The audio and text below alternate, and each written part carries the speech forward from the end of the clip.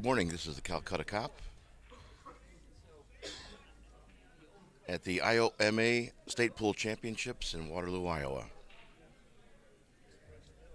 We are at the Waterloo Convention Center at Sullivan Plaza, live streaming to you in the main hallway on tables 145, 146, and 147.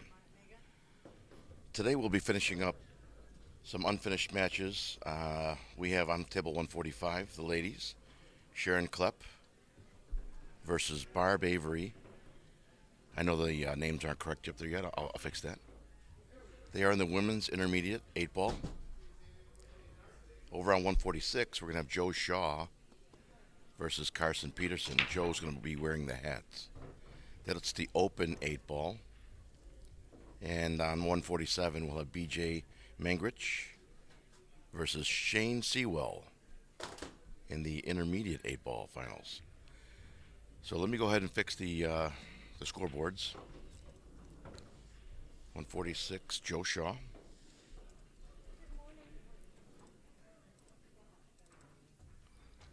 Carson with a K. Peterson.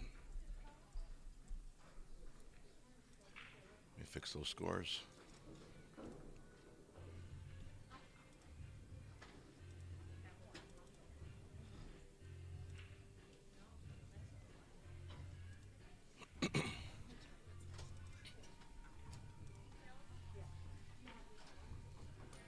Open 8 ball.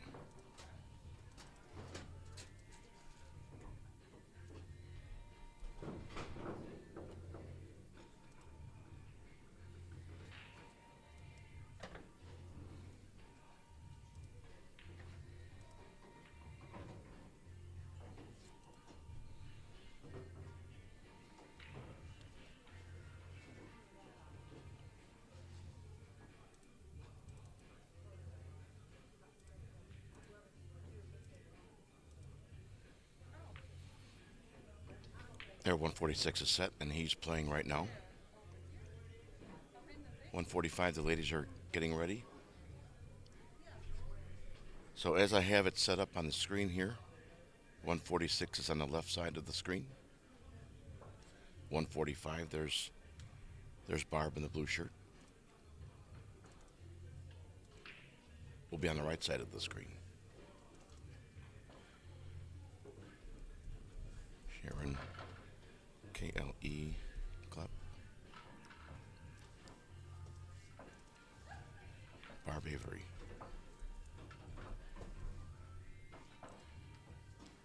Everyone's underway playing the first games in their matches.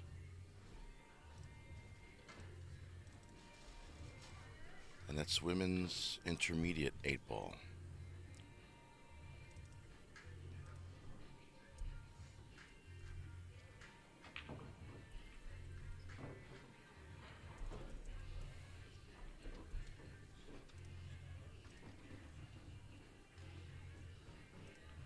Push that up. Okay, the scoreboard has been corrected for 145 and 146. Again, on the left side of the screen, Joe Shaw, Carson Peterson. Open 8 ball. It says finals. And on my score sheet it does. And on the right side, Sharon Klepp and Barb Avery are in the women's intermediate. I'll switch over to 147 as it gets closer to the end.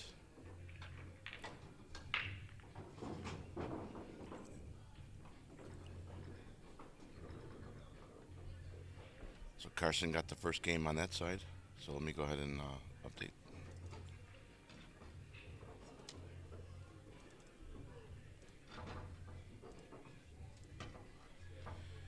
There you go. Carson Peterson 1-0. I'm going to switch over behind the scenes here and set up table number 3, 147.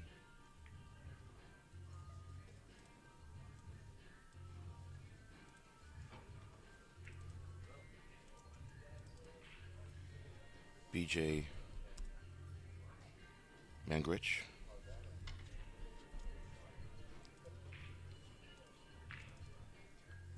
Shane Sewell. And they're still in their first game. That's going to be the intermediate 8 ball.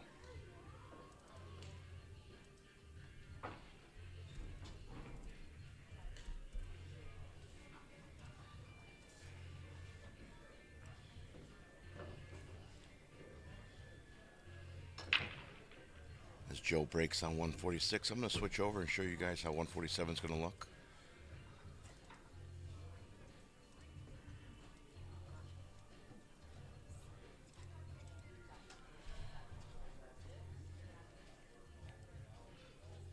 There you see Shane shooting a 10 ball.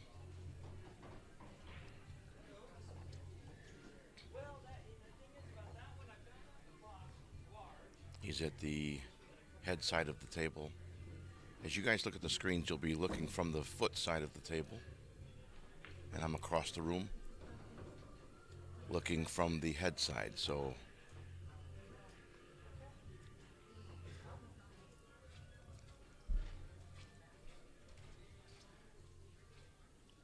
straight in shot. He's got the 12 ball going up table after this.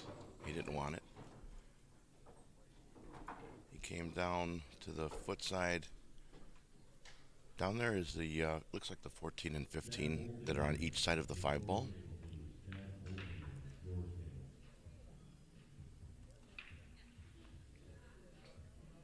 It's close. His opponent's not asking for a referee, so he trusts him. He made a good hit. It's a nice safety tuck back there by the 2 ball. I'm going to switch over and we're going to watch Sharon on the table. Sharon shooting on 145. Nice 7 ball up. Over on 146 on the left side of the screen is Carson Peterson shooting at the his 11 ball.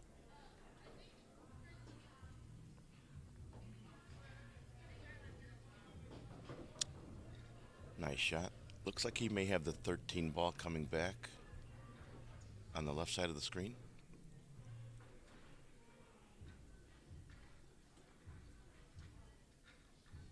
And Barb is shooting the 4 ball. Barb has the 4 ball in the side pocket.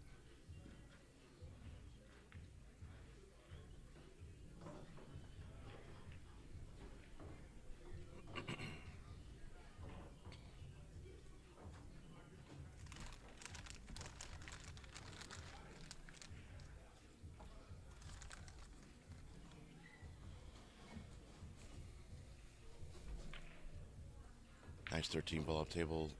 Carson's going to have the 9 ball going back across. And over on the right side of the screen, Barb is shooting the 3 ball maybe? No, Sharon. That's Sharon, pardon me. Sharon's the gray and Barb is in the blue.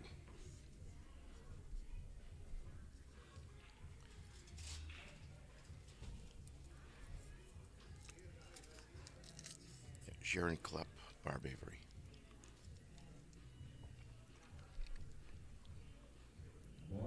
I have the chat box going. If I'm saying the names incorrectly, help me. If I get a table wrong, by all means, I am certainly capable of making my fair share of mistakes, which I have made many yesterday.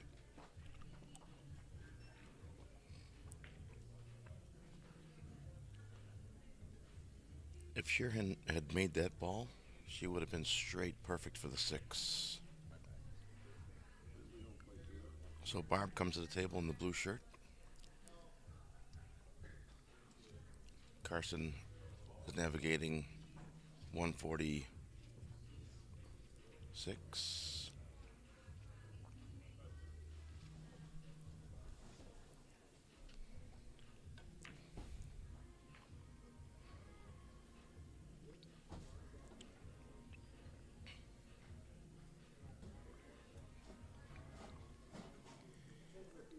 BJ is up on table 147.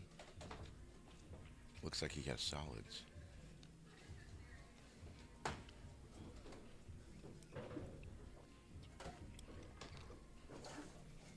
Let's stay here for a moment and watch as Joe Shaw approaches the table.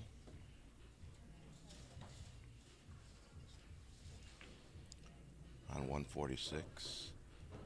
Look over on the right there in the white Jimmy shoes. There's Barb.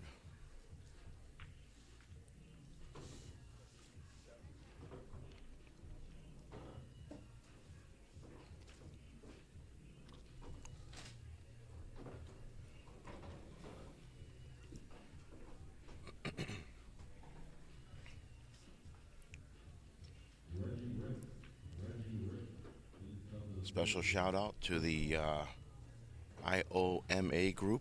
Ira Miller and his team have put on a wonderful show here. If you guys haven't come out to see an IOMA event, they've really done a fine job here in Waterloo with the setup here at the convention center and with all the vendors and the layout here. We have over 140 tables here in many different divisions: open, intermediate, masters level, 9 ball, 8 ball, ladies, men's, and beginning tonight will be the team events.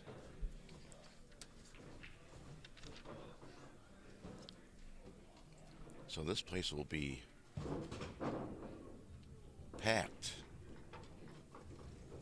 Let me make sure that I put the score right on 146. I believe that was Joe that got out.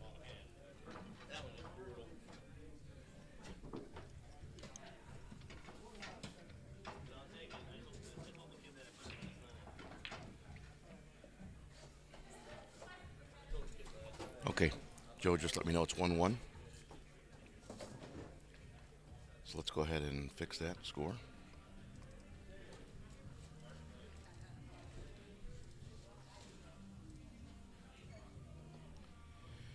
Joe Shaw, Carson Peterson tied at 1 as Sharon looks at the table from the foot side. She's pointing up at the side pocket there. Looks like she's going to the side rail first. She's solids. And look at this. Did she call that ball? That was a great shot. Nice try.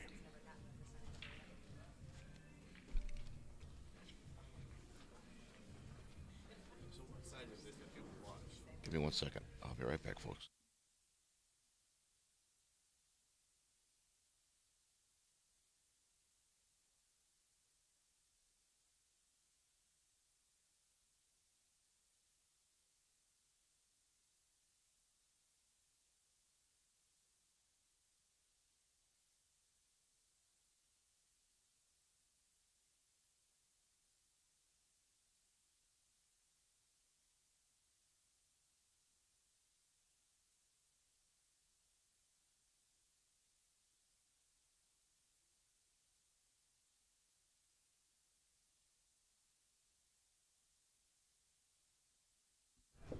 All right, player just came over to say hi and introduce himself.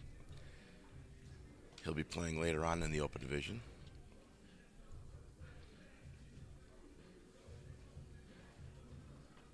So over on 145 on the right side, Barb makes.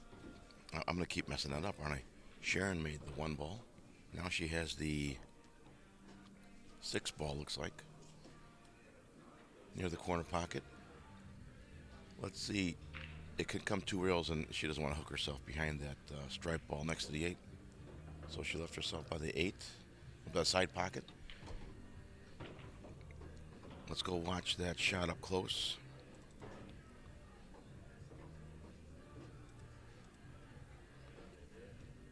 As she measures out that, I know the name's not right. Give me a second. That is Sharon Klepp looking at the 8 ball.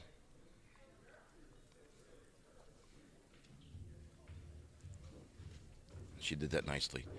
All right, let me fix her score, and I'll fix the names on this sheet. So here you go.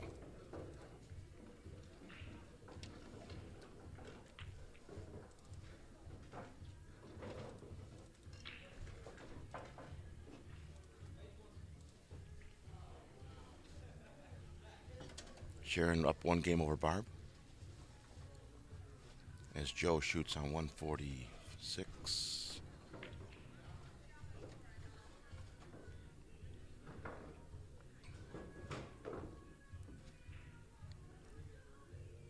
BJ is shooting on 147.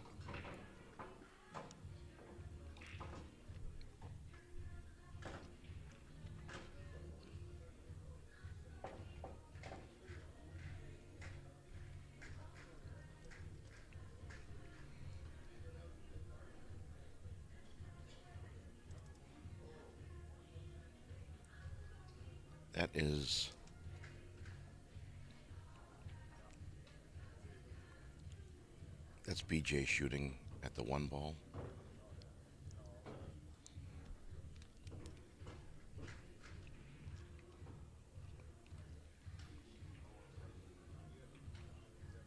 He has a 6 ball in the corner behind the 15, but he's leaving that there for defense at the moment. He put the 1 ball down table. Shane Seavell approaches, and I'm not sure how well he banks, but he's got a 15 ball straight back.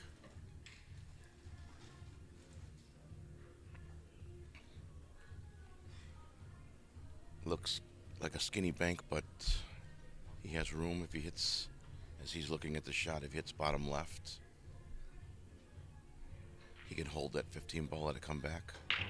Looked like he was cueing on the right side of the ball, and that would be the wrong side of the ball to make this bank.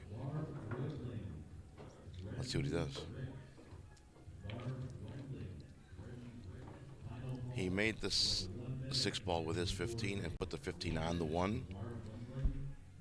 Now BJ has to shoot, hit the 1 ball, something has to hit a rail afterwards. We are using VNEA rules, Valley National rules. They're very similar to what I'm familiar with the ACS. There are a few differences. I don't want to go through them right now, but the rules the players are shooting today are Valley National rules.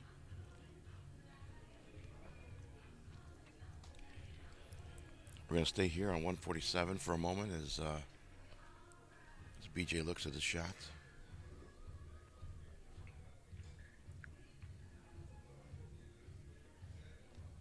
The other 2 tables are not as far along. I'll show you real quickly what they look like. So that's Joe and Barb on those tables. Let's come back and watch as BJ looks at his shot. He hit his 1 ball, tried to play safe, left Shane a look at the 15.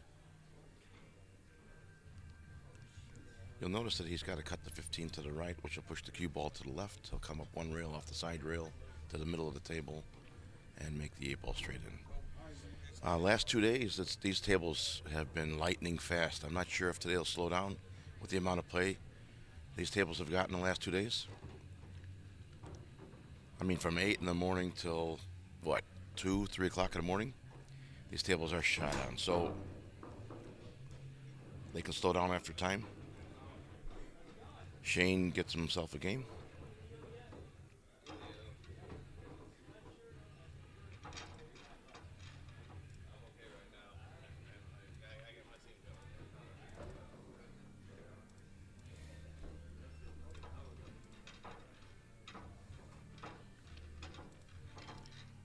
I updated the score for you guys.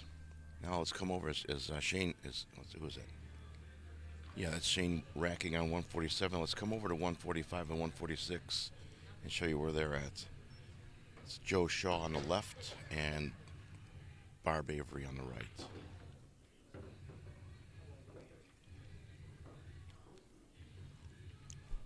I know I repeat myself quite a bit up here, folks, and most of that is for me, so I can remember which player is which.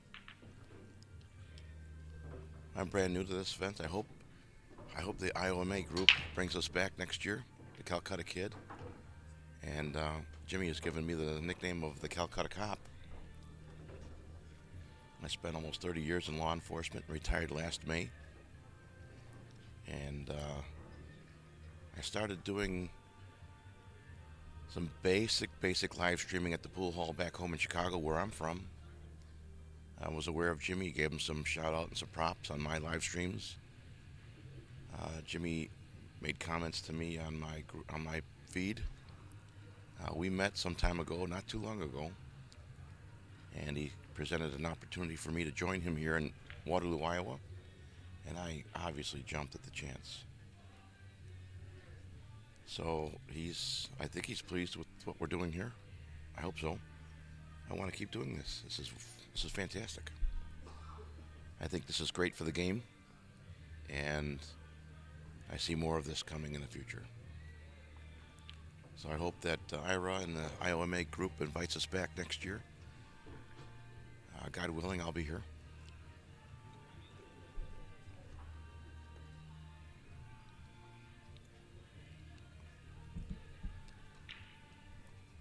Let me grab my phone and throw the Facebook feed up so I can follow along on the comments.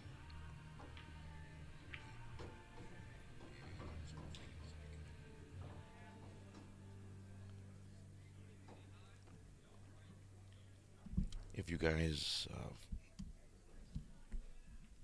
feel like making a comment on the chat, I'll read it and I'll do my best to reply.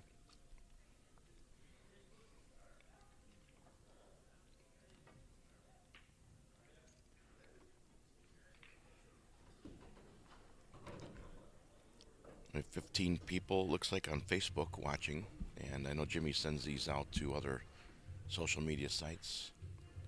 I only have one phone up. I have my Facebook page looking at the Calcutta Kid site, so I can read the chat.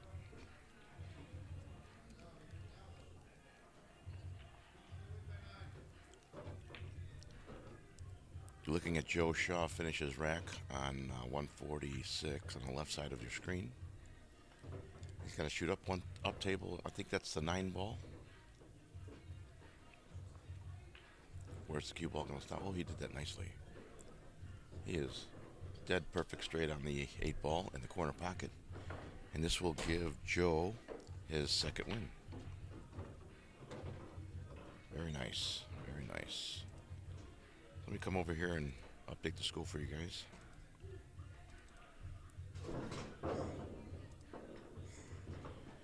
There you go.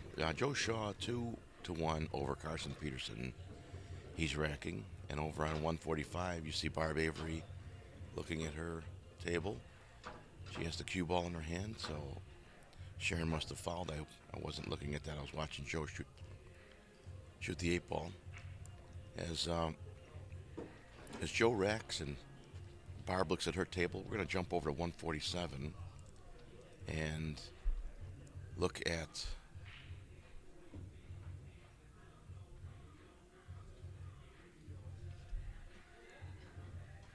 that's BJ. BJ shooting he's close to his work over there. BJ is shooting the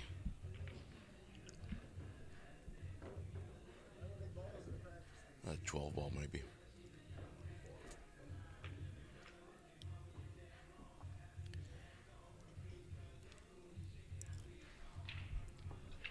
So if you have a chance to stop by and see us at the convention center, we are in the center hallway, probably 50 to 70 feet from the main tournament desk. You can't miss us. We are exactly right next door to Pat Davini Cues, Cue Maker of the Year. I don't have a list of all the other vendors and sponsors here at the tournament. I'm kind of anchored at my desk. But a shout out to all the people who've made this event possible. We have almost, I think Ira told me, 2,000 players from all over Iowa.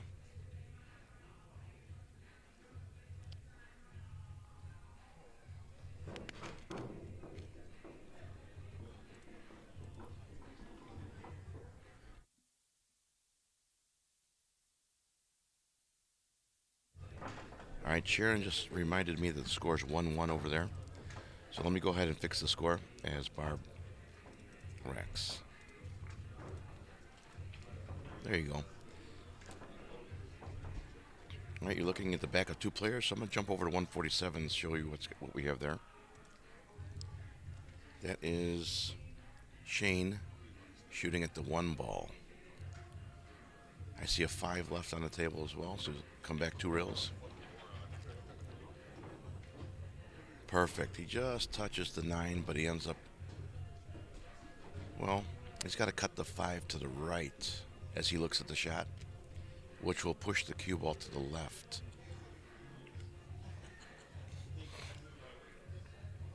And to me, that looks like the 10 ball that he's going to run into. He doesn't like it, and I don't blame him.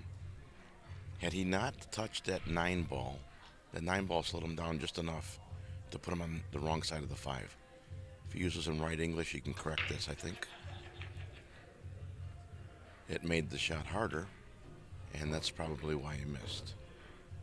Anytime you use inside English, cutting to the right using right, or cutting to the left using left, it can complicate the shot.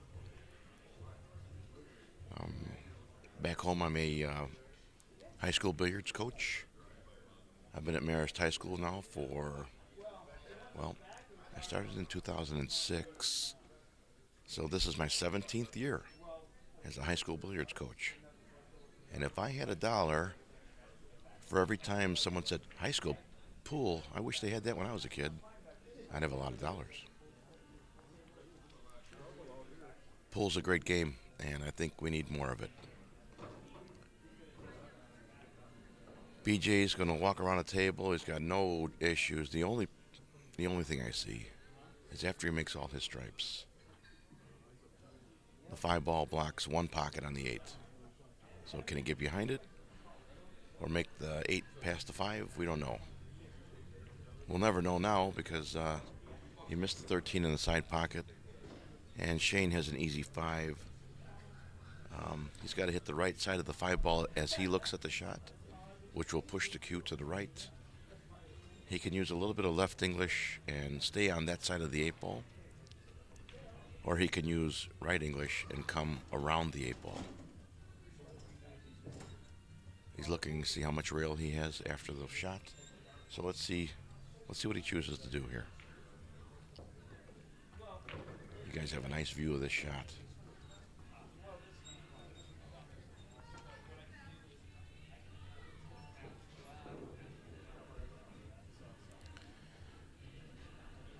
My phone's ringing. If someone's calling me, I didn't recognize the number. Shoot me a text and let me know what you need. I really can't grab a cell phone call right now.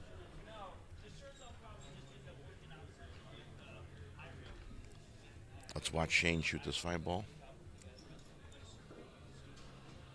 Oh, he hit the 8 ball.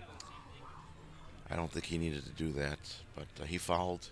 So now BJ's going to get the table with ball in hand, and Shane put the 5 ball actually closer to the 8, so BJ's going to have to navigate that 8 ball shot after he finishes up these stripes.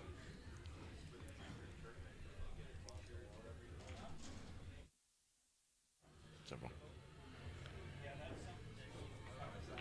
Saying hello to a fellow Calcutta announcer. Josh is sitting in front of me there. He's watching the matches too. BJ's got this run out looking nice here. 11 ball in the corner, and he rolled forward for I think that's the 15 ball on the head rail. It's pretty straight in, so he probably won't go forward, and I was wrong again. He has the 12 in the side. He'll come backwards for the 9 ball in the corner, or he left it there intentionally so that when he cuts the 9 to the right, he'll stay on the correct side of the 8 ball. 8 ball should go in the same pocket as the 9 ball.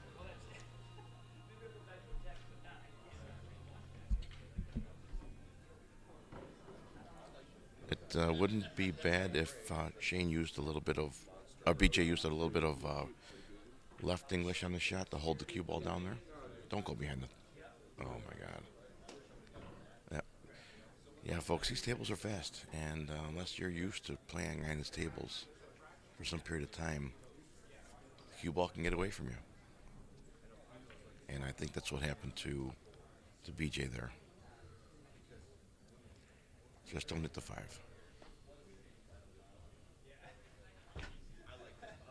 He made it. All right, so BJ gets a game. Let me finish that score here.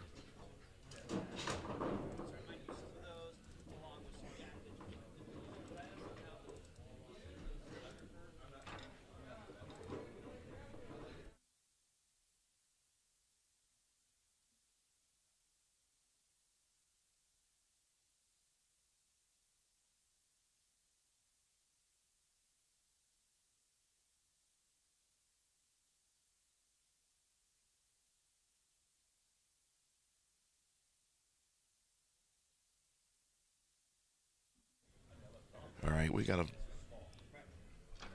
a verification of the scores. It's 1-1 on 147.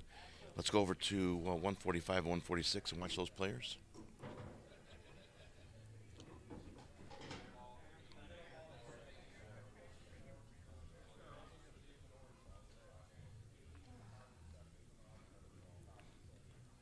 It's Joe Shaw on the left and Barb Avery on the right. Joe's in the hat and Barb's in the blue.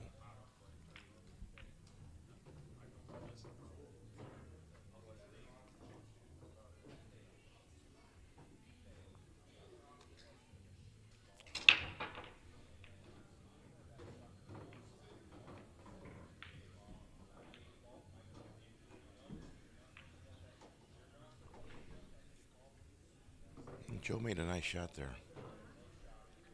We're on 145. Barb had the 5 ball all the way at the head side of the table. She hit it. She missed her shot, but she put Sharon right on the stripe. So she's forced to shoot it. The only ball she can make right now is a 9 ball. I believe she missed. Okay. As Barb comes to the table, she's got 1, 2, 3, 4 solids before the 8. On 146, Joe shoots the 15 ball in the corner and has 4 stripes left before the 8.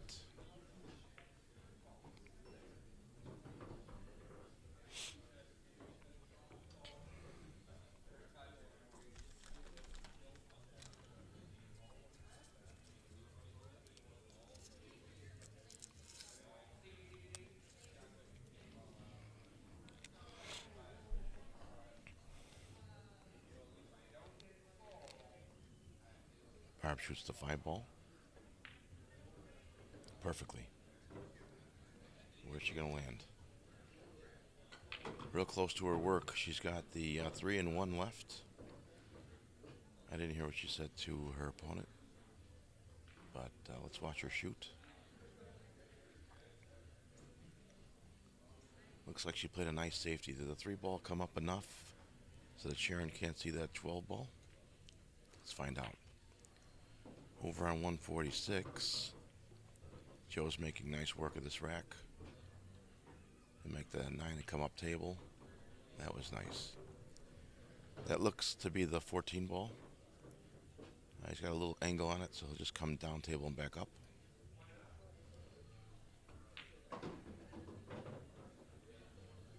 Yeah, how about that for perfect, huh? Straight on the 8 in the corner pocket for his win.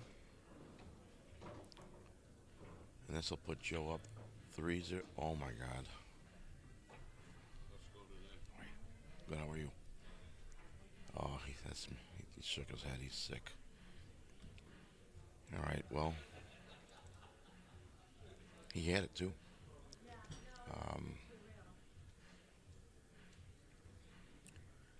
Carson has these 2 solids and an easy 8 ball, so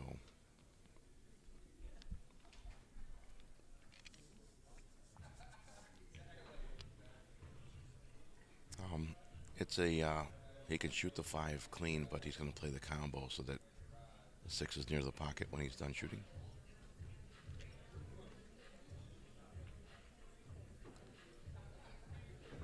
There's another example of how fast these tables are. He didn't touch that cue ball very hard, and it went all the way down.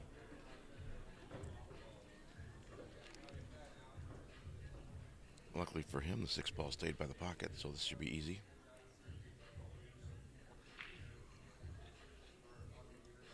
Boy, I can't believe it. That's just an example of some nerves. That's nerves right there.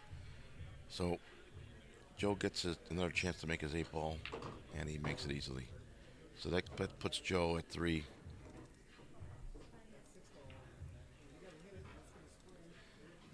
They're playing a race to 3, pardon me. So that gives Joe his win.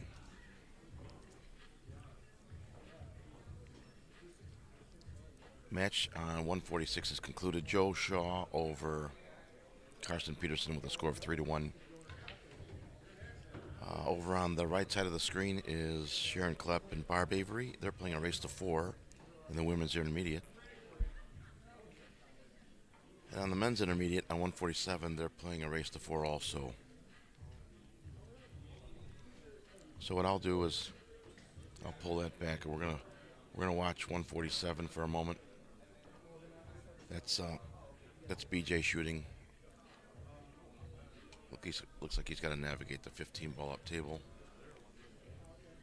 And if he hits a little stun shot, he can slide right between the remaining 2 stripes.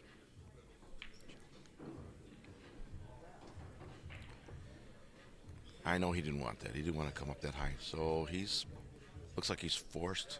I don't think he can see the 12. So if he can only see the right side of the 12,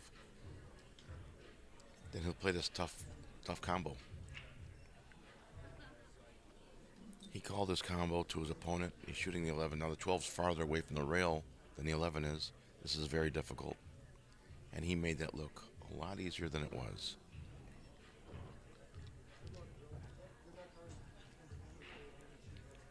BJ needs to make this 11, come back in the middle of the table for the 8.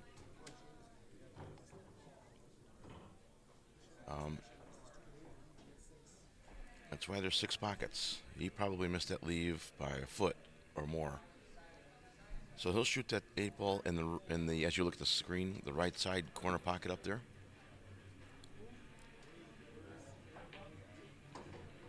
And he makes it nicely.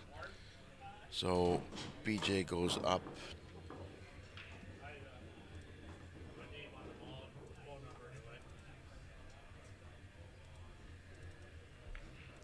Two to 1 over Shane Seville. Over on 145.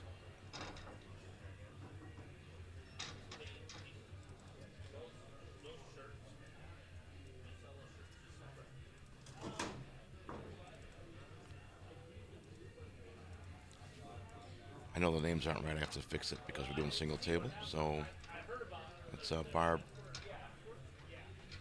Avery shooting. Give me a chance to fix the names here. Sharon Klepp, Barb Avery. And that's the women's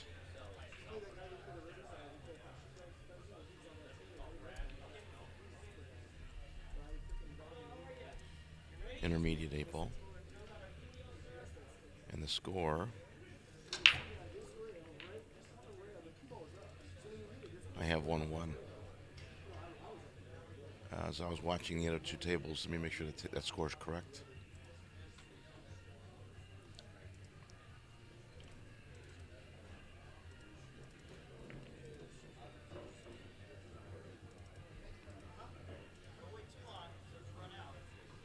I didn't get the names of the players yesterday morning and afternoon, but there were 2 men here that were sitting in front of our Calcutta Kid desk, one to my left and one to my right, and these guys were absolutely awesome with helping me keep up to date with the scores. There's a lot going on here on the desk. It's quite a juggling act. I'm newer at this, obviously, than the Calcutta Kid is, but he's given me an opportunity to learn under his tutelage, so I've graciously accepted his mentorship. But I'm going to make my share of mistakes, folks. Bear with me.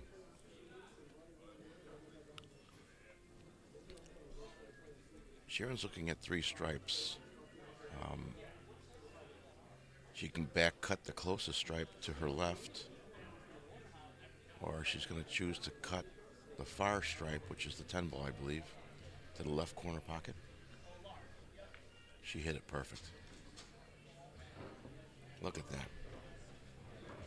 She has a 12-15 left. If she hits a nice stop shot on the 12, she should be pretty straight on the 15, and this should give her a win.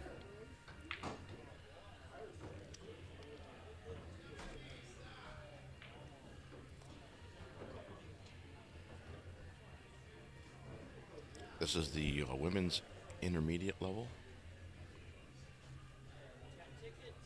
bracket, an 8 ball.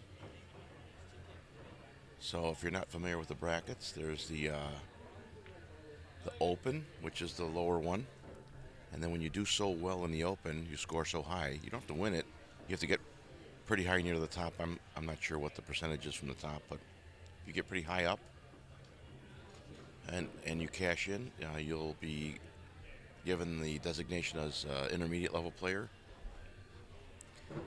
which is what these women are. And Sharon just got a win, so let me fix that score real quick.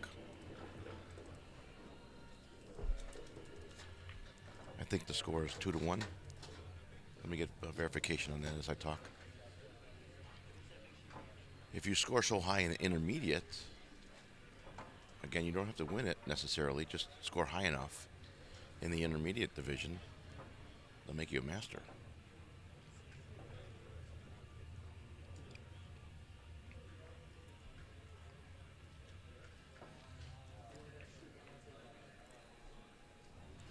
I don't play Valley National rules back home in Chicago. I play ACS, which is the American Q Sports rules. And our state tournament is next week in Quincy, Illinois. Little plug, shameless plug for my league. We'll be there. I'll be there shooting. And we don't use intermediate level. We use open, advanced, masters.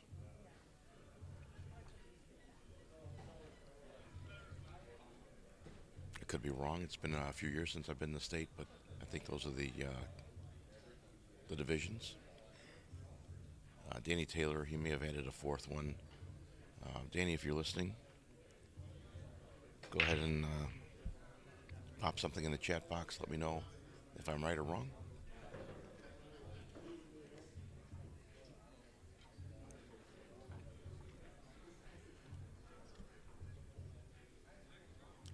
Sharon just broke on 145. I'm going to jump over to 147 for a moment. Let you guys watch that. I have to do two things at once to get you the table and the score correct. So you're watching BJ walk around the table there. Everything's pushed in that left corner there, huh?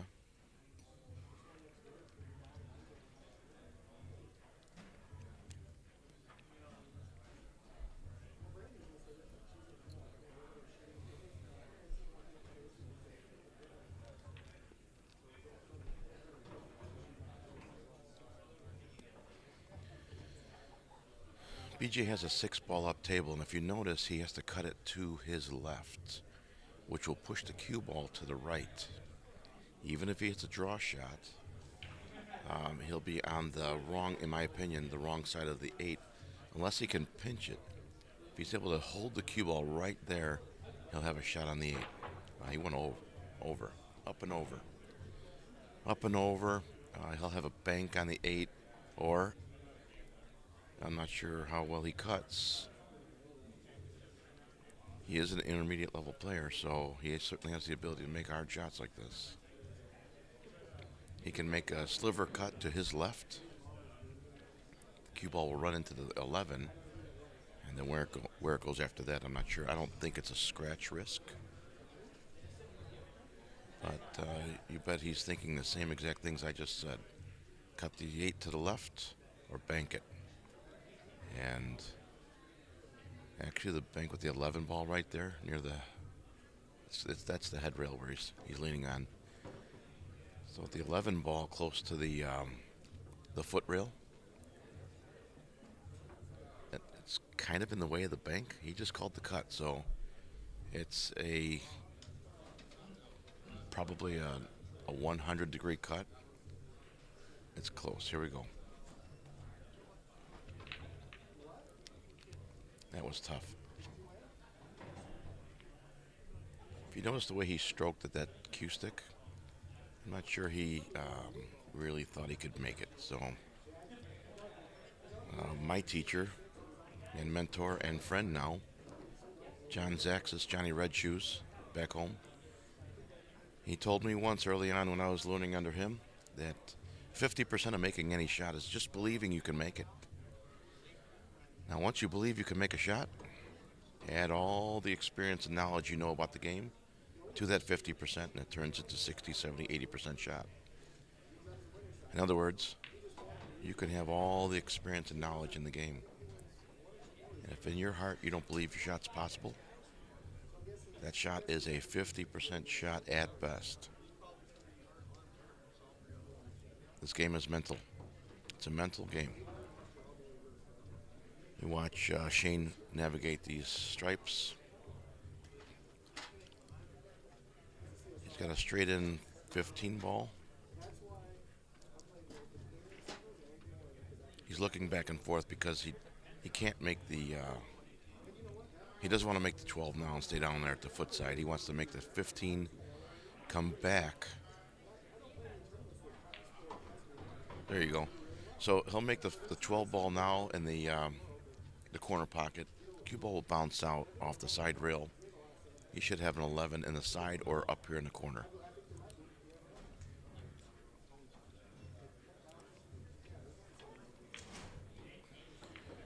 Nicely done. Shane will play the 11 in the side pocket.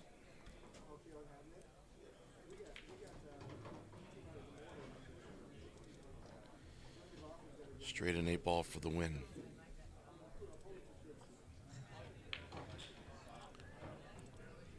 Shane goes 2-2 with BJ Mangrich.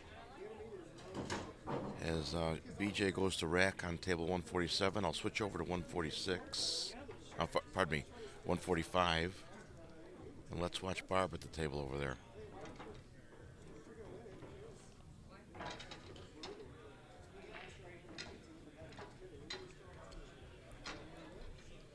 Looks like she's looking at the 4 ball in the side pocket.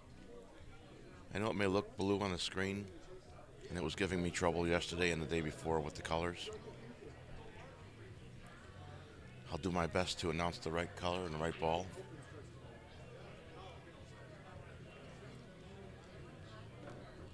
She makes the 4. She has a straight in 7 in the corner pocket. That's the 3 on the foot rail. She walked back to her table and grabbed the bridge.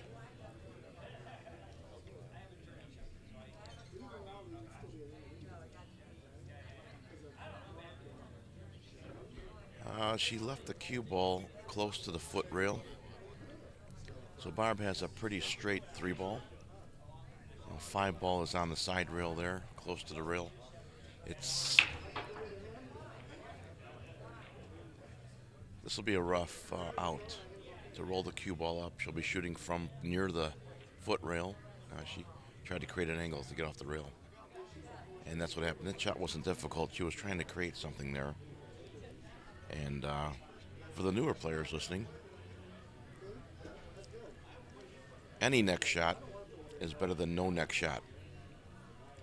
So just make the 3 ball, and even if you got an angle on a 5, take it. She tried to create, probably do a little too much with that shot, and she missed an easy 3 ball, giving Sharon a chance to take this game from her.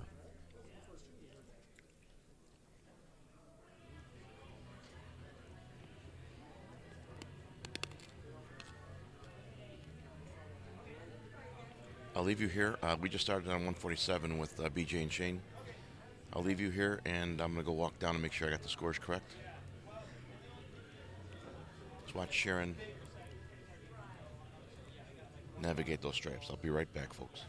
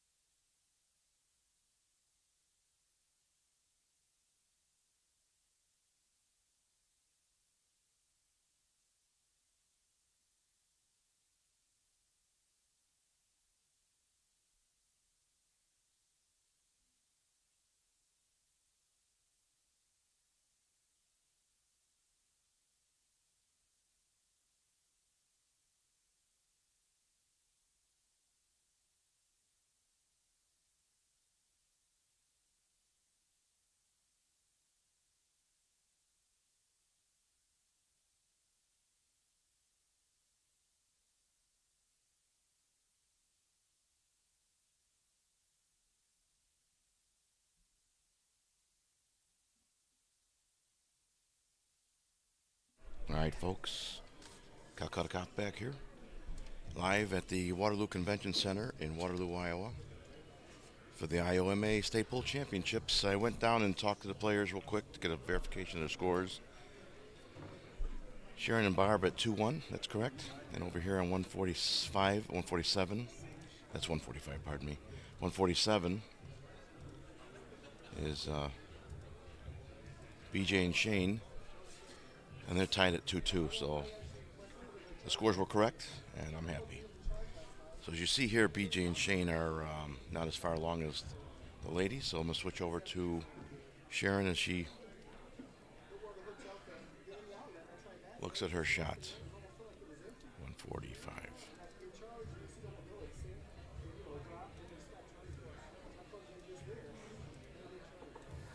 There we go. I think that's a 12 ball. It was. Look at her position play. That's pretty amazing. That was a really nice shot. Attempt to get on the her next shot, which should have been the 14 ball. So that was nicely done. Or attempted.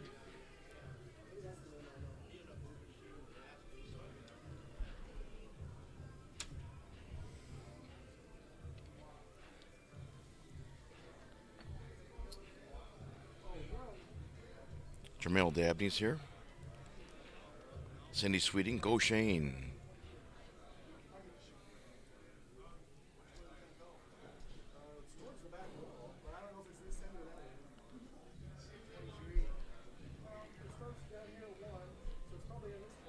Jamel Dabney is a friend of mine back home in Chicago. He and I play in a straight pool league at Pockets Billiards in Crestwood, Illinois. And Jamel won. He won the league. He came in first place. I think I came in 7th.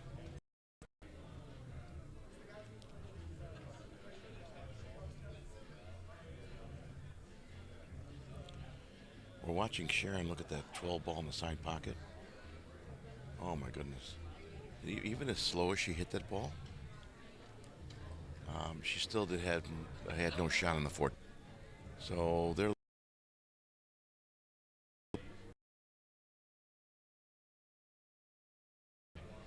I think what Sharon could have done there would have been to give the cue ball a little bit more speed, give her a better chance of pocketing that 12, and have the cue ball come off the head rail back out to the middle, and give her a nicer shot on the 14 ball next.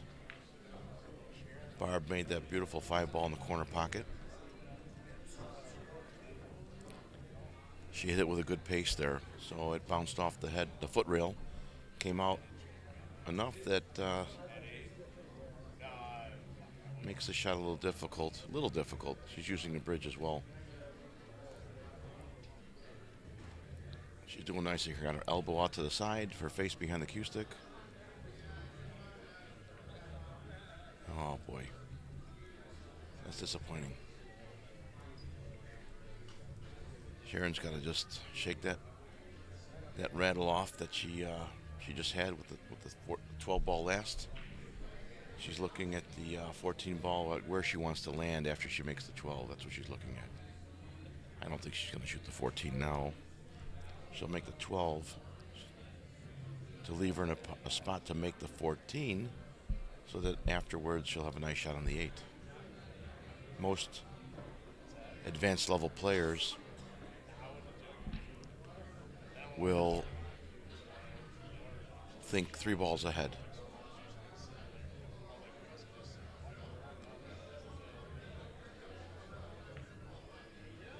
The shot they're making to leave for the next shot, so that when they make that one, they're in line for the 3rd. And it's just a progress like that. Sharon's shooting the 8 ball in the side pocket for her win of game number 5 in a race to 4. She caromed off the 3 and scratched. So in Valley National rules, that is a loss. It's a loss in almost any league, right? Made the 8 and scratched. Let me fix the score for you. Barb gets that win. And that makes the score 2-2 over here on table 145 in the women's intermediate level bracket. And they're playing a race to 4, so they're halfway finished. And I will switch over to 147 so you can see what BJ and Shane are doing.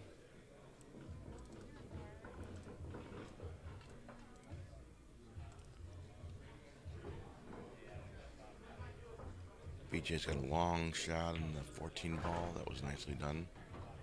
Came off the side rail. He's perfect on the 15.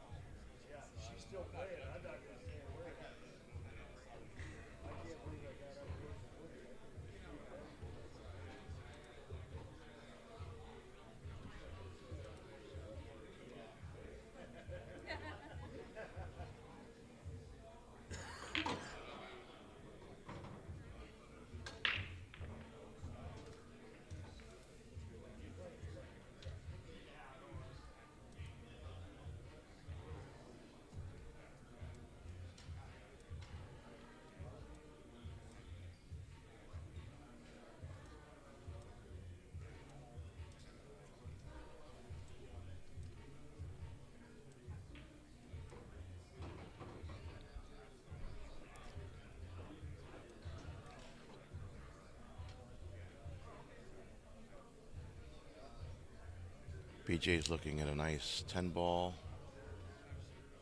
If he can come back about 3 inches for the 9 in the corner, that'd be nice. Don't do that. Okay. Yeah. If BJ gets a chance to watch this match later, watch himself shoot, he'll notice that he jabbed at that cue ball and he was actually standing up and backing away from it as he hit the cue ball.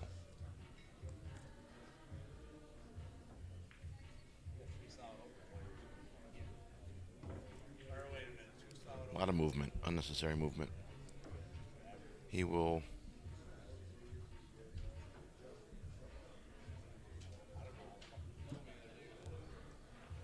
go far in this game if he can nip that mechanics. Shane's got a jack up over the 8 ball, shoot the 1 ball in the corner. Looks like the corner. And he's got a sliver cut, 8 ball in the corner pocket, or a bank. He called it straight in, so he's going to cut it. There is a scratch risk in the side pocket where he's standing.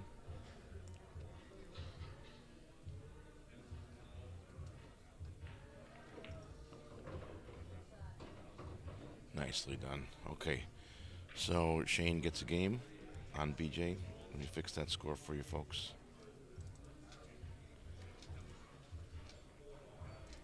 Shane goes up 3-2 in a race to 4.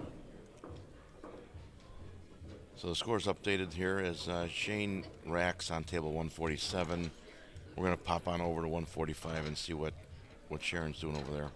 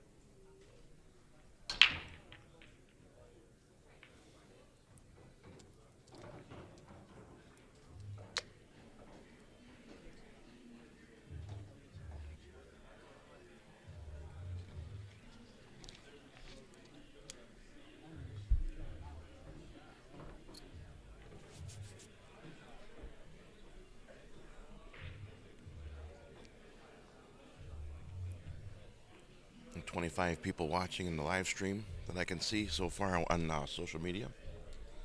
Thanks for following us. My name is John Enigas. I'm with Jimmy Hannes here, the Calcutta Kid. We are live at the Waterloo Convention Center at Sullivan Plaza in Waterloo, Iowa for the IOMA State Pool Championships. You are watching Barb Avery versus Sharon Klepp on table 145. They are far along in the women's intermediate level 8-ball. That is Sharon shooting now. And Barb she missed, so Barb will approach the table. Barb's in the blue shirt, Sharon's in the gray shirt. And over here on 147,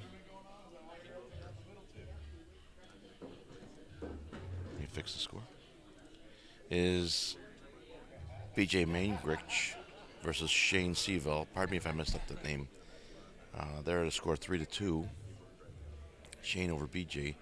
And they're in the men's intermediate 8-ball. Shane's got the hat, and BJ's got the gray zip-up.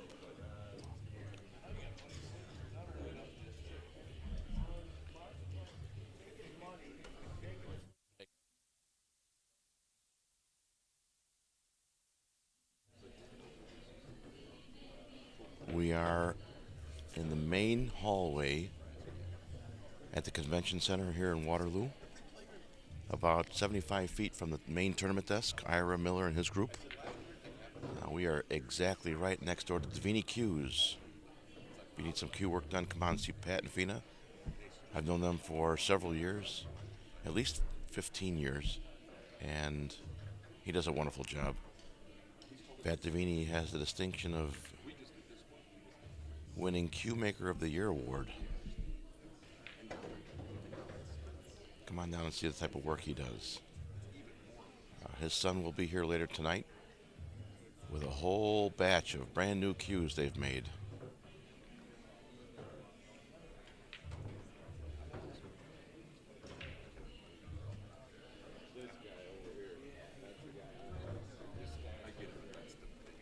You're watching Shane walk around the table. It's the back of Shane's head there.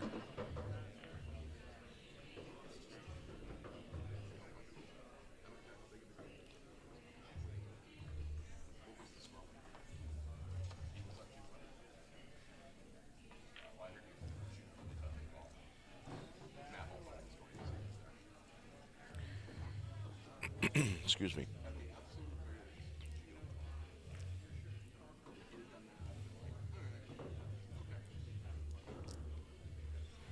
Both tables are pretty far along in their game, so let me switch over. You can see right now you're seeing Shane bend down and see what type of shot he has on his. I think it's shooting a 14 ball. Yep. He could make the 9 now, but he wants to make the 14 because he's got a shot at it. He's got just missed the 2 ball. Watch this. He didn't cut it enough. It would have been a great bank shot.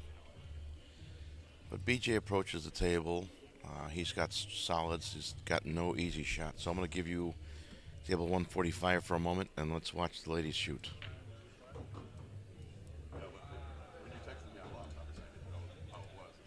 That is Sharon Klepp with her hand at the head side of the table. As you're looking at it, the closest side of the pool table is the foot side.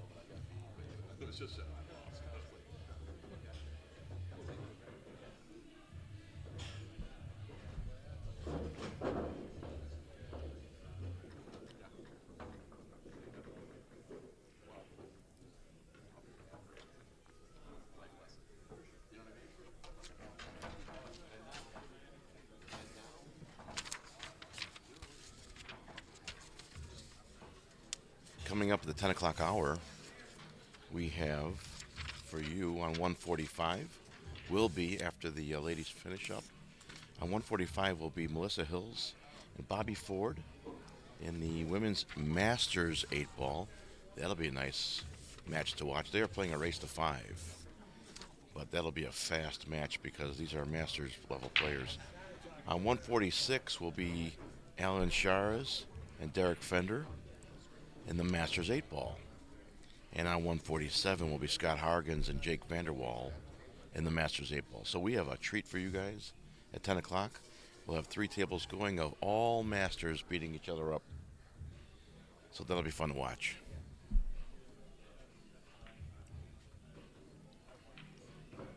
Barb made a nice shot on that 4 ball. She's got a skinny cut on the 2. I think if she shoots it, Sharon may call for a referee to watch that hit. Down at the other end of the tables, that's 7. And it takes her farther away from her work. It doesn't create an easier shot at the 2 or the 1, but she can make that at 7. She may choose just to move the 2, but she certainly doesn't want to give Sharon a shot at her. That's the 12 ball. So what you see right there close to the screen is the 2 in front of the 12, next to the 1, and then by the 8 is the 11, and way up table is the 7.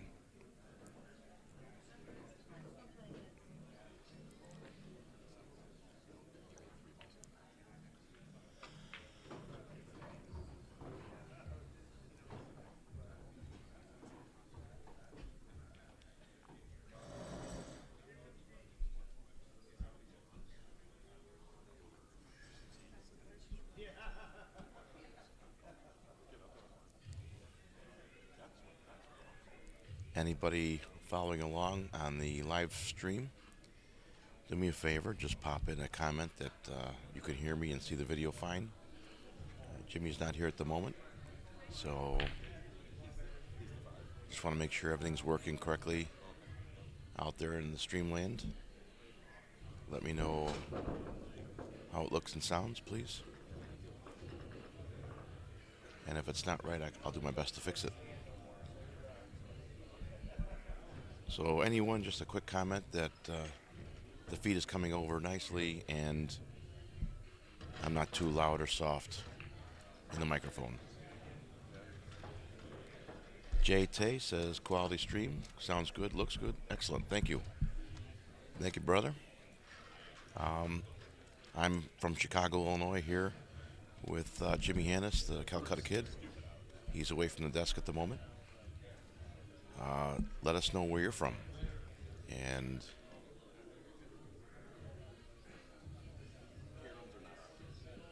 what games you like to play. Well, that was a great try. BJ tried to bank on the 5 and he almost made it. Give me 1 second, folks. I'll be right back.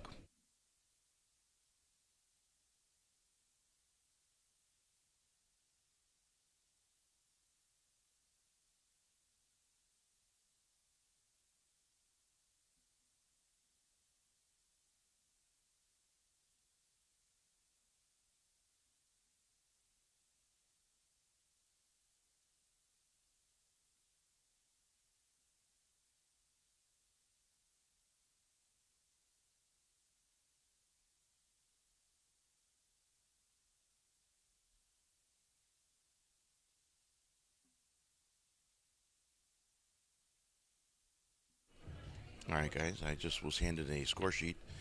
We have a 9 o'clock hour match at table 147. So that'll come in. Chad Mulford says all good in every way. Bob Conley, it's good. Steve Boyer, looks and sounds great. How's that for a shameless solicitation for a compliment, huh? Thank you, folks. I appreciate that.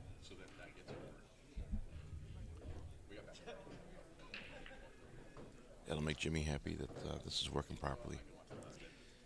Okay, we're finishing up the game 5 on table 145, where the ladies are tied at 2-2. Over on 147, we got BJ and Shane just about as far along as the women are. So I will switch over when Shane's about to win or BJ's about to win.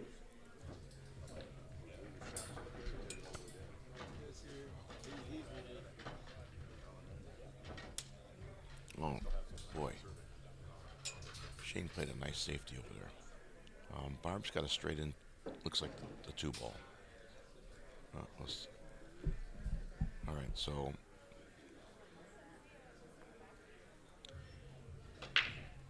Sharon will make the 12 ball, which is on the foot rail. I know it may look blue in the screen, but it's purple. Sharon will make the 12 ball in the corner pocket where the 8 ball is. The cue ball will come up to the middle of the table. Looks like all 3 balls go in the same corner pocket.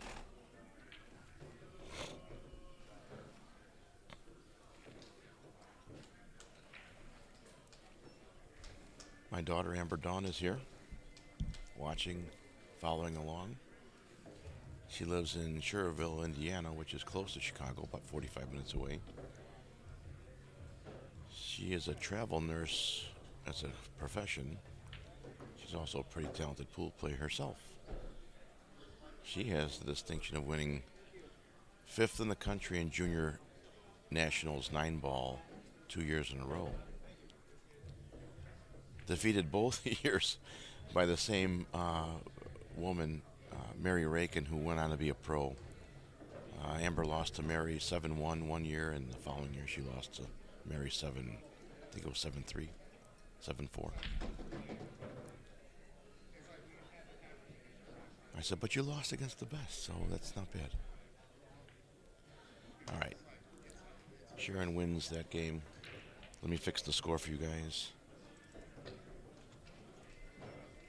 She goes up 3-2 over Barb Avery.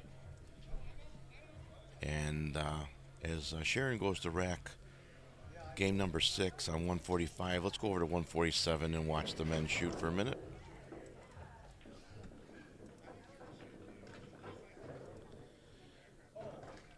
There is Shane. He is stripes. He didn't hit his ball, so he's going to give ball in hand to BJ.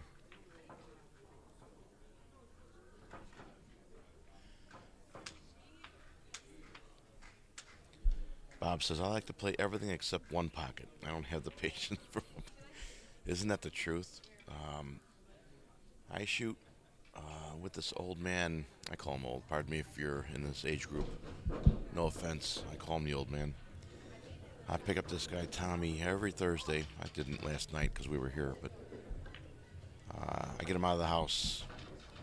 His favorite game is one pocket, and we play at Pockets Billiards in Crestwood.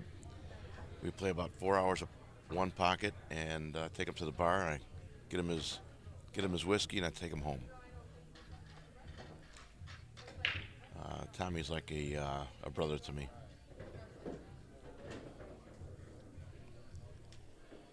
But I understand, man. One pocket is, whew, we have some champion one pocket players back home. I am not one of those. I enjoy the game.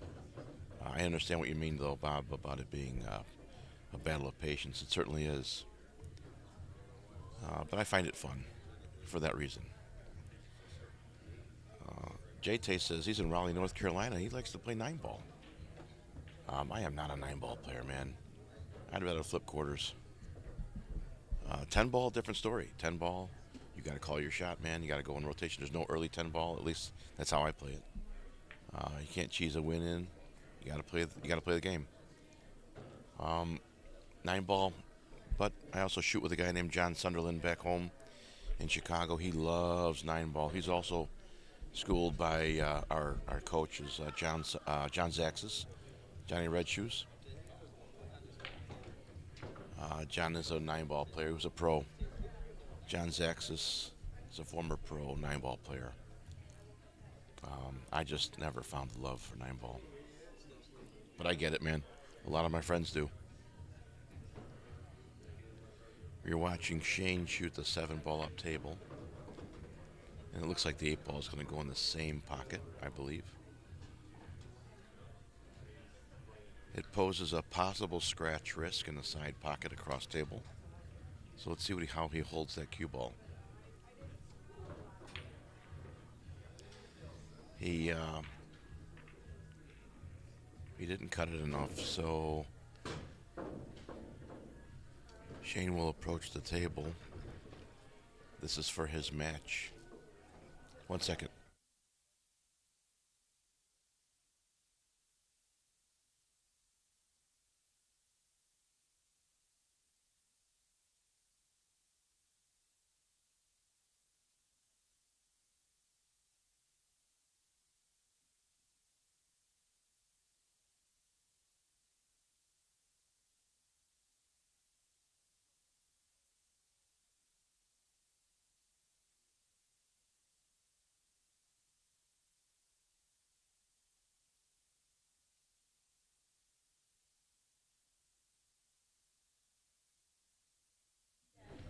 All right, so I only was given the 8 o'clock and 10 o'clock matches. We have 9 o'clock matches coming up, 145, 146, and 147. And I don't have those score sheets yet. So the players are going to go up to the tournament desk and make copies of those. And I will. Yeah, he was, Bob. I understand. He was. I'm waiting for the players to get copies of the score sheets for me so I can input the names and follow along here with you. Shane defeated BJ by a score of 4-2. Let me fix the score officially.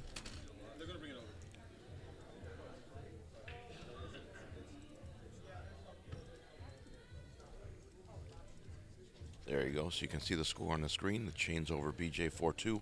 Now I'll come over to the ladies as they finish up their match.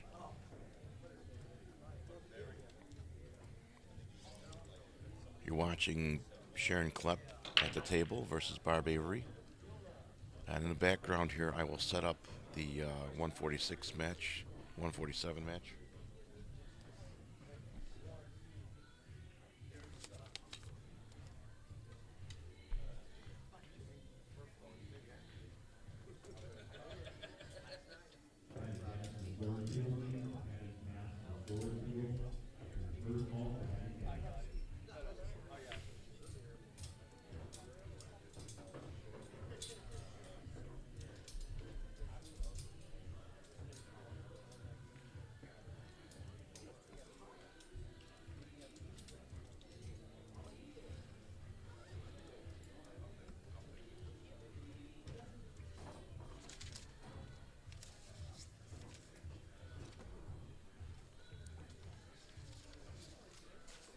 All right. So I was just handed the 9 o'clock hour matches. We have for you on, I'll read them and I'll put them in the computer. On table 145, we have Dalton Humberg versus Mike Yilik in the Open 8-ball finals. It says finals, but they play again at 10 o'clock. They're getting, maybe it's semifinals. They're playing a race to 3. On 146, you have Alan Beganovich versus Pat Wall. That's the Open 8-ball. They're playing a race to 3. And on 147, we have Robbie Contreras playing Nick Freno in the intermediate 8-ball, and they're playing a race to 4. So let me hurry up and get those games in the computer.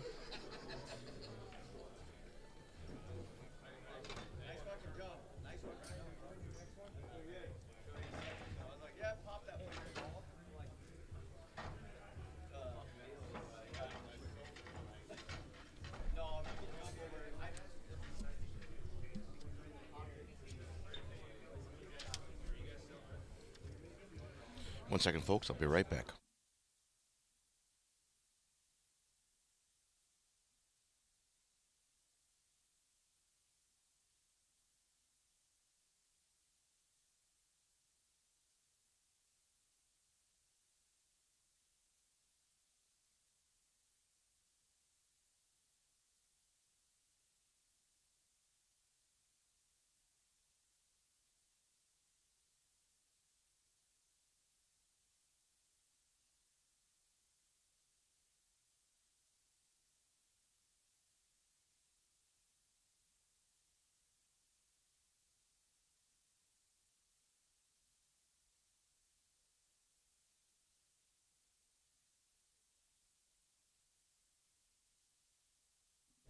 All right.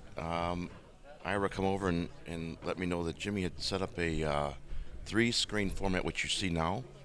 Let me go ahead and fix the names and the scores. On 147, which will be the top left side of your screen, will be Robbie Contreras. Pardon me. Let me move this. Robbie Contreras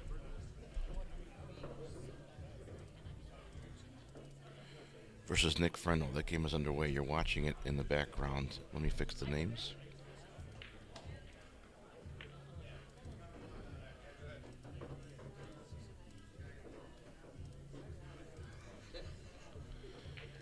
playing a race to 4. Let me fix that.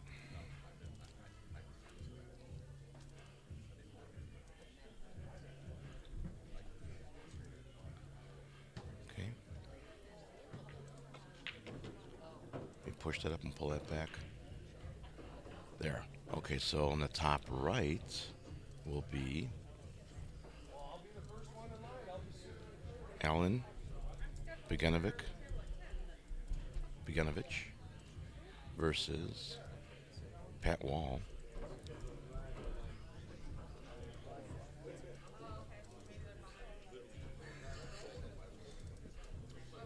They're playing in the open 8-ball, which is a race to 3.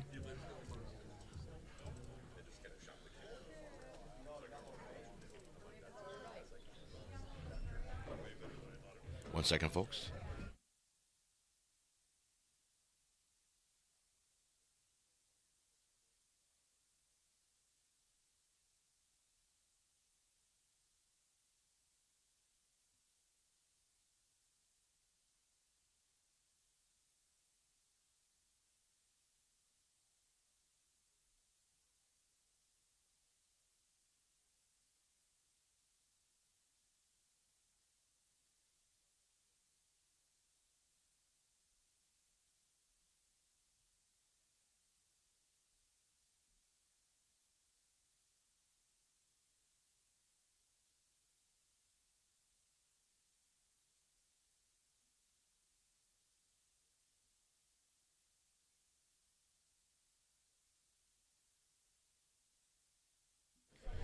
All right, so let me push that up so you can get the update on that top right game. As I'm typing, I'm going to have to catch up with the scores too. So, but let me get these tables right. And then on the bottom, it looks like the ladies have finished up.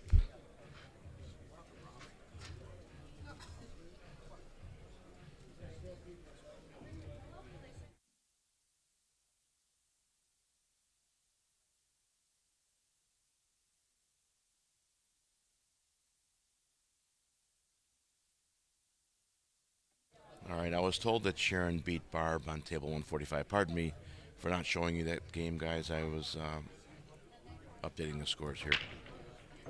So we have Dalton Humberg on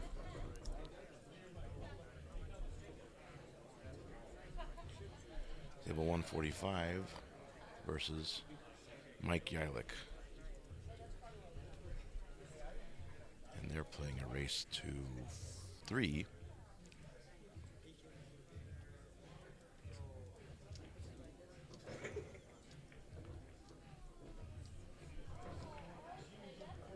Let's go ahead and update that there. So now you'll see at the top left of your screen Robbie Contreras versus Nick Frenno in a race to 4. And Nick has the beard, and Robbie has the black hat and the white shirt. On the top right will be 146. That is Alan Beganovic versus Pat Wall. Pat's got the hat. Pat with the hat. And Alan is, Alan's got a hat on too. So Pat's in the red hoodie. And Alan is in the gray shirt. And over on 145, Mike Yilick and Dalton Humberg are preparing to set up. Mike.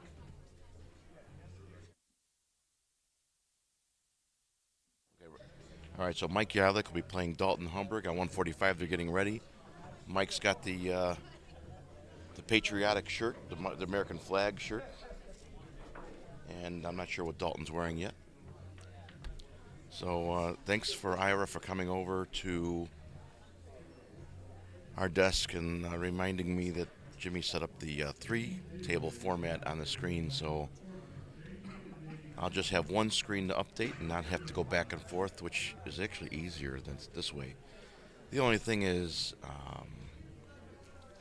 you put 3 tables on a screen like this and they can get a little crowded and the colors are harder to see. and you might miss the players' faces. So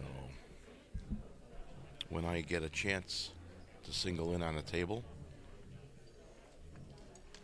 I'll do that.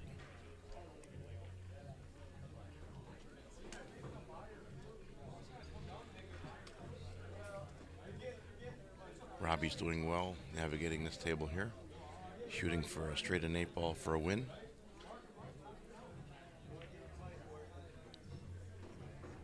That gives Robbie a win.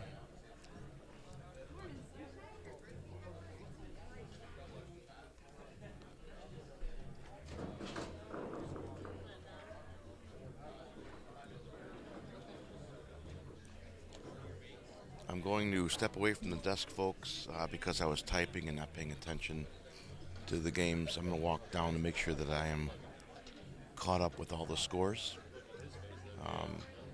That's Mike Yarlick moving the cue ball around on 145.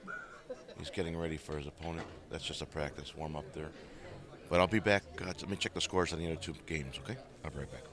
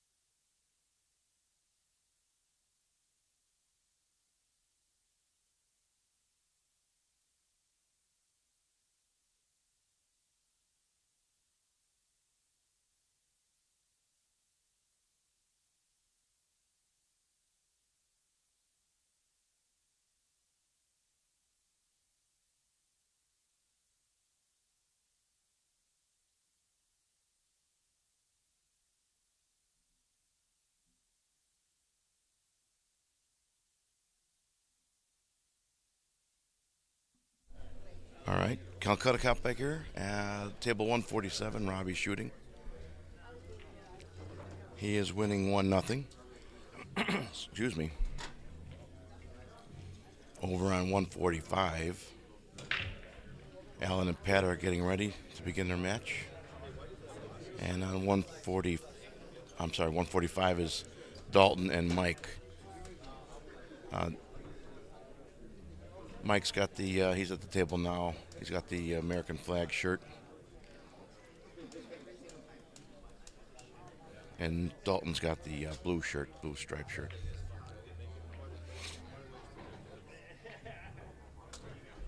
I don't see my players for table 146.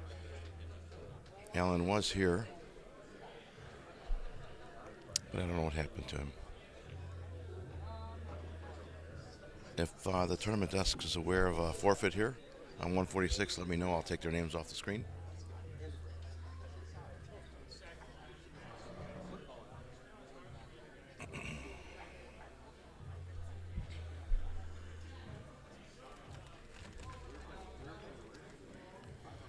Bob likes the 3-1. Okay, good. All right, I'll leave it here. That's good. Jimmy set this up yesterday. We're taking turns. I do the morning shift. Jimmy comes in and does the afternoon. I've met some wonderful pool players here that when I got a break yesterday, I went down the street and I shot pool and had some fun.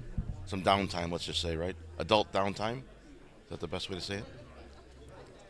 You guys know I went out for a drink, right? And that's not bad as long as I can control myself. We went and shot some pool at a place down right around the corner from here. And we had a lot of fun, met a few great guys. Exchanged some contact information. And I think that they're going to make a trip to Chicago.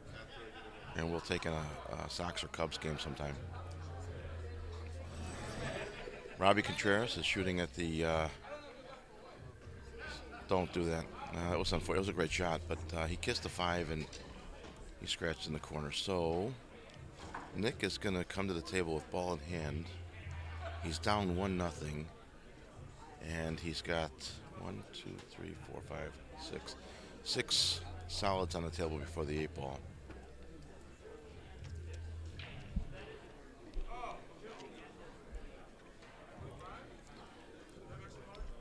Change the scores for 145.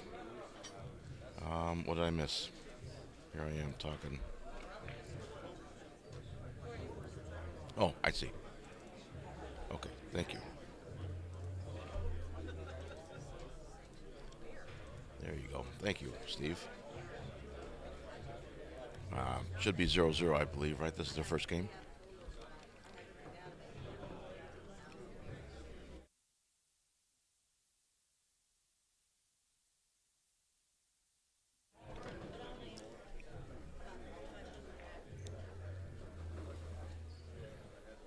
That's Dalton in the blue and black shirt.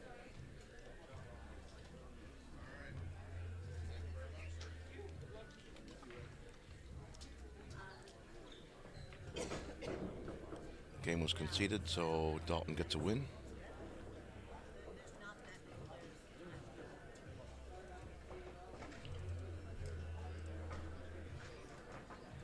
Dalton Humberg is up 1 game over Mike Yilick.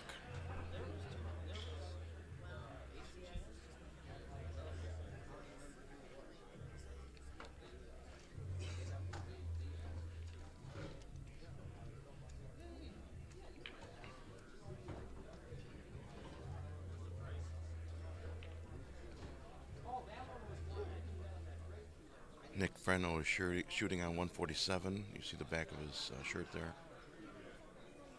Reaching over the table, got an easy 4 ball. And he's got the 7 ball on the head rail.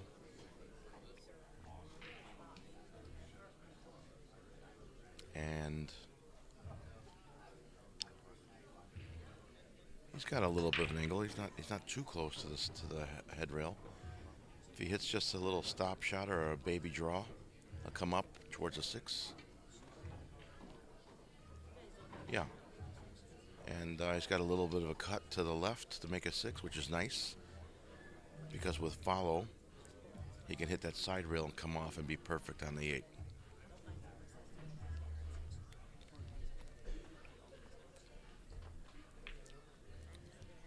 We rattled it. That's okay. He made it. And again, remember I was talking about the speed of these tables? Look how far he went. So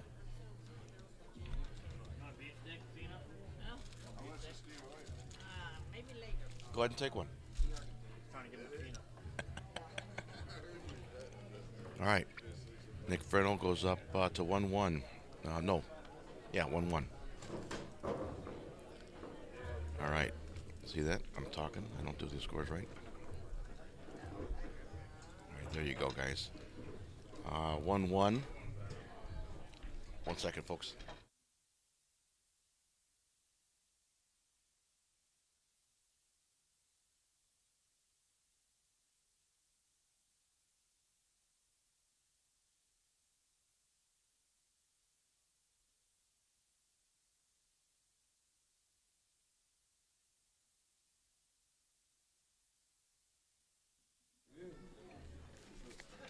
Okay, on 147, top left.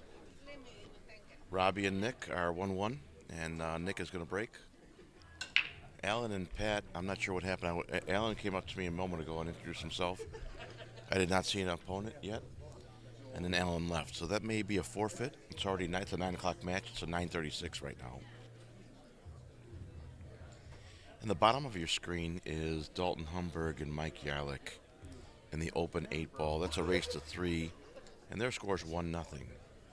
That's Mike Yarlick with the American flag shirt.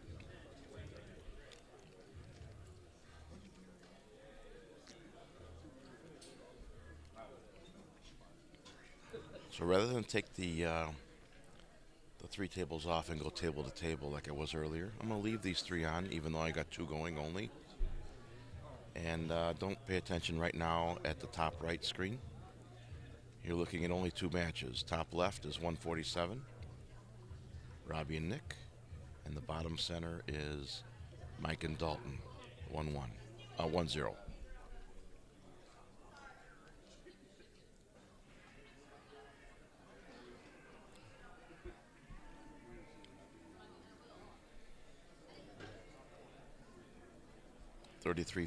People following along the live stream. I appreciate you guys. Thank you very much. Again, my name is John Enigues, lovingly dubbed the Calcutta Cop by Jimmy. The Calcutta Kid will be here later today. I'm starting off the day I have to head back to Chicago today, unfortunately. But I'm grateful for the opportunity to live stream with you guys here in Waterloo the last 2 days and today.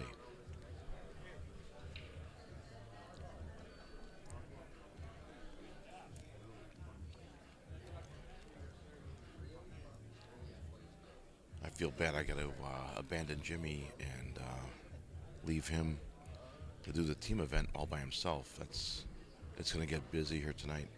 I'm sure he can use the help. But unfortunately, my schedule doesn't allow me to stay another day. As we do this more, I hope I do this more. As we do this more in the future, I will make this a more of a priority because this is the direction I want to go in going forward. Todd Homburg says, I'm watching my son Dalton from Las Vegas. Hi, Todd. How are you? How's the weather there? It actually snowed here yesterday, believe it or not. Waterloo, Iowa. We got like 4 inches of snow or whatever. I don't know. But there's ice. Everybody got gym shoes on and we're walking and we're almost falling down as we walk into the convention center here. You know, this is March, damn it. I'm ready for the leaves to return to the trees.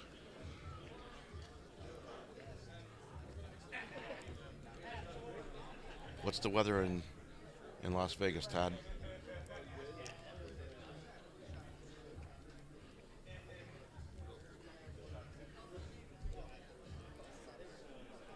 His son Dalton is shooting on table 145, reaching over, shoots the 13 in the corner pocket.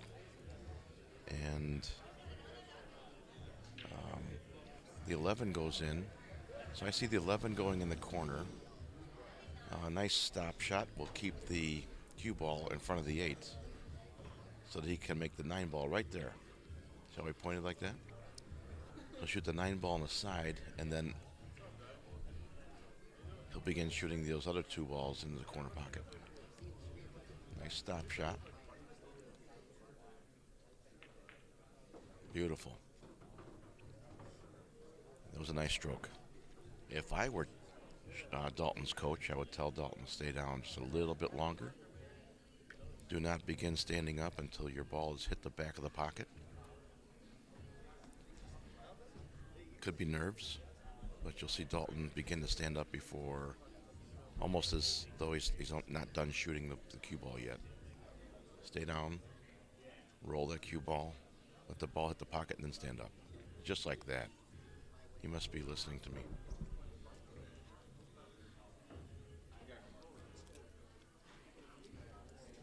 .72 and beautiful in Las Vegas, America. Las Vegas, Nevada.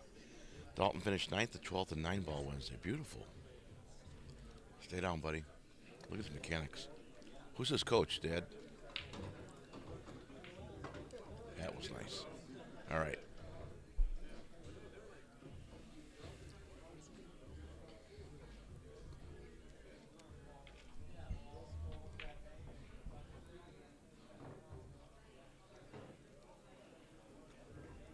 Bill Sorensen is rooting for Dalton. He's from Wisconsin.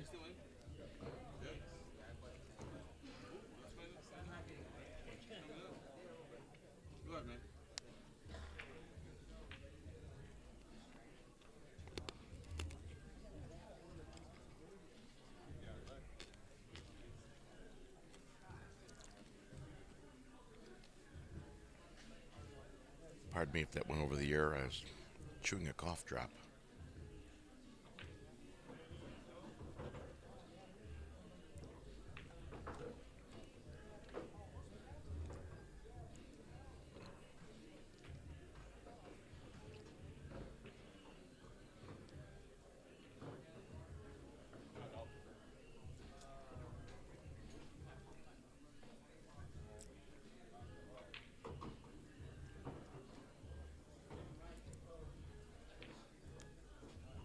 shot the 8 ball towards the side pocket up there in the top left. He missed it. 8 ball hit both points and has given Robbie a chance to come to the table. Dalton negotiates the 8 ball on the bottom table there. His opponent did not concede the game. Doesn't have to, but he can. Dalton's got to shoot the straight and 8 ball.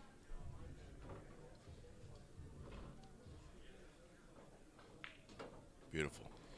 Well, he must have jumped up just at once because the last several shots I've seen Dalton shoot have been perfect. He's well taught. Kudos to his coach. Dalton goes up to 2-0 over Mike Yarlick. And Robbie and Nick are at ones.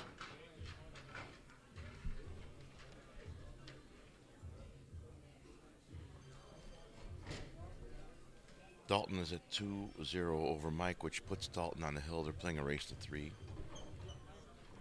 That's Alan Beganovic on table 146, getting ready to play. I think he's just practicing at the moment. 1 second, folks.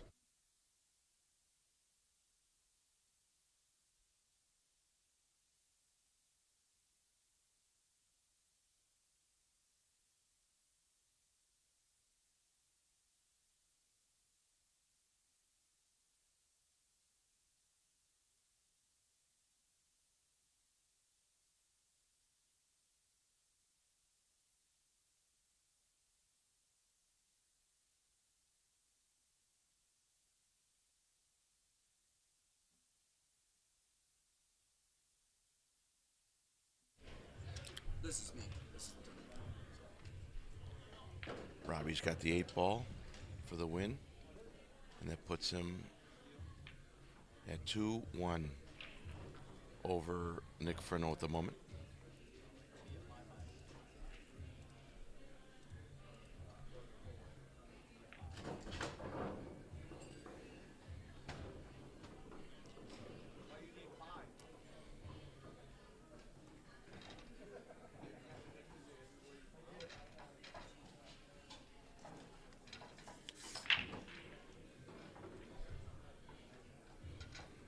That's Alan Shares practicing on 146. His match begins at 10 o'clock against Derek Fender there. So as he warms up, that's not a match at the moment. That's a warm-up. I'm going to leave that off to the side. I won't change those names yet.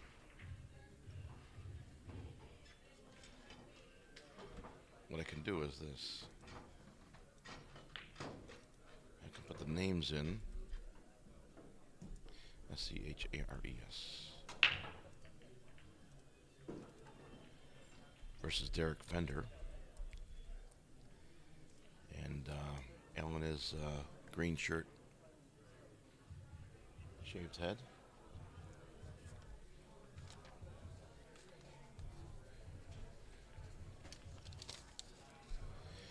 And no word yet on Alan Beganovic and Pat Wall from the 9 o'clock match. So I'm assuming that's a forfeit. I haven't been told that, but I'm going to take that off the screen and move on. Alan Shares and Derek Fender are Masters 8-ball players, and they're playing a race to 5. So let me go ahead and fix that score.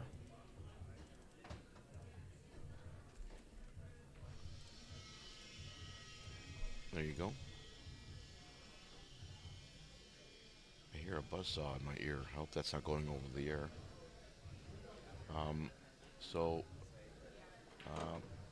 Bob says I'm a great commentator. Oh, thank you. I appreciate it. And I believe you're going to go around.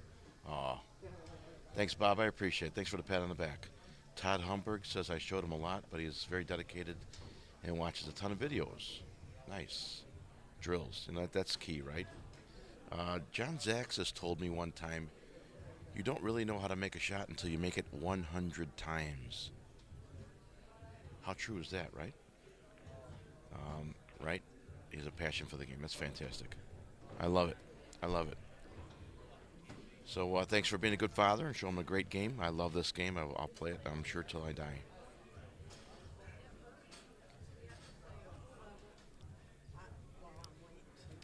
Meanwhile, Dalton Humberg is trying to close out his match, the bottom of the screen on 145. Mike's giving him an opportunity to shoot again. He's looking to see if he can squeeze the 9 past the 8. 8 ball seems to be enough, high up enough on the pocket that he can just touch the 8 and still not make it. Not make the 8, but make the 9, which is what he did. Beautiful. How does he navigate these last few balls? I would shoot the 12 ball in the side pocket first. He looked at it, doesn't like it. There's more than one way to skin a cat, so he's going to shoot the 15 ball. That's what he's looking at right now. And what he'll probably do then after the 15 is shoot the 13 up in the corner. He pointed to the side, but I think what will happen is, depending on his angle, looks like the 15's pretty straight. It was. I like the 13 up in the corner, and then he'll have to figure out which ball he makes in the side pocket first. He wants to fall off to the side so that he can make the remaining stripe in the corner, and then the 8 ball's easy. He's right by the pocket. So right now, even though the 13 ball doesn't look difficult, he's trying to find out where he wants to land on it. Well, I did not see that until just now. There's a ball up at the top of the table. That's the head side way up there. There was, my excuse is there was somebody standing here.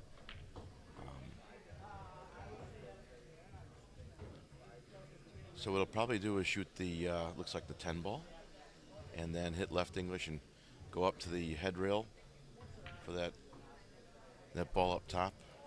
Looks like he's drawing.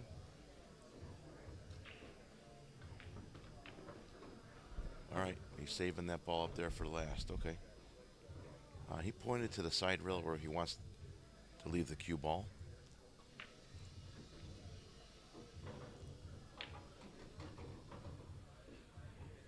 Don't scratch. Nick made a great shot, and cue ball went all the way down table and scratched in the corner. Dalton handled that nicely. He's got a straight in last stripe, and it doesn't really matter, Dalton. Just make the ball. You can make that 8 ball from anywhere on the table. Stay down. Make sure it goes in the hole. And he does. All right. You're watching Dalton Humberg close out his match with a win over Mike Yilik. Pardon me, Mike. 3-0.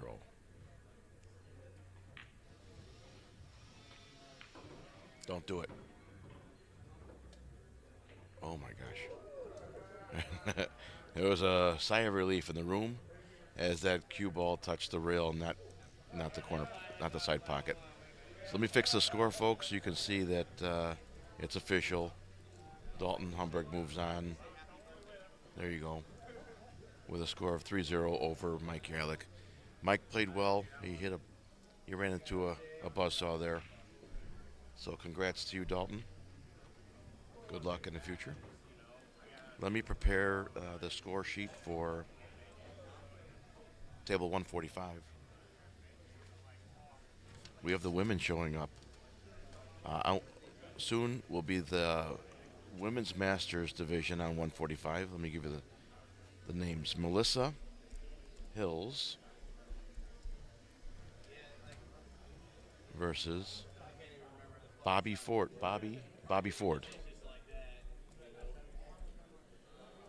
And they're masters, and they're going to play a race to 5.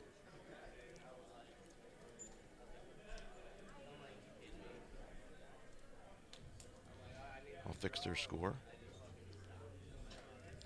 and I'll push it up so you guys can see it. Melissa Hills and Bobby Ford soon to appear on table 145 in the Masters Division 8-ball, Women's Masters. Over on 146 in the center, on your screen will be it's my center. On your screen it'll be top right. It's table 146, that's Alan Shares and Derek Fender. Also in the Masters 8-ball on the men's side, I believe, Race to 5. That hasn't begun yet. And then finishing up on 147 is Robbie Contreras and Nick Freno. I have the score at 3-2. It's no, pardon me, 2-1. Robbie over Nick 2-1. But because I took my eye off the tables and I was typing, I'm just going to take a step over to the table and make sure I have it correct. Be right back, folks. Stay tuned.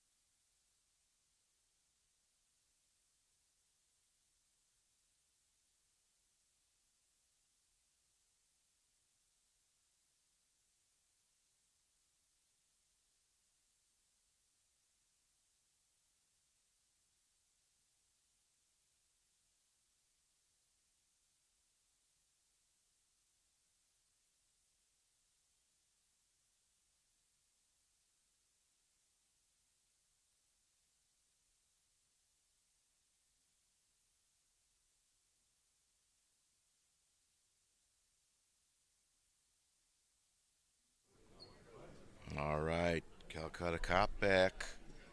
Table 147. That's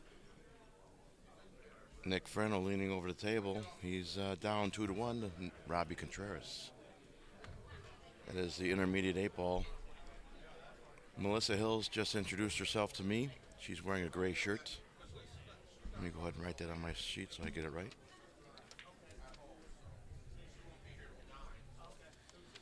I haven't met Bobby Ford yet. She'll be here soon, I'm sure.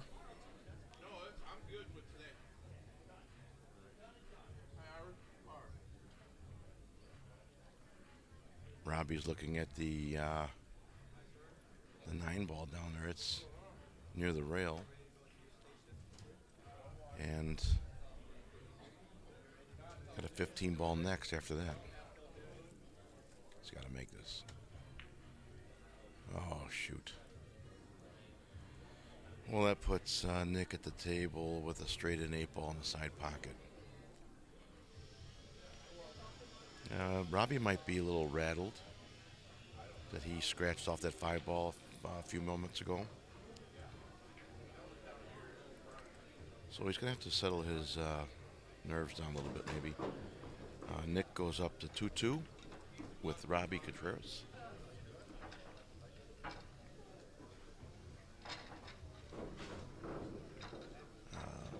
We are live streaming to you via CalcuttaKid.tv. We are also live on Facebook under the Calcutta Kid, Jimmy Hannes' page. I am John Enigas, the Calcutta Cop. Jimmy's away from the desk at the moment. He'll be here soon. We are live at the Waterloo Convention Center at Sullivan Plaza in Waterloo, Iowa. This is the IOMA State Pool Championships. And what you're seeing at the top left of your screen is Nick Freno breaking in the intermediate 8-ball division. He is Nick Freno. He's playing Robbie Contreras, and they are tied at 2 in a race to 4. Players are gathering for the 10 o'clock matches. Robbie and Nick are in the 9 o'clock matches. Today, Friday, we are finishing up the brackets that were unfinished Wednesday and Thursday. Later today, we will have the team events. 140, at least 147, because we're on table 147. 147 tables of team players will be here soon, later today. So imagine the amount of people that will be here. Come on by and say hi. That is on your screen. That is That's Melissa Hills in the gray shirt, racking up the balls to begin her match. Her opponent was here to flip the quarter, and she walked away. I wasn't able to remember or write down what she was wearing. Melissa's blonde with a gray shirt, and her opponent will be here soon. Hey, bro, how you doing?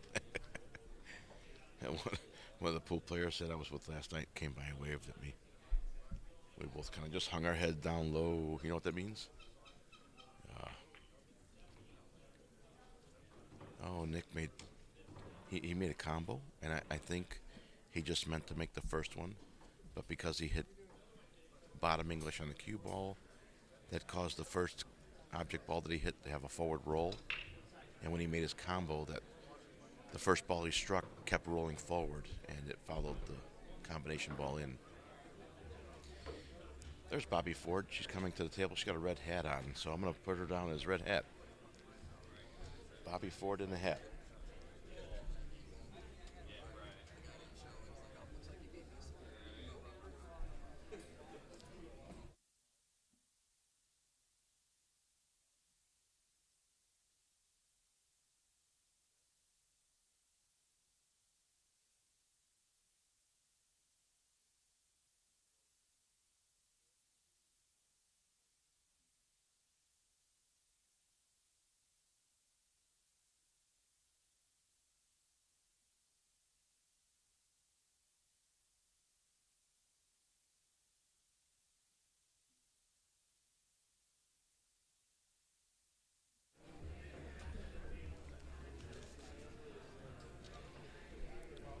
Well, Derek and Alan are here. They've just introduced themselves to me.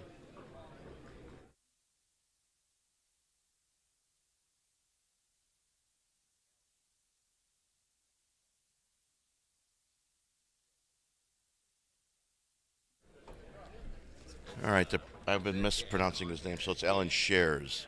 So say it just like there's no C. Alan Shares. Wearing a gray hoodie over Derek Fender with a green shirt. Derek is racking to begin their match on table 146. Bobby Ford in the hat is playing on the bottom table, 145. And on the top left of your screen is Nick Freno. He's shooting for game number 5 in their race to 4. So they're playing a little bit slowly. It's 10 o'clock at the moment. They've kind of allowed an hour for these matches. And I haven't been aware of anybody being put on a time clock yet. So they're letting the players play. Again, we have 147 tables. So if we go long and we have to put a match on a different table, they'll do it. They did it yesterday.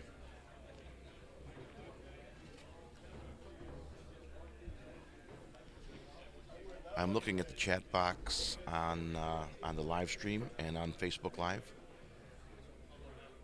Friends of mine have been texting my phone. I can't take a phone call, guys.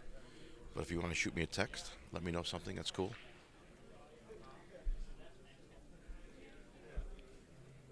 Luke Rosenberger. Good job, Dalton. Yeah, he shot awesome.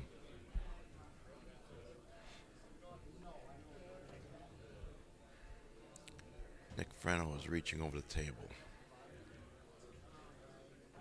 And he hit the 5 ball, hit a rail after the 5. So he looks good. Robbie's coming to the table, top left screen. He's shooting stripes, and I think because of his earlier scratch, he may be rattled a little bit. I hope that not to be the case. But let's see how he fires this ball in. He did nice.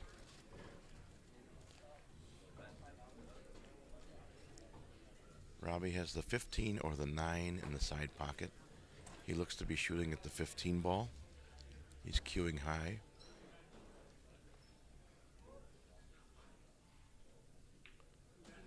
Rolled that ball nicely.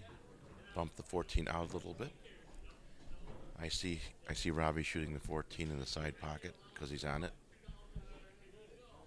And what'll be nice is he has to shoot the 14 to the right a little bit. As he looks at the shot, he's got to shoot the 14 to the right. If it's low a little low, he can bring the cue ball underneath the 8. So he'll have a nice shot on the 13 ball next. See how he's jacking up a little bit? Watch the cue ball come down under the 8. Beautiful. Well done. And a nice slow roller here. He can shoot he's cueing low. He doesn't need to do that, but that's okay.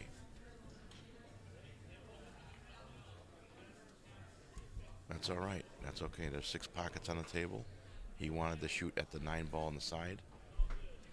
Now, because of the speed of the table, try not to hold it for the 8. Let it go down to the head rail, the foot rail, and back up. Just like that. Beautifully done, Robbie.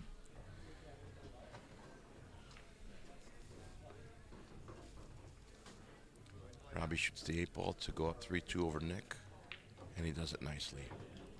So, let me change the score for you. Robbie Contreras with a score of 3 over Nick Freno on table 147. Let's look over at the center table as Alan shoots. I believe that was a 6 ball in the side pocket. He's looking at the 1 next.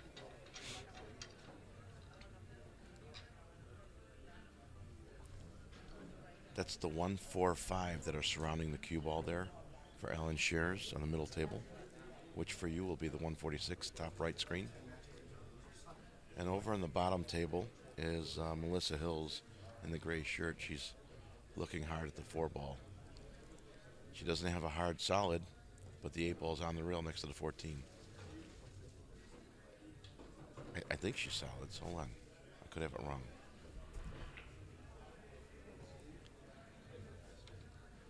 Lester Howard is rooting for Dalton. Lester Howard is rooting for Allen.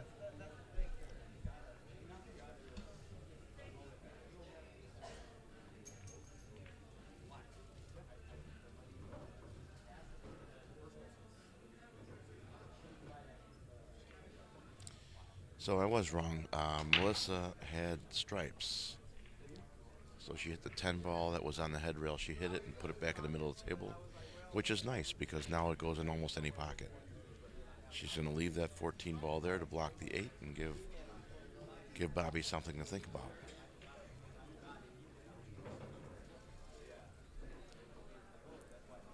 I don't know that the 3 ball for Allen on the top right, I don't know that it passes by the, is that the 10 ball?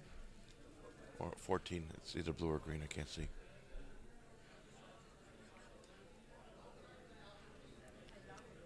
Well, Allen's a master player, so if he's shooting at it, it must go. Look for the 3 ball to go in the corner pocket.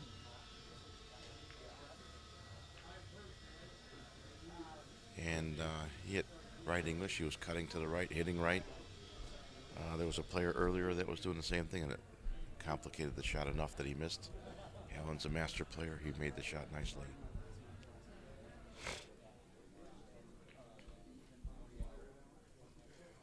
If you're an open or intermediate level player and you're looking to understand what I was referring to regarding cutting to the right, hitting right English, or cutting to the left, using left, we call that inside English. Watch a couple videos on backhand English, and that will help you to make those types of shots. We have a player back home, Sam D. Christopher, and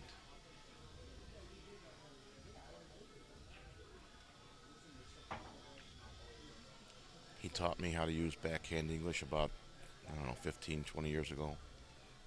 And my game has improved considerably. So I challenge you guys to do the same.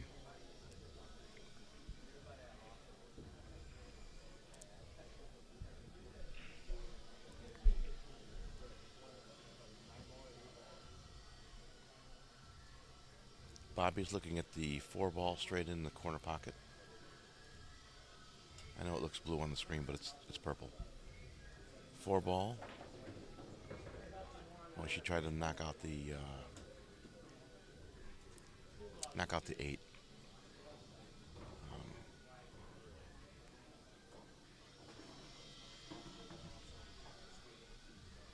She has another opportunity here.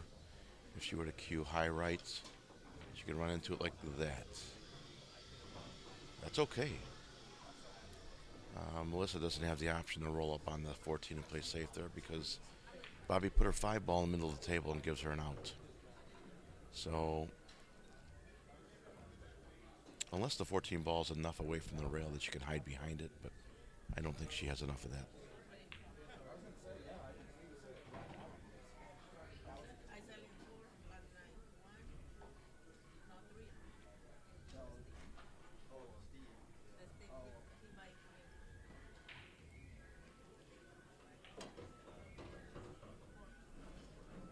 Derek is shooting stripes in the center table, which is the top right of your screen. He's got stripes. He's shooting the 15 ball in the corner pocket. Oh, he played safe. Okay. All right. Why make a hard shot if you don't have to, right? Right, Derek? Looks like Allen's grabbing his jump cue. Um, that's really difficult. He's got about 4 feet that separates the cue ball and 8 ball, but he's got like a 6-inch landing zone for the cue ball after it goes in the air. So, and, I mean, if he lands on, I don't know if the cue ball stays on the table. I would rather kick at this ball, but he's a master player and I'm not. So,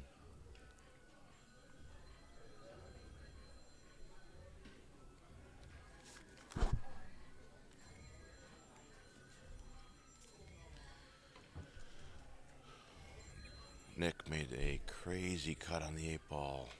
He missed, but it was awesome. Let's watch Allen jump on the top right.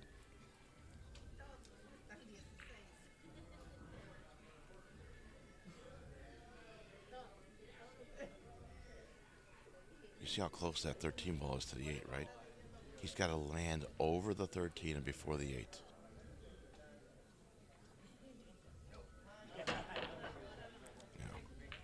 He landed on the 13. He needed to go at least another 9 inches in the air.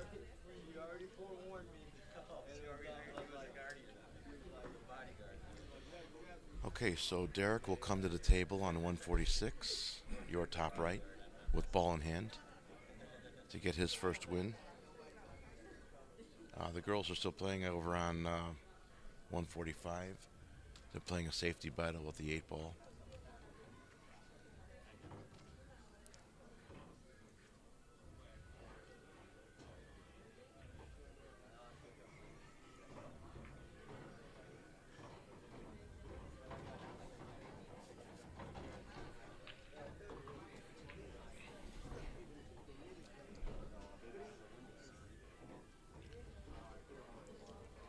So it appears as though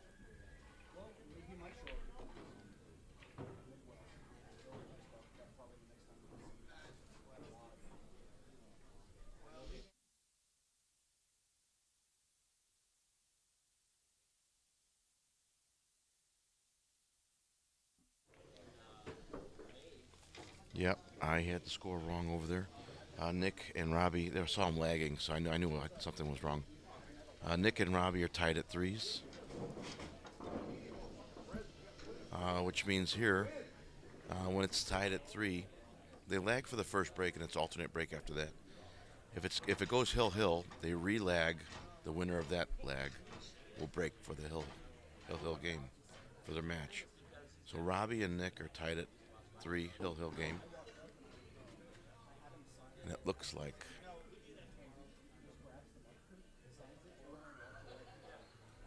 Allen is breaking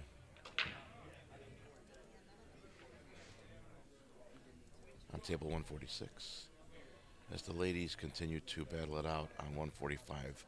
I will walk down and make sure that Allen won that game and not Derek. I'll be right back.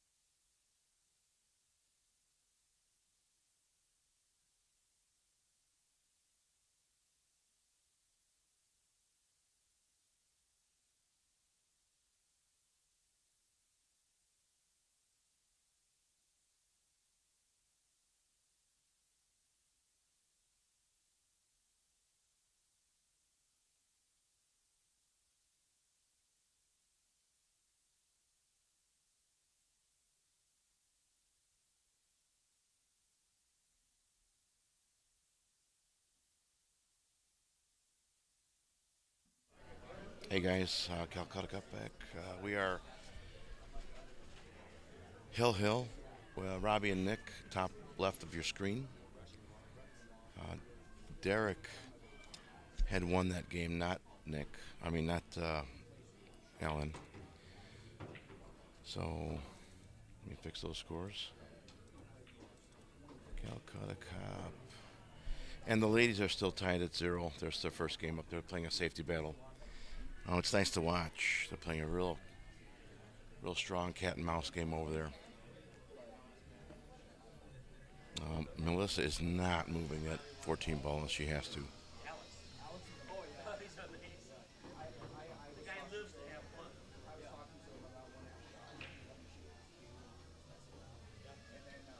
Robbie Contreras is coming over to his case, putting his jump cue together.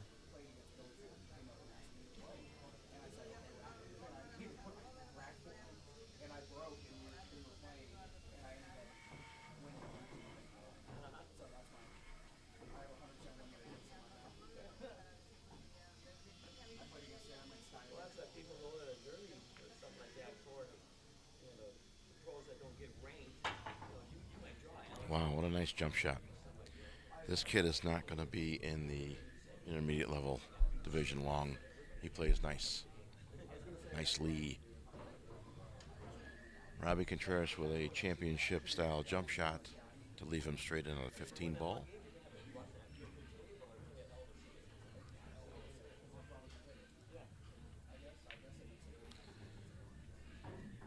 Comes over to the side rail for the 9. I see him hitting top English, hitting the side rail, and coming back over for the 14. Now, did he hide behind the 3? Yep. As he smiles, he walks back to his bag and grabs his jump cue. He doesn't seem nervous about this. He actually likes the challenge, it looks like. Here we go. 14 in the corner. He's got to go over the 3. Should put him straight in for the 8 ball if he makes it. Look at that. This kid's good.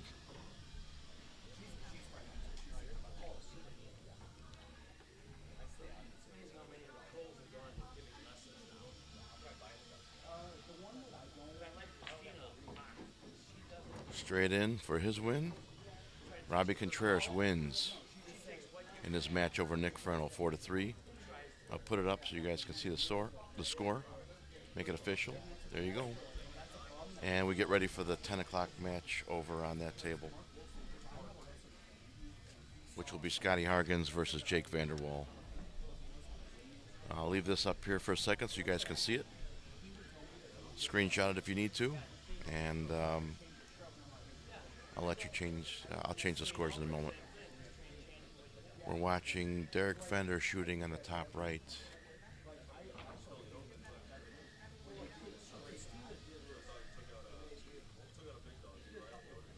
And Melissa Hills and Bobby Ford are in a safety battle.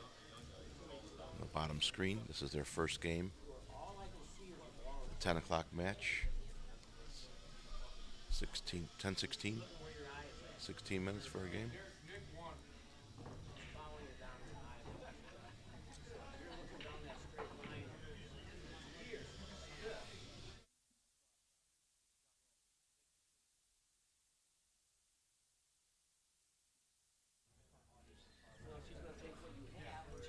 All right. Allen's got a straight in ball. The corner. He's going to save the 6 for a minute. Shoot the 1. 3 ball looks to be next. 3, then the 4, right? And then come up for these 2.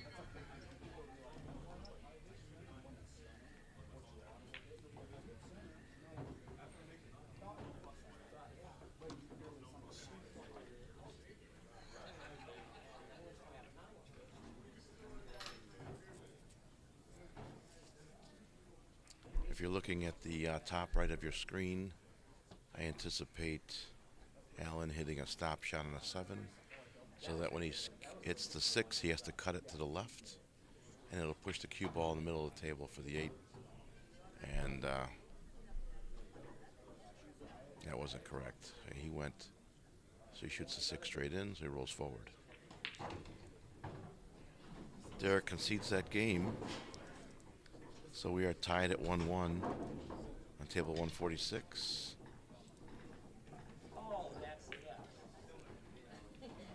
Scott Hargens and Jake Vanderwall have approached the table, so I will change those names now. Scott Hargens, if you're not aware who he is wearing a red shirt and camo shorts. Camo, not camel. Camouflage shorts. Jake Vanderwall is wearing a gray shirt.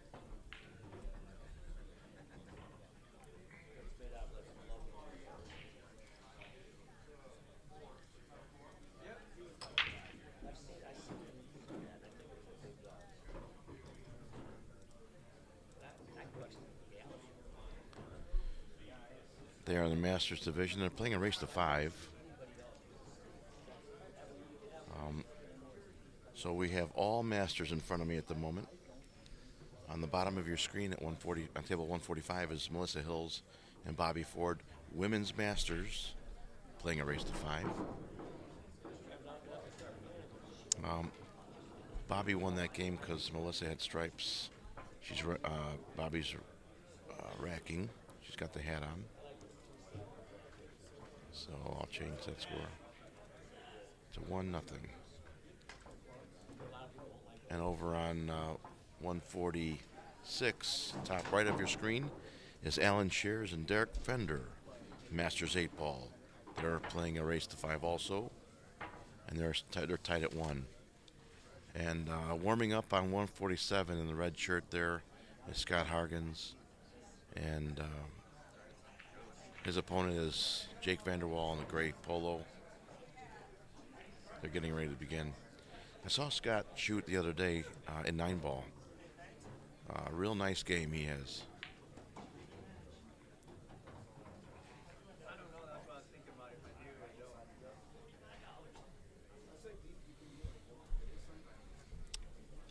So Kim says, go Robbie. Well, he won. Matt, thanks. I had to fix it. I had to go down to the table and look at the score sheet myself. So Bobby Ford breaks on 146. Looks to be dry. Jake wins the lag. He's got the gray polo.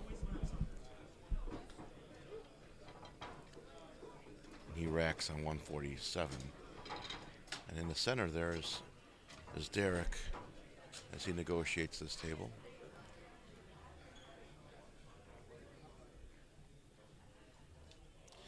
Yeah, Joe, Robbie won. It went hill. They had a relag, and Robbie won 4-3 over Nick Frenno.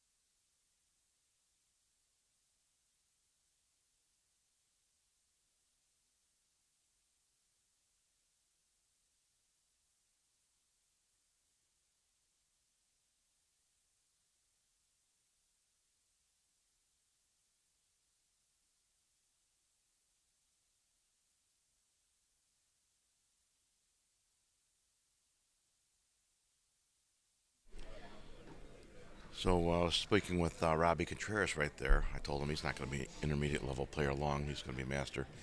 Right now he's 9th through 12th in the intermediate bracket, and he's got a match on table 81. So I wished him luck. He walked away. Here we go. Scott Hargens, Jake Vanderwall. Scotty's on table 147, top left. Alan shooting top right. And Bobby shooting center bottom.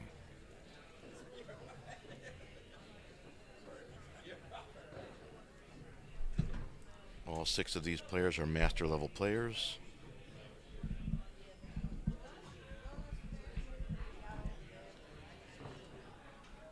Now Robbie was coming over. He goes, he couldn't believe that game. He made 2 great jump shots, and they were flawless. He's not going to be intermediate long. He'll be master soon. So Ellen pots the 4 ball and rolls up on the 8 straight in the corner pocket. This game is not conceded. The 11 ball may be a little bit in the way. And he rolls in nicely. So Allen shares, goes up to 2-1 over Derek Fender.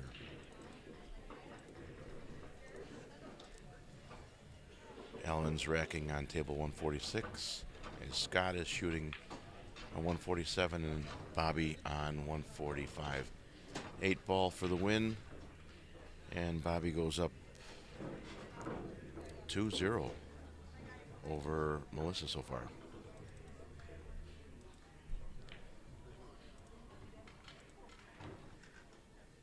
Very good. So Melissa's going to rack on 145. Allen's breaking on 146.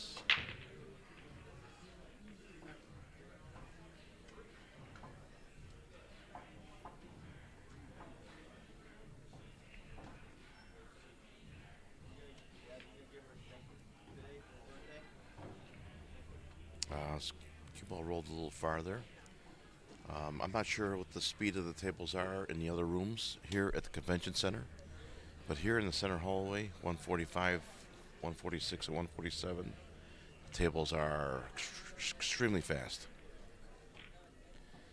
Even though he missed his leave, Scott makes easy work of that. I think it was the 13 ball. He looks to have a 15-10 combo at the moment.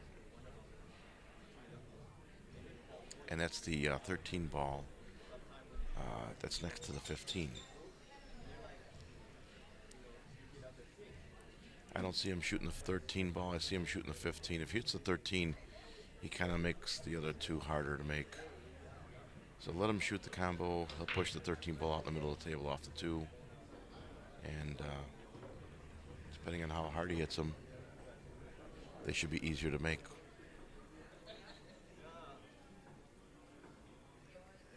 Can he go behind the 15?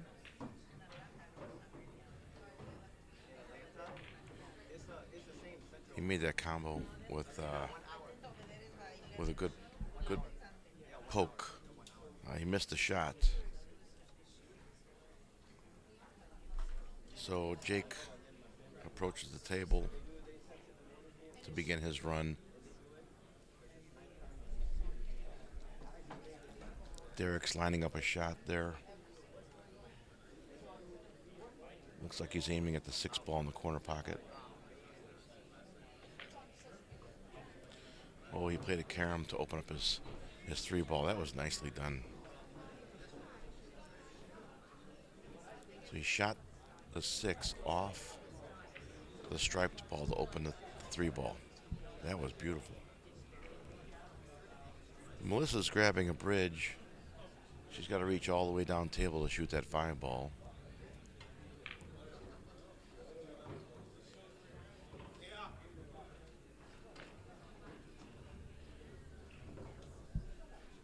If you notice how she held that bridge cue with her elbow underneath the stick, for those of you who are uncomfortable with the bridge, try putting your elbow off to the side.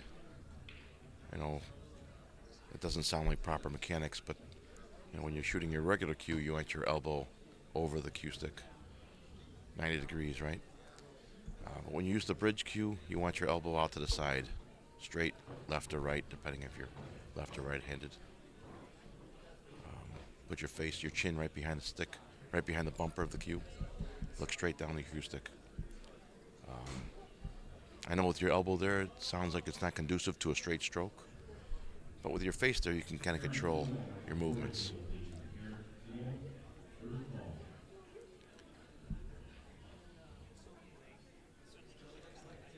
Anyway, Melissa made her shot with the bridge cue, mechanical bridge.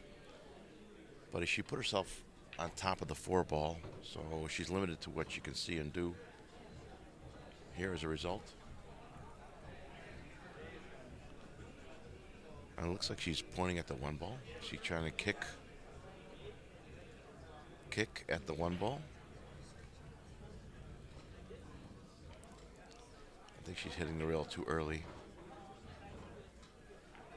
No, it was look at that. What do I know, right? Nice try, Melissa. That was excellent.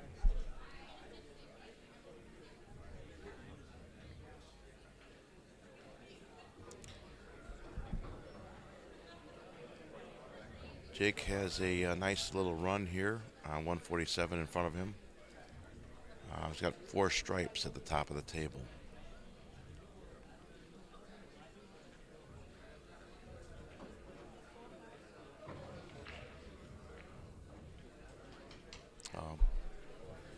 Well, he was solids. So that was the 5 ball, not the 13. He's got the 1 ball in the corner pocket, and he's looking for his tangent line.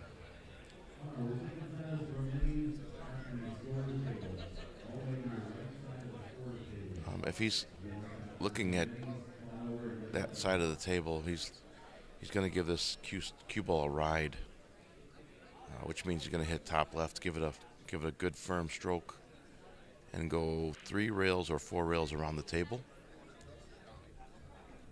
He's looking straight into the side pocket, I think. He's going to have to hit some top English to have the cue ball spin forward of the tangent line and hit the side rail before the side pocket. And if he can do that, he'll come around the table like he's saying. If he avoids the scratch and hits the side rail after the side pocket, he risks running into the 13 ball.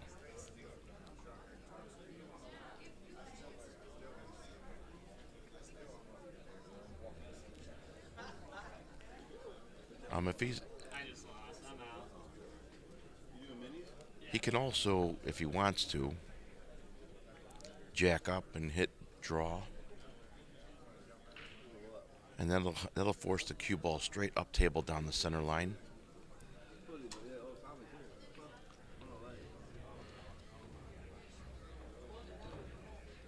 Yeah, he had a lot going on there. So now Jake is looking at jumping the 10 ball so he can make the 8 or a kick shot at least.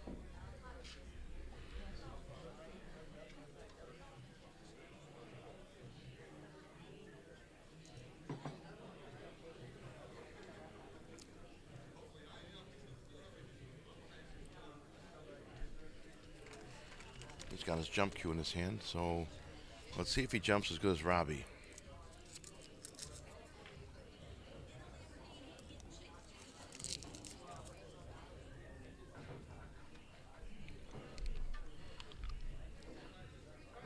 There he goes. Wow. He missed the shot, but he almost pocketed the 8 ball in the other corner pocket.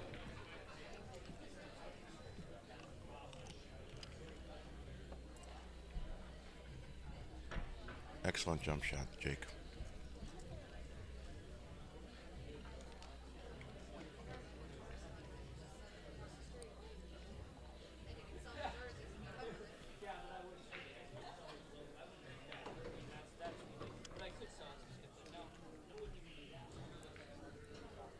Scott slid over to pocket the 10 ball on the side, and that'll give him a straighter.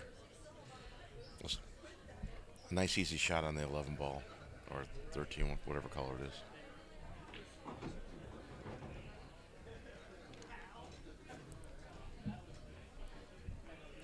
Yesterday they had these real bright lights on the ceiling here at the convention center, but they have the ability to turn them down to a cool blue, which is what they're on now. And it just makes the lighting in the room, the ambient lighting in the room, nicer for these pool tables. Unfortunately, being 55 years of age, at this distance, colors can be a little crossed. So I apologize if I get the numbers wrong. Scott did that nicely. He's got straight and 8 ball for his win. That should be the first game versus Jake Vanderwall. If Jake concedes it, it is Scott Hargan's 1 over Jake Vanderwall, 1-0.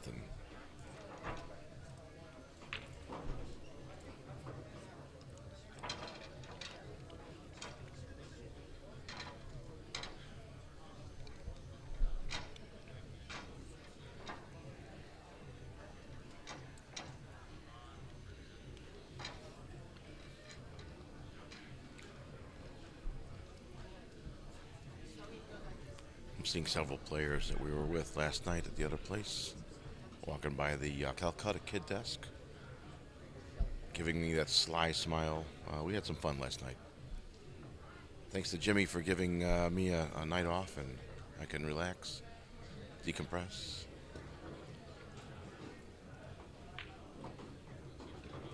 7 o'clock came early this morning, I'll tell you that.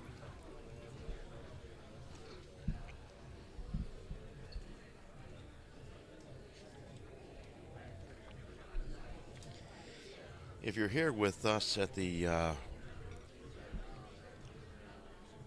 Waterloo Convention Center, stop on by the Calcutta Kid desk. Jimmy's got these patches he wants you guys to take. Calcutta Kid patches. They're a triangle with a crown on them. And I'll put some more on the table here. Just feel free. If I'm talking, you don't need to ask permission. Just come on by and grab one. They're yours to take.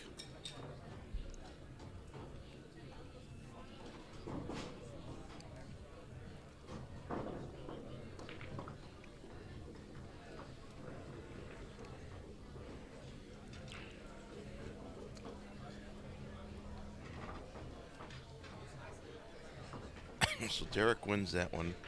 I'm sorry, Alan wins that one. Alan.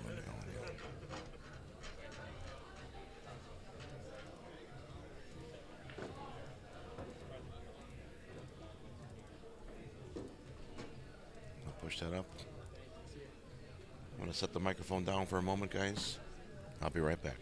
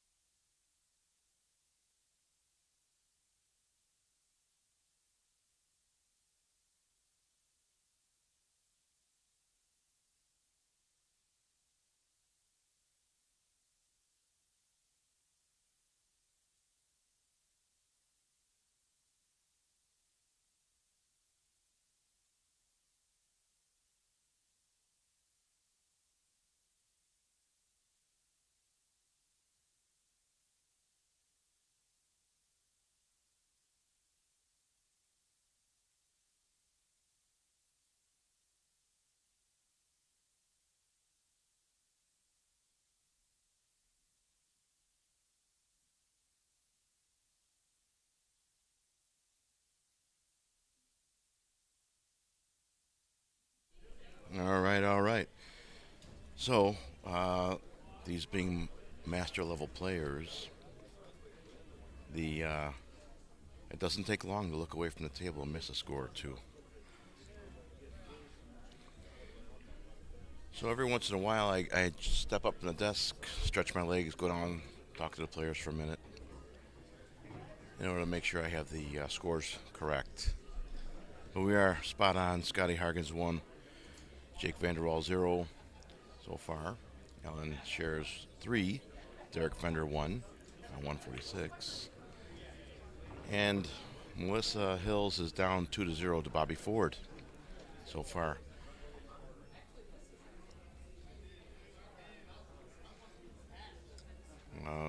Scotty Hargens made easy work of that rack so far, and he's on the 8 ball. He kind of rolled his eyes a little bit at his position, but I think he shoots the 8 ball in the side pocket nicely.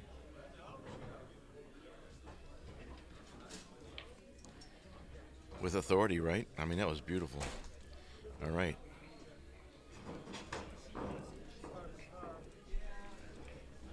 Scott Hargens goes to 2. 2-0 over Jake.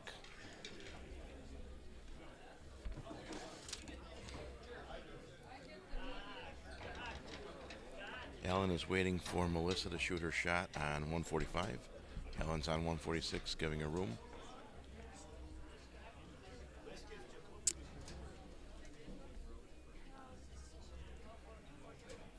Jake racked on 146 to break, and Allen shoots the two ball in the corner pocket, leaving him the 4. The 5 for Allen in the top right table. The 5 is very close to the, let me see if I get the color right here.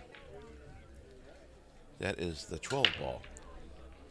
So he's going to have to try to create some distance between the 5-12. Is he going to move the 3, or is he going to move the 5, or does he have to move both? Let's watch what Alan Shares does with the 4 ball and the cue ball afterwards. All right. Alan may be able to have enough of the corner pocket to make the 3, and then he may be fortunate enough to have enough of the 5 ball to make it in the side pocket. Let's watch Alan shoot this ball on 146. He had half of a pocket. Now, does he have enough of the 5 ball to go on the side? He looks there. He's looking for a landing zone for the cue ball. He seems confident that he can make the 5 ball in the side pocket. Alan Shares steps down, lines up his 5, and rolls the cue ball nicely, and landed probably within a half of an inch where he wanted to. Derek stepped up and conceded that game. So Alan Shares goes up to 4-1 to Derek Fender, which puts Alan on the hill. So Alan Shares is on the hill against Derek Fender. There we go. Melissa and Bobby are battling it out there on 145.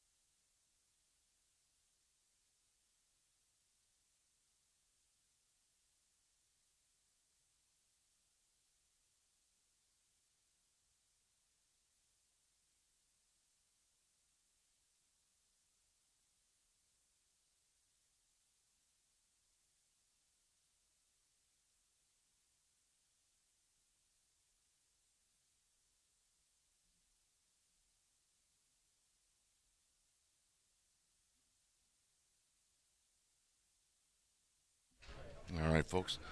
Scores are right. Scott Hargens 2-0. Alan Shares on the hill 4-1, and Bobby Ford up 2-0 to Melissa Hills.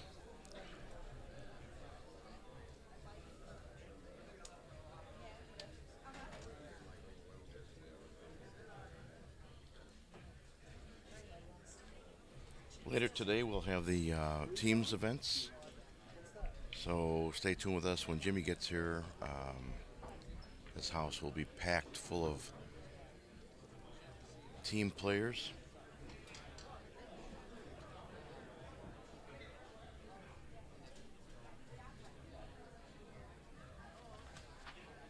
I have the schedule here, 6 p.m.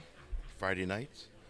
Team Maple, open teams, women's teams, Friday night winner's side play, and that'll finish up tonight. Tomorrow morning will be the open intermediate team, and that's at 8 o'clock in the morning. Open intermediate masters teams, women's masters, and women's intermediate. So not only will we begin teams tonight, but it'll have all the teams tomorrow morning.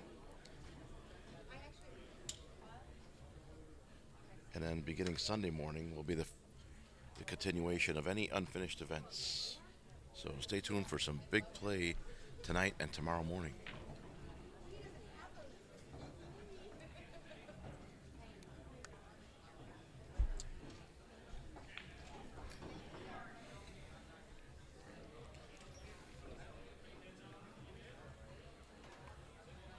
Bobby Ford is looking at the 11 ball in the corner, side pocket. And now that puts her in a position to make a straight and 8 ball for her third win.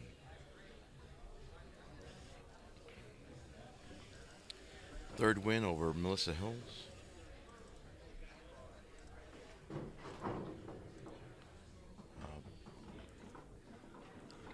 Bobby getting ready to rack over there on 145. On 146, we have Derek shooting to stay alive. It's like Jake got a bad roll, so he's not happy with something that he did. So Scott's at the table, pinched between the 8 and 15 ball.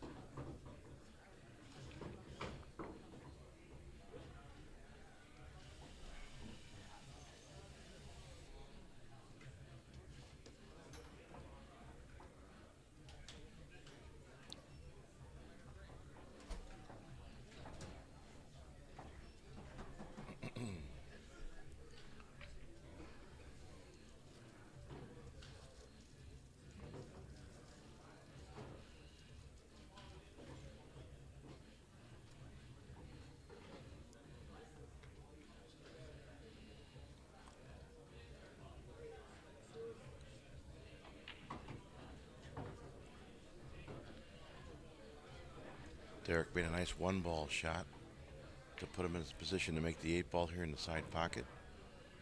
This is to stay alive against Allen.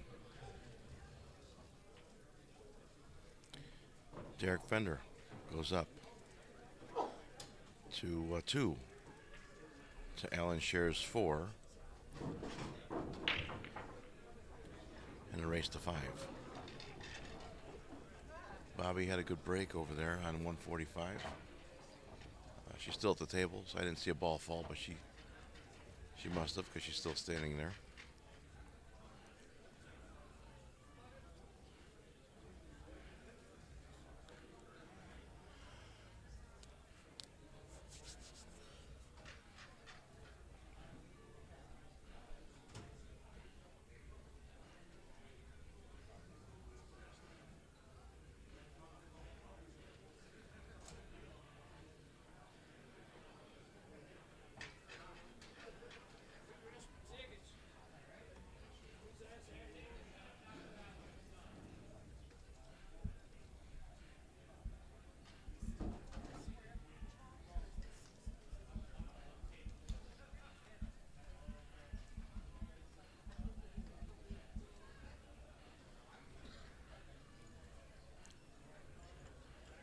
Derek Fender prepares to break on table 146.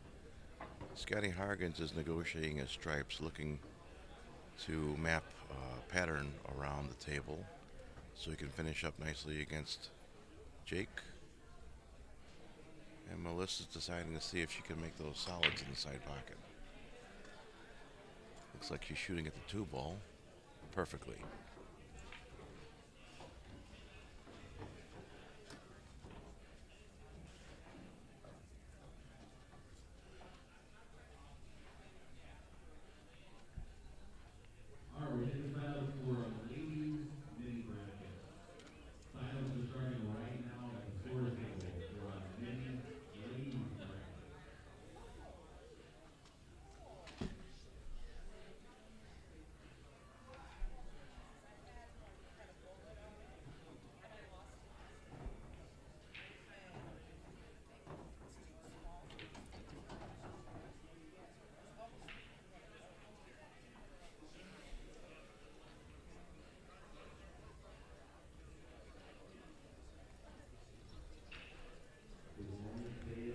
Scott will make the 11 in the corner and roll over for the 13. I anticipate Scott making the 13 in the corner and leaving the cue ball pretty close to where it's at now.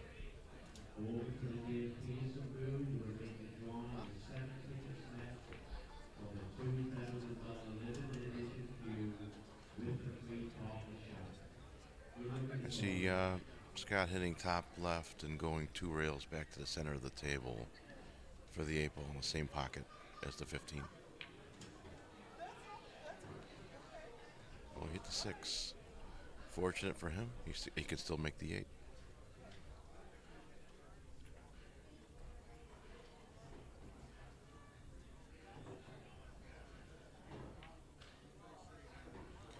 Scott Hargens goes up one more game to 3-0 over Jake.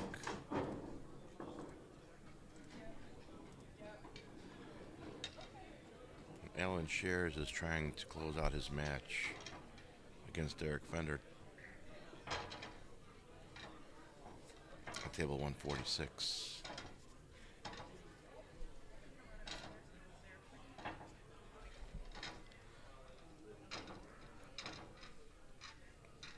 Ira sent me a message that they're having minis at the main desk right now. If you're following along and you're here at the Waterloo Convention Center, go see Ira, get in one of your minis.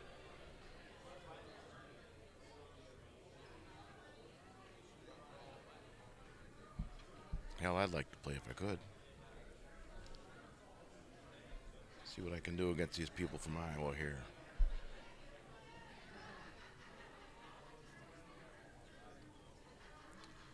Looks like Alan's kicking at the 14 ball.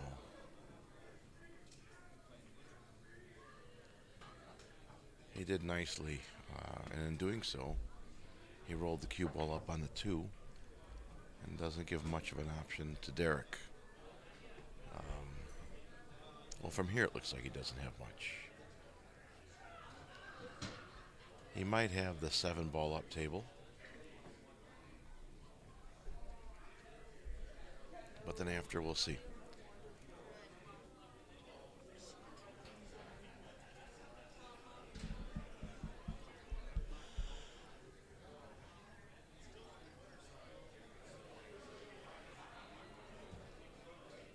Scott Hargens prepares to break on 147. Melissa missed the 9 ball in the corner. And Derek is shooting the 7 ball up table. I didn't like that shot. I would have shot the 7 ball up higher. Sure, he had a reason why he wanted to stay there. But I would have stayed down to either make the 2 or the 4 next on 146. Let's look at Bobby Ford shooting at the 3 ball on 145.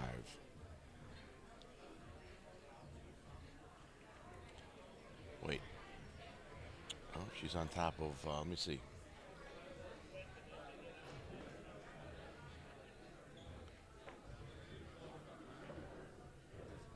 She just got over the cue ball and fired it. Not really looking for where her tangent line was. And the cue ball went straight into the side pocket. So Melissa's going to have ball in hand as she steps up to the table. On the other 2 tables, we have Alan and Scott trying to finish up their matches. Alan is on the hill. Scott's on 3.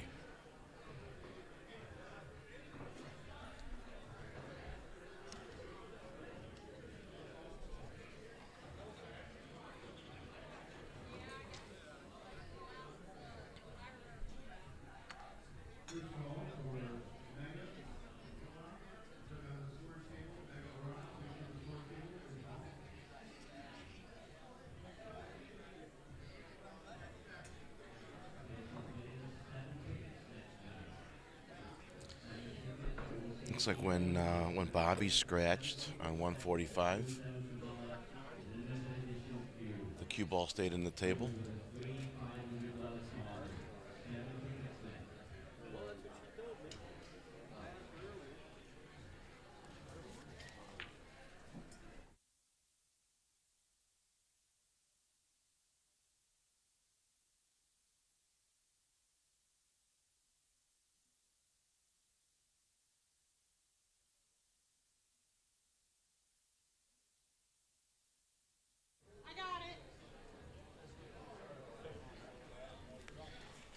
Okay, so what happened on 145 was when Bobby scratched, the cue ball got stuck in the table, and then Melissa grabbed a dead ball and flushed the pocket, and the cue ball came out. Meanwhile, Bobby ran up to the table to grab another cue ball. So now that everyone's back to the table, play will continue.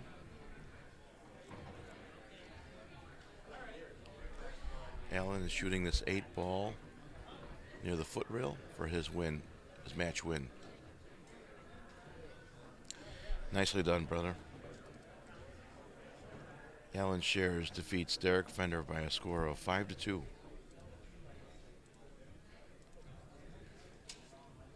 Masters 8 ball. All right.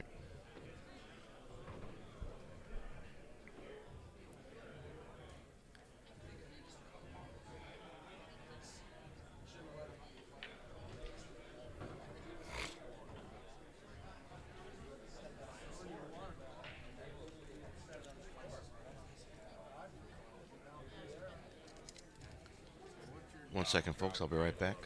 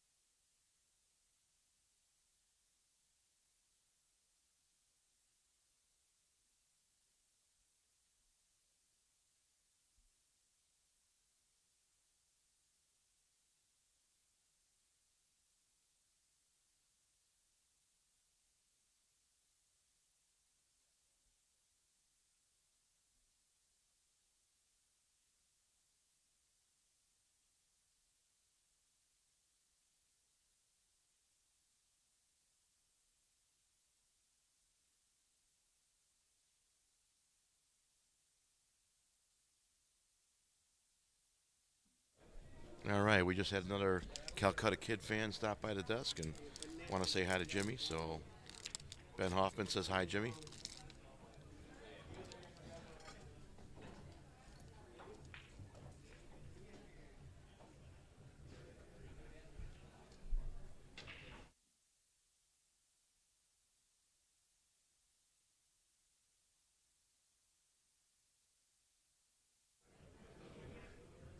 Robbie says we have a prediction. It's going to be Scott Hargens or Alan Shares in the finals this year. Wouldn't that be cool to watch, huh?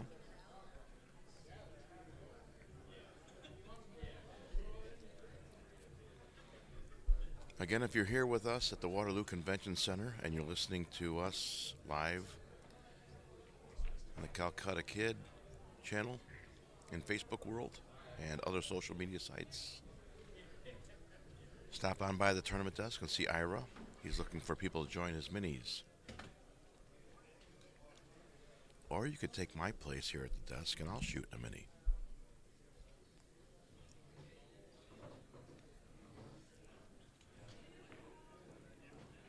That was a joke.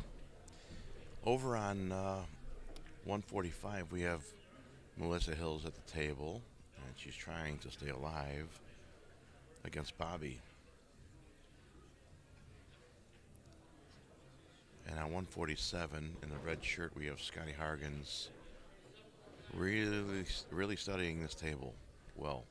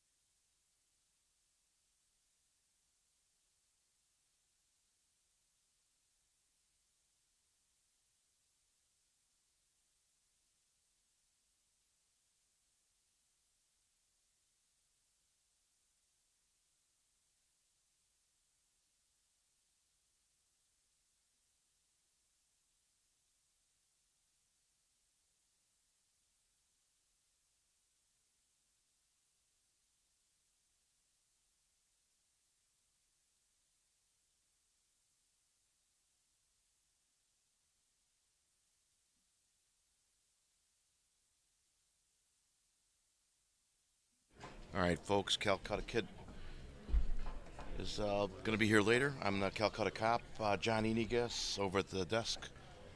Uh, Igor is raffling off one of Dave Pearson's cues. Come on by the desk. A $2,000 limited edition anniversary cue comes with a free $400 carbon fiber shaft. There are only 20 tickets being sold. They are $100 a piece. You buy a ticket, you have a 1 in 20 chance of winning a $2,000 cue. It is, I'm holding it in my hand at the moment, it's beautiful. Curly maple cue, looks like cocobolo, ebony, and some nickel silver rings. Wonderful work. Come on by, see Dave Pearson and Igor, and they will sell you a raffle ticket. There's only 7 tickets left. All right, guys, back to our match. All right, Igor, good luck to you. All right, now I missed a game on 147, so I'm going to go check the scores. I'll be back in a second as Jake just broke on 147 and Bobby's breaking on 145. I will double check the scores and be right back.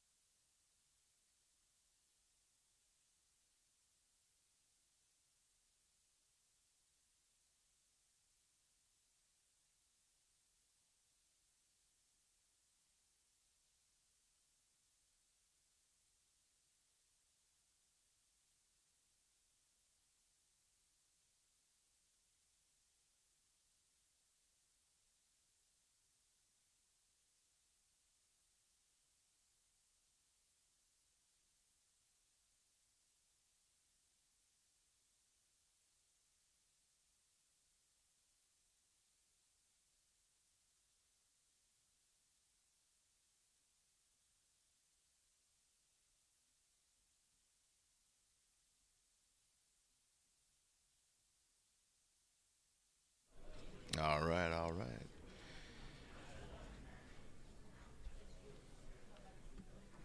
Melissa Hills is on the board, folks. That's not awesome.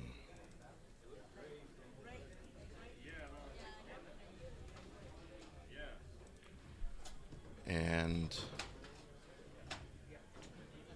Scotty Hargens is on the hill, 4-0.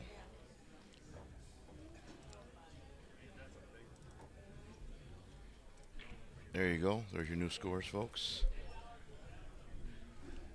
Scotty Hargens up 4-0 on the hill over Jake Vanderwall. Alan Shares defeated Derek Fender on 146, 5-2. And Melissa Hills is on the board, down 3-1 to Bobby Ford.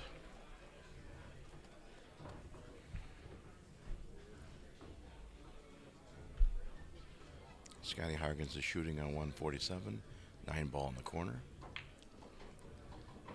I'm not sure if he tried to bump that out or not. He didn't need to. Maybe he was trying to move the 13. The 11 and 10 were fine. I don't know that the 13 ball goes in the side behind the 7. That may have been the one he was trying to move. In any event, however, he's got to shoot that.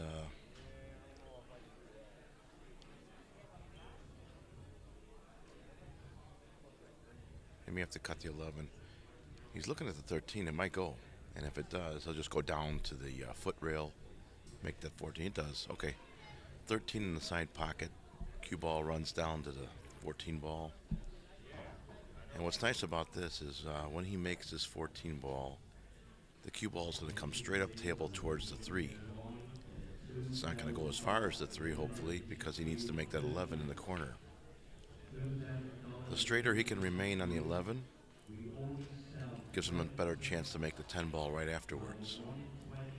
If he has a lot of an angle, a big angle on an 11 ball, he'll have to roll back and forth for the 10. Looks like he's drawing. He'll bump the 7. Yeah, he didn't need to hit draw. Scott's a better player than I am, I'm sure, but he didn't need to hit draw there. He could just hit center like a stun shot and walk the cue ball straight up the table. And maybe that's what he was trying to avoid. but the cue ball had a lot of residual draw on it, and it came back to the 7. That also may be a result of the tables still being very fast. Now, as Scott contemplates his situation, let's watch Bobby Ford over there on 145. She walks around the table and looks at her situation. She gets down. She's eyeing up the shot in the side pocket. Makes the 12 nicely. She'll have a 13 ball. Oh, that's a 9. Okay, I thought it was a 1. That's the now she's looking at the 13-9, 13-11, excuse me, the 13 ball up table. She can make actually every ball on the table except for the 11 right now. She's lifting her ball cap and getting her hair out of her face. That may be a technique of settling her nerves. I know I tell my students that when you need a little time to recompose yourself, to grab the chalk and walk around the table. That always helps me. Bobby made the 13 in the side pocket nicely. So that looks like the 10 ball from here in the corner pocket. And I don't like that shot, Bobby. Come back over here and shoot the 10 ball. There you go. Because she has an angle to the left, she's got to cut the 10 ball to the left. The cue ball will go right. She can hit top and come underneath the 8 for the 11 next. That was not good. Okay, so unfortunately she hit a little bit below top. She hit probably closer to the center of the cue ball. And it stuck her on the 8 ball. She's going to have a tough shot here. Looking over my monitor at the table itself, she can see more of the 11 ball than shows on the screen. Did she call it in the side pocket? Wow. Impressive. Look at that. Look how she got rewarded. She froze the 11 on the 5 and the 4 on the 9. Melissa really has no shot here. Let's look over at 147 as Jake negotiates the last few solids on this table.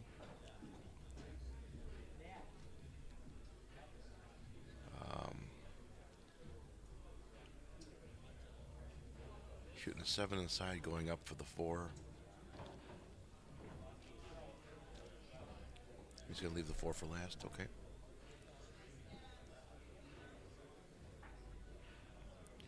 Four, come down to the head rail, bounce off. He'll make his 5, and with a little bit of a stun or draw, he'll come straight up table for the 4 ball in the corner. He'd be fortunate to have he's pointing right where he needs to land. He'd be fortunate to have a little bit of an angle so he can run to the side rail with the cue after the 4. Look what he did. Is he? Okay. Little draw shot will bring the cue ball back to the side rail. And he's straight in for the 8 for his win. That game is conceded. Jake Vanderwall gets credit for that, and he's on the hill. I'm sorry, he's on the, excuse me. He's on the board. Look at him. Jake Vanderwall on the board with 4-1 versus Scott Hargens. If anybody from the tournament desk is listening, I have no more sheets after these 2 matches.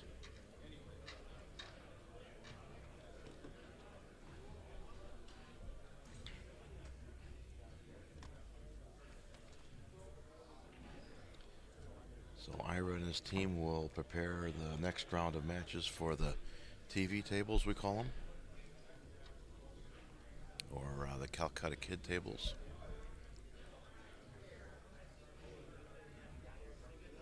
Igor, how many tickets do you have left? 7 tickets left for this $2,000 cue. Come on down and buy one. Or, he says, if you don't like the cue stick and you win the raffle, Dave Pearson is allowing you to get $2,000 store credit if you don't want the cue. I think the cue's beautiful. I would take it. Dave is just around the corner from us there at the around from the tournament desk.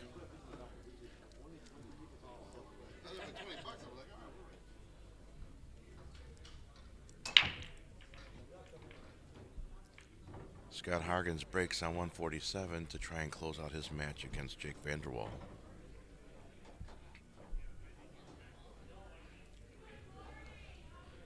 Nice solid break.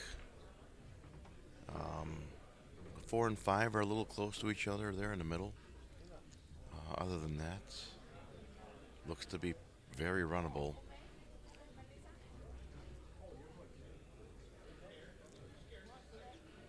Bobby Ford, on the other hand, is looking at a tied up 9-ball. Can she make it? Let's see. Nicely done. She has an 8-ball there, right in front of the cue ball.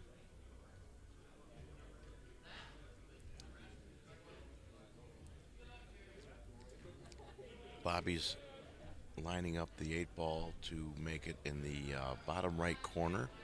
That's where she was aiming. Thank you, sir.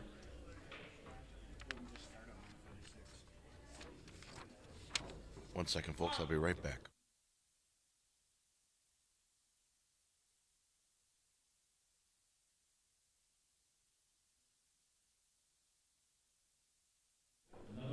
All right, we were given a match, the 11:30 match for Masters 8-ball. Alan Shares versus Jared Frieders.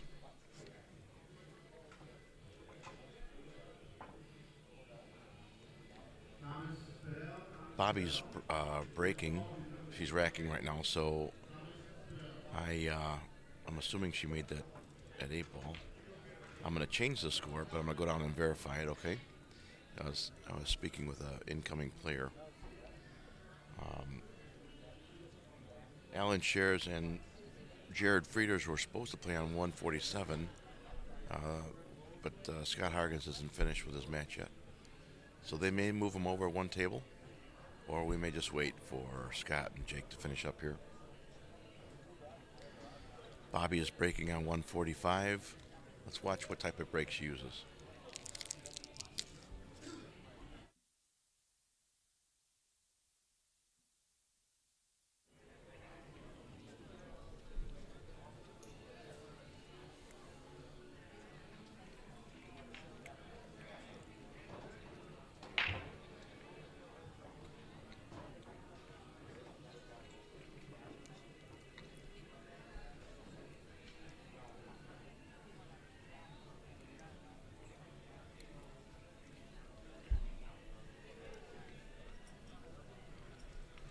Bobby breaks closer to 1 diamond off the side rail.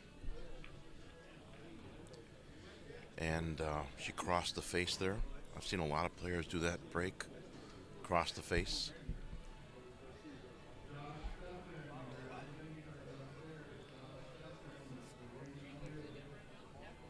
I haven't practiced or learned that one, so that gives me something to try when I get back home. I've seen a lot of players use it here. And with Bobby being in the Masters division, I anticipate it to work out well. 1 second, folks, while I look at the next match. All right, so the tournament desk give me permission to switch over one table. So they're not going to wait. Alan Shares and Jared Frieders were supposed to play on 147, but Scott and Jake are still playing. So they gave me permission to move them over one table. Alan and Jared will play on 146. So let me go ahead and fix those names in the scoreboard. Alan Shares, Jared Frieders, Jared.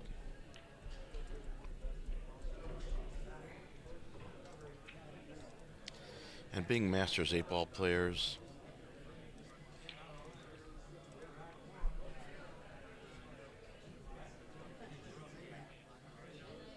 they played a race to 5. Meanwhile, while I was changing that score, Scott Hargens finished his match. He defeated Jake Vanderwall by a score of 5-1.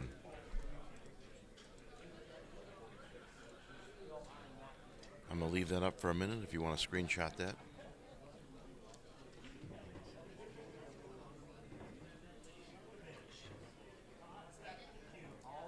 me 1 second while I speak to a player.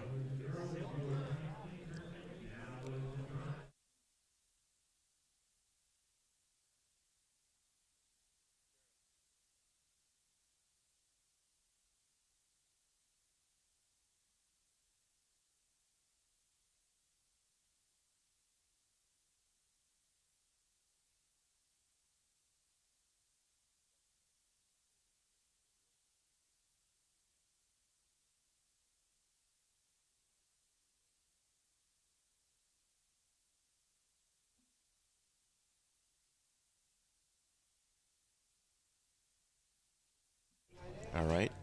Jared Frieders and Alan Shares will play on 146 now. Uh, that's Jared Frieders practicing on 146, which will be the top right of your screen. Table 147 is open now. It's free. And 145 are still the ladies finishing up over there.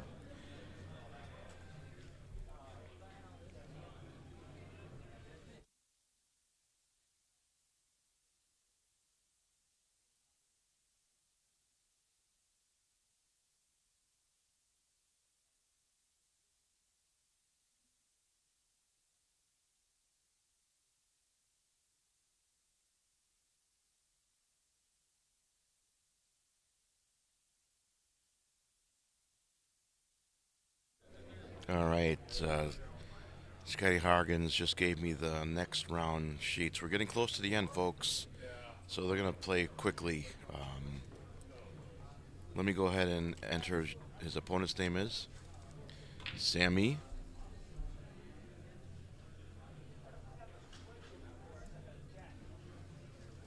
Thongsuk.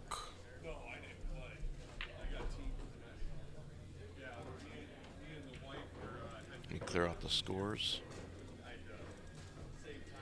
And there you go. That's going to be an upcoming match on table 147. Scott Hargens versus Samfit Tongsuk, but I thought he told me to call him Sammy. So when he gets here, I'll verify that and make sure. If he doesn't want me to call him Sam, I'll change the scoreboard to his birth given name.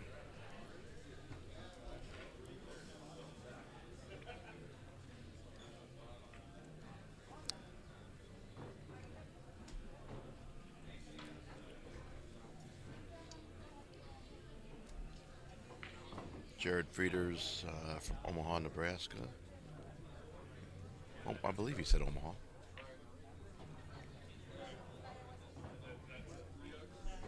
Look for good things coming from him in the future in the way of pool. He was explaining to me his plans, and he's got big aspirations back home. So that'll be interesting to see.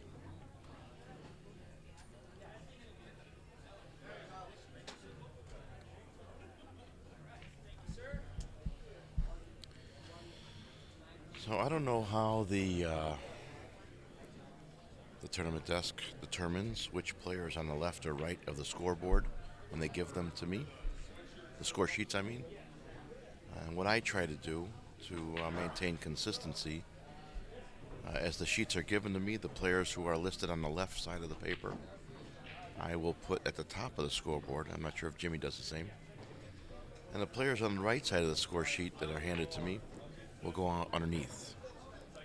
So if you're at home wondering how I determine which name is listed over another name, it's simply consistent with how the tournament desk hands it to me. If Ira and his group want a player listed over another player's name, then all they need to do is move that player to the left side of the sheet of paper, and I will put him there. Bobby tried to cut that 11 in the corner and missed. She kind of stepped up and rolled her eyes. She's disappointed with herself.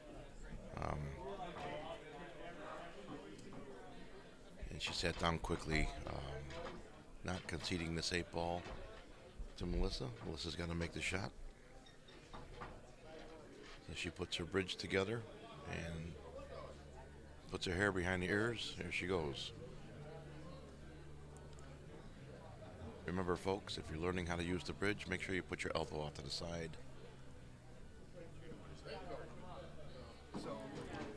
go. Slow down, slow down, slow down.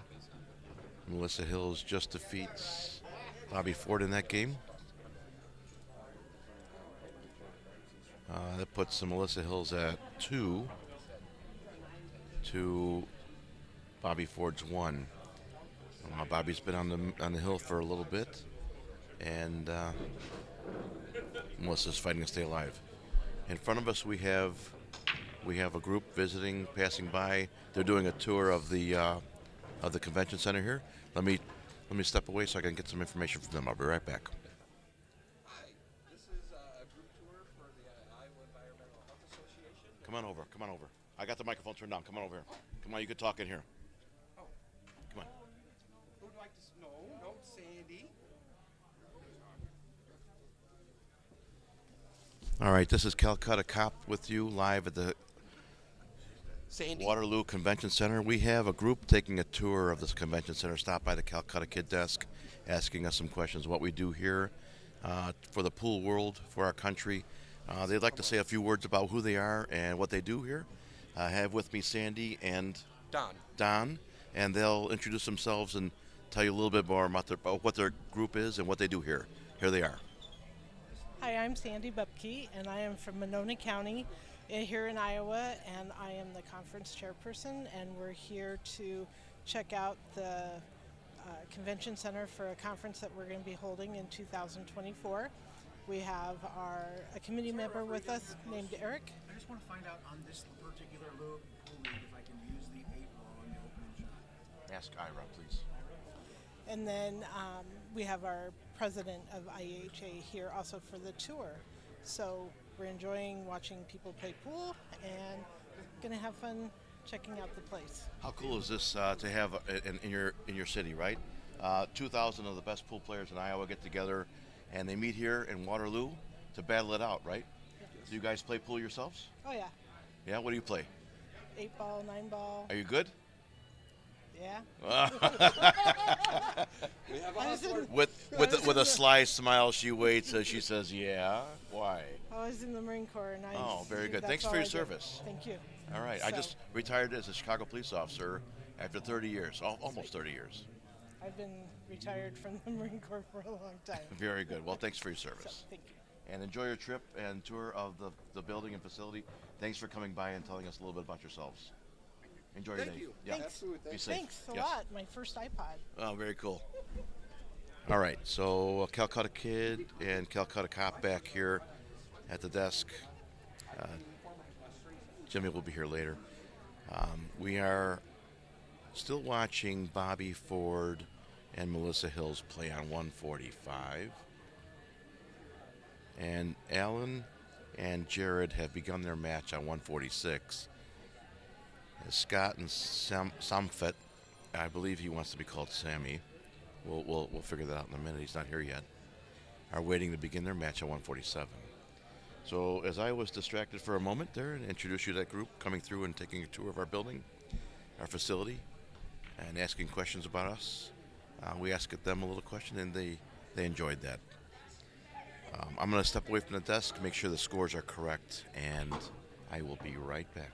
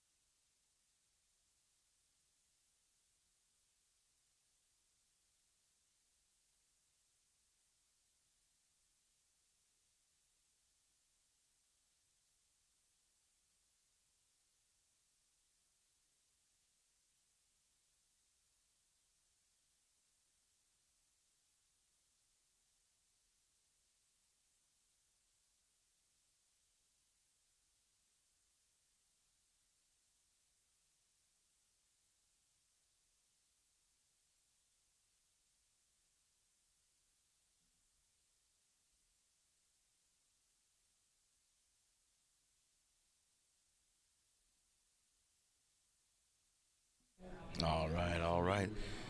Sammy walked up to me and said, "Please call me Sammy, not Samfet." Oh, you got it, buddy. All right. So Scott and Sammy are getting ready to begin their match on 147. Scott's in the red polo and Sammy's in the red. It's like an exercise, like an Under Armour shirt. Alan and Jared are still in their first game.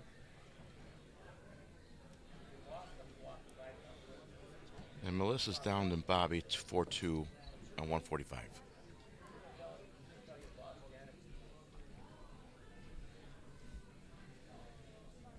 I know we just saw Alan shoot on 146 and Scott on 147.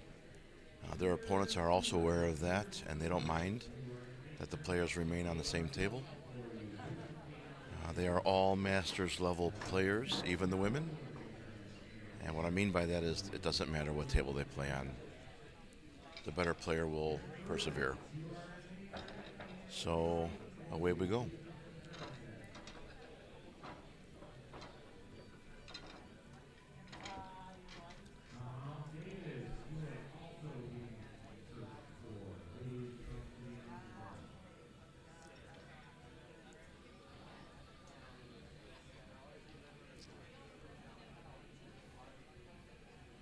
That's Sammy racking on 147. Jared is shooting on 146 on the top right of your screen. And there's Bobby, Melissa, shooting at 3-ball on 145. Beautiful shot that she took. So she bumped that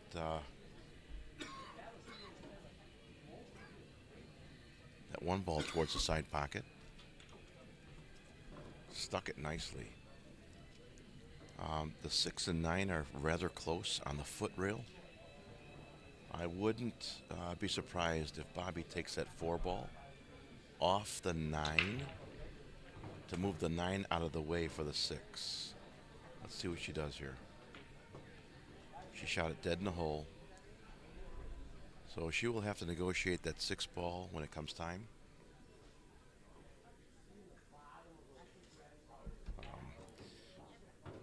I'm sure she was aware that she could have made that 4-ball off the 9 and opened up the 6. But she chose not to do that yet. And here we go. I think she's got a safety in mind. I think that's what she was planning the whole time.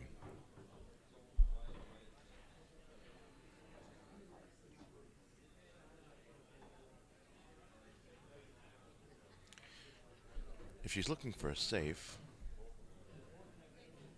she just said safety. I see her banking the 7 up table. Don't hit the 6.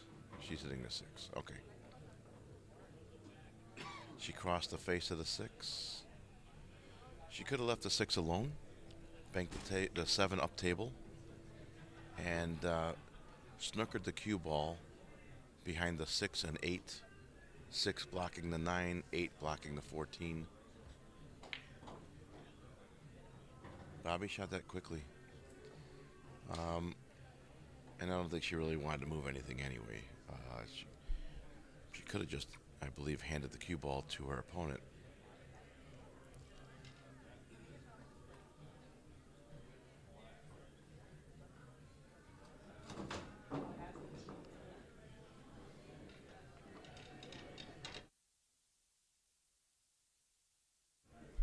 All right, that was a practice game that you were watching on 147.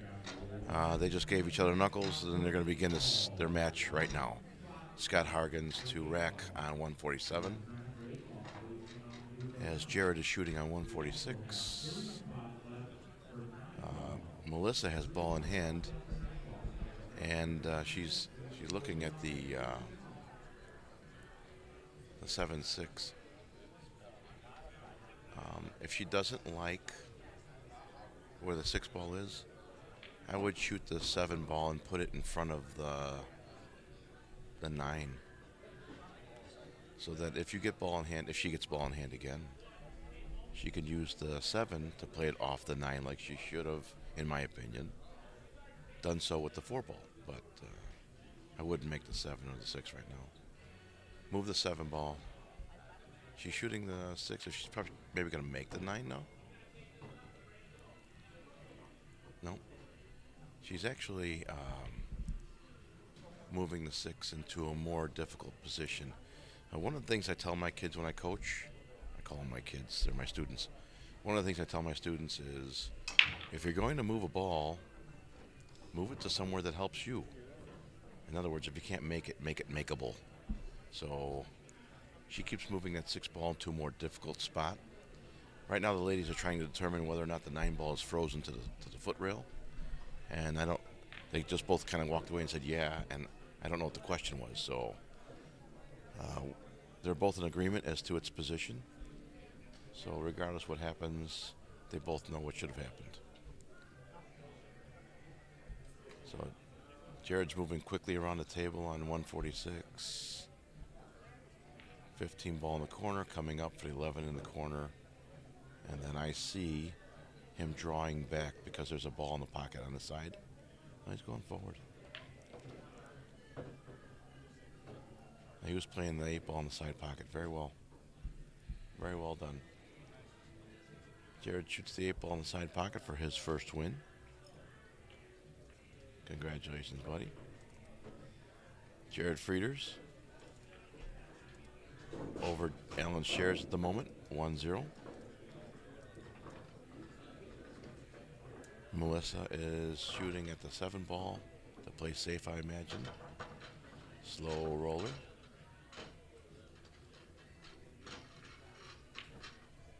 And Scott Hargens had a force that 14 ball in the side pocket.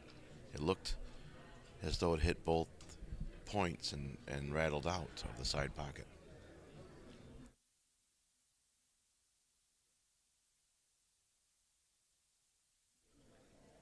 And Sammy's down on the table to look to see what he can see.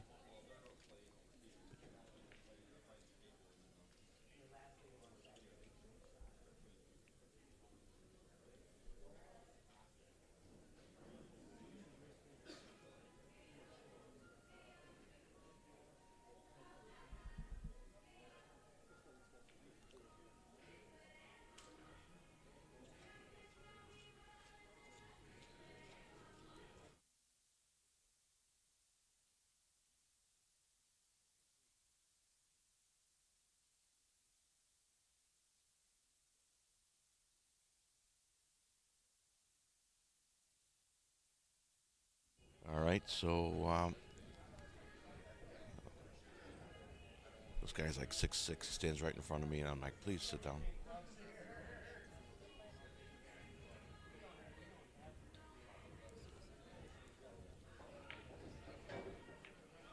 Melissa just fired that 7 ball in the pocket. That was beautiful.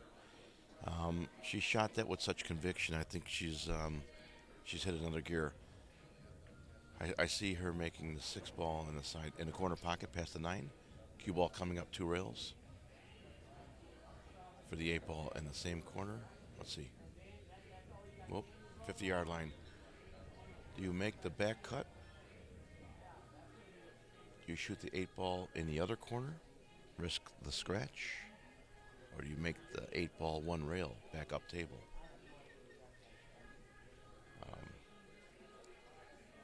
This cue ball leave is, in my opinion, another example of how quick the tables are. She could have made the 8 ball in either corner, but where it lands now is kind of like in the 50-yard line. It goes either way. They're both difficult. Even the bank is not easy at this point. And you bet your bottom dollar that she knows that 9 ball's in the corner pocket. If she misses, there's a good chance that Bobby gets out.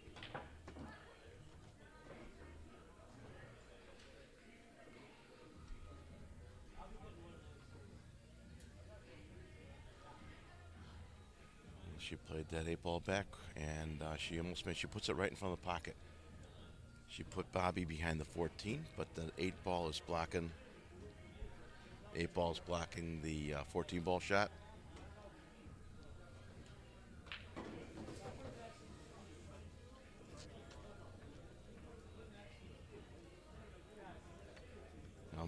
Bobby came out quick. She got to the hill, and it's almost like she's having a little bit of trouble closing it out her match against Melissa. Not really sure what the reason is. They both play well. But she just kind of, last couple shots I saw maybe, just kind of poked at the cue ball. Not really gave it much of a thought.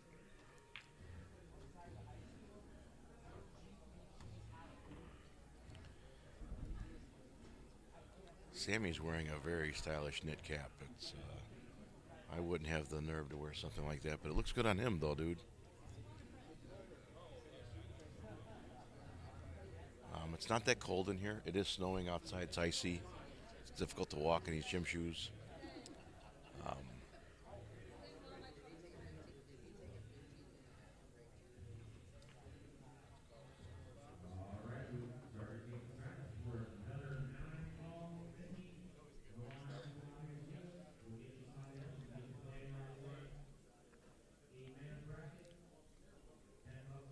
Cedar Rapids Billiards. Great shot, Scott. All right.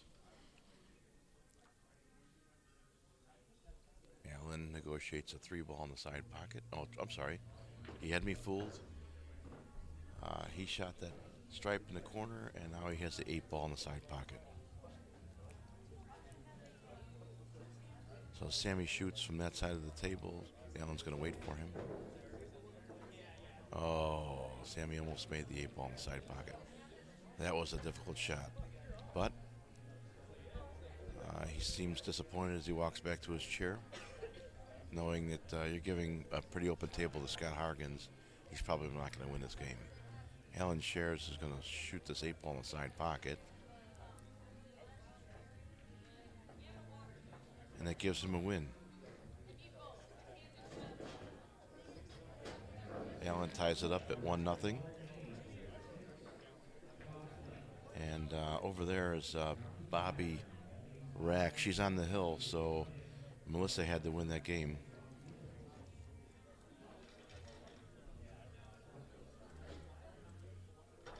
Scores now are 4-3 on table 145. Melissa closing in the gap, staying alive.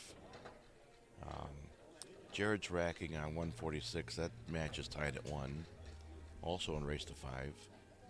And Scott Hargens is shooting his run out on 147 for his first win.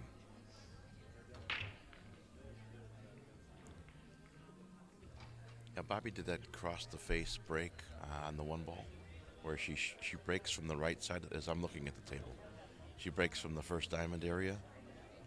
She hits the 1-ball, crosses the face, hits the side rail, and comes back into the stack. I'm going to have to try that when I get home. If you're a pool player and you know about that break, tell me what you think of it. I'm a bar box player from Chicago back home, and I teach my kids to break head on. Let's face it, high school age kids have not developed enough to be strong enough to break as hard as adults can, most likely. So I teach them the head-on break, and it gives them, in my opinion, the most likely chance to hit it or get a good spread.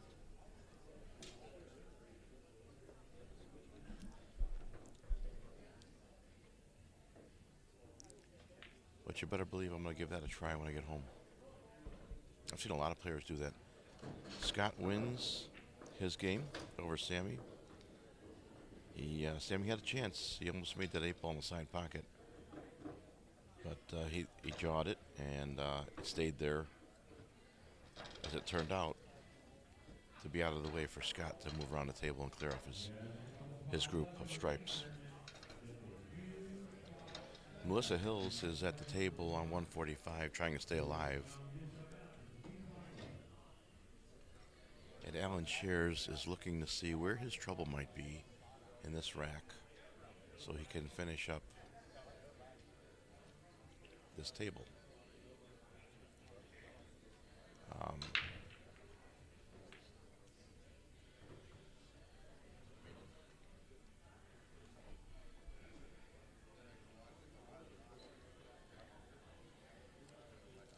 45 people following us on Facebook Live. Thanks for joining us. Again, my name is Johnny Negus, Calcutta Cop. Jimmy will be here later, the Calcutta Kid. We are live at the Waterloo Convention Center at Sullivan Plaza in Waterloo, Iowa. Live streaming you the IOMA State Pool Championships. Valley National rules. Today we have 8-ball. In front of you, you have 3 tables of masters competing. They are far along in their brackets. In the bottom of the screen, we have Melissa Hill and Bobby Ford. They're all 3 masters tables are playing a race to 5. On the bottom of the screen, we have Melissa Hill's down 3-4, Bobby on the hill. On the top right of the screen, we have Alan Scher shooting solids. They're tied at 1, also in a race to 5. And on the left side, we have Sammy Tongsuk playing Scotty Hargens.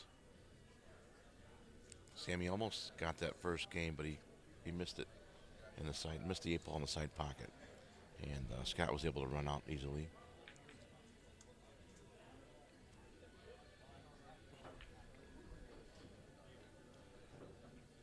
Sammy missed there, so Scott will come to the table in the red polo.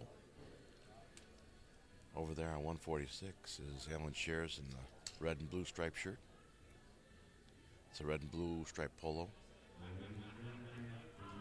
And over on 145 we have Bobby Ford, who's on the hill. She's wearing the gray jacket and the red hat.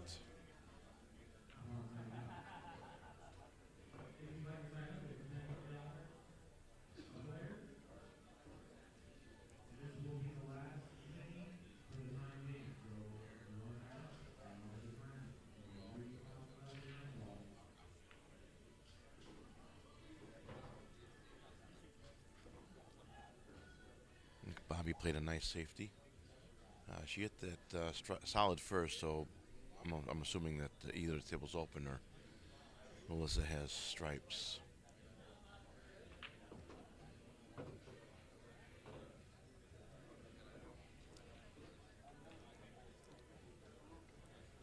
Melissa's shooting at the, I think that's a 13 ball in front of the one.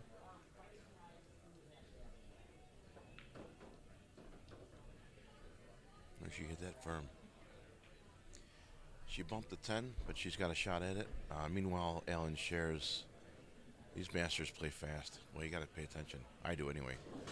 Alan made the 8-ball in the side pocket, so he wins another game. Alan goes up to 2-1 over Jared at the moment. And Melissa has a straight-in 10-ball in the corner, but she's getting down looking at it. I thought it went straight in.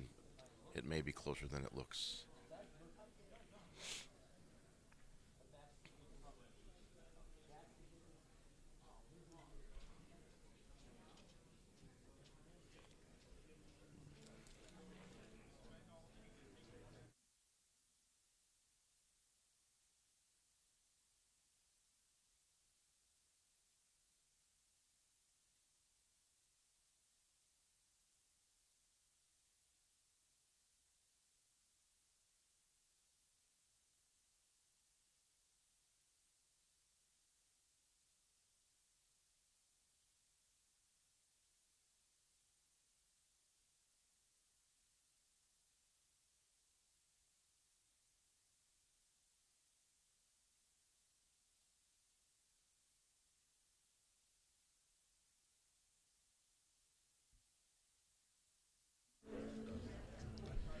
As Scott rolls those balls in the corner pocket, creates some congestion.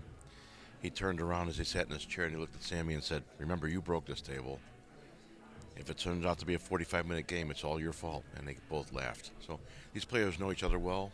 There's some camaraderie here, a lot of respect. They're gonna play a chess match here on 147. If you like the defensive part of the game,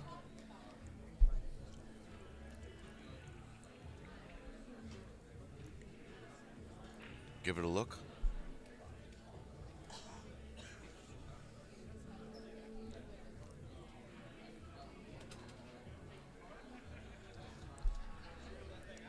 If you're here at the Waterloo Convention Center and you're hungry, they have a concession stand to our, well, as I sit down in my booth, it'd be to my right.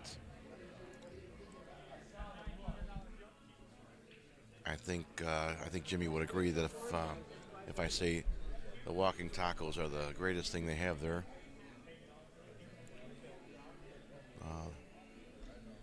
that's not an insult. Those things are good. And with lunchtime approaching, I may go over it in a minute.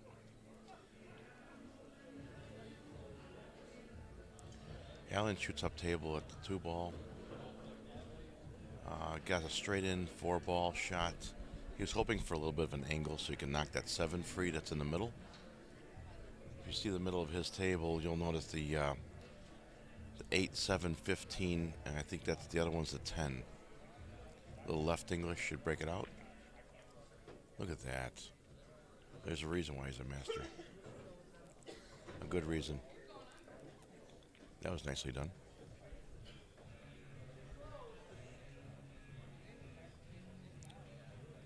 If you're here, come on by the Calcutta Kid desk and say hi.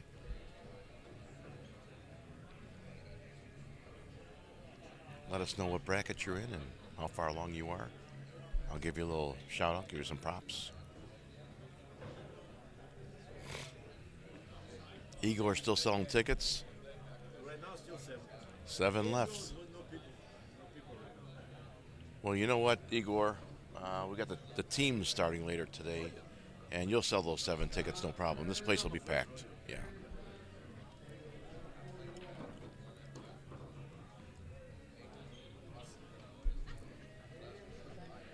Not bad odds though. $100 tickets, but he's only selling 20 of them. You got a 1 in 20 chance of winning a $2,000 cue stick. Meanwhile, I see Sammy taking his stick apart, looking at his shaft. He may have some equipment malfunction there. Looks like there's something wrong with his threaded insert there. He's shaking it back and forth. It might be loose. So it's bothering him enough to take his stick apart and look at it.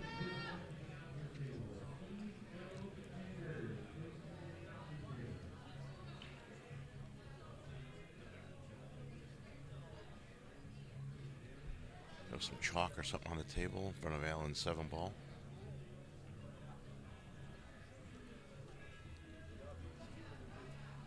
Well, had he made it, he had a nice shot on the 8-ball. But he kind of walks back to his table and shrugs his shoulders like, oh well. Jared may have a 15-10 combo in the corner pocket. He's looking at it.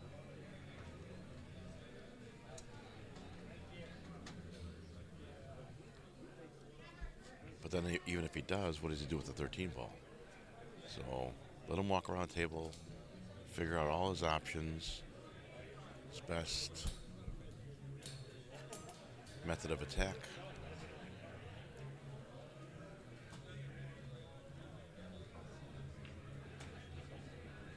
Bobby Ford makes the 5-ball in the corner pocket. She's got a few solids left to finish up her run.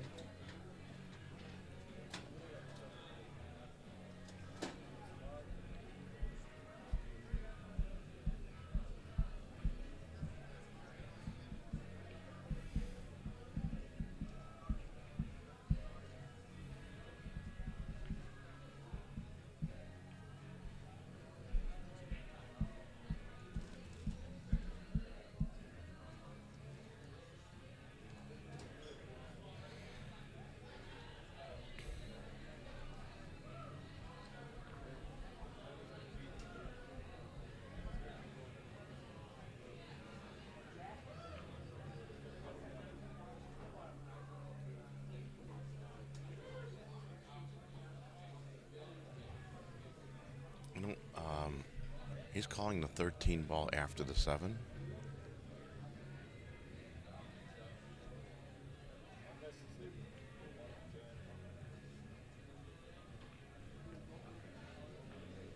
Jared is. Wow. Nicely done. I don't know what position he has here.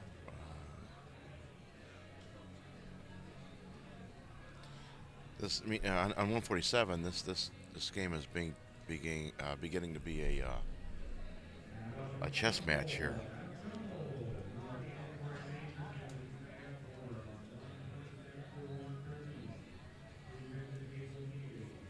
A lot of respect, safety play back and forth. I think Sammy's attempt to frustrate Scott might work. Kind of shaking his head. Jared shooting the 11 in the side pocket.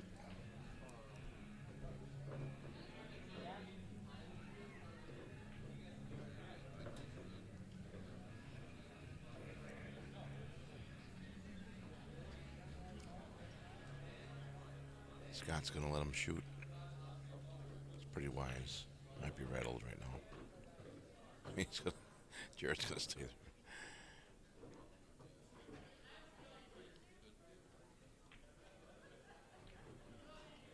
Okay. Jared Frieders making the 8 ball for his win.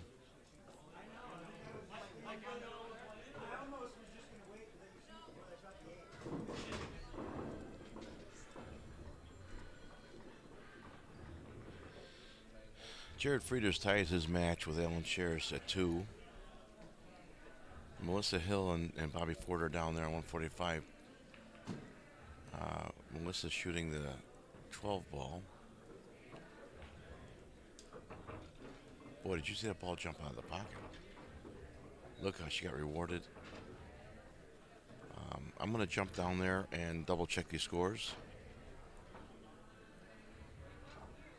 And make sure that I'm right on all the boards. Give me 1 second, folks.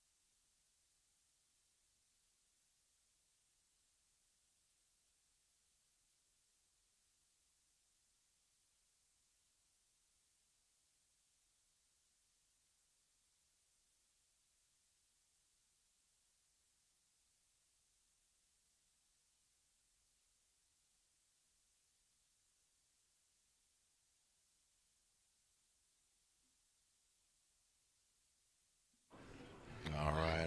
Melissa Hill at 4-2 over 4-3.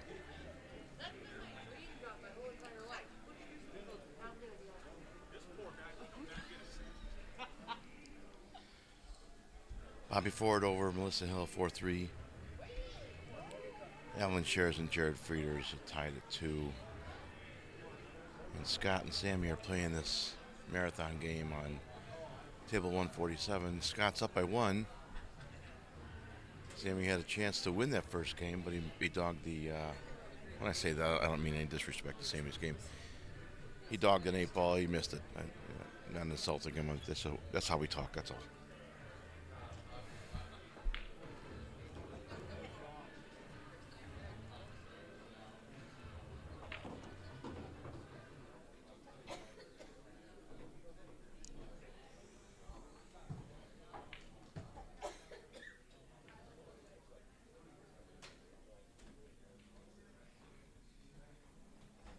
Sammy is really playing. Sammy and Scott are playing a very long chess match game on table 147. You can watch that. That game will probably take another half hour if they keep playing like this.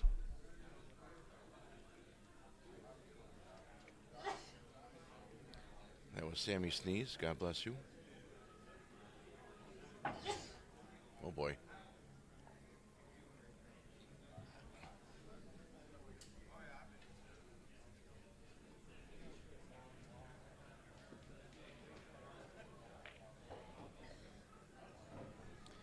Melissa made her shot in the corner pocket. She'll have a striped shot. I can't see the color yet. Just give me a second. Looks like it's the 14 ball in the side pocket. She hits a stop shot. She'll have the 8 ball straight in to bring her at 4-4 Hill. She's got to make this 8 ball in the corner pocket. I know Bobby's disappointed that she let Melissa back into it. But I know Melissa's excited that she's got a chance to go Hill with Bobby. Straight and 8 ball for a Hill match. There you go. So both players will relag, and the winner of the lag over on 145 will break in their Hill match.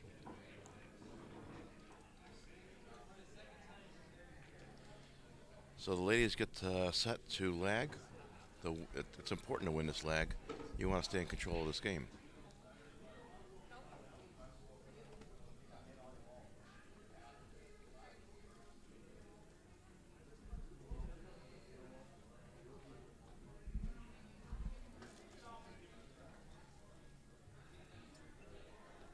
Uh, 11's a little too firm. 13 ball is going to land nicely to the head rail.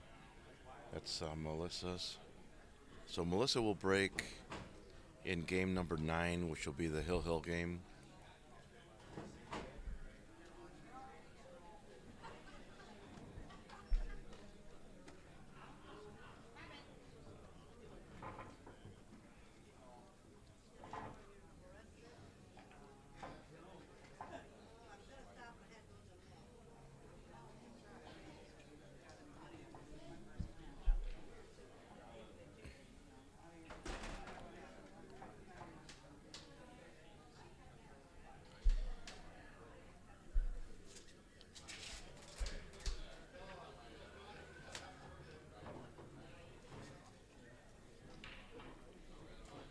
Bob Connolly says, "Hell of an out, Jared." They're both playing well. They are. They really are both playing well. Melissa's getting ready to break her final break in this match.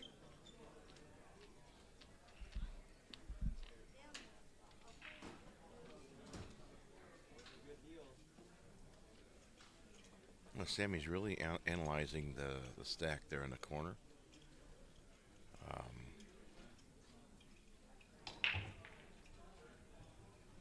Not sure what he intends to do there. I don't know, but we'll see.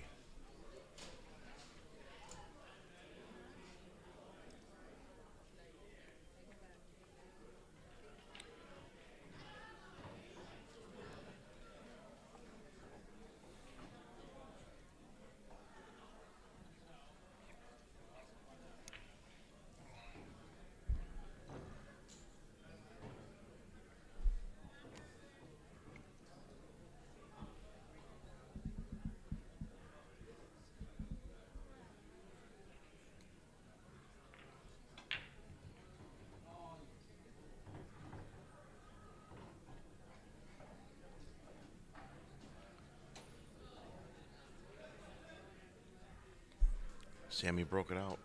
He broke out that cluster that was on the side of the table for the whole game. He's going to look at the 2 ball in the side pocket.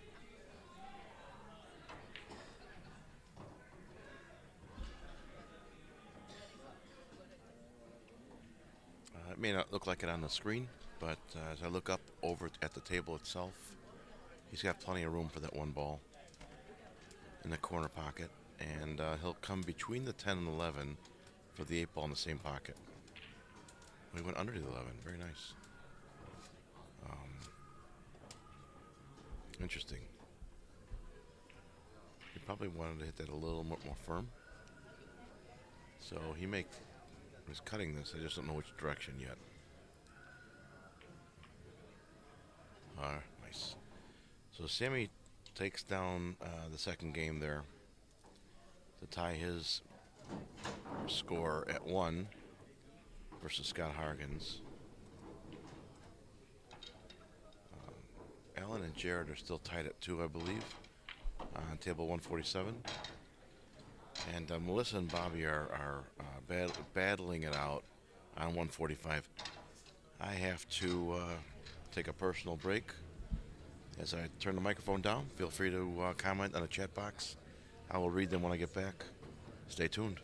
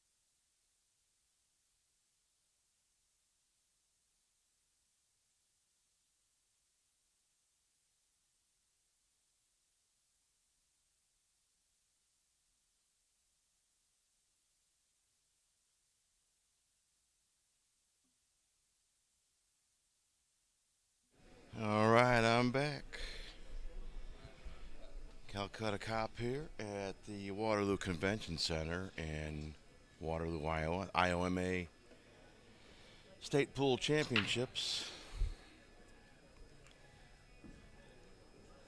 Table 145, we have Melissa and Bobby tied it on the hill at 4.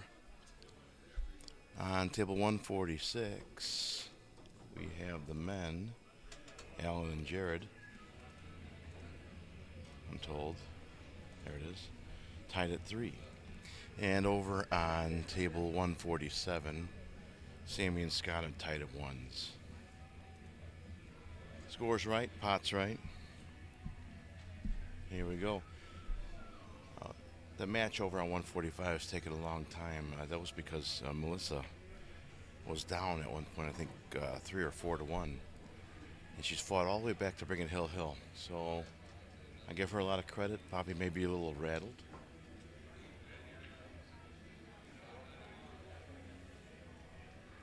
But these are master level players, all 3 tables. So there's a reason why Melissa brought it back, because she's a good player. And there's a reason why Bobby got to the hill first. She's a good player. I saw Jared and Alan shooting earlier, and now they're playing each other. This is going to be a great match. And Scott Harkins is just a champ. So is Sammy. So another great match over there. I'm going to update the score. I see Scott winning that game. So now Scott's on 2 against Sammy. And Alan and Jared are tied at 3, and Melissa and Bobby are tied at 4. Thank you, Mr. Ling. I appreciate it. I had to go to the bathroom. I'm by myself up here. I come back and they ran out 2 racks while I was gone.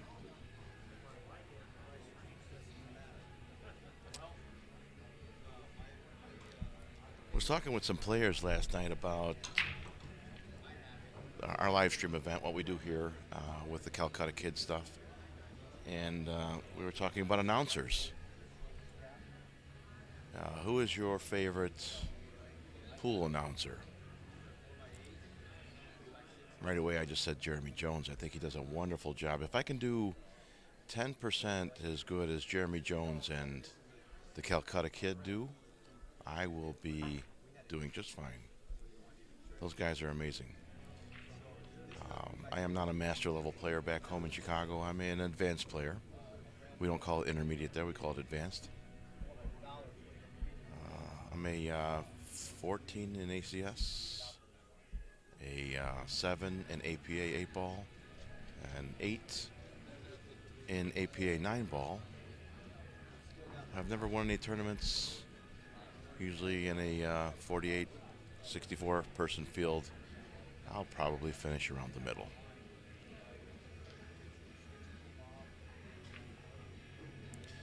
Speaking of which, we have the Illinois State Tournament coming up next week in Quincy, Illinois.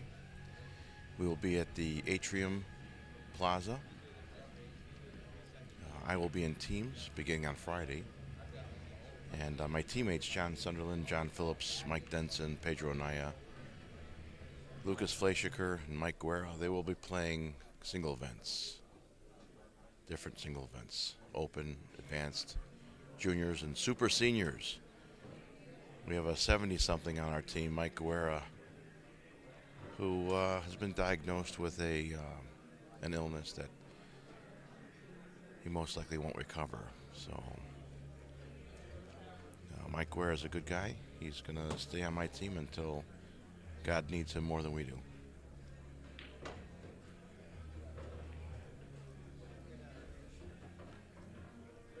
So good luck to all my teammates out in Quincy, Illinois next week. I'm not playing in any single events. I'm not sure if Jimmy, the Calcutta Kid, will be there.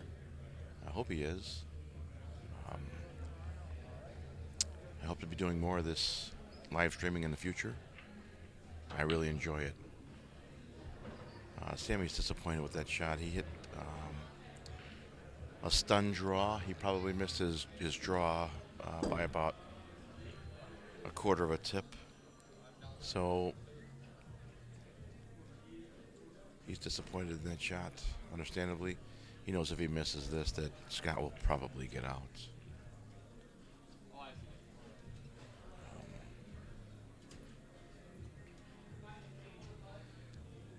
He would have won had he just brought the cue ball just inside of the two. But the cue ball slid over instead of coming backwards, and it tucked him it tucked him behind the two ball.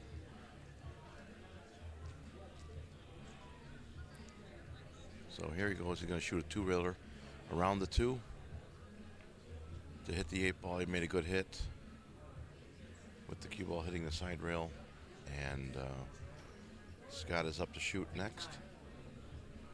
He informed Sammy. Scott informed Sammy that Scott had to take a break, personal break. Both players are going to take a walk and recompose themselves.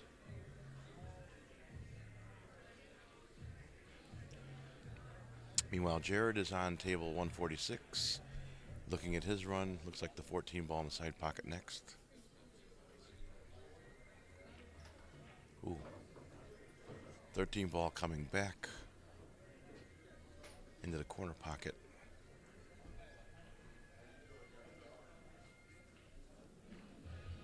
Come forward to the 7 ball for the 8 ball in the corner. He has to shoot over the 5, but being a master level player, this won't be difficult for him. He's going to look at it again. He knows this means a lot. They're tied at 3. He needs this. He wants to get to the hill first. He wants to give himself 2 solid chances to beat Allen. Look at that. These players are just missing their stun shots and hitting follow just a hair. And that was a result, in my opinion, of him having to jack up over that ball. But being a master player, he made it fine. So Jared goes up to 4. He reaches the hill first. 4-3 over Allen Shares at the moment. Scotty Hargens and Sammy are back in the area. Scott's going to put his glove back on and begin shooting as Melissa fires up table at her 10 ball.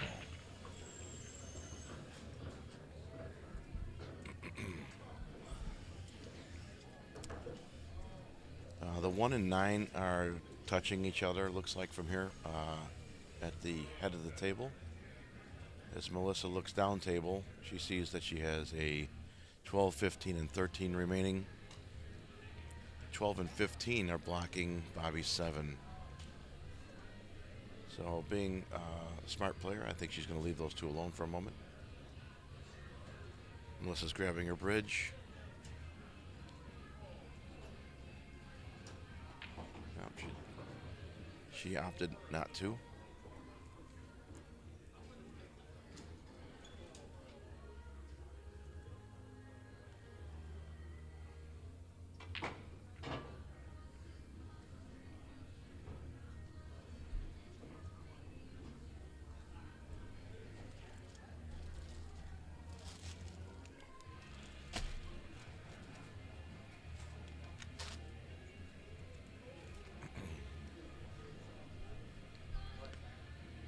Bob Connolly says, Grady Matthews is my favorite pool and billiards commentator and one of my favorite players.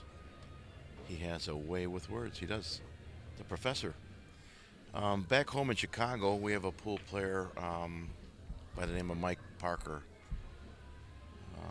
If you know Mike Parker or are aware of his story, I'm going to say only kind words.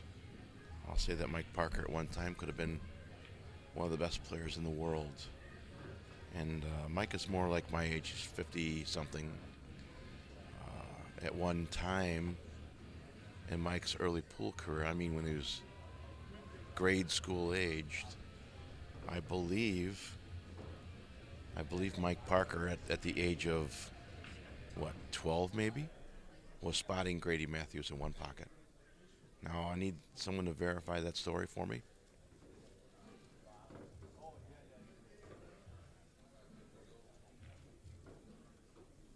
think that to be the case. Mike Parker's parents, Jim Parker and the late Bonnie Parker, own a pool hall back home called Illinois Billiard Club. Used to be on 71st and Artesian within the city of Chicago, and they moved to Willow Springs on Archer Road. I'm not sure what events Jim has these days, but there used to be a time when on Sundays he would have Father Sunday or whatever, and you were able to bring your child and play doubles with your kid, and it was a nice event. My daughter and I would go and play against some of the greater players there. If you ever get out to Chicago and you make it to the southwest side, stop in Willow Springs and see Jim Parker at Illinois Billiard Club and say hi.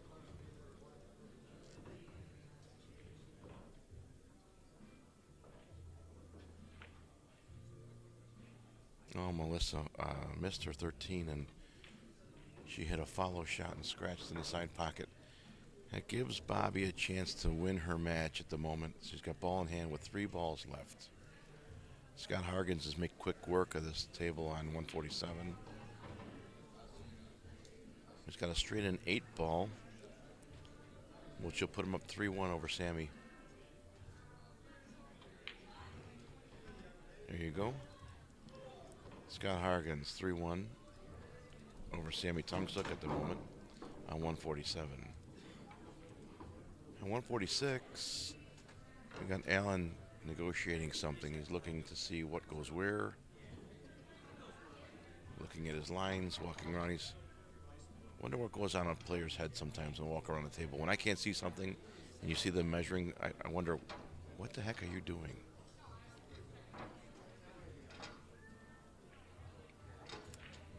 Bobby has placed her cue ball, and she's going to attempt to pocket the 1 ball, I believe, in the side pocket.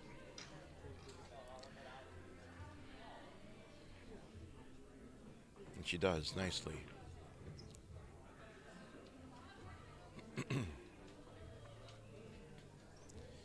The 5 ball goes straight in the corner for Bobby, and she has a half of a pocket for the 7, past the 8. And she knew that, so she slid over to the side rail to shoot the 7 ball in the same corner she made the 5. If she can do that, the cue ball will go down to the foot rail and come back up and miss the 8 and give her a nice straight and 8 ball shot. She has to think of nothing but pocketing the 7. As long as she hits above the equator of the cue ball and rolls the 7 into the pocket on the left corner, as you look at the screen, the right corner, she'll have a straight and 8 ball. And she missed her 7. She was, in my opinion, probably thinking about the leave, and she didn't need to. Or thinking about it more than she needed to. So Melissa's, I'm sure, relieved to get back to the table. And she has a straight in 13 ball that's hanging in the corner pocket. She needs to negotiate or navigate where the cue ball is going to land.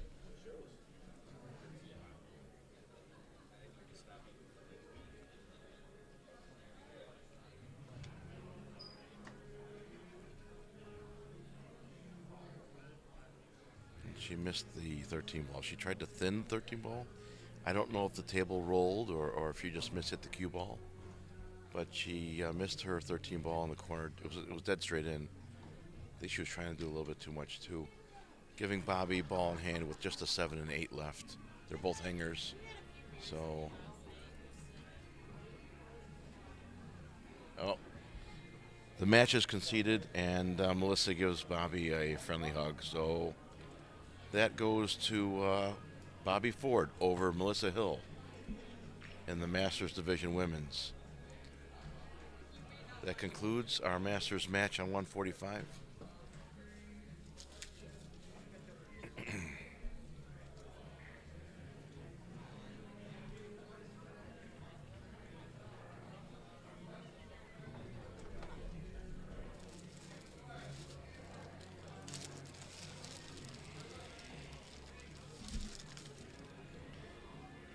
If you're here at the Waterloo Convention Center and you want to come by and grab one of Calcutta Kid patches for your case, your Q case, come on over. I have several left.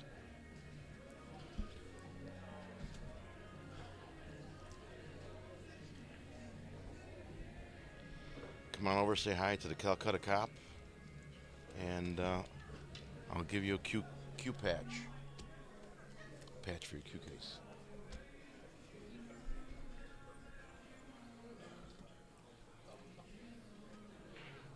Jared Frieders has solids, and yeah, I agree, Patricia.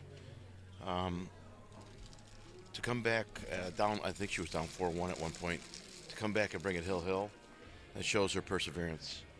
So she's a good player, no doubt. That's why she's a master. I think when she watches that back, if she does, she didn't need to hit the 13 ball first. She could have hit the side rail and then hit the 13 and then spun off to come around the 9 for the 9 ball in the same pocket. And that way you don't need to risk scratching. She thought that if she can hit the side of the 13, she won't be scratching. But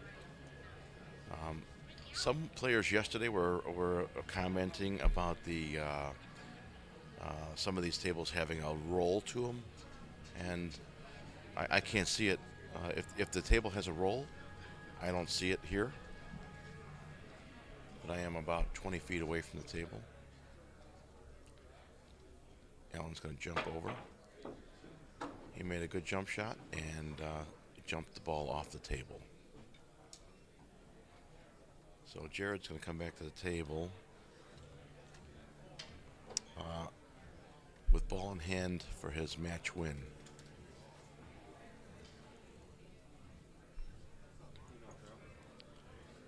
If anybody from the tournament desk is following along right now, I have no more matches. If you have the 1 o'clock matches ready or 1:30 matches ready, I could use some sheets, and I'll input the information in the computer so you guys can see it on the screen.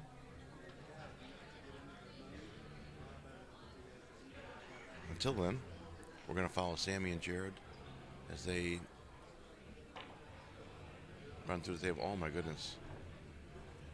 Sammy played a good shot, and he scratched off of a bad roll.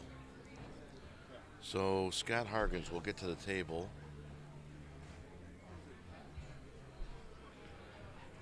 To try to get to the hill first. All right, tournament desk hands me a match for 145. We have more of the women. Stacy Betts and Bobby Ford.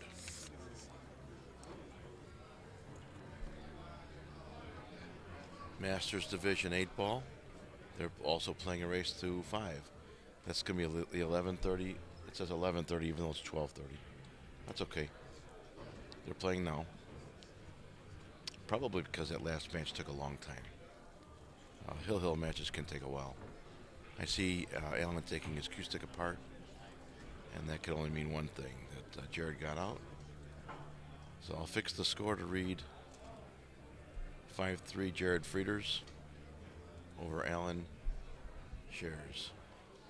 I'll leave that score up for a moment as I fix the names for the women's masters. Stacy Betts and Bobby Ford getting ready.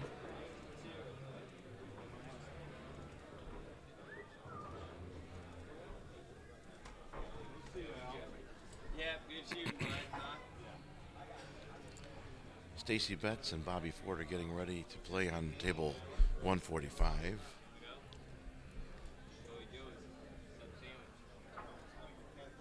Yeah, I agree, Bob. That Masters ladies match was awesome.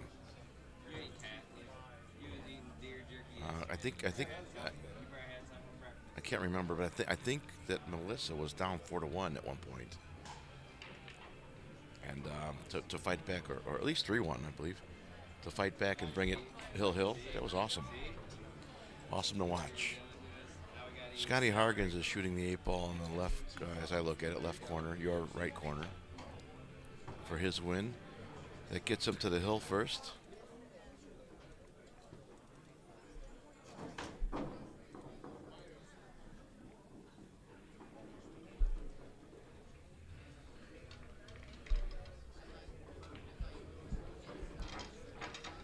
If you guys are here at the Waterloo Convention Center with us, we have a camera set up on a table right behind table 147.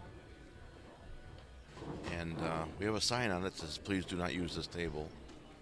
But it's a little wobbly, and our camera's on it, so players will put their cue cases on it or lean on it with their shoulders and elbows, and it shakes our table. So if you see a table shaking around, if you see the camera go squirrely and shaky, you'll know someone's bumping into our camera table. Here comes Ira with another score sheet. This is the absolute finals. Okay, coming up on table 145 will be Bill Akers. Hey, Ira. 1 second, folks.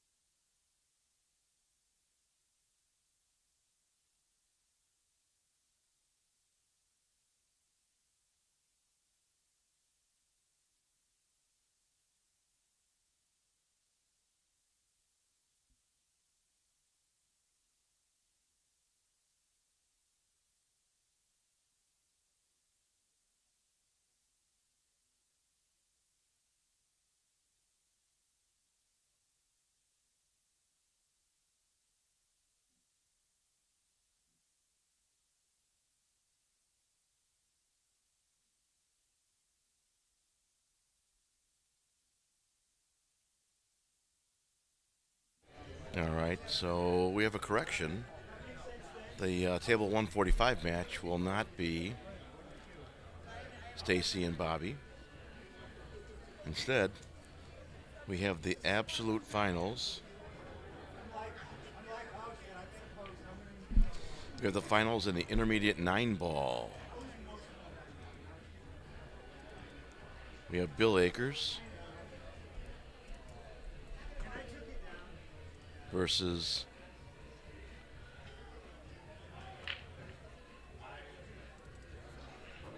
Jeffrey. Well, I'm going to spell it the way it's printed on my paper, and I'm probably thinking that it's wrong, but there you go. I see the players walking to the table, so let me think. Let me see if I can get a verification on that last name. 1 second.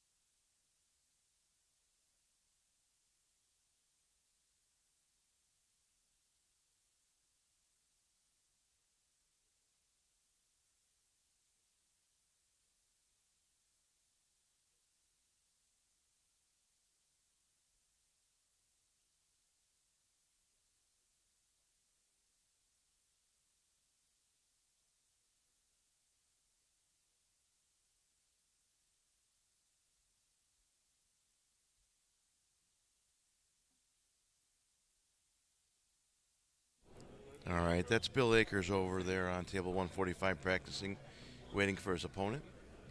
And I'm told that Jeffrey Butcher is how you pronounce it. Jeffrey Butcher will be his opponent.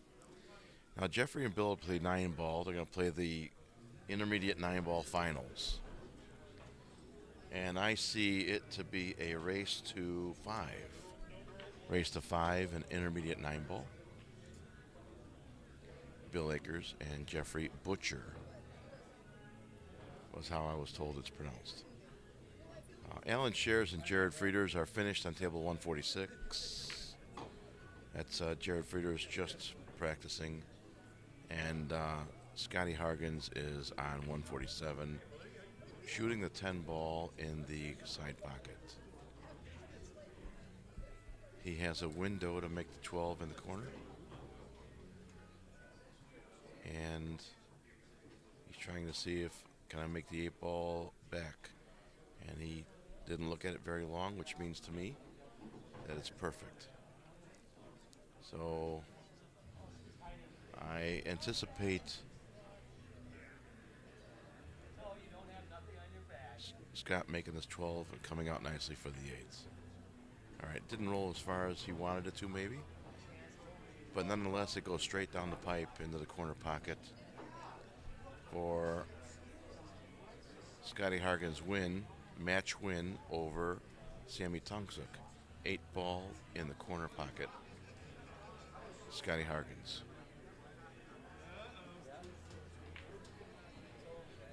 Nicely done, Scott. Scotty Hargens wins over Sammy Tungsuk on table 147 in the Masters 8-ball. I only have one match scheduled for you on 145. One match in front of you on my 3 tables.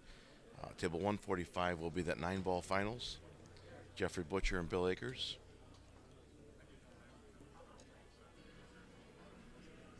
One second.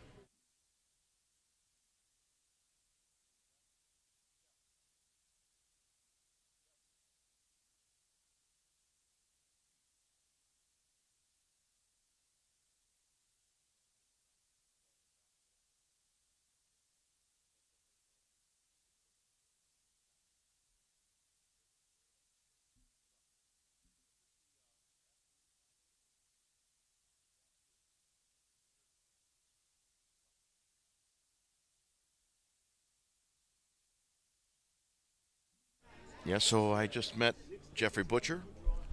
He verified that that's the correct spelling of his name, and that's how you pronounce it, just like Meat Butcher. And they are playing for the absolute finals in 9-ball. Winner will be the champion, the IOMA state champion in 9-ball, in intermediate division. And the loser of this match will be second place.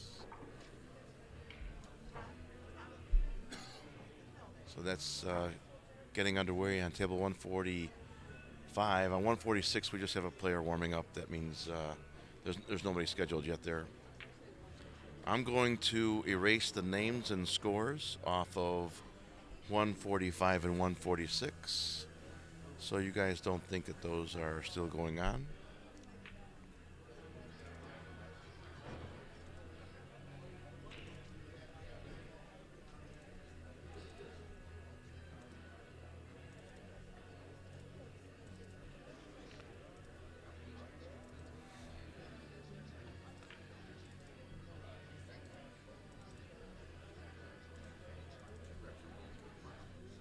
There you go.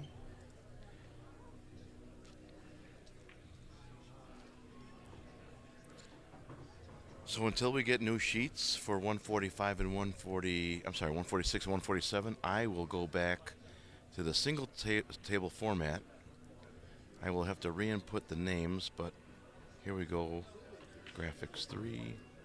Talking out loud, pardon me.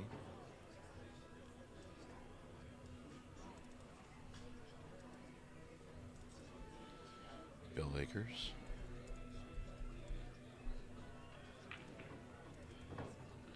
Jeffrey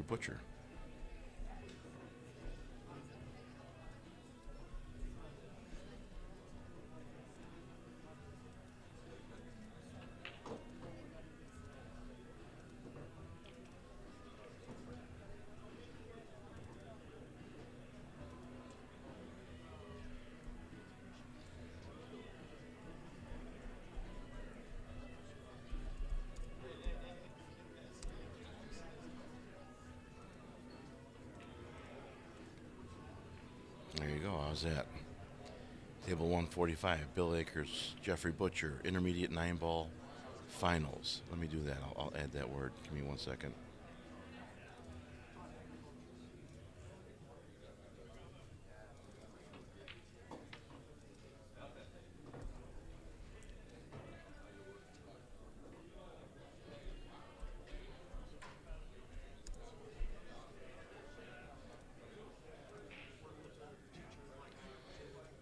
There you go. Finals, intermediate 9-ball, table 145.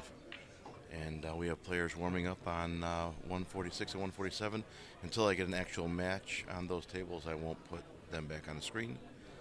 I know Ira and the IOMA group want the 3 tables format on the screen, on the monitor, so I'll let that sit for a second. I'll be right back, folks.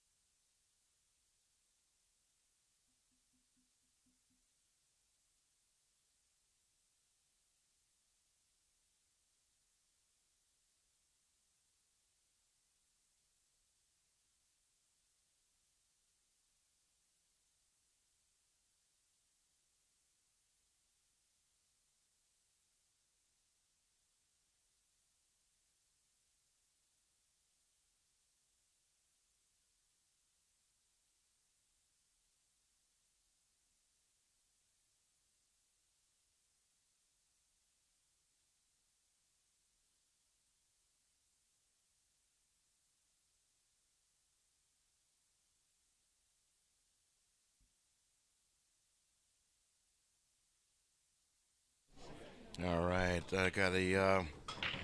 I'm lucky enough to have a vendor that was next to us yesterday. He was selling these meat sticks. Oh my God, they're amazing. So I was refueling there for a minute. I thank you guys on the chat box to let me know that the spelling was proper and the pronunciation, because Jeff came over and he said the same exact thing. So thank you. So for those of you watching at home, we have the single table monitor, single table format for the moment until I get other matches set up. I only have one sheet in front of me, so I'll keep table 145 up for now. They're going to play the finals. The winner of this is the champion in 9-ball, intermediate 9-ball. If you don't know the players, Jeffrey Butcher is at the table. He's wearing a hat. And Bill Akers is wearing a green shirt. It's a dark green or dark grayish green shirt. So the lighting here, you may not be able to discern the colors. So one player has a hat on and the other one doesn't. So Bill has no hat, and he's wearing shorts. And Jeffrey has the hat.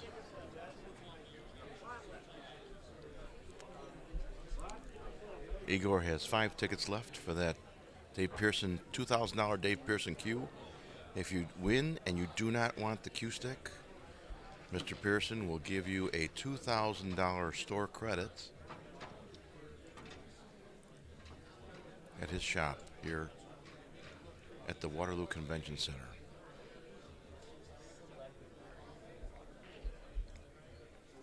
How cool is that? How cool would it be to win a $2,000 stick, huh? Now, what Igor's doing is, that's his name, Igor. What he's doing is he's raffling off 20 tickets at $100 a piece. So you have a 1 in 20 chance of winning a $2,000 pool cue. It's beautiful. and it comes with an extra shaft. It comes with a wooden shaft, the original wooden shaft, and it has a carbon. It comes also with a carbon fiber shaft included.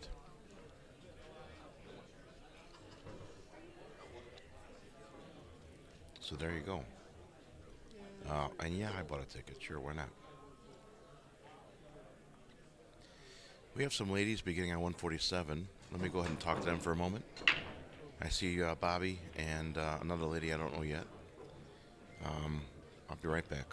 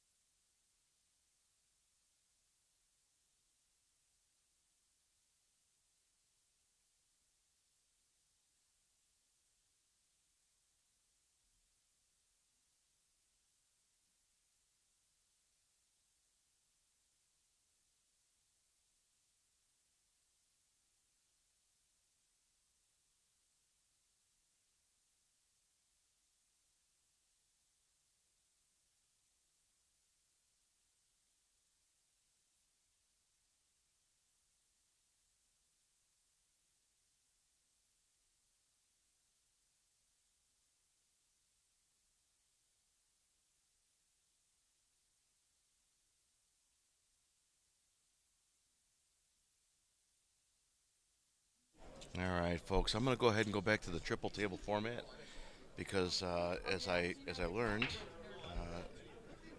Stacy Betts and Bobby Ford have been moved from 145 to 147. So here we go back to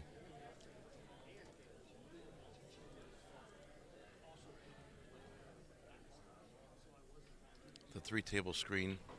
The match on. Thank you. 1 second, folks. I'll be right back.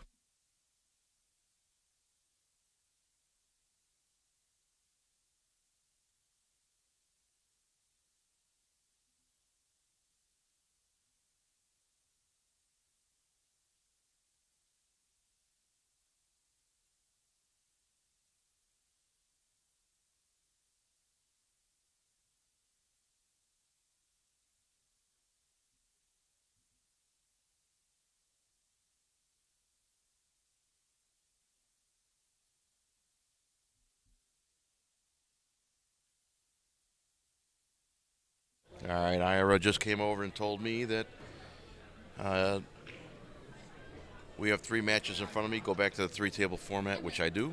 And here we go. Graphics 2. Here we go. So on 145, we'll have Bill Akers and Jeffrey Butcher playing in the intermediate 9-ball finals, which is what I have on there. On 147 is that match between Stacy Betts and Bobby Ford. Bobby was just played on the 145 table, but now they are playing on 147. No, okay. So I'm going to go ahead and leave it like that. And over on 146, we have Jared Frieders and Robert Walker. Jared Frieders, Frieders, and Robert Walker. Let me go ahead and give those a score of 0 so that you know that they're starting soon. And I'll push that up so you guys can see the updated screen. Okay, over on the top left, we have 147, Stacy Betts and Bobby Ford. They've begun their match. They're playing a race to 5 in the women's Masters 8-ball. On the top right of your screen is Jared Frieders racking for his match with Robert Walker. They're playing in the Masters 8-ball finals. Hey, Ira, is that the Masters final? No. Okay, it says here final. Okay. Final bracket. Final. Okay. So I'm told that it says final, but it means final bracket. And then over on the bottom of your screen is the intermediate 9-ball finals with Bill Akers and Jeffrey Butcher. So the top two tables will be 8-ball, The bottom table's 9 ball. Bottom table's the finals. Top 2 tables are final bracket. Top 2 tables are masters, and the bottom table is intermediate 9 ball. So, go ahead and count it. Jared and Whitey is 5th, 6th place match. Whitey? Is that Robert's nickname? Steven?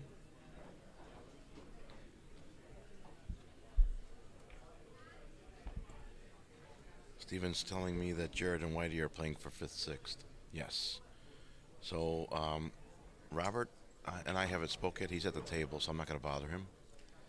But if he wants his nickname up there, if Ira says it's okay, if Robert wants his nickname on the screen, I'll change his name from Robert to Whitey. But otherwise, I'll leave it like it is. So let's watch him shoot this ball in the corner pocket. It's the 2 ball, I believe. I'm looking over his shoulder.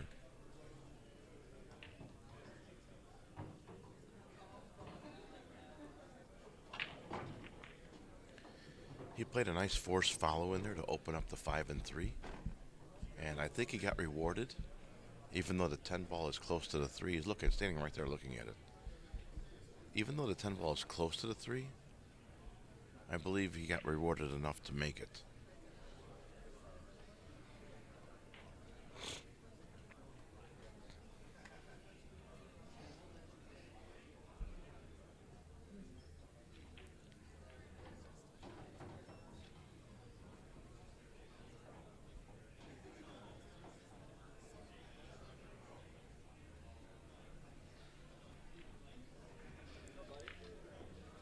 So there's Robert leaning over to shoot the 3 ball in the corner pocket. 2 ball should fit behind the. It's 2 or no, it's a 6. The 6 ball should fit behind the 7 nicely, right where he's standing. Looking at the monitor, he's got to cut the 6 to the right a little, and that's going to run into the 11. He may use that ball as breaks. It's a 15 ball. I'm looking over here and I'm watching Bobby win her game. So Bobby Ford goes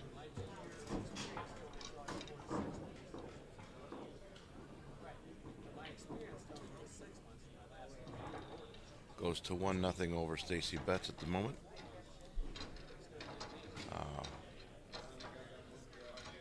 I was watching Bobby make that 8 ball, and then we had a 9 ball change. So let me put this down, run down there, make sure I got the scores right on all 3 tables, and I'll be right back.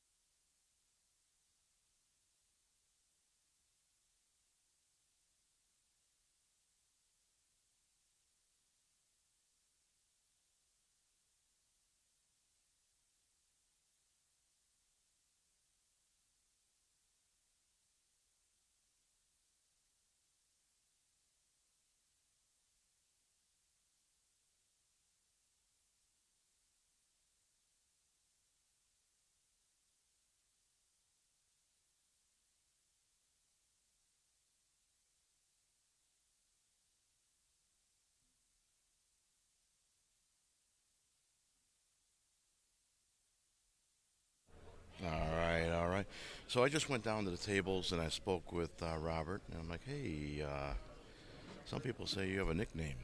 He just smiled. I said, do you want Whitey on the scoreboard? He goes, yeah, sure. Most people know me as that anyway.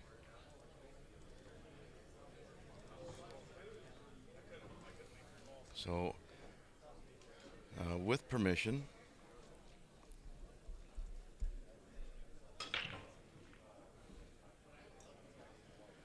Robert Walker is up 2-0 over Jared Frieders. I have 1-0 Jeffrey Butcher on the bottom table, the 9-ball match.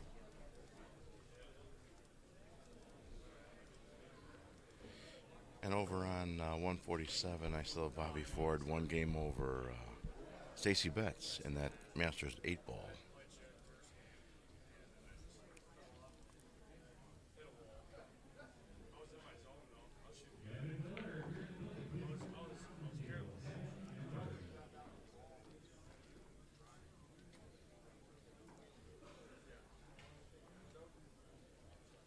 News of these matches coming to a close have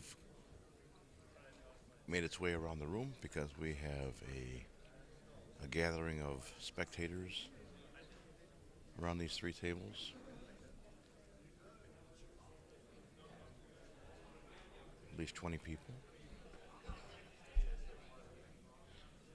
Drew Berquist says 1-1 9-ball match. It is okay.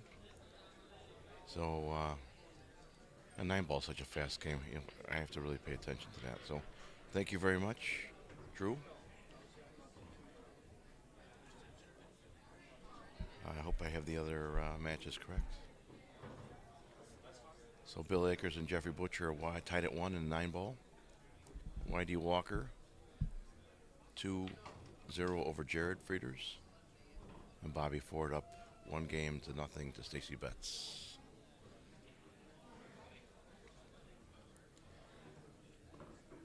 Bill made a nice shot on that 4-ball, but he didn't get rewarded. Cue ball went 2 rails and kind of stuck in there. He's hooked himself behind the 6. He can't really see the 5-ball. Over on 147, Stacy made a nice shot on the 6 and came back. She's got a back cut to 7. She hits it firm with a draw stroke. She'll come back off the side rail like that for the 8-ball. Perfect. Nice. Nicely done. So I anticipate Stacy making this 8-ball to tie her match up at 1. And she does. Bill Akers gets out his jump cue, and he's going to give this jump cue an attempt. Clear the 6, make the 5. He cleared the 6, hit the 5, and rolled up the 5, went all the way around the table, 3 rails the long way, and rolled up near the 7. I don't think the 5-ball's makeable from this angle. But what Jeffrey Butcher can do is hit the inside or the right side of the 5 and carry him into the 7 and make the 7. Issue of that being, where does the 5-ball and cue ball land after they hit? We will find out soon.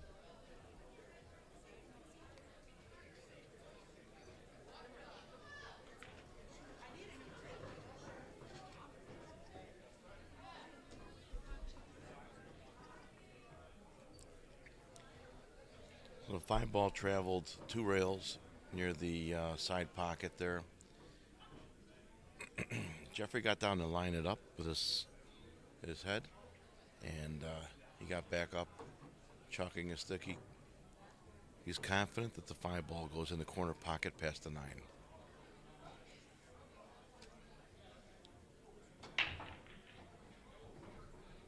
Oh, he had plenty of room.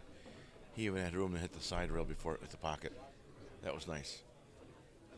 So Whitey Walker goes up another game.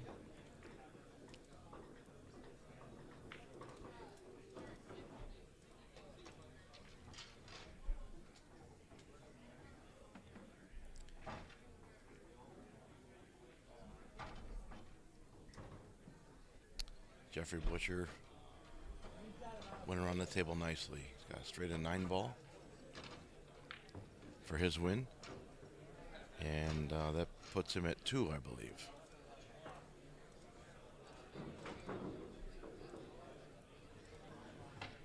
So Bill Akers racking on 145. Jared Frieder's racking on 146. And Bobby Ford shooting at the 9-ball, 10-ball combo on 147. You guys enjoy these games, and I'm going to set the microphone down, catch my breath. See you in a moment.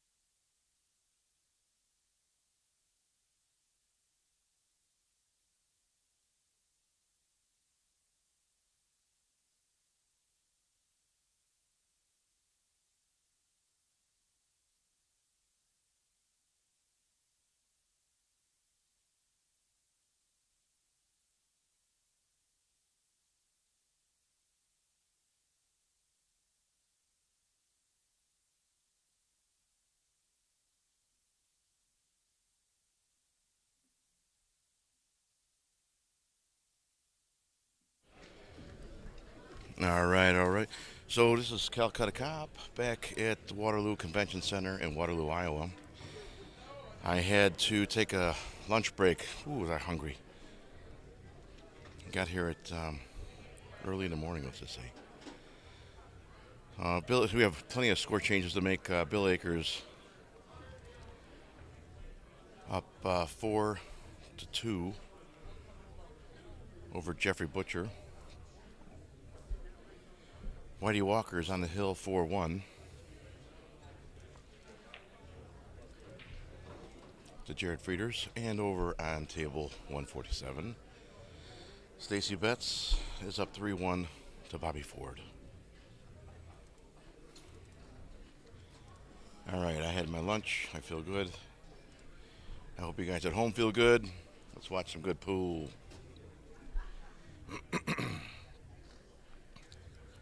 No, Robbie, I didn't get one of those hot dogs. I got one of those walking tacos. They're delicious. Where have these been all my life?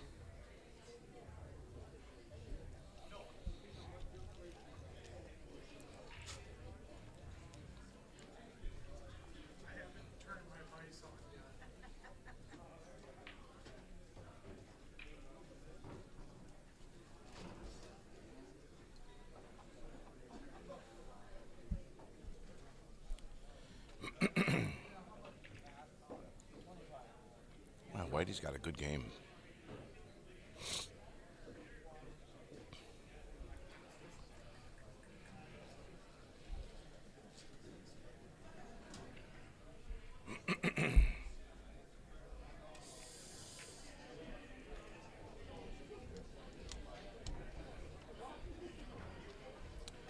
Jeffrey Butcher's on table 145 trying to find a path to the 4-ball. He didn't hit enough right English there, so Bill Akers gets ball in hand coming up on the 9-ball match on the bottom of the screen. 7:30, huh? That's awesome.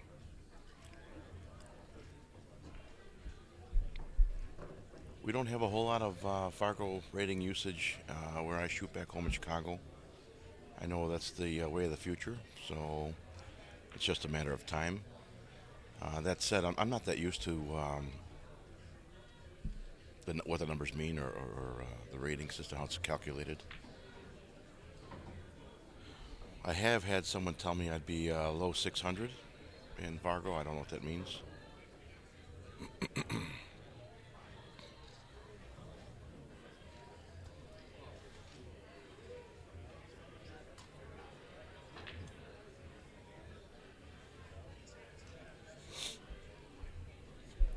Whitey tried a nice bank shot on the 15.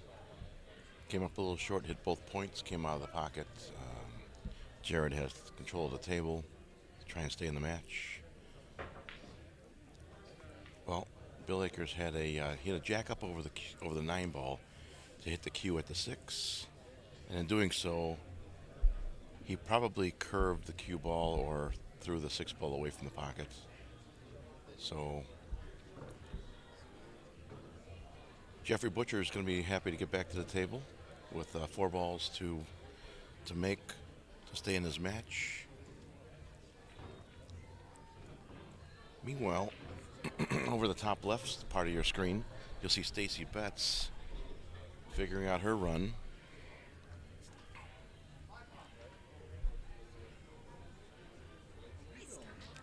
And we saw Bobby Ford play the last match with Melissa Hill, and excuse me, that one Hill if you remember, and now Stacy Betts to come jumping out like this on Bobby means to me that Stacy's quite a pool player.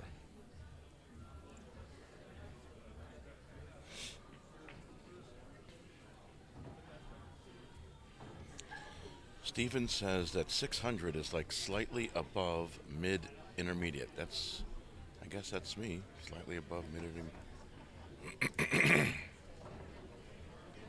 Although my wife will tell you that I'm slightly above. Never mind, we won't go there.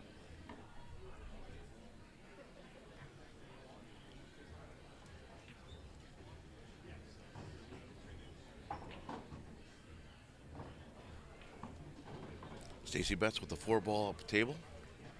I see her coming back for the 7 in the side. Let's see what she does. That's exactly what she. So if she has a cut to the right, she may come around the table. In other words, hit high left and have the cue ball go up table and back around again. She was looking there from the side rail, so she may just roll the 7 ball in and be satisfied with a longer shot on the 8 ball to stay at the table. Yeah.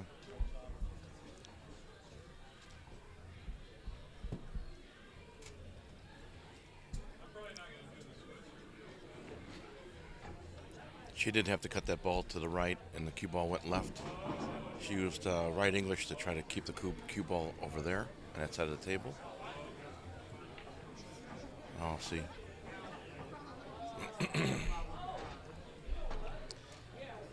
And in my opinion, the missed 8 ball is a result of not getting her leave on the 7 ball. She should have taken a little more time when making the 6 in order to put herself on the proper angle for the 7 so she could walk directly towards the 8.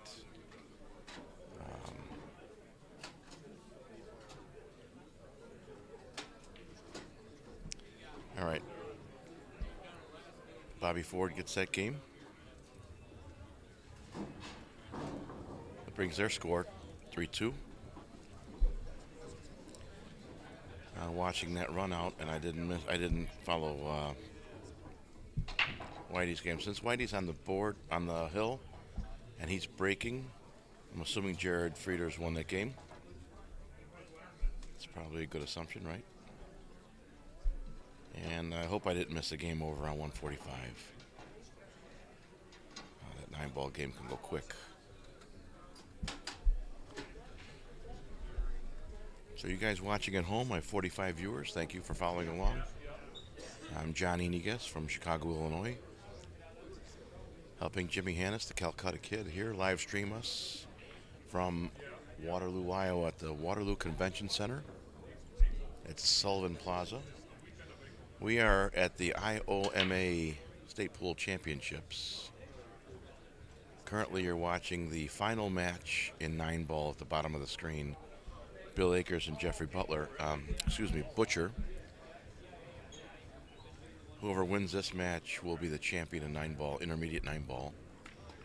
And we have the final Masters bracket. 146, top right of your screen, Jared Frieders and Whitey Walker. Whitey's on the hill, 4-2. And top left of your screen is Masters Women's, 8-ball. Stacy Betts, Bobby Ford. Stacy over Bobby, 3-2. We are using Valley National VNEA rules. If you're not familiar, they're not too long to read. Go to Valley National VNEA rules, 8-ball rules, 9-ball rules. You can follow along with the tables here.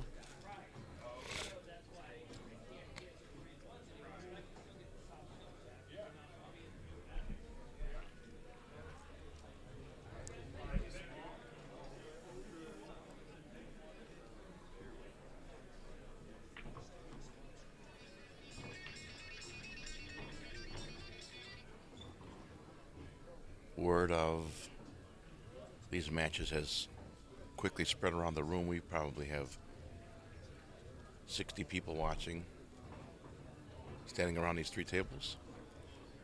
It can be a little difficult for me to look over them and see the tables, so I'll resort to my monitor and do the best I can. Sometimes the colors, the true colors of the balls, don't translate over on the screen, so I try to look up and see which is which, and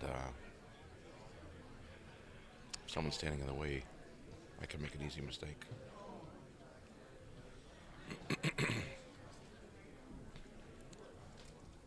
So Bill Akers is on the table on the bottom of your screen. He's on the hill, so he's going to try and finish up his match. Excuse me. And Whitey Walker is on the table, top right of your screen. Masters 8 ball. He's on the hill. So if he can get out, he wins his match. Shooting the 7 ball in the corner pocket with top right will bump those two open.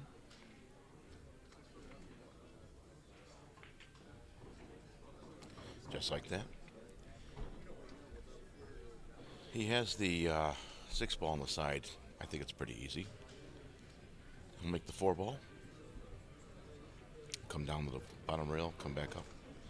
He's going to save this. Excuse me, he's going to save the 6. It's the 5 ball. Come around the 9 ball for the 3. He'll hit straight left, hit the foot rail, come back up. I would have wanted to be straighter. What am I doing here? Oh, he's going to hit the 1 ball. 1 ball in the corner to come back. I thought it was a 9 for a second. Sorry, folks. He's got more of an angle on that 2 ball than he wanted. But he's looking at it. He's feeling it. He just shook his head, so sorry, guys. I'm not sure if he shook his head because he's disappointed about the shot or that somebody moved in the background. So he's lining up the 2 ball. Here he goes.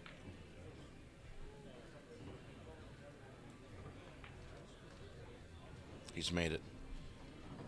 Cue ball 2 rails for the 8 ball in the corner pocket.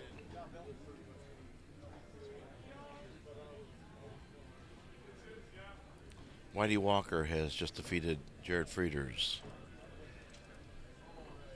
in the Masters 8 ball bracket.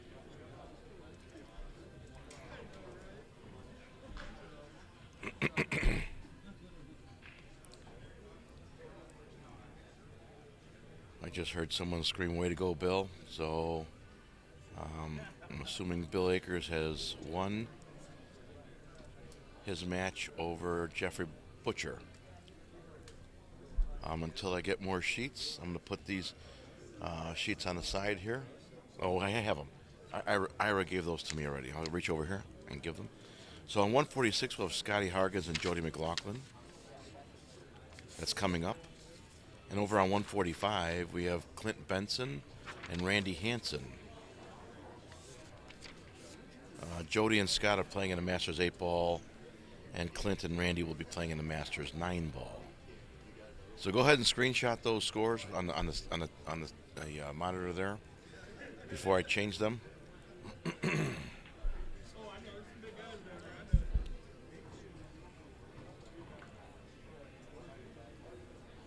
All right.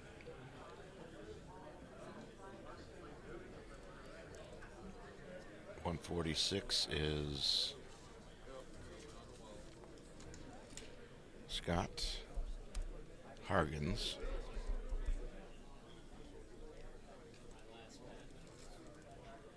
Jody McLaughlin.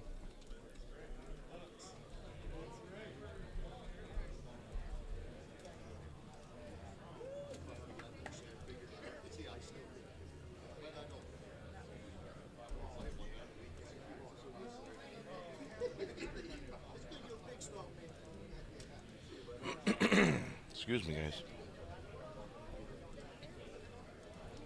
And over on 145,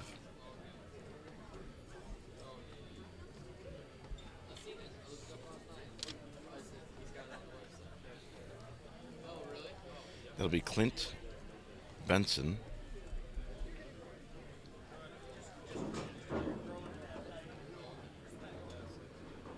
versus Randy Hansen.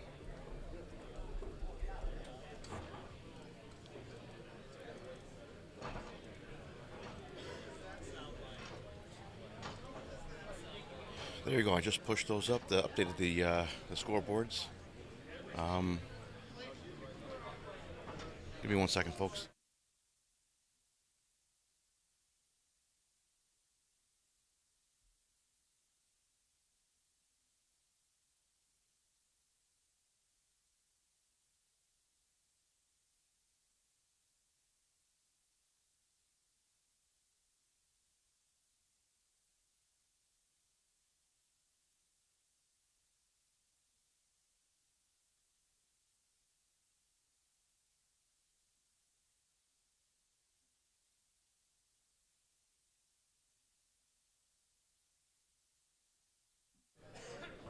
Stacy's up 3-2 over on 147.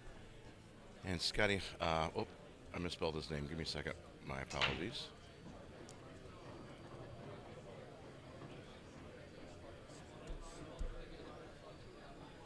Looks like they just began their match.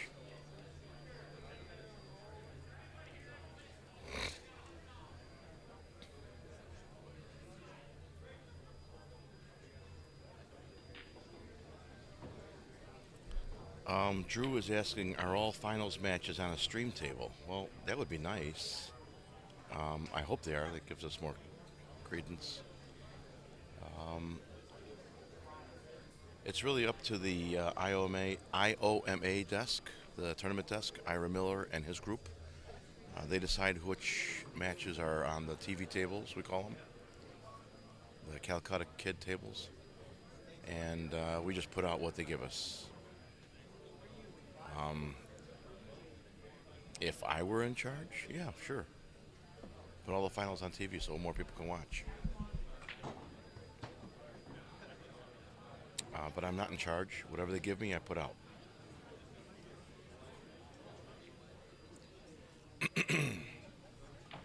Boy, oh boy. Is Stu Key here today? I have to go back to Chicago later today. I'll be leaving in a couple hours. I've got other engagements to attend.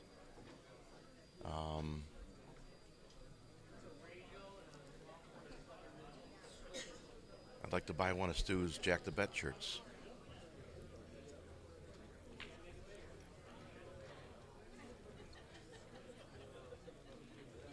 So if you know Stu, or you got his cell number, shoot him a text, let him know I'm leaving shortly. And I'll support him by buying one of his shirts. Also got into one of Dave Pearson's raffles. Dave Pearson's raffling off a $2,000 Q stick. A guy by the name of Igor is running around this room selling tickets, raffling off 20 $100 tickets. In other words, a 1 in 20 chance of winning a $2,000 Q. If you don't want the Q and you win, Dave Pearson says you can have a $2,000 credit at his store.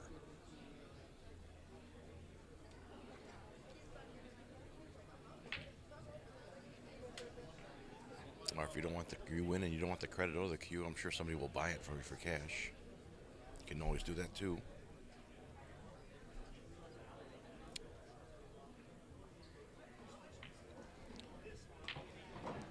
So if you're following the chat dialogue, the IOMA desk says he's replying to Drew Berquist, trying to get as many finals matches on the TV tables, and we appreciate that. I'm speaking for Jimmy, the Calcutta Kid.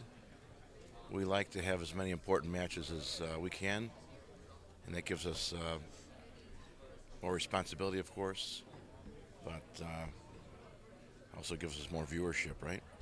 So Bobby Ford just hit that 8-ball in the pocket, and she is now, I believe, tied at 3.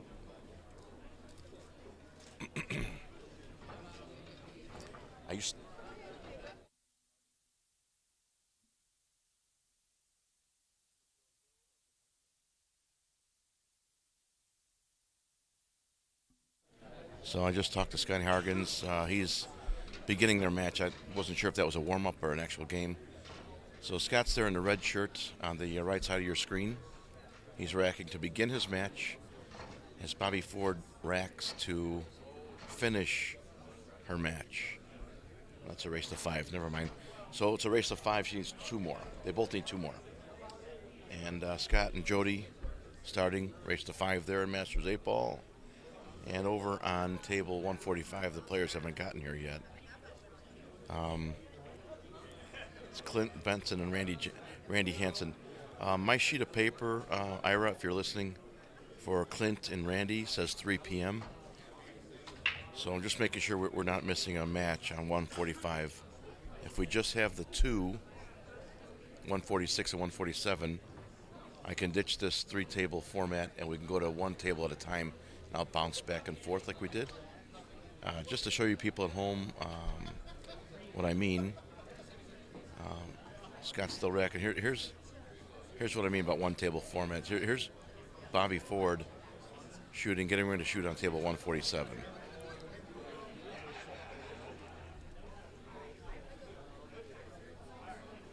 So a little better view, but it's only one table at a time. Scott's getting ready to break. If you want to see his break shot, I can switch over, and we would do something like this.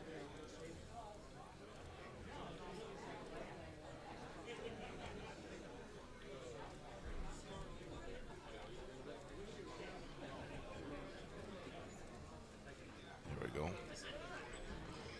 That's Scott Hargan's break. Excuse me. Because it's table 146 and I used it a while ago, I have to update the names. So I'll just put them in just in case. Jody McLaughlin.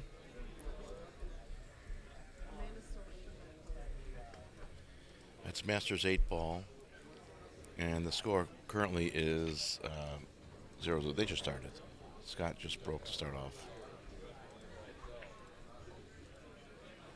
Okay, Ira's coming over to give me some information, so I'm going to put the phone down and listen to what he's got to tell me. I'll be right back.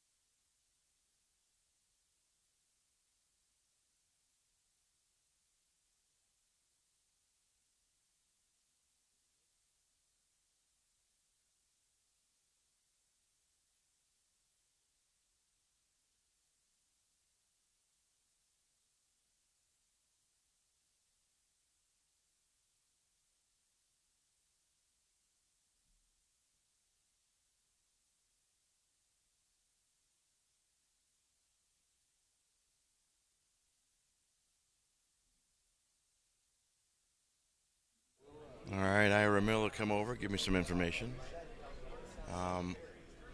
Scott is looking at his table, but because the ladies are closer to the end, I'm going to switch over to 147 so you can watch that.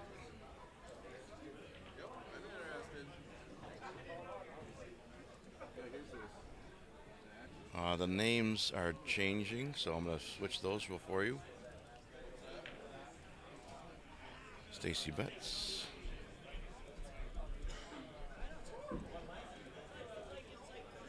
Bobby Ford.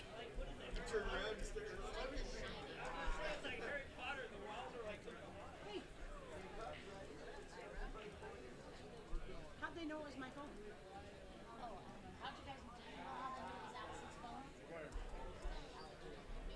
Never mind. You should have the phone in the bathroom. There you go. The names and scores are updated. I don't know what just happened. Laura Hargens wants me to go back to split screen so that you can watch her husband play. Ira told me to stay on single tables, but I will go back to split screen. I can't put up 146 and 147 at the moment together But I will do the 3 tables. We don't have a match on the bottom table, see?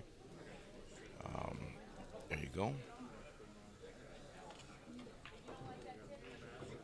So disregard the table at the bottom of the screen. It's 145. There's no match on that yet. I know it says Clint Benson and Randy Hansen. That doesn't start for another hour. You're welcome, Laura. Scotty Hargens is at the top right versus Jody McLaughlin. I think there's a score there. I have to double check. I was talking with Ira for a minute. And Bobby and Stacy are still at 3.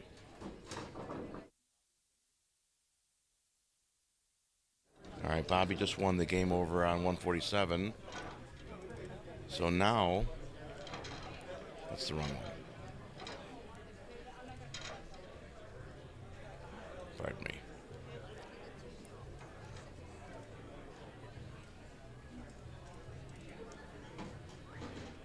So Bobby goes to the hill at 4-3. Currently over Stacy Betts.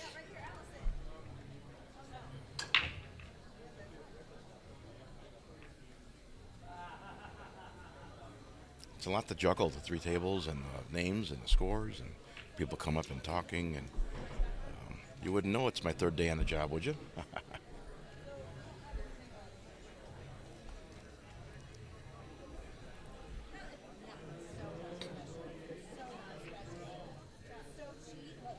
Scott's elevated over the queue.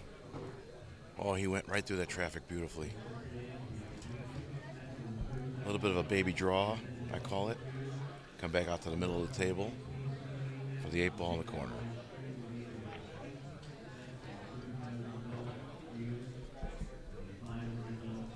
He went forward. He didn't want to risk running into the 9. That's good. So he's a master player, so a little bit farther of a shot doesn't scare him. So 8 ball in the corner for his win. There you go.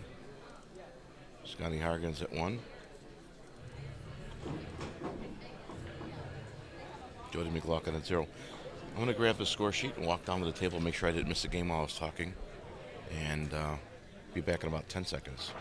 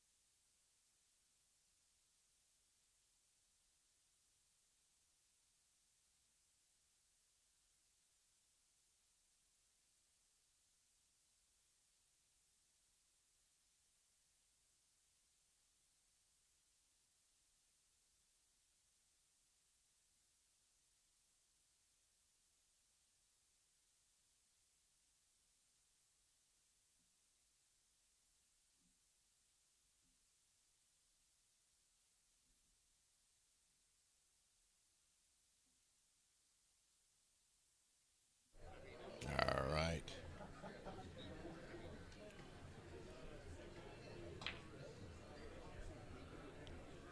Bobby forward over Stacy Betts 4-3, and Scotty Hargens up 1-0 over Jody.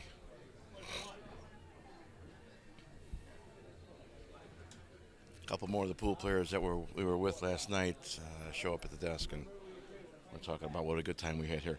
It's my first time here in Waterloo, Iowa. You guys have greeted me with open arms, welcomed me into your town, and I had a blast. hanging out with you guys yesterday and having fun. And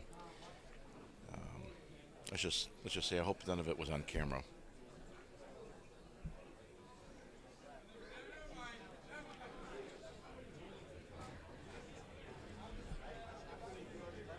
Ryan Sears says, I wish Freno was wearing his jacket too. Nick, where's Nick at?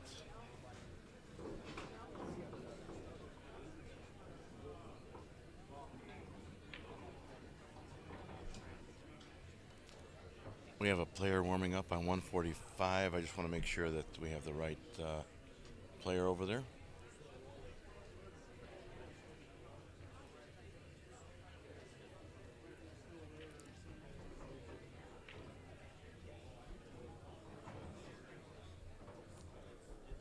Stacy made a great shot on 147, scratched in the side pocket. Bobby is on the hill, and she'll have ball in hand with a what I believe to be a wide open table.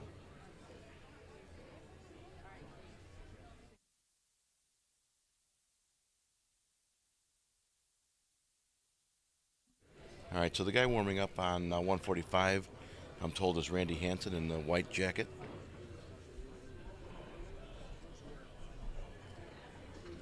And we're waiting for his opponent, Clint Benson, to show up to begin their match. Scotty Hargens is looking at the 13 ball up table as Bobby rolls the 3 ball in her corner pockets.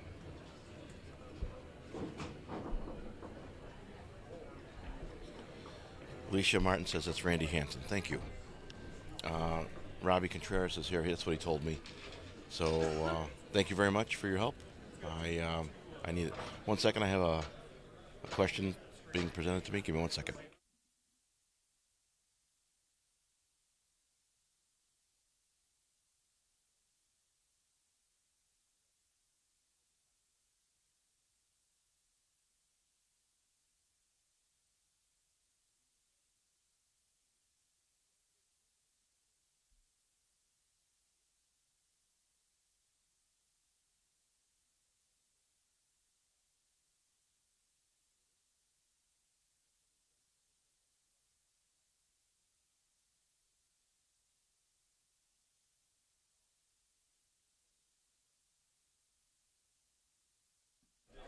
So Robbie Contreras just came over to the desk, and he caught wind of my commentary about him. And I said, this kid's not going to be an intermediate level player long.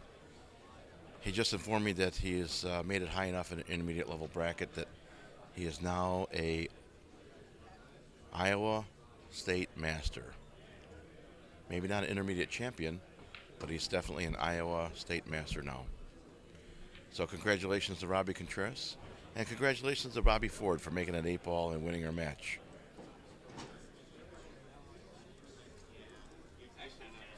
Let me fix that score so you guys can see it official on the board.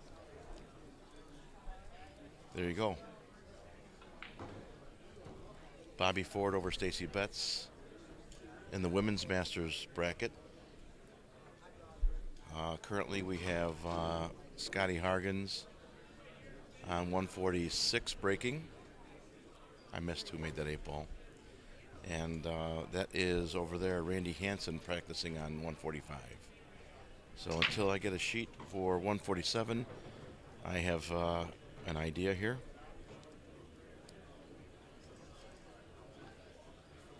Give me a moment and I'll set up some scores here. Scott Hargens over Jody McLaughlin.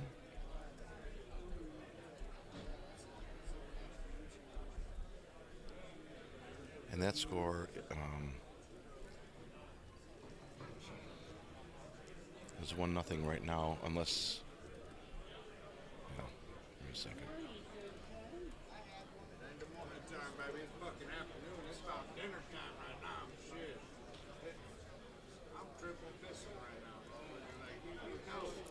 We'll go to a 2-table screen like this.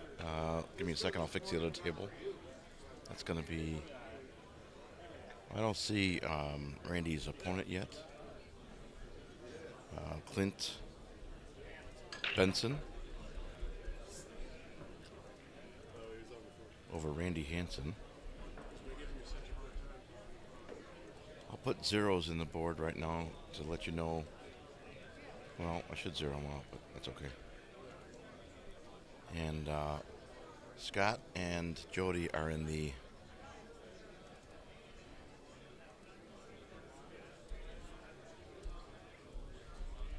Masters 8 ball.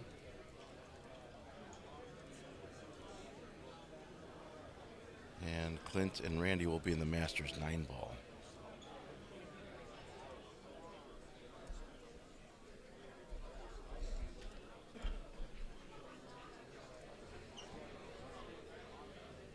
I'm going to push that up and let's see how that looks. A little better.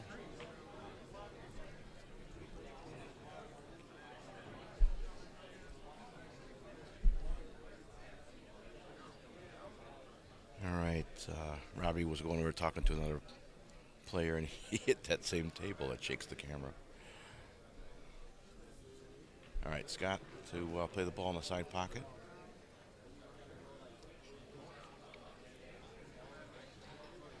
Now that I got the screen fixed and updated, I'm going to go down and talk to the guys at the table, make sure that I have Scott's score correct. I believe I'm missing one game. I'll be right back.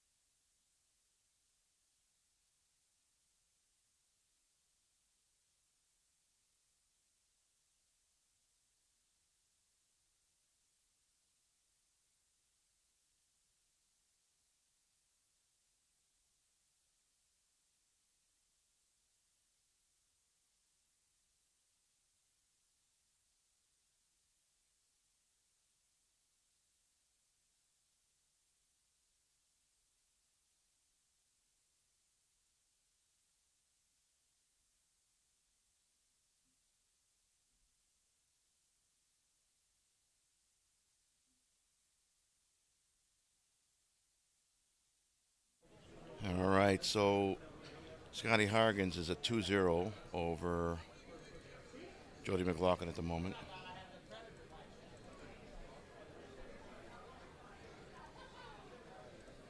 There you go.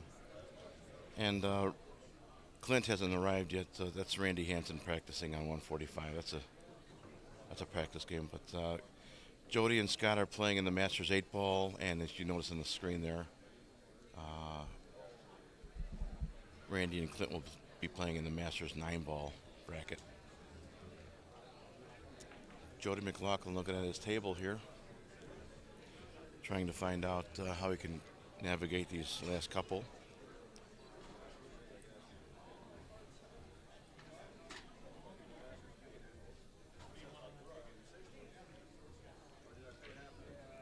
Jeremy Goodner's here. He and I were hanging out last night, and Jeremy, we were having some fun.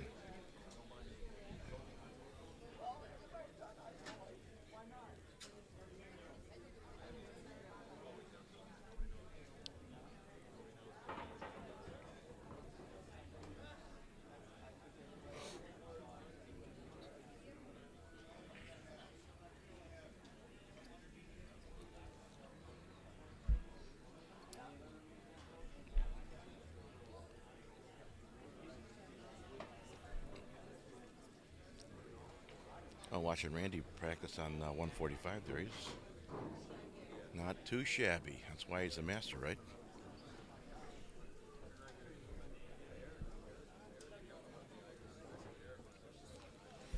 Greg says Scott's up 2-0. Yeah, I had to go down there and check the score. I was changing the screen format from the 3 table to the 1 table to the 2 table and updating the names and the scores. And next thing I know, I look up at someone's racking. It's alternate breaks, so you can't assume the guy racking is the guy who won, so I had to go down there and check. So, but I appreciate it. Thanks, Greg. We got the names and scores updated properly.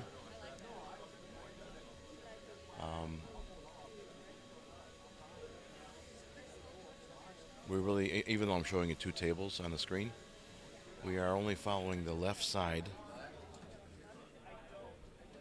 of the screen, which is table 146, Masters 8 ball. That's Scott Hargens in the red shirt, and Jody McLaughlin is wearing a black polo. He's sitting down watching. Scott addresses this 8 ball. He pushed the 8 ball in front of the 15. Intentionally fouling because Scott couldn't really touch his remaining 2 ball.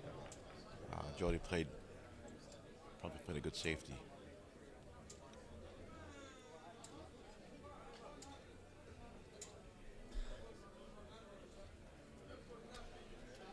Thank you, Greg, for supporting us. On behalf of Jimmy Hannes, the Calcutta Kid, we thank you. I am Johnny Negus, the Calcutta Cop.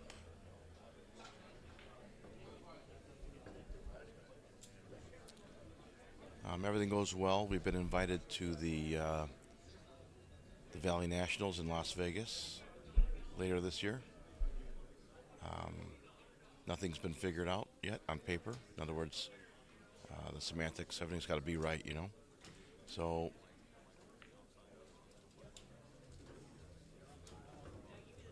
Jimmy being the boss, he's going to figure that out and let me know if that's something we're going to do. Here.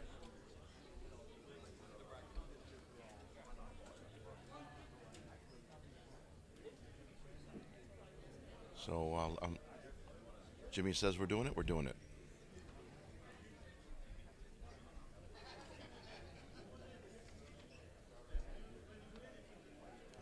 ISPA, Iowa. So Jimmy mentioned something about the ISPA, Iowa, and again, it's got to make sense for us if we can fit that in. Right now, it's Jimmy and I, and we're going to do our best to fill the needs. There's a lot of people. Jimmy's created a great brand, and I think this is a wonderful thing. We need more people to do this. We need to create a way to branch out and fill the needs across the country.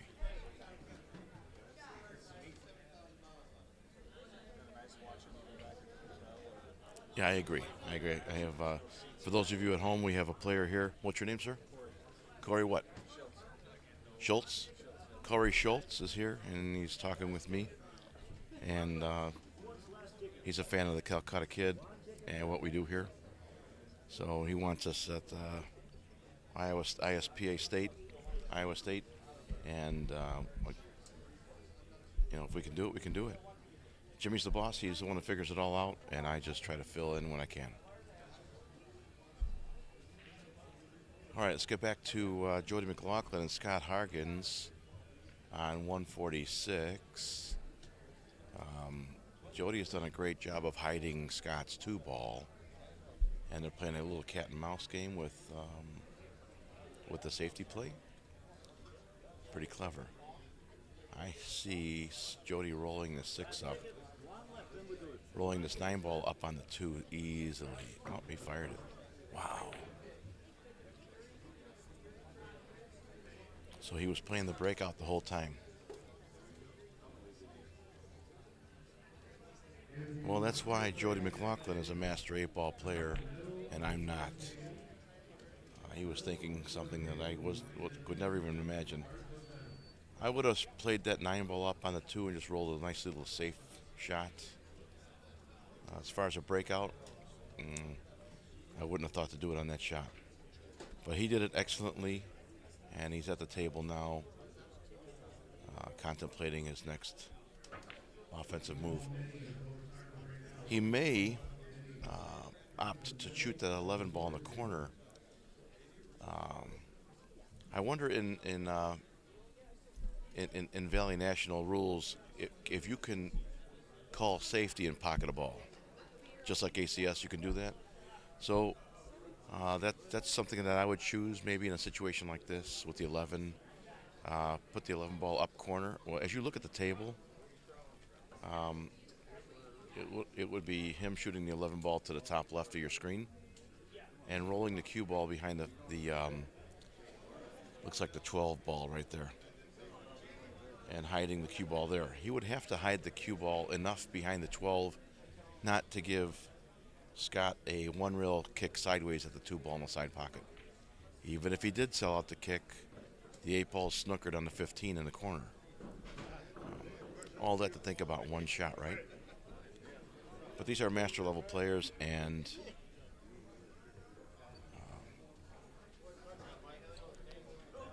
this situation doesn't pose them any difficulty, I don't think. Will Thompson says the same thing. Yes, you can. Cool. Wow. Look at that. Well, if he can't see the 10 ball now, I see him playing safety on the 11.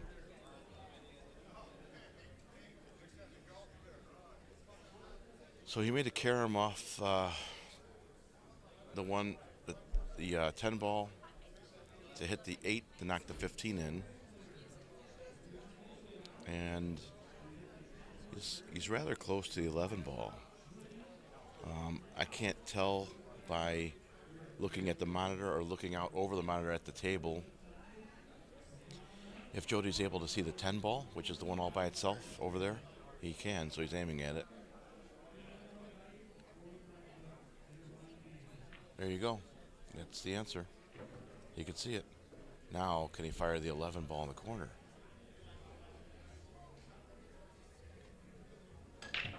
If not, I see Jody putting the 13 ball in the side pocket. He's aiming at the 11, so it must be a piece of cake. He's standing over there to look to see if the 12 ball comes back up table, and it does. I can see that from where I'm sitting.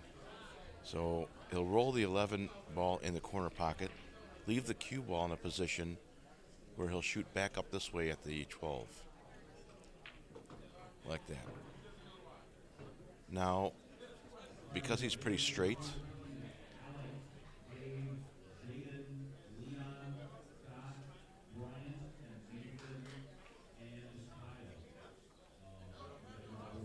well, he's drawing low. He probably could have hit a little low right on that to get the cue ball to come out to the center a little bit more. And I think that 2 ball is shading the center of the 11. Is it the 11 or 13? Looks like the 11. You know, who might have criticized Jody McLaughlin, but he probably could have cued a little bit low right, so when the cue ball came back and hit the foot rail, it spun out more towards the middle of the table, so he wouldn't have to get out his jump cue. But in any event, he has the jump cue in his hand, and he is now going to attempt to clear the 2 ball and pocket the 11 in the corner pocket. If he is successful, the 8 ball is straight in the hole. He handled that beautifully. Jody McLaughlin makes his 11 ball, and Scott graciously steps up and concedes the game, giving the score of 2-1. Jody McLaughlin's on the board.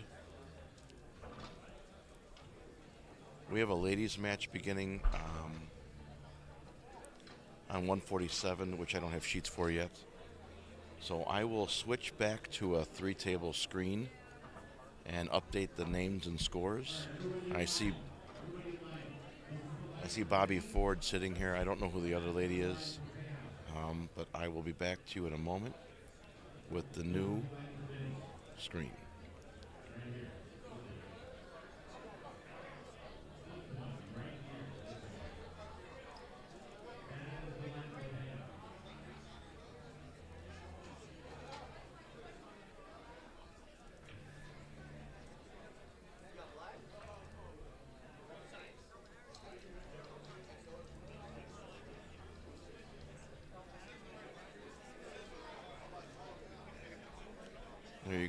I'm not sure who's playing on table 147, but she's breaking. They've already hugged and are beginning their match. Bobby Ford is in the red hat, and the other lady's in a red hoodie.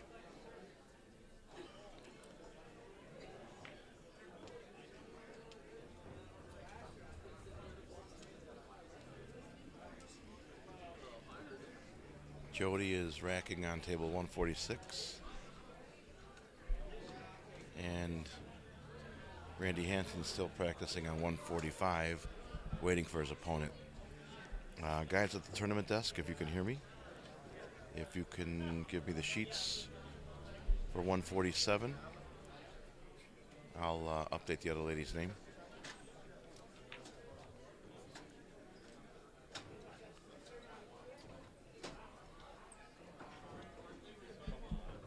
If I don't get any sheets, I'll just call her the lady in red. There she is shooting Ambrose. Excuse me. 1 second.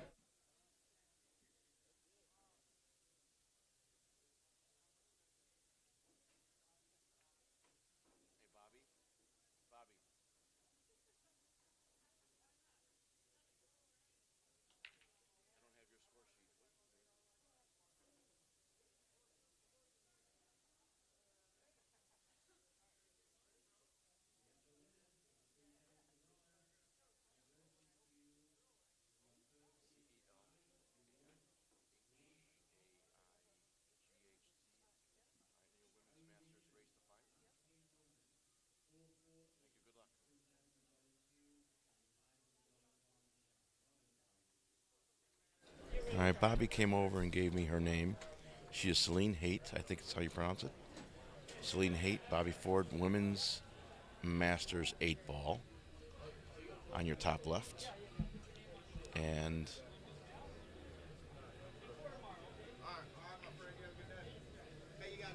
top right is Scotty Hargan's Jody McLaughlin 2-1.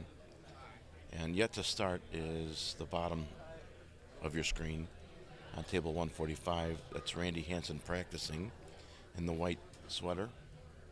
And his opponent, Clint Benson, hasn't shown up yet. Or if he has, I don't know what he looks like.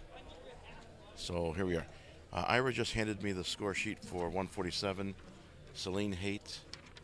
Bobby is on the left side, so I will switch that so that the names are consistent to how they're printed on the sheets.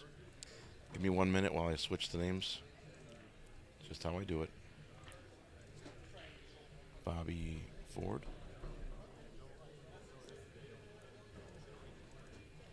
Celine Haight. I think that's how you pronounce it. Haight.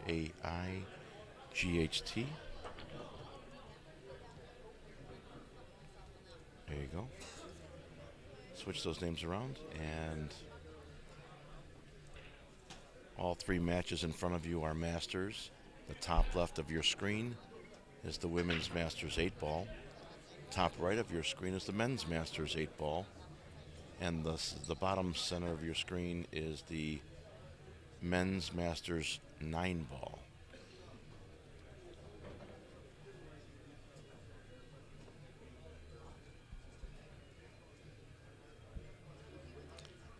Bobby and Celine just began. This is their first game. Scott and Jody have been playing for a little bit. This is their fourth game. It's 2-1 score. And Randy and Clint haven't begun yet. Alrighty. Alan Scott is watching. We have 49 people online watching us. Thank you. Thank you for supporting Jimmy Hannes and the Calcutta Kid. And me, Johnny Niguez, his assistant.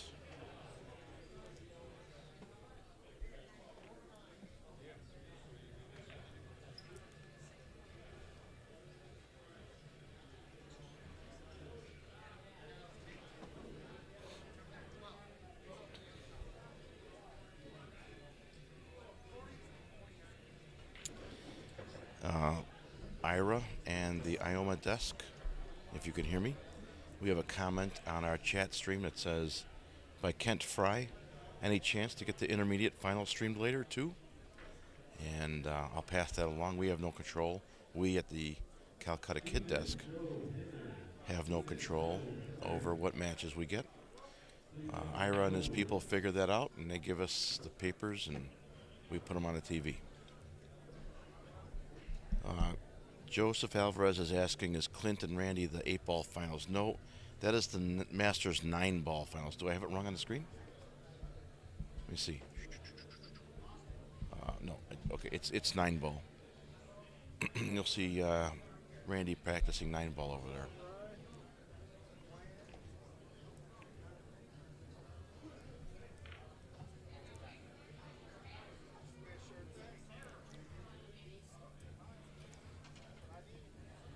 Give me 1 second. I'll take a question here. I'll be right back.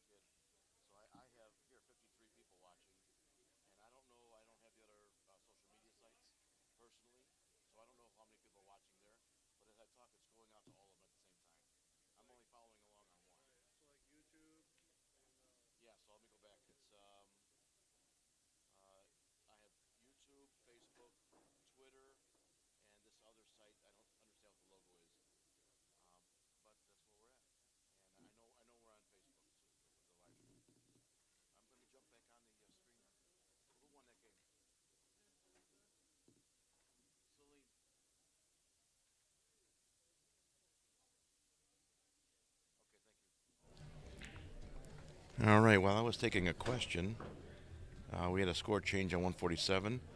Celine got that game over Bobby. And there you go.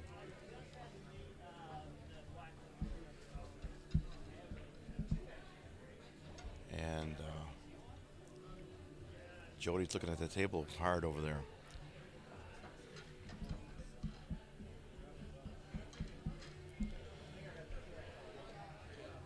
So Kent says he appreciates it, and he can't message Ira. Yeah, he's busy, I know.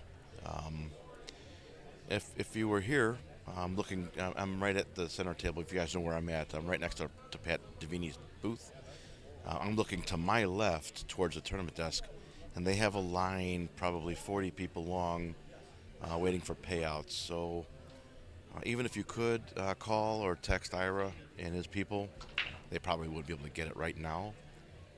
They're handling a lot of money over there and people, so give them a moment to give them your questions or information. Hold on 1 second. I'll be right back.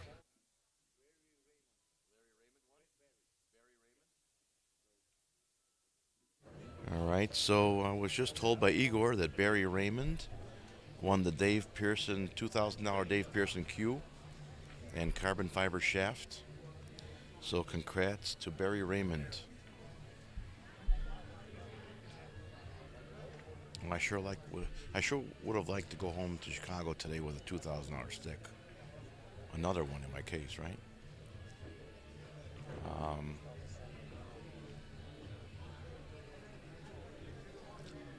I shot with a Schoen earlier on in my career. My first cue was a Viking, a red Viking. I remember that stick. And then I shot with a Schoen, about a $600 Schoen. It was a lower end cue.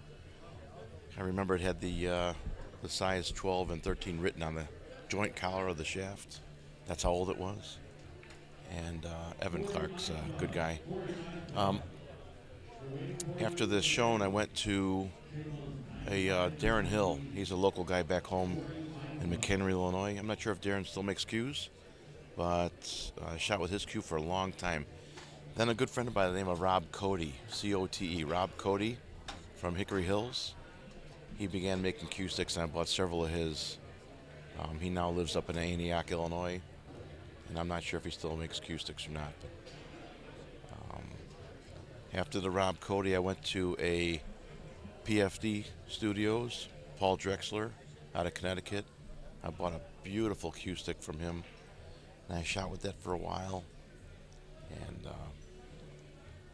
currently, I acquired a J Flowers of all things. I acquired a J Flowers. It's a lower end cue. My Drexler PFD Studios cue was probably worth, I don't know, somewhere $1,600 to $2,000. And I sold that to a friend of mine, and I bought this J Flowers for $300, and comes with a carbon fiber shaft, and I just love the damn thing. So that's my toy for now, and I was kind of hoping to win a $2,000 cue to replace my J Flowers with, but it wasn't meant to be. So I'll go to state next week with my J Flowers and do the best I can with it.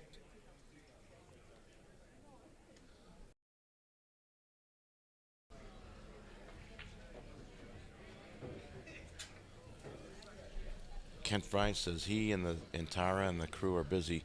He couldn't make it this year. I understand. Life is life. And Supercalifragilisticexpialidocious says, what is the scheduled start time for the Randy Hansen match? And according to my sheet of paper, it says 3 p.m. So they have some time. I know they've been very strict with the forfeit times. So if you have a set time, please make sure to be on time, because I've heard a few forfeits being called, and you don't want that to happen. The IOMA desk is replying to Joseph Masters 9-ball finals. I'm not sure what the question was. Joseph asked.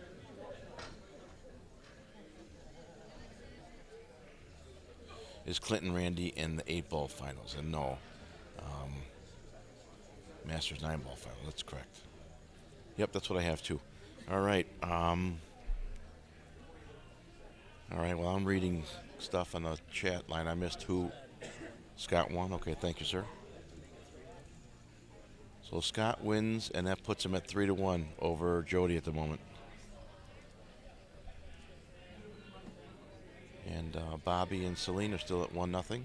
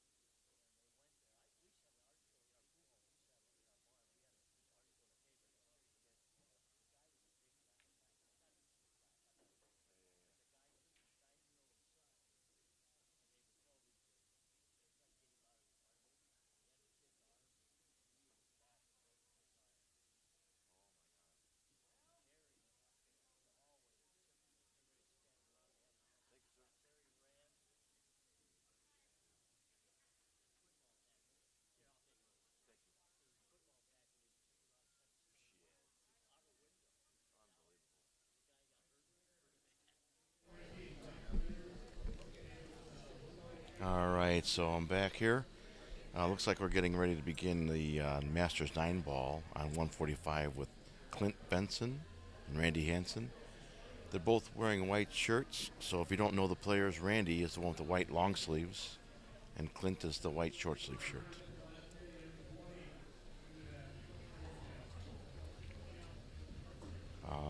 I think maybe I missed a score over there on the Scotty Hargan's table. So let me just jump down there and check, and I'll be right back.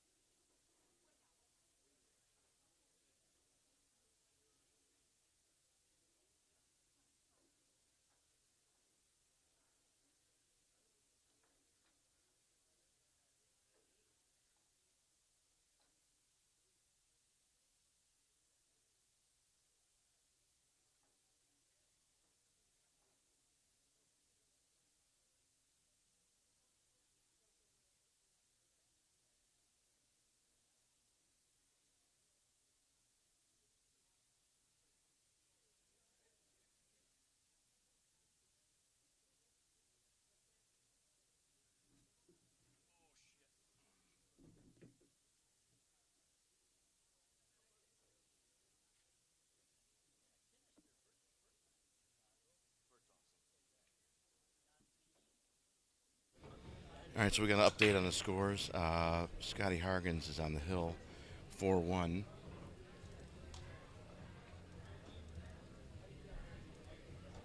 And Bobby and Celine are tied at 1.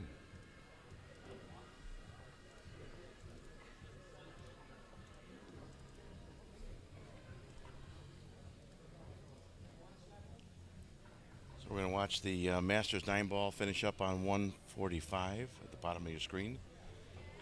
Scotty Hargan's on the hill, on the top right of your screen. He's up on the hill 4-1 over Jody.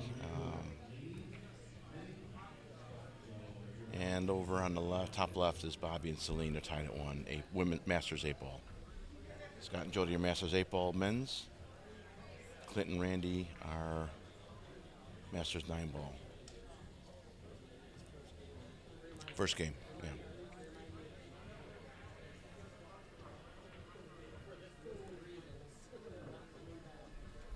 So, give me your name again. So I'm sitting here with Ray Fredrickson. He's formerly from Chicagoland area.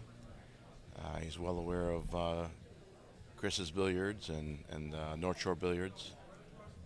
He knows Eddie Latimer and Dallas West and Tom Karabatsos. So he knows all the greats back home. How old are you, sir? 76, God bless you. And he's here playing at the IOMA State Pool Championship. I hope when I'm 76 I'm still competing. Ike Reynolds? Yeah, Ike's awesome. I think Ike moved out to the Aurora area. I'm not sure he plays much one pocket anymore. I don't know much about his current situation. If you do, let me know. And Mark Brower is correct. It should be a race to 7 on 145. And I will change that right now. Thank you for your help, sir.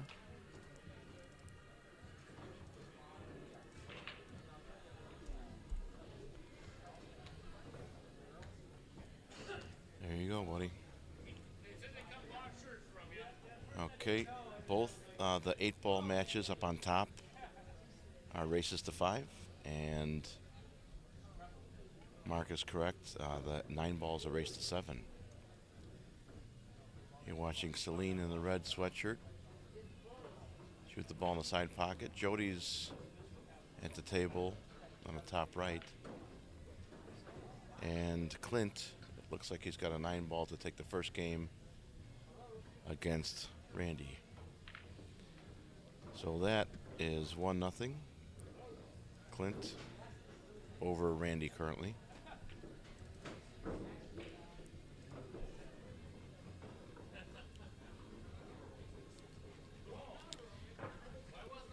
Ray's a living legend. Joel Hammergren says Ray is a living legend.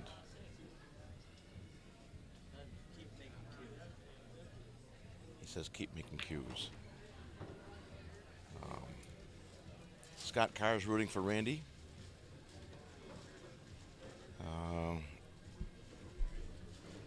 Who else has a horse in the race here?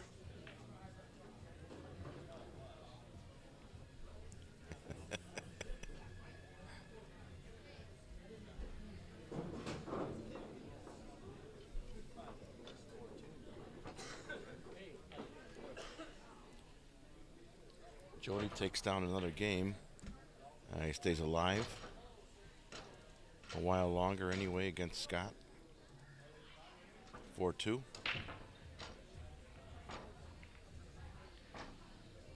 Clint's got a nice 9-ball break, but it's dry at the moment as Bobby shoots her ball in the corner pocket.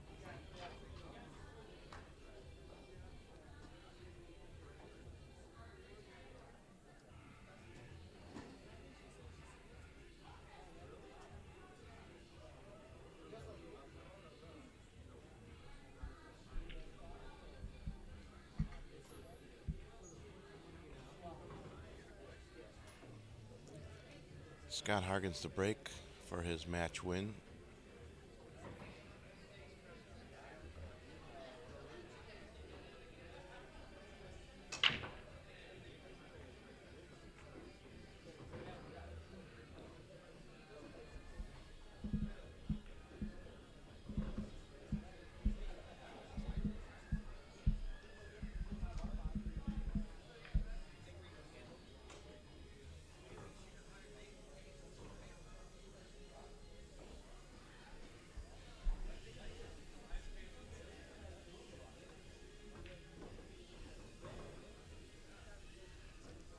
Randy's got a nice stroke over there, so.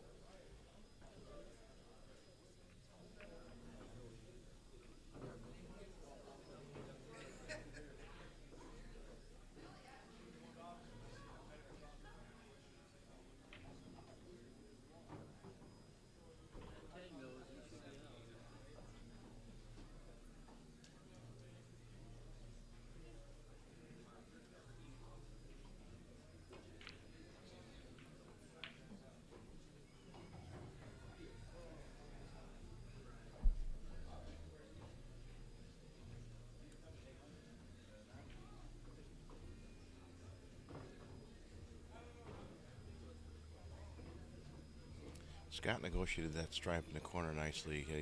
He clears the 15. He can pocket the 14 underneath the 7.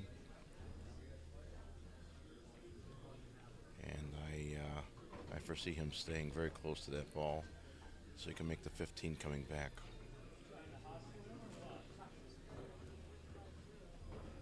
Now, can he make the 15, as you're looking at the monitor, can he make the 15 in the right corner pocket and leave the cue ball somewhere near there to make the 11 ball up table? I know on the screen it doesn't look like it does, but as I look over at the table, I see the 11 clearing the 3 into the corner. Oh, he chose to go that way. All right.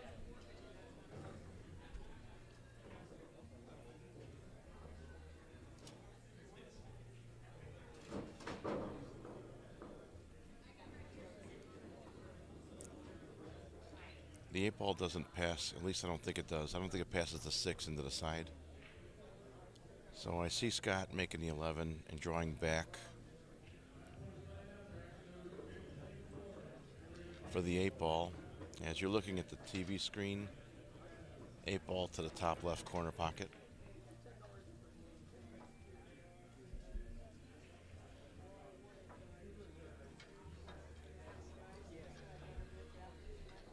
In order to get there, he'll have to pinch the straw a little bit.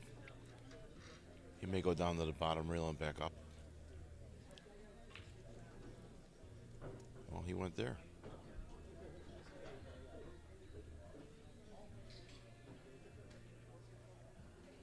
You know what? I didn't even see that 10 ball there. My apologies, folks. Both on the TV screen and in person, it looked like a solid ball.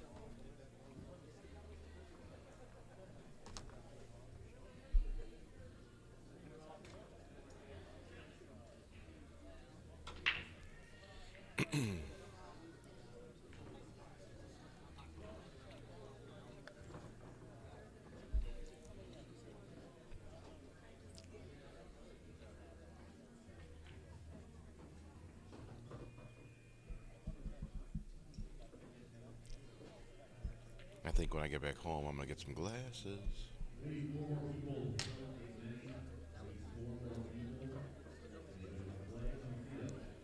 Scott is going to shoot the 9 ball into the side pocket. That's his tangent line.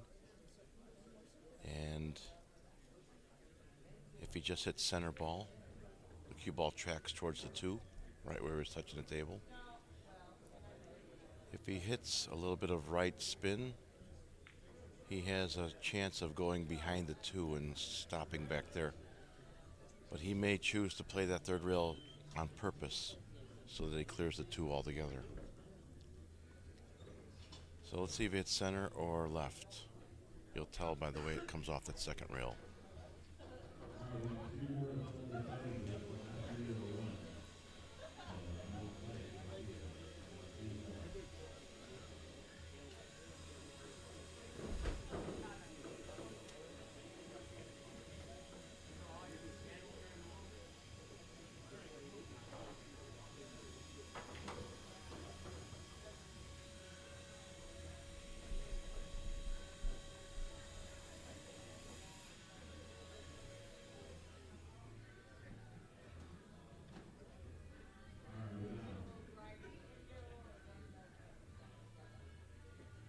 Watch the cue ball off the second rail.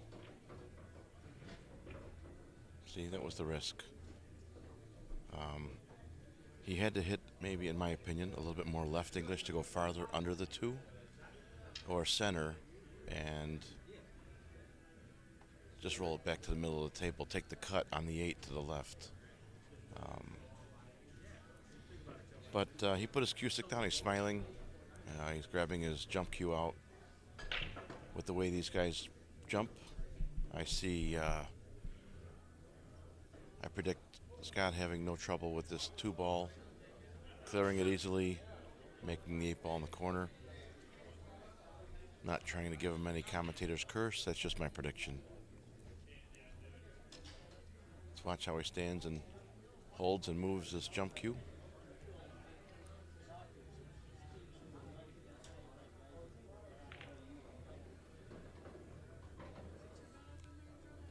Lining up his shot, finding out where on the 2 ball he needs to clear.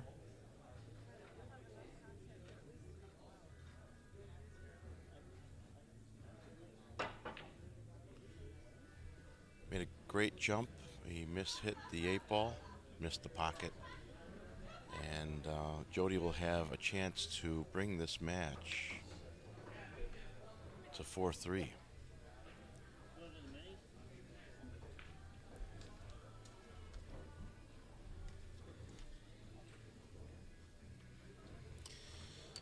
I know we have a score change over there on the ladies and the 9 ball, so let me go downstairs and check it.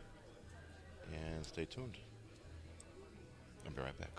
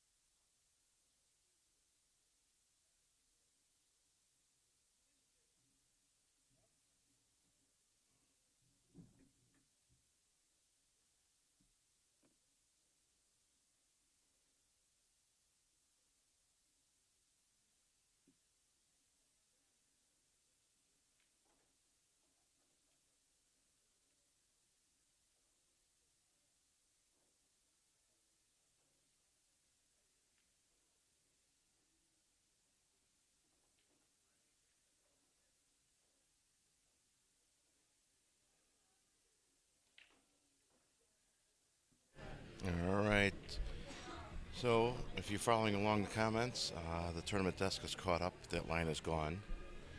If you need to contact them for any reason, they have a better chance of answering your calls and texts now.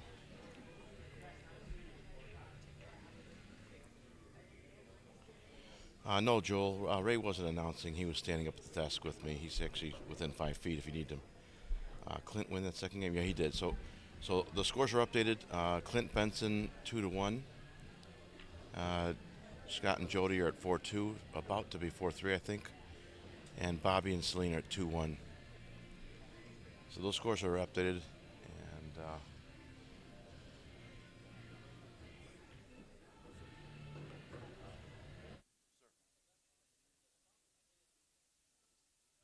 thank you. All right, so Bobby's at the table on 147.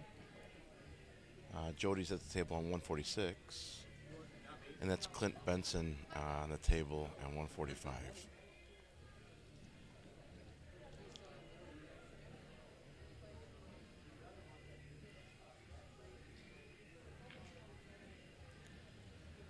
Jody had a back cut 8-ball, and he missed it. And because he missed it, he left Scott a pretty easy 8-ball, and he just walked over and congratulated him. So Scott Hargens wins by a score of 5-2 over Jody McLaughlin.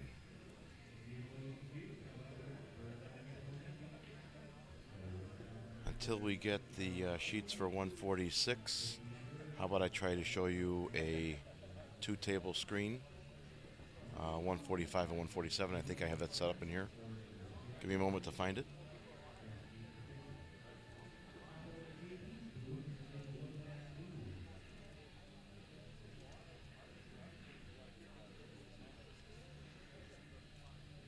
So, Bobby Ford.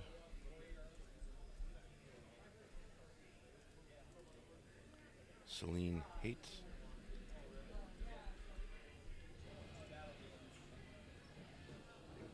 Two to one.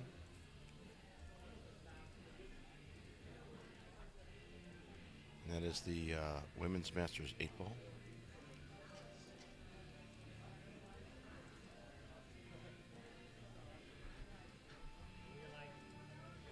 And over on 145 is Clint Benson. And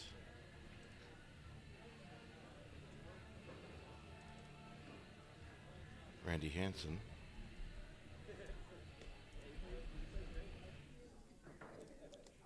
What'd I miss, Ray?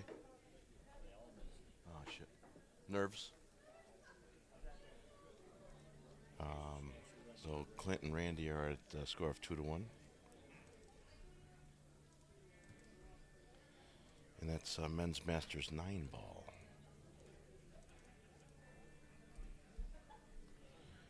Let me push this up and pull that one back, and I do like this.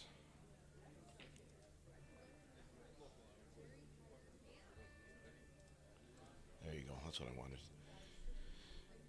Okay, on the left side of your screen is, that's 146, 145.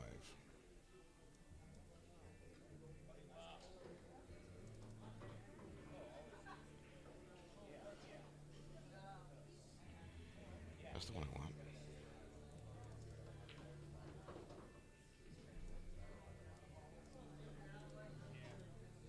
Is that right? So Bobby takes that game to go up to 3-1. And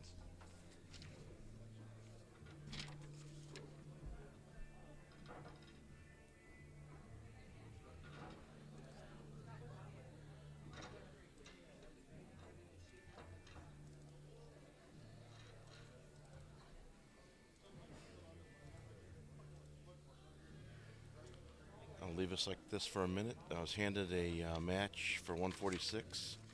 Scott Hargens is going to play again there momentarily against Whitey Walker. Let me ask Ira a question.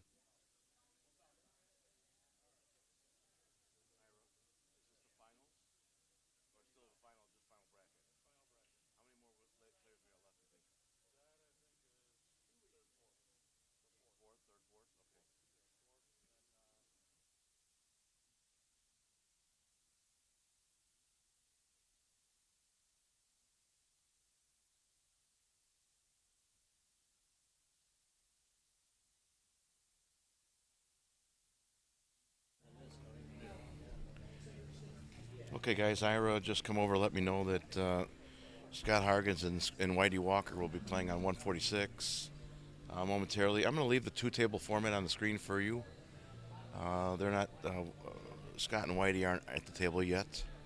I'll set that up in the background so that when they do get here, we'll be ready for them.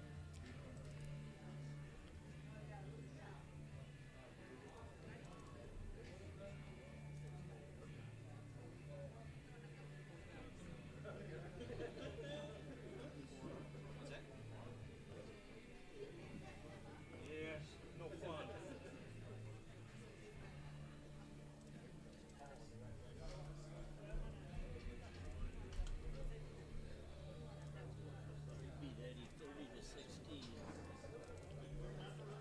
2 weeks ago. I think it was for 4,000.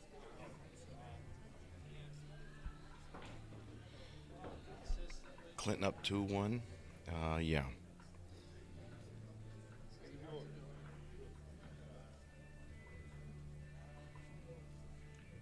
Clint at the table now, shooting.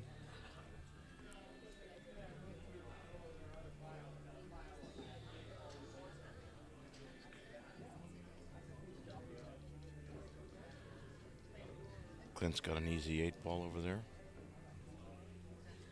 Draw it back for the 9-ball easily.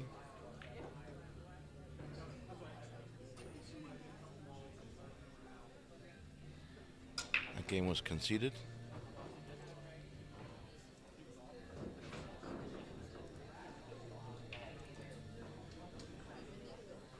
Clint 3-1.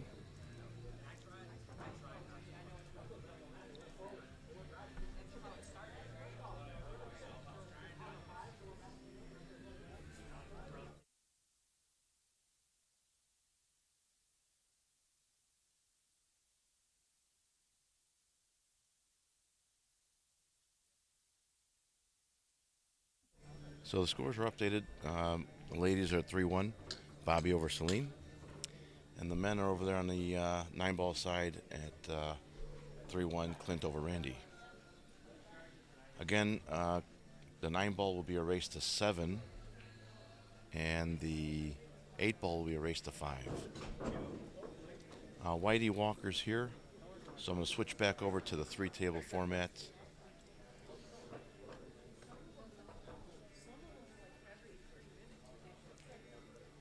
Let's see what I did here. Clint Benson is at 3.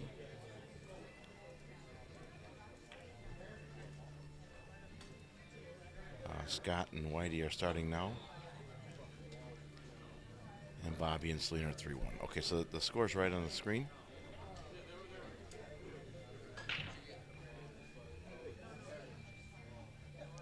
Looks like Whitey's just practicing there on 146.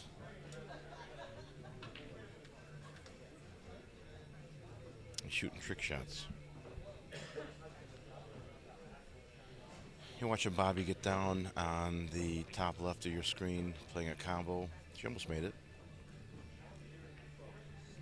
And over at the bottom of your screen in the 9-ball is Clint. He's eyeing up a shot.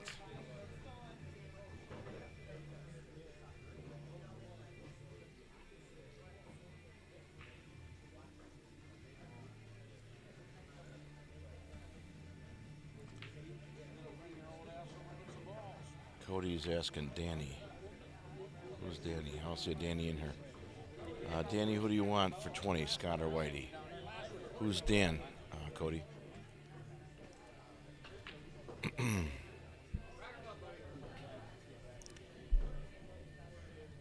Whitey and Scott have shaken hands, and Scott's racking to start off their match. Celine made a nice shot in the corner pocket.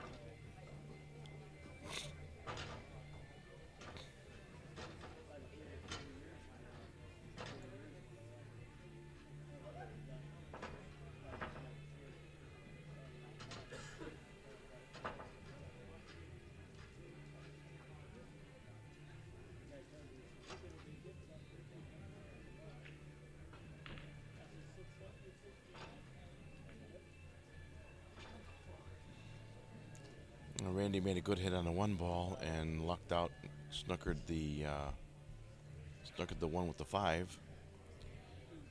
So Clint's going to have to either jump over the 5 like he's lining up to see if he can do it, or go to the side rail and kick at the 1.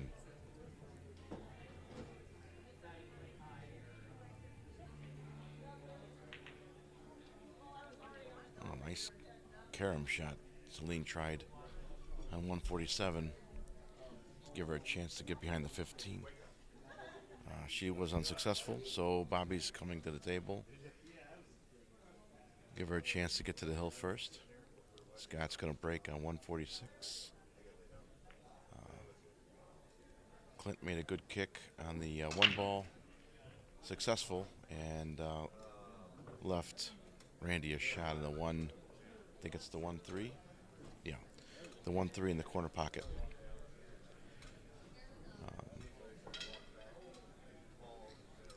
What Randy's trying to calculate is how far that 1 ball is going to go and where he wants to leave it.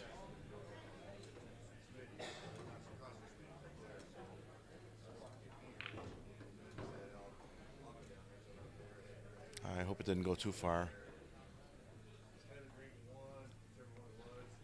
He's already looking up table for the 2 ball to see where he wants to leave the cue. So he's satisfied that he can make the 1.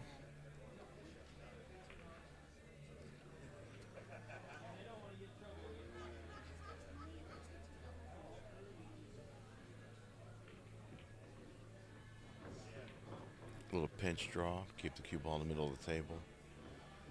After the 2 is the 4, the 3's gone already, so he'll hit the right side of the 2, come back up and hit the 4 ball in the same pocket as the 2.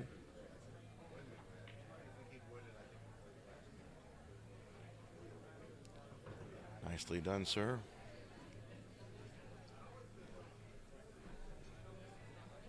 When he hits this 4 ball in the corner pocket, the cue ball's going to come off the side rail.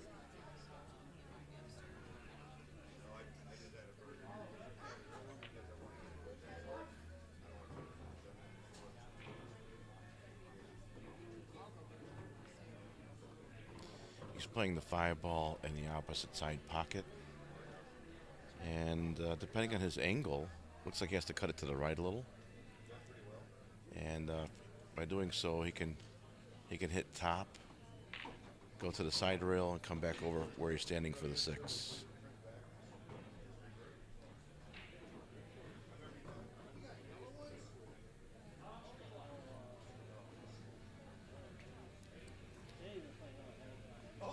Randy's going to hit a draw shot here, bring the cue ball to the center of the table so he can make the 7 in the bottom right corner pocket.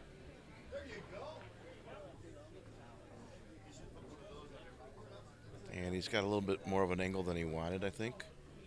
But it won't pose much of a problem. He'll hit bottom right, bring the cue ball to the side rail, and back out for the 8 ball in the other corner.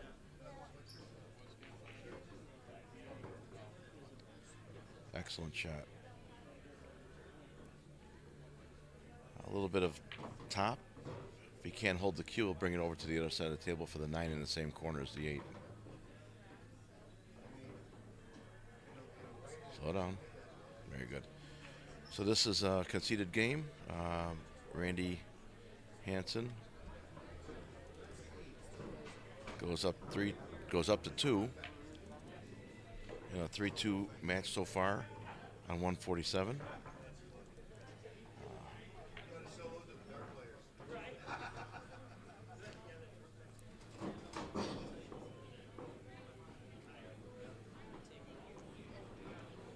Josh, 4-1. Thank you. So, Josh is helping me here. Bobby Ford gets to 4. She gets to the hill first on their top left screen. She breaks for her match. Scott Hargens hits the 7. It's a 4 ball. Well, look how pretty that was. Goodness. Beautiful out, sir. That's Gordy?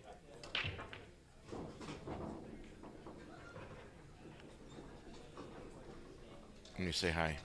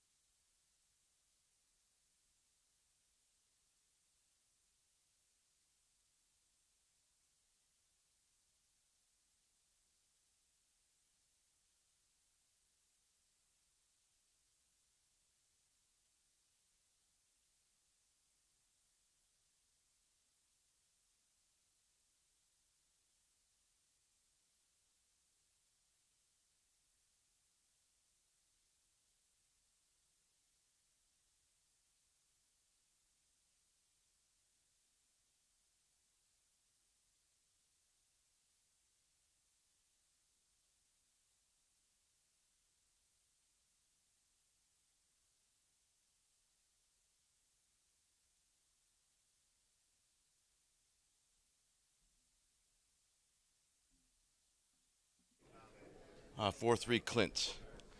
So thank you for the updates on the scores. I just went down to reconfirm them.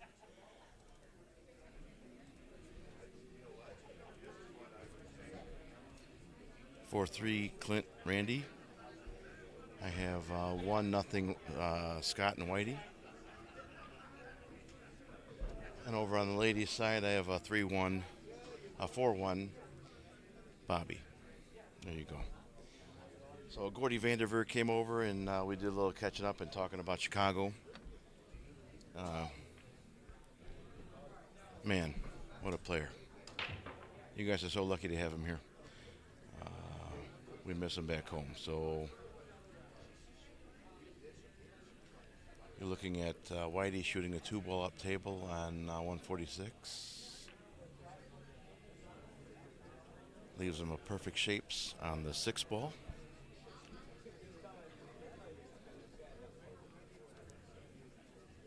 And boy, he plays good. Look for this guy to go pro, man. This guy is awesome. I like the way Whitey plays.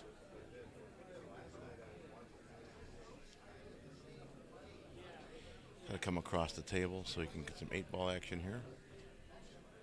And that puts him straight in for the 8 in the corner pocket for his first win against Scott Harkins.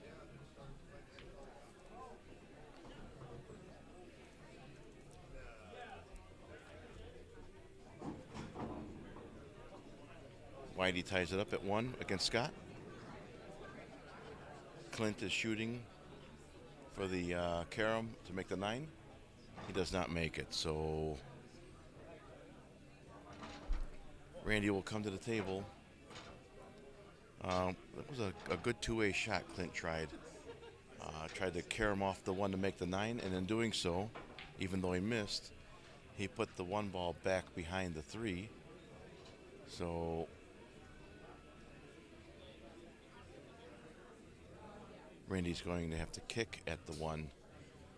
I think he walked to the other side of the table to think about possibly knocking the 9 ball in now to respot it. In other words, if he doesn't make a good hit, will Clint have an easy combination to win the game? And he's choosing to kick at the 1 right now.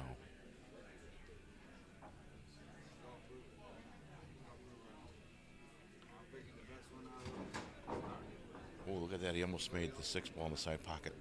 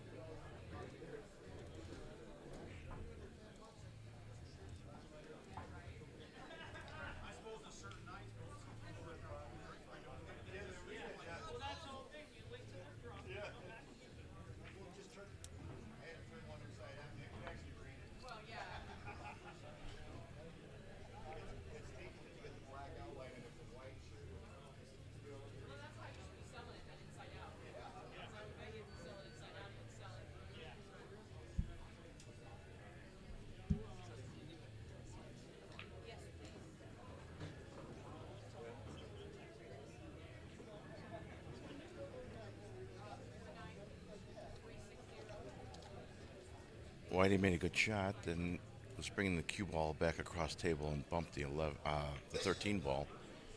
He was very unhappy when he did that.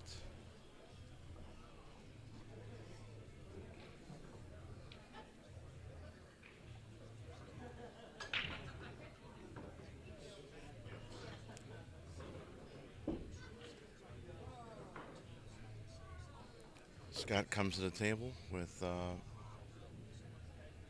looks like nothing obstructed. If he could see the 10 ball, that would be a starter. If he doesn't see the 10 ball, I see him cutting the 13 ball in front of the 3.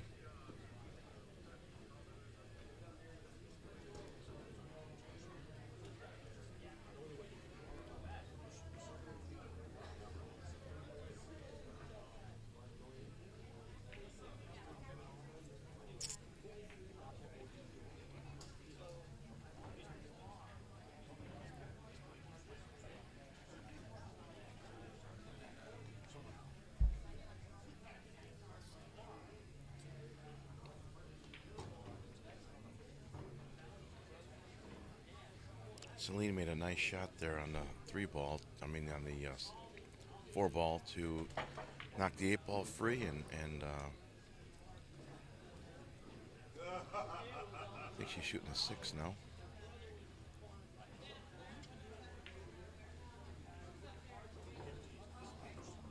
That was unlucky. So she hit the ball, 6 ball in the corner. As it comes back, it touched the 3 and stuck her behind the 9. That was a clever safety. So she kicked on the 3. After the 3, the cue ball caromed behind the 7 off the side rail.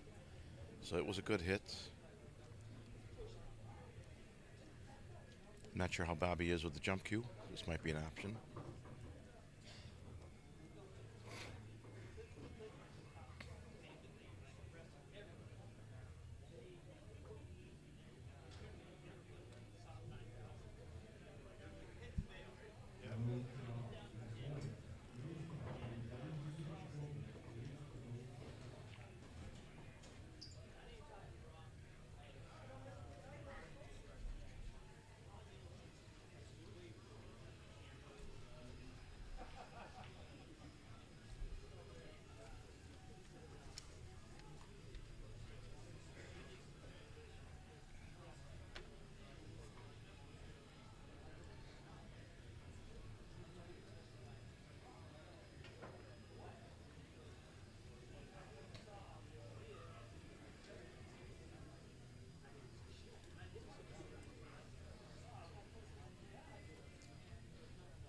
Clint didn't make a good hit on 145, the bottom screen. So Randy gets cue ball in hand.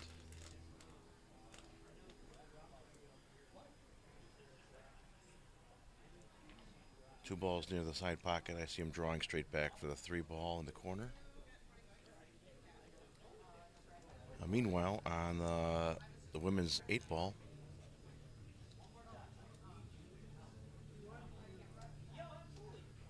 Celine opted for a safety and sold out a shot for Bobby.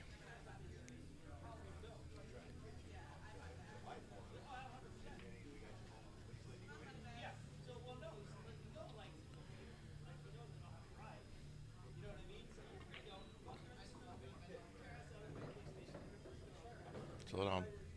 Don't scratch in the side there. That was close.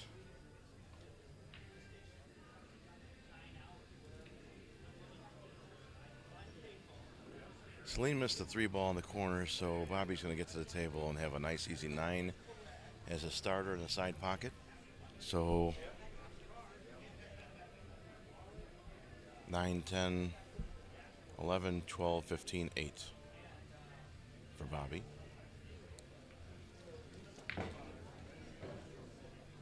Randy fired the 3 ball in the corner pocket.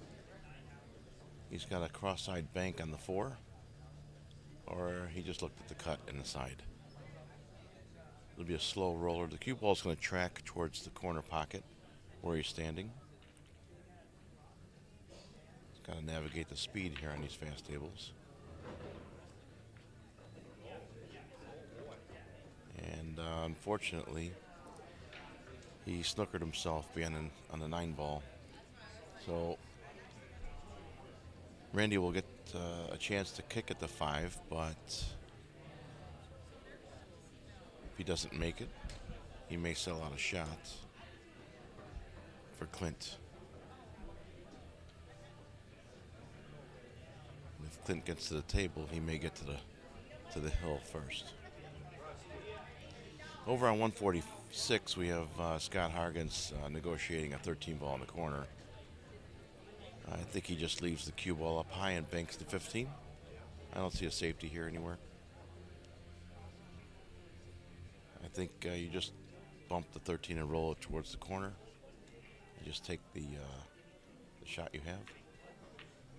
Oh, he tried it in the side pocket, which would have been clever had he made that 13 ball in the side pocket.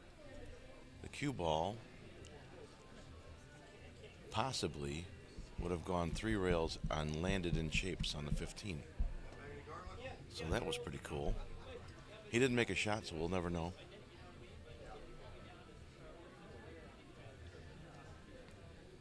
Randy's kicking from behind the 9 ball where he left it at the 5.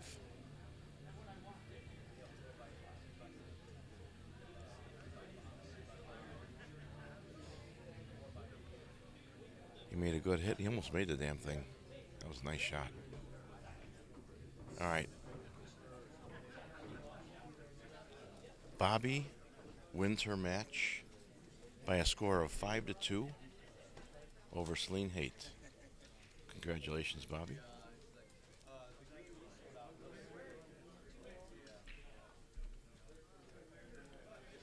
I'll leave that up for a second. We'll watch these other 2 games going on. Joseph Alvarez says, nice shooting, Bobby. I agree. So we have 145 and 146 going. Men's 8 ball and men's 9 ball. Let me come down here to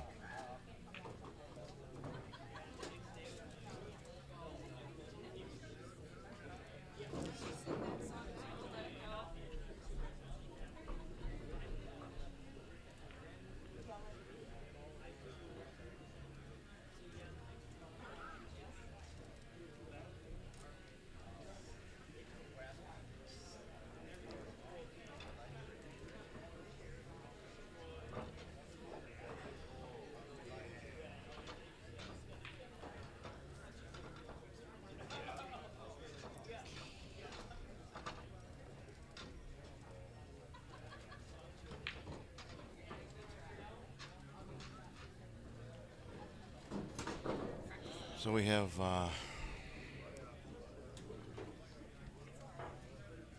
something I don't want this one. We have Whitey Walker racking on table 146. As I was typing in these names, I missed who won that game. I just seen Clint fire the 9 in. I believe that puts him on the hill. So let me go ahead and throw that in there.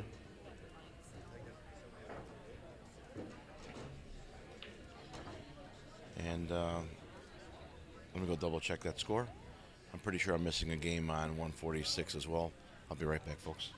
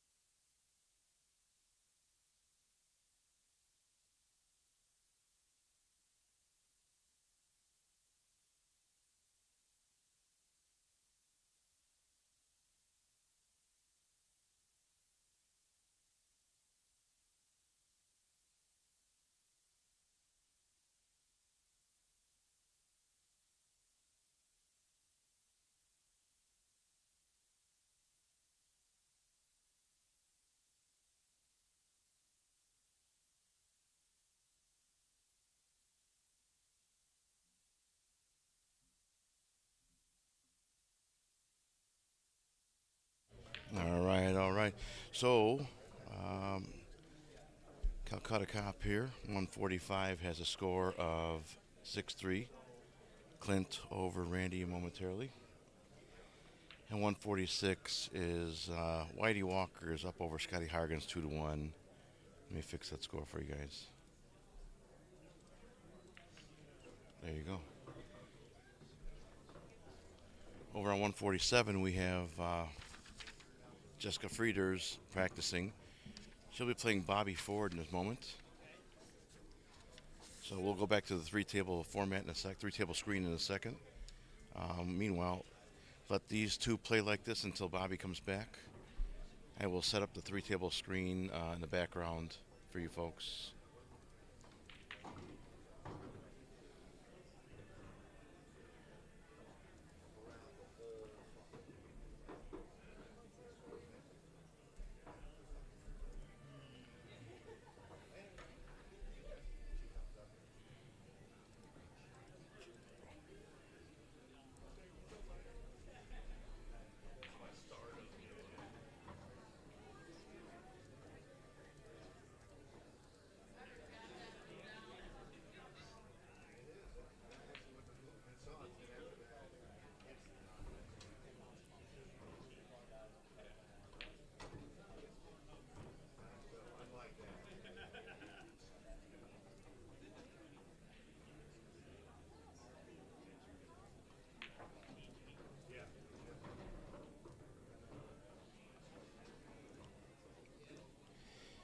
All right, when we get Jessica's opponent back here, Bobby, I'll switch over to the three-screen format so you guys can see all three tables.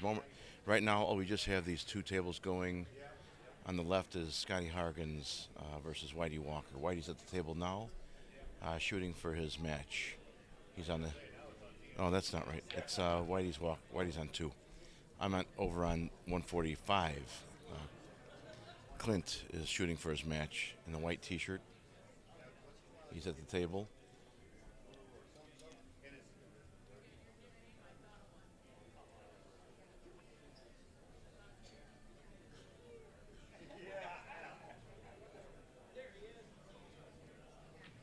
Clint's got a long 5 ball here, and the 6 is tucked in behind the 8.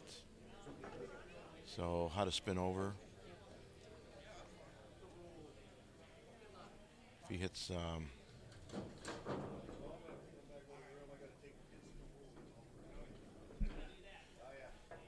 If he hits bottom right, he chances squirting the cue ball into the side rail, and complicating the shot. You just don't need to do that. Keep it simple. Yeah, see? And he ended up scratching. So that shot is going to haunt him for a little bit.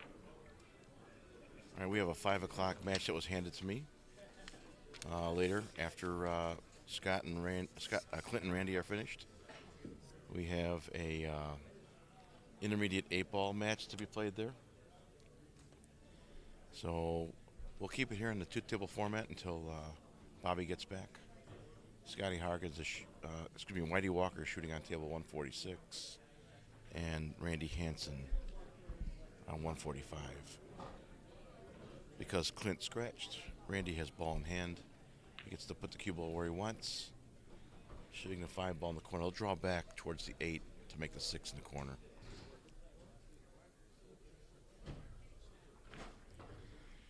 Not too far. He did it again. The speed has been the number one issue with these players on these tables. I don't know if it's the cue ball that grabs more or if it's the speed of the cloth. But what I've seen is players having difficulty navigating the speed of these tables. Whitey just got another win.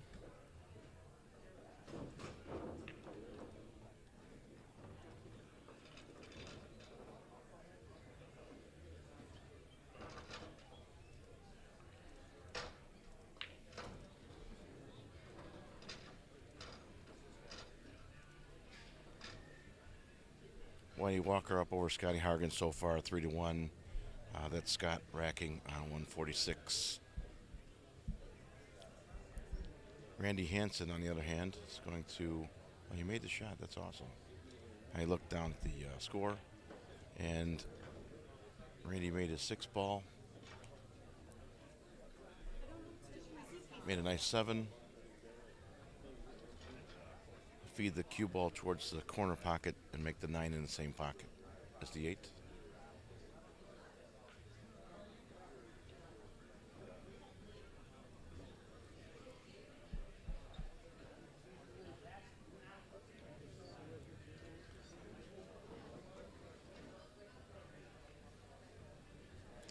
Randy Hansen makes the 9 ball easy, staying alive in his match against Clint. Brings the score to 6-4.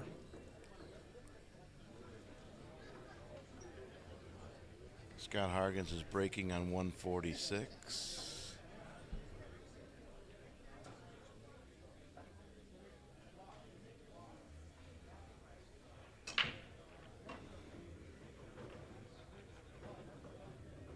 That's a nice break.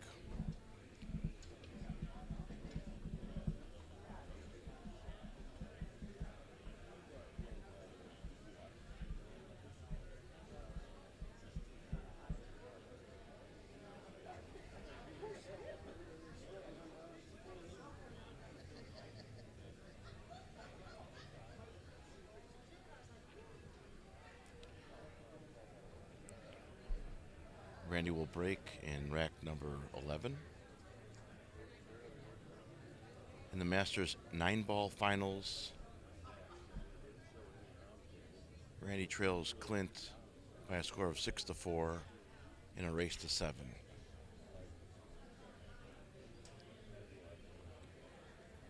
Scott and Whitey are in the finals bracket of the Masters 8-ball, and Scott is trailing Whitey by a score of 3-1.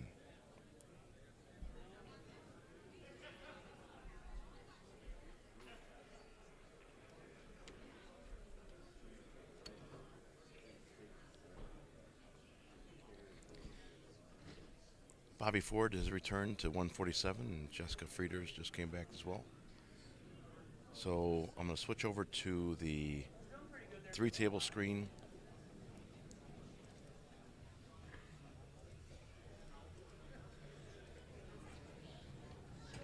And you'll notice that Jessica and Bobby are on the left side.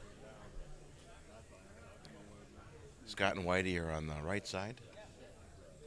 Let me fix that score.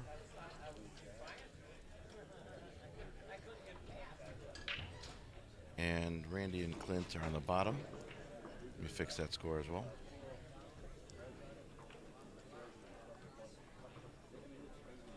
So all scores look to be correct. Jessica and Bobby are beginning. Bobby Ford is racking now. Scott's shooting at the 12-ball, looks like, up table past the 8.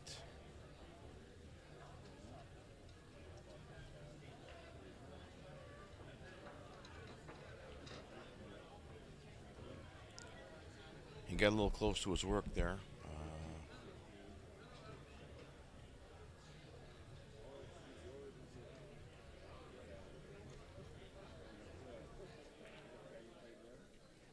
12 ball's the last stripe on the table. A jack up and we'll hit a draw shot, bring it to the middle. And the 8-ball for the win.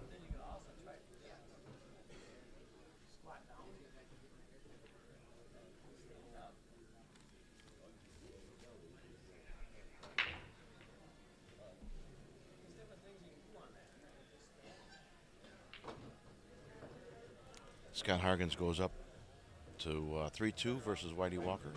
He's down. I mean, by one game. He goes up to 2. And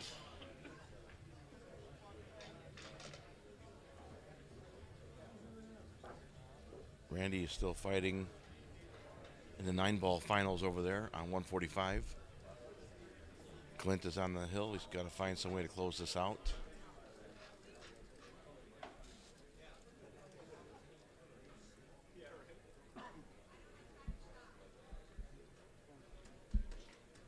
At 5 o'clock, we have the 8-ball intermediate finals.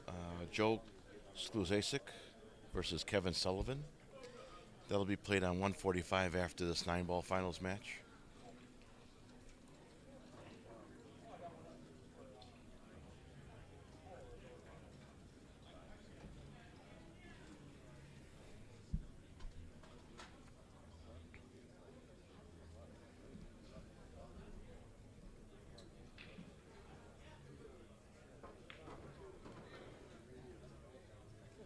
You know, Joseph Alvarez is saying that Clinton's in the hot seat, he believes. Um,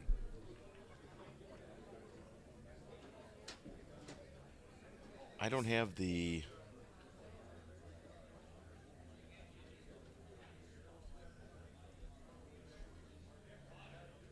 I don't have the bracket. I'm trying to read this comments.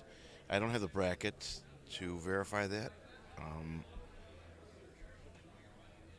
Unfortunately, it says here on my sheets it's finals and finals, and it was explained to me that that's the final bracket. I don't really know what that means. But it's not clear to me yet. Jessica Frieders is on 147, and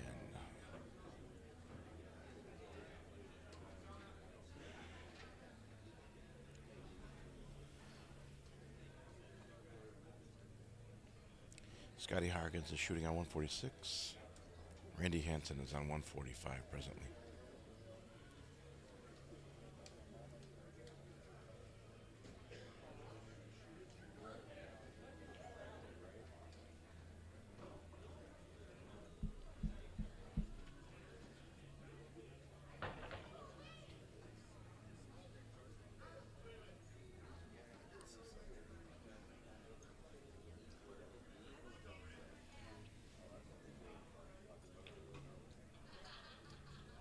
Is that my shaft you're holding, big boy?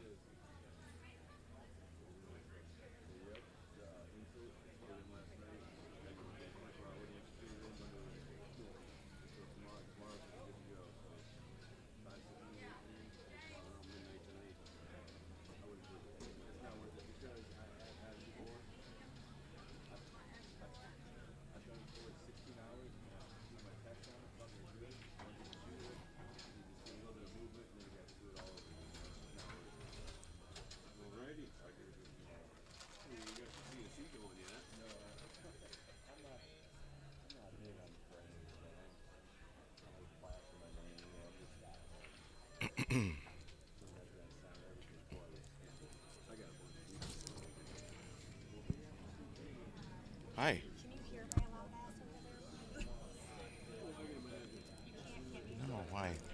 Why?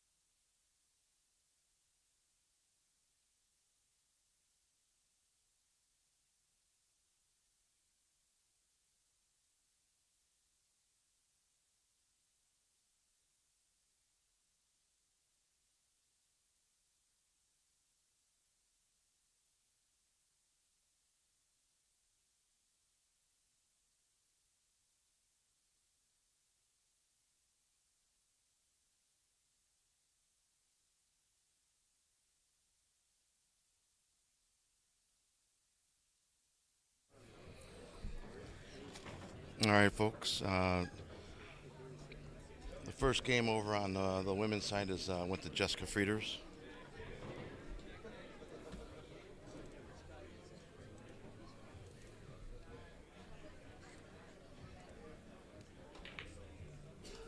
Whitey Walker and Scotty Hargens are still 3-2, and Clinton and Randy are still at 6-4.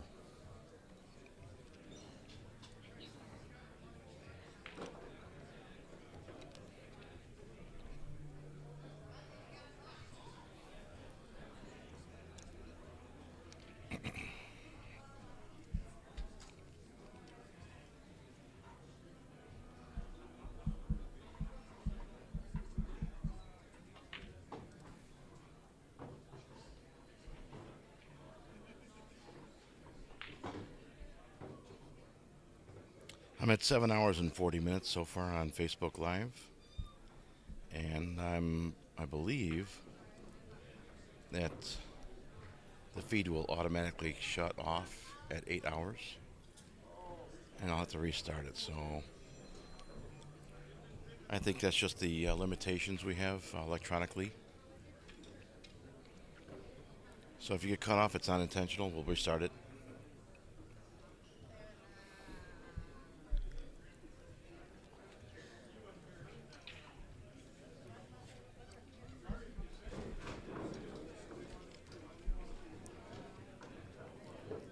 Randy took that game and stays alive.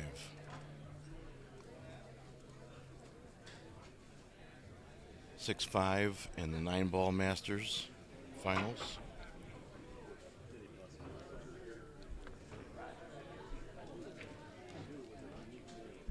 Scott Hargens closes that game out and ties it at 3 over on the center table.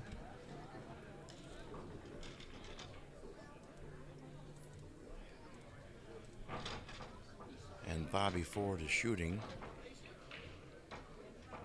to get on the board against Jessica Frieders.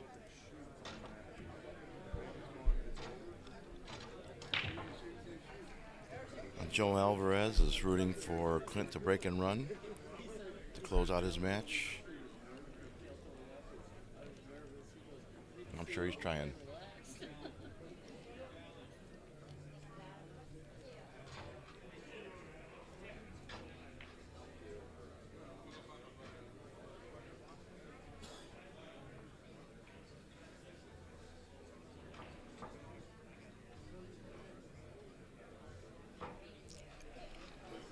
As we get closer to the finish, the conclusion of these games, these matches, there are more and more people stepping up to the spectator area to watch the ladies and the men finish their matches. Hey, Tony. Hey, guys.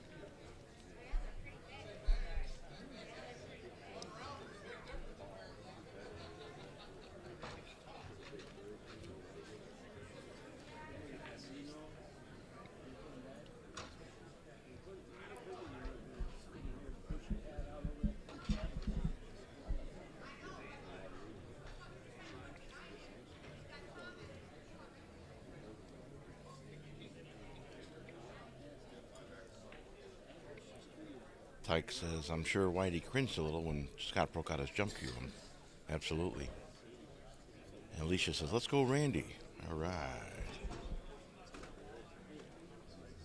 Clint is still at the table, though. He's looking at the, he'll make the 2-ball in the corner.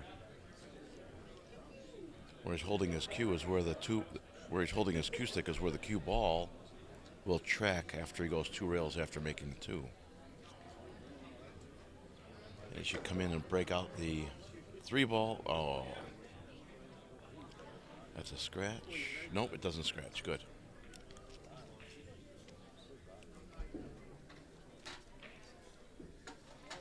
So here's how good Clint is. He made the 2-ball. He knew that the cue ball would track 2 rails off that corner, right upper right corner, and come into like the 2nd or 3rd diamond. And he hit it firm enough so that it came off that 3rd side rail.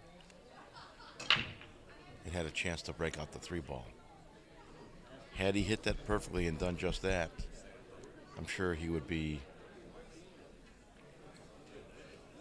standing here a champion.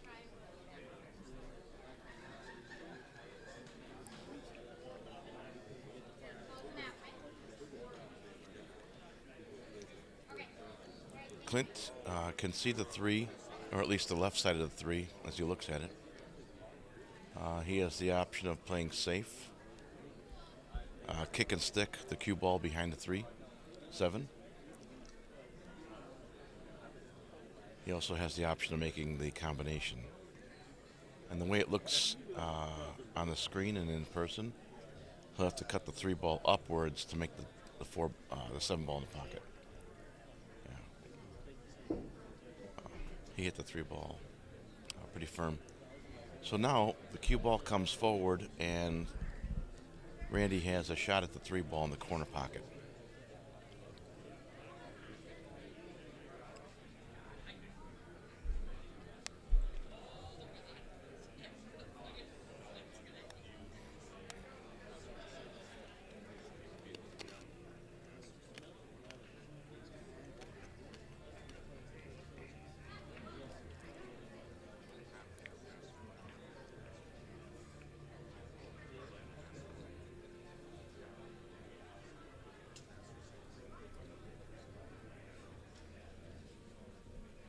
Joseph Alvarez says both Jessica and Bobby are from Green Amusement in Fort Dodge.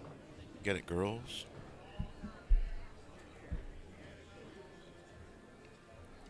Joseph, what is Green Amusement in Fort Dodge? Let me know. I'm from Chicago. I don't know this stuff.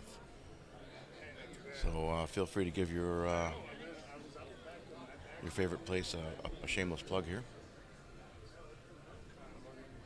Meanwhile, Randy negotiates that 3 ball up table.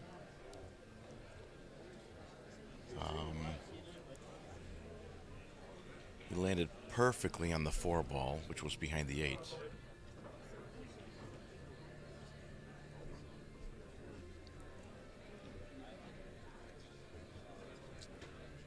He's going to go from the 4 to the 5, and the 5 ball's by the side pocket. Looks like a draw shot.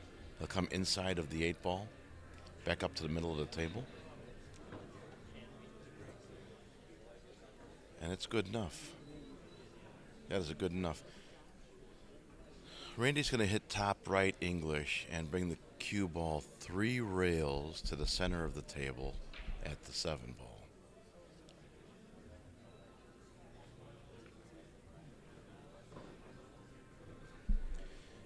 He went a little far, but that's good because when he makes the 7, it'll hit it to the right, and the cue ball will go left. I don't see him hitting left English. I see him hitting right English and coming straight up to the middle of the table. Just like that. Randy's pretty straight on the 8. Honestly, at this point in his match, a simple stop shot, and he'll have a little cut on the 9 ball. He'll take that just fine. Well, he's a perfectionist. He came back the 3 inches he needed to be straight in.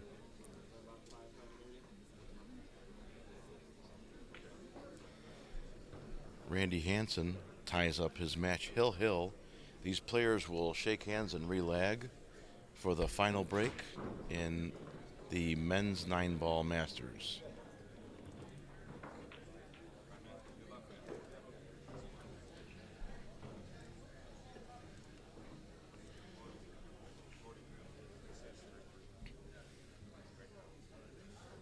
Two ball looks good. 2 ball looks really good. Who's going to win? 2 ball. Come on over, Tony. We have Tony Lee, one of our master, right? Master what? 8 ball, 9 ball, both? All right, Tony Lee is here with his kids. He's here. Come on up, guys. Come on, don't be shy. I'm Calcutta Cop. How are you? Good. What's your name? Tessa. Hi, Tessa. And Tatum. Tatum. How old are you guys? I'm 11. Tessa is 11 and Tatum is 9. Yep. Come on up, say hi. Hi. Tell us what grade you're in and what your favorite subject in school is. I'm in 5th grade and writing is my favorite. R-I-D or W-R-I-T? W. Writing like, okay, right. That was a joke. Come on. And what Tatum? What grade are you in, and what's your favorite subject? I'm in third grade, and my favorite subject is arts. Oh, you're an artist, are you? Oh boy, very good. So, do you guys play pool like your dad? At home, sometimes we Yeah. play in the. How old are you?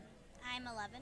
You're 11 and 9. So I started teaching my daughter when she was your age. She's 30 now. My daughter's a nurse. Yeah, but she was quite a pool player, and she started about the same age as you guys are. So your dad's a very talented pool player. I'm sure you're proud of him, aren't you? Yeah. Yeah, right? He's cool. He show you any trick shots at home? What's the coolest thing about your dad? Don't think too long. He, he's the best at pool. Yeah, he is. The best at pool. Right. You guys play any sports besides pool? Play soccer, golf. Taekwondo, soccer, golf. What else? The sports I'm in right now is taekwondo and soccer. I'm Wow. playing I'm basketball in those things too. You are too? All right. We both do the same things. Okay. Is your dad still in the tournament? Waiting for teams. You're waiting for teams tonight? Okay. Well, come on and say goodbye to everybody out there watching the pool. And thanks for coming. I say goodbye. Goodbye. Goodbye. All right. Tatum and Tessa. Lee. All right. Are here to say goodbye. Wishing their father good luck in teams later on tonight. Okay. Back to the pool. All right, Appreciate Tony. it. Yeah. Good. Yes. Thank Enjoy. you. Good luck. Good job, you guys. High five, guys. High five. High five. There you go. All right. Tessa and Tatum are going to take off and wish their father good luck in teams later on today. As we pay attention to the last few games we have in front of us.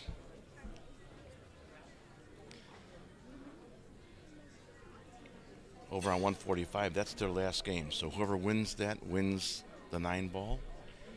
Unless that's for the hot seat. I'm really not sure where it's at yet. I'm just giving pieces of paper. I don't have the bracket in front of me. So, Whitey Walker. Did I miss any scores, guys, as I was talking to Tony Lee and his kids? Or am I right?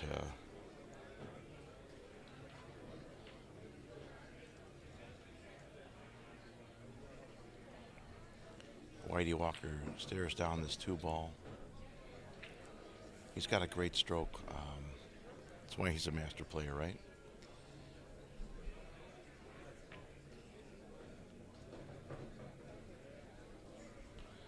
So we have 79 people online. I'm John Enegas, Calcutta Cop. Jimmy calls me. I'm his assistant, if you will. I'm from Chicago, Illinois. And Jimmy will be here. Jimmy Hannes, the Calcutta Kid. He will be here momentarily to bring you the team events for tonight. Oh, Whitey is just a strong player, boy.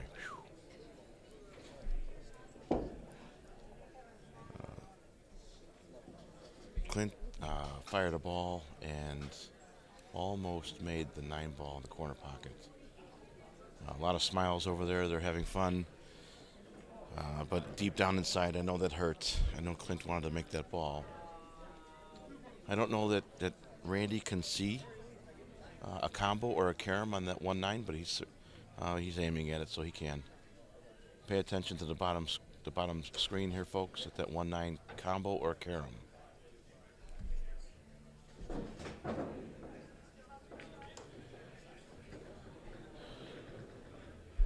Randy Hansen defeats Clint Benson by a score of 7-6 in the men's 9-ball.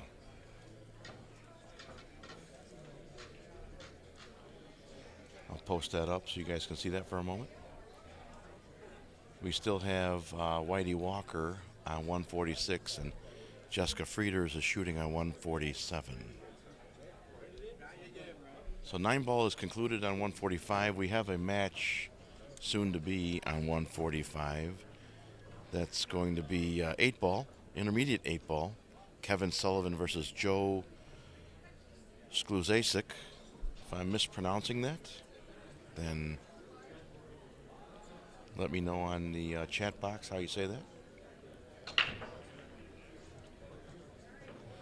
Okay, if you want to screenshot that, go ahead. I'm going to go ahead and change the names of table 145. Joe Sklu Zasek versus Kevin Sullivan and let's do this.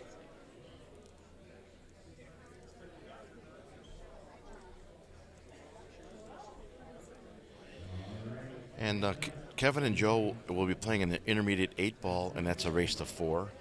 So I'll change that race on the screen so you guys can follow along and how close it's going to be. There you go. Okay, so Randy and Clint have to replay again. Oh, they do. So that was for the first. Okay, all right. They have second. All right. So moving them. Good job, Randy. Now it's up to Jessica and Whitey. That's right. Yes. All right. So I think if I'm following along with what you guys are telling me in the chat box, it says that Randy won the first half. Was Clint in the hot seat? And then Randy has to double dip him. Is that right? And if that is, then you're correct. Randy beat him once. He's got to beat him a second time. I've already been given a sheet for 145, so I don't think that match will be here. Or if it is, if it's on one of my tables, it probably won't be on 145. They'll move it to a different table.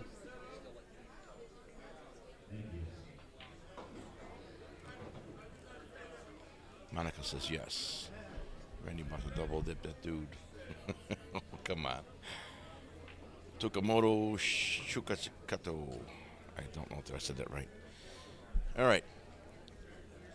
Whitey Walker fires the 8 ball in the corner pocket for a win. And a handshake and a hug. Whitey Walker defeats Scotty Hargens and advances.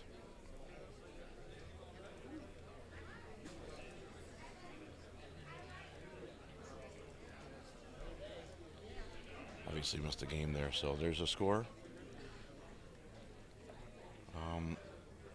I have a sheet for 146, so at the moment I just have 145 and 147.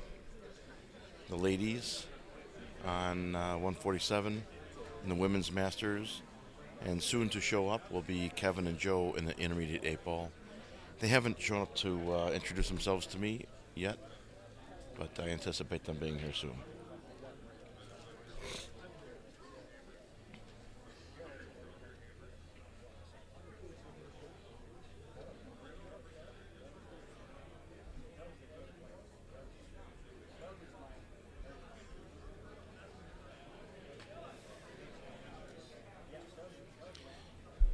No, Jim Case. Whitey and Scott are in the men's masters 8 ball.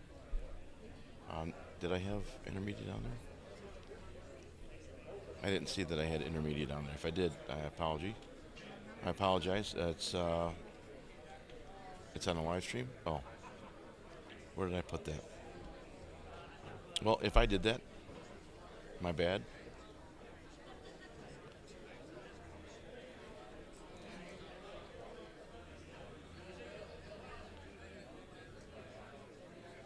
So since we don't have anybody here yet for the 5 o'clock match on 145, I'm going to go to the single table and let's follow the ladies here.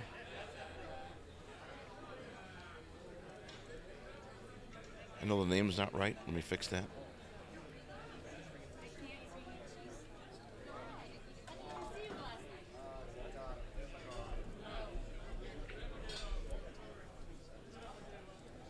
Give me a second, folks. I got to type these in.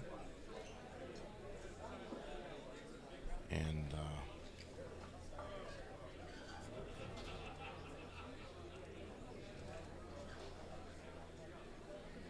uh, 1-0 Jessica. Let me just make sure I got that right.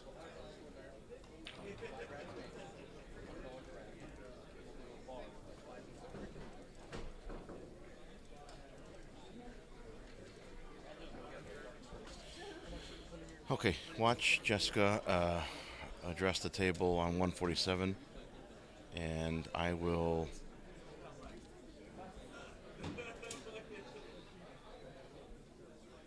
go down and check the. It looks like you guys are correct that Scott and I'm sorry, Clint and Randy, you have to play again. So I'll take the names off of 145 since they have to play a second match. They're playing a second time. Okay, thank you. Whitey Walker, Mike Overcamp. Okay. Okay, so it's 146. That's 515. All right. What I have, okay, I had it right. Okay, okay.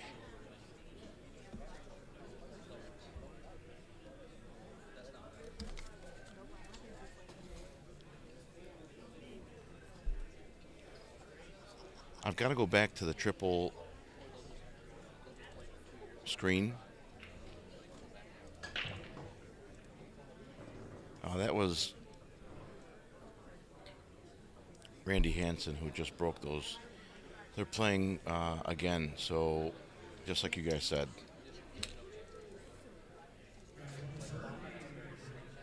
So I'll type it in like I had it before.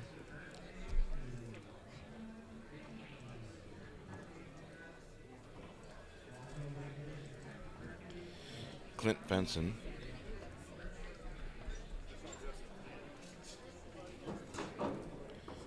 Versus Randy Hansen.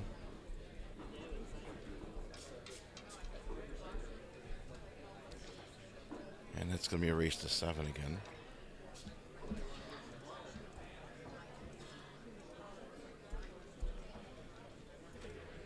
All right, well, that's fixed.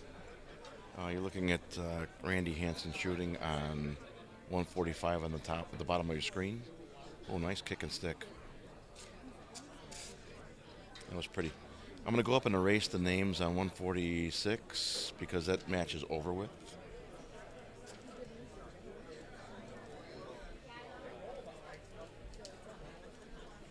And we'll wait for the players to show up for that match. Jessica Frieders and Bobby Ford are still playing on 147. And while I was typing, I seen them rack. So let me figure out what the score is there. I'll be right back, folks.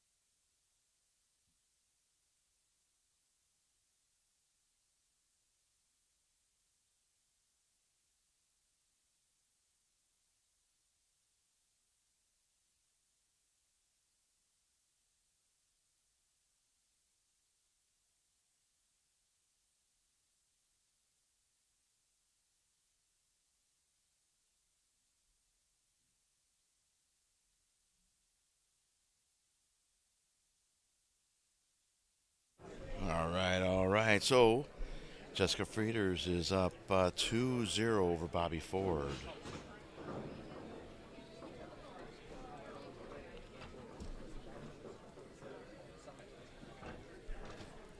Clint Benton and Randy Hansen are starting their second match over on 145.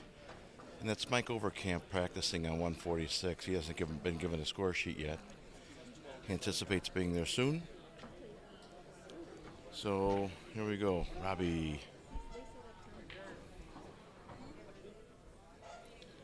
Stu, you going to stop by here before you leave or no?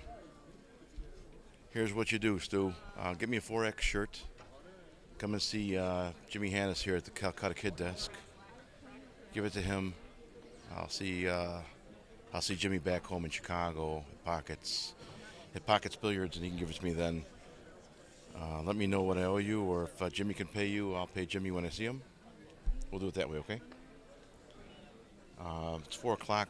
I have to be back home by 9, so I expect Jimmy to be here shortly, and I'll be leaving right away. It's been a pleasure being with you people here in Waterloo, Iowa for the IOMA State Pool Championships. I hope to be invited back. I hope you enjoyed me being here. I had a lot of fun with the pool players last night, and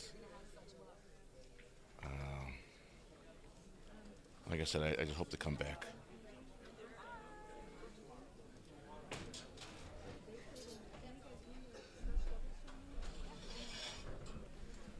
All right, Jimmy's here. So I just restarted the stream on Facebook. So I'm gonna step away from the table so Jimmy can get comfortable. Ladies and gentlemen, Jimmy Hannes, the Calcutta Kid.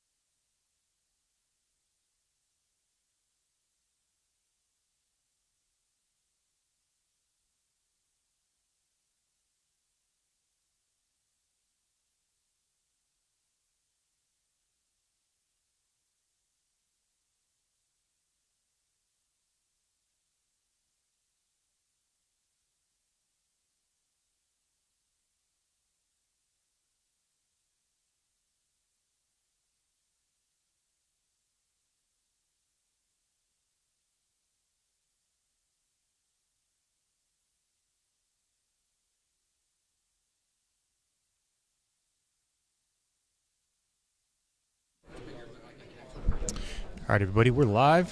Taking over for John here. Appreciate everyone for sticking around and watching all this awesome pool content.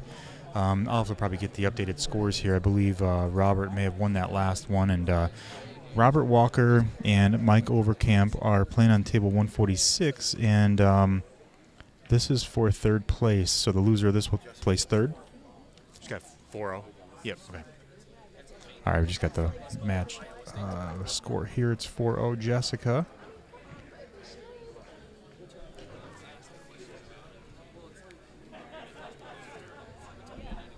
Then we have Clint Benson and Randy Hansen over there on table 145. And let's see. That is the 9-ball. That is actually the 9-ball finals over there. So they're finishing their match out from Wednesday, actually. We live streamed Randy Hansen against Jared Frieders on Wednesday. And Jared almost had Randy, but Randy came back and beat him. Went hill. And then this is the last match of that 9-ball event. 9-ball finals, Clint Benson and Randy Hansen there on the bottom of your screen.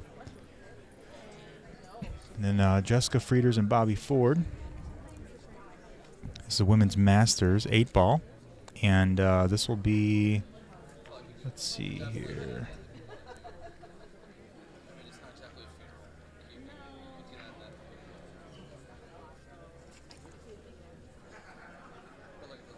This is the winner's side, and I wonder if this is a, I think this is the finals as well, too. Let me double check. I think this is the women's 8-ball finals, the top left. John Brown says, let's go, Clint. Clint Benson's been waiting in the hot seat since Wednesday.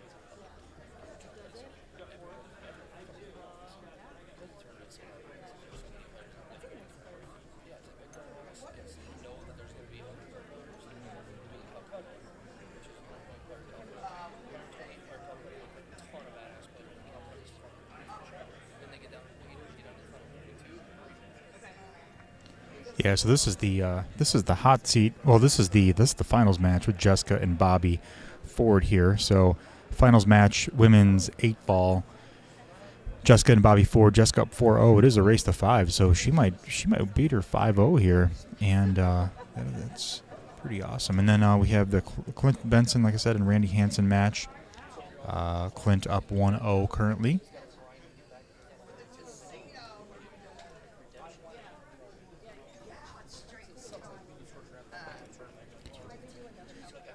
Jimmy No Miss a Shot would like to bet on Randy, so if anyone's out there,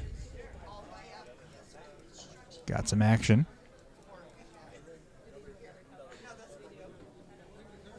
Very nice shot there by Clint on the 6-ball.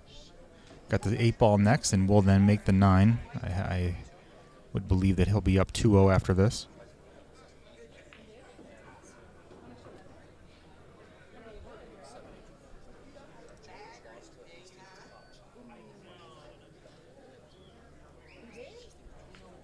Very nice out. All right, Clint Benson up 2-0.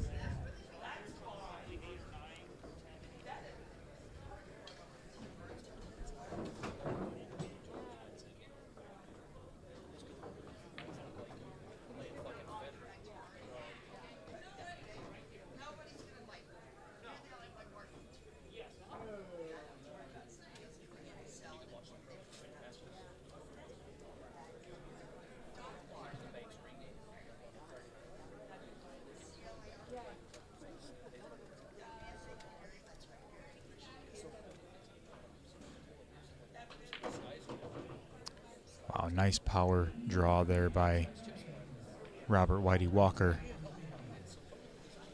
He put a really great stroke into that ball. Pulled that ball all the way back. We have Randy Hansen up to break. And again, this is the 9-ball finals for Clint Benson and Randy Hansen. And we have the 8-ball finals for the women Masters, Jessica Frieders and Bobby Ford. And then Robert Walker and Mike Overcamp are currently playing for third in the Masters 8-ball.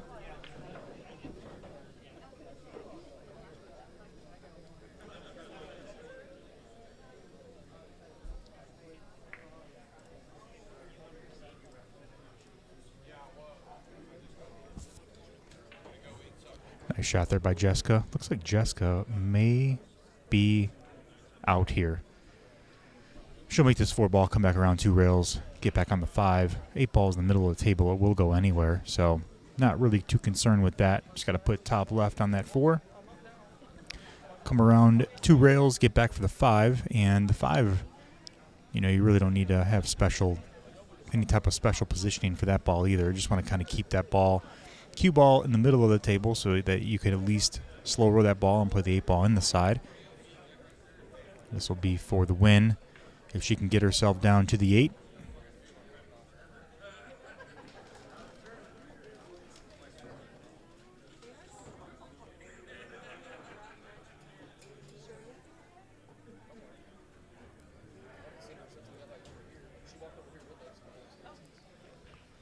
Nice shot. Slow rolls it up, and looks like we're going to have a winner.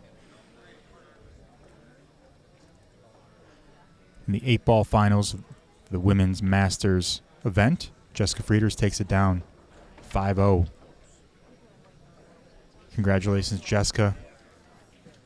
Moves on to win the women's Masters 8-ball, and she actually took the women's Masters 9-ball too, so she's been on fire.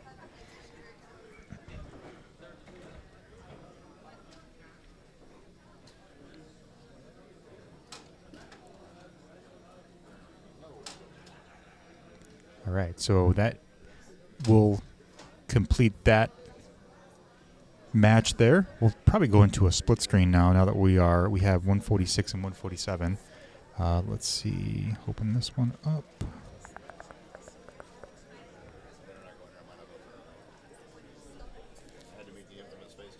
Oh yeah, how are you?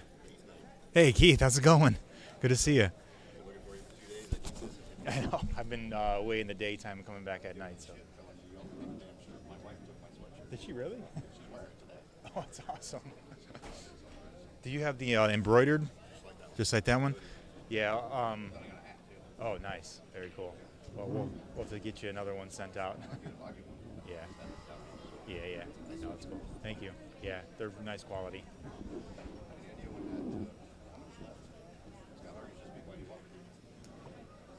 I believe. Well, yeah, because they're playing this here. It's Whitey and who is this over here? Oh, Mike Overcamp. Yeah. Mm-hmm. Yep. Yeah, I know. We watched him last night. She was phenomenal. Yeah. Super phenomenal shot.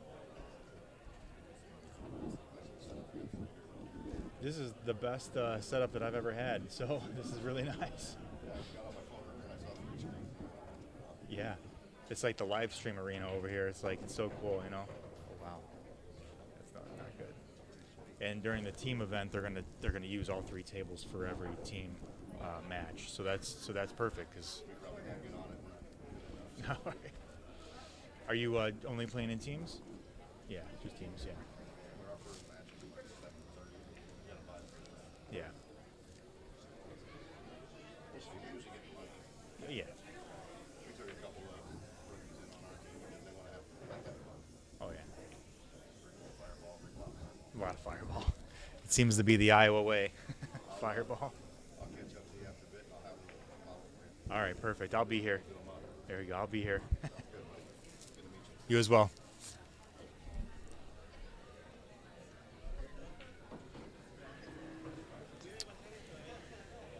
Bobby Tucker says, very impressive on the triple screen. Thank you so much. We're actually going to go down to a dual screen because that third table is done. And I need to go verify the score. So I'm going to verify the score really quick when Clint and Robert Walker's match. Well, I'll be right back, and then I'll get this switched over to a dual screen.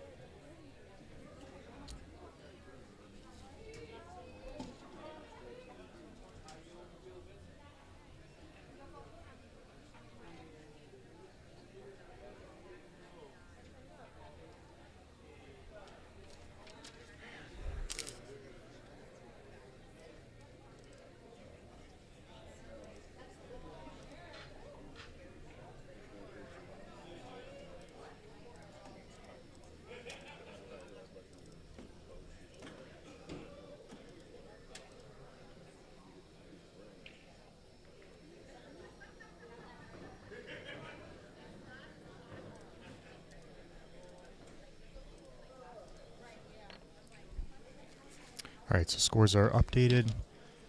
We have Whitey Walker with 1-0 and Clint Benson up 2-1 against Randy. And let me get this switched over here to the dual screen really quick as well.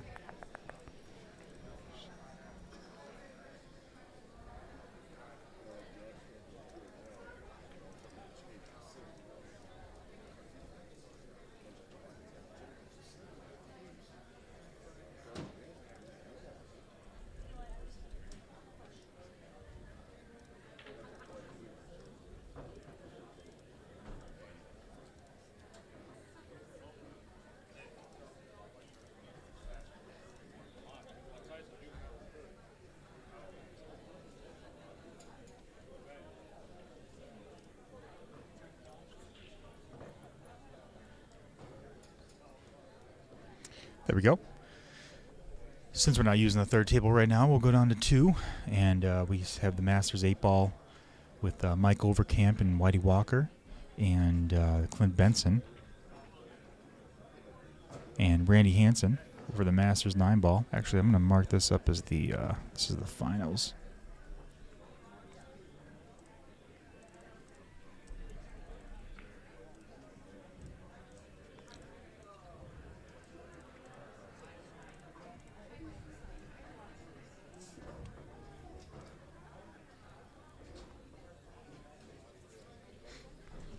So third place match here with Whitey Walker and Mike, and then the Clint Benson and Randy is the final match here.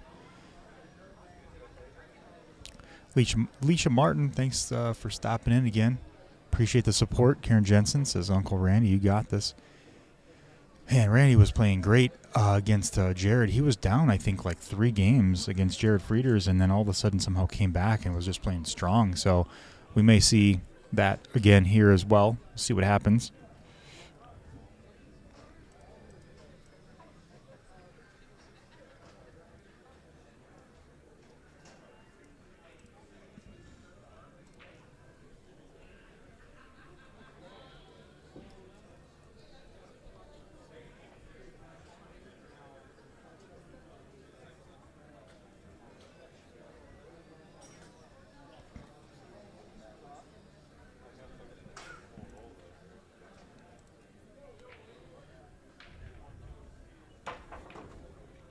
Very nice shot by Clint Benson, jumping over the 6th to make the 2-ball. Did not get great shape on the 3 because it ran in, the cue ball ran into the 8-ball and took away some of that momentum. So have to figure out what to do with this 3-ball. He may just play it safe, probably just lock up that 3-ball behind the 9-8, I would imagine, or the opposite, cue ball behind the 9-8.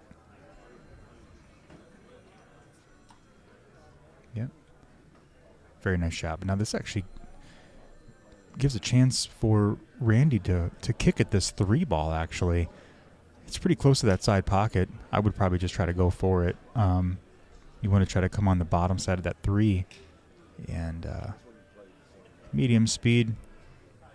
You know, if you run into it miss, that cue ball could lock up by the 5. 3 ball could run up by the 6. And could be a 2-way shot, but we'll see what happens. I mean, this is one of those shots. If he doesn't do anything here or leaves it open for Clint, Clint has the ability to get out of this rack. Kyle Gray, what's going on?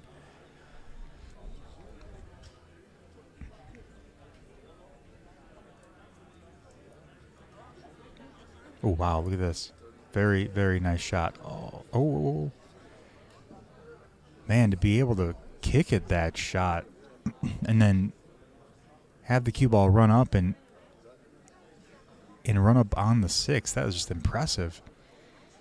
I don't know if Clint can see the 3 ball full. I mean, he could see a little bit of it probably, but that 6 ball may have it blocked.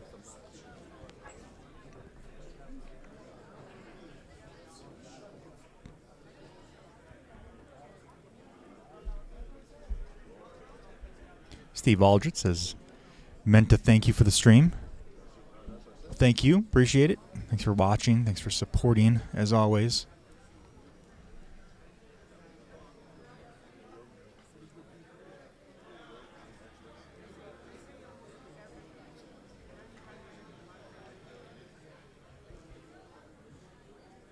So it looks like we have Clint trying to figure out what to do with this 3. That was a phenomenal recovery there by Randy. I think that Clint probably needed to like bury that 1 ball or the cue ball next to the 8, maybe even push that 3 ball over there by the 6. But unfortunately, he left the 3 ball by the side pocket. Dennis Williams, where do you go next? So right now, what's on the calendar is I'm going to be doing the 9-ball tournament out there in Bradley, the Bradley Billiards tournament. We'll have to show the flyer for that. Probably get that posted up here in just a little bit. But the 9-ball bracket will actually, the 9-ball tournament will be at Bradley Billiard Club in Bradley, Illinois, and there's 128 players, and there's, I think it's $100 entry. It's going to be a really, really big tournament. So we're going to be live streaming that Friday, Saturday, and Sunday on March 31st that weekend. And then after that, we don't know what we're doing from then until October. We're supposed to be doing the ACS Iowa tournament in October. We haven't got confirmation yet, so we're waiting back to hear from them. So that is all we have right now. I'd like to do the ISPA, but I'm unfortunately not able to be out there that weekend. So I do have a helper now. John, if you haven't heard of him or seen him, he's been helping me. Did a phenomenal job all week. Really appreciate all of his help. So you'll probably be seeing more of him as we keep moving on to other tournaments. It's all a work in progress.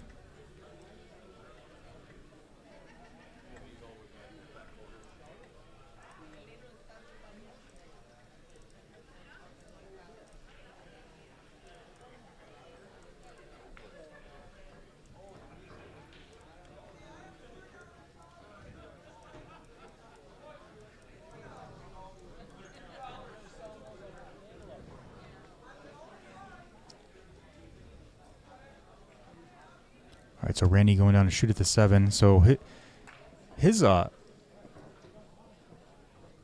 kick shot with the 3 like really paid off. I mean, that was an amazing recovery. I mean, most players probably would just try to kick at that and probably give a ball in hand, but he did not. So this right here allows him to get out and both tie this up 2-2 once he makes this 9 ball. Nice shot. 2-2. Tied up. Clint Benson and Randy Hansen. Both matches here are a race to 5.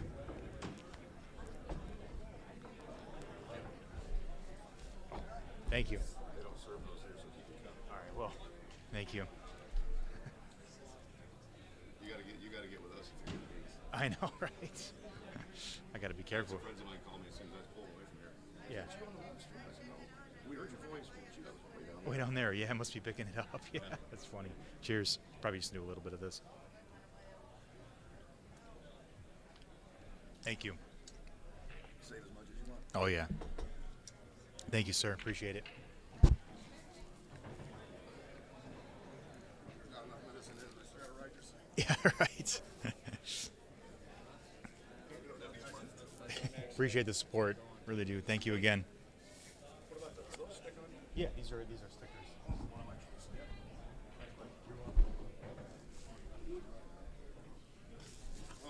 Yeah.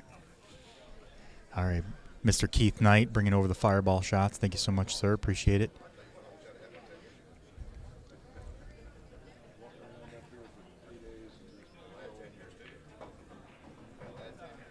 Scott says no fireball. I don't know. The Iowans out here, man, they love the fireball. I have not had as much fireball ever in my life as I do out here in Iowa. All right, so it looks like Mike Overcamp is going to get on the board here with the game. Just got to get down, and yep, he does. Makes the 8-ball.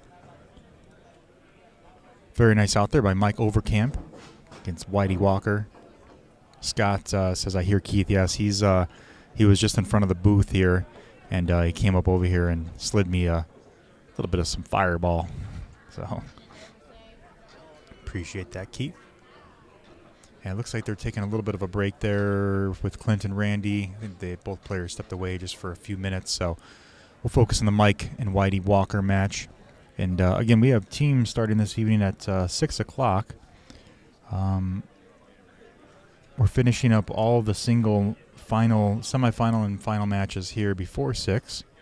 And then at 6 is when the teams event starts. And the cool thing about this is that we're going to have one team match on all 3 tables at all times for the team event, which is really, really cool. So we'll have the triple screen up, and we'll be marking that score. Those team matches will probably fly by the fact that we're going to do 3 tables off the bat. So that's going to be really interesting. Really looking forward to it. We're going to have 2 teams in the entire live stream arena here.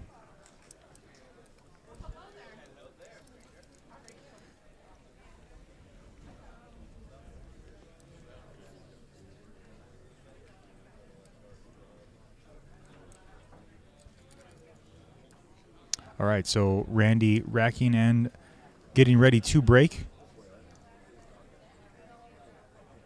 Let's see if he can break and run this one, or make the 9. The 9 ball does count.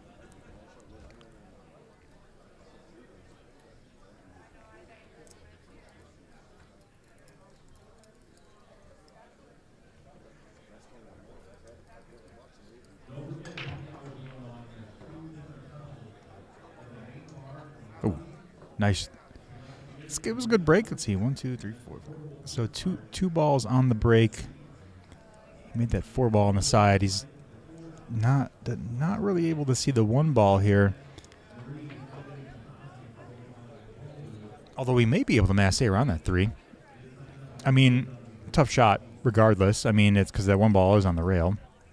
But if you do masse around that, it's going to have the momentum of left spin naturally. So, I mean, if you come off that rail, he might be able to come off that rail and kick the 1 ball in. And that's asking for a lot, but let's see what he comes up with here. He could also come on the backside of the 1 ball and maybe play a safety. Looks like he's breaking out his jump cue here. Just going to jump over. It's a long jump. Oh, I guess maybe he just had his jump cue. No, that was his break cue. He's got his shooting cue now. So no jump here. And I don't know if I'd jump over this anyway because this is a long jump, and you have the ability for that cue ball to jump off the table here.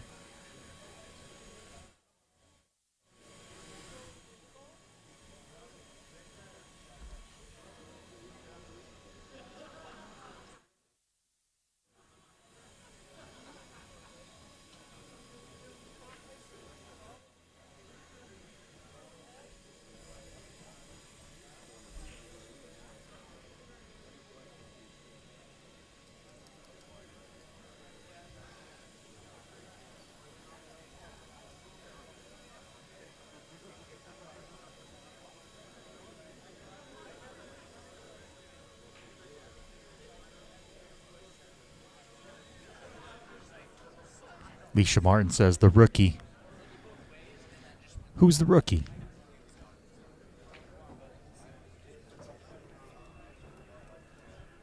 These guys are not rookies.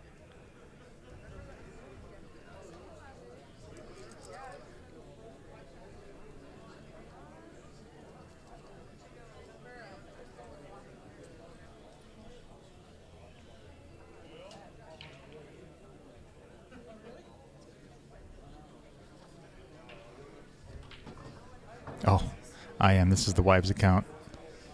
Oh, got it. So who's behind Leisha Martin? Reveal yourself.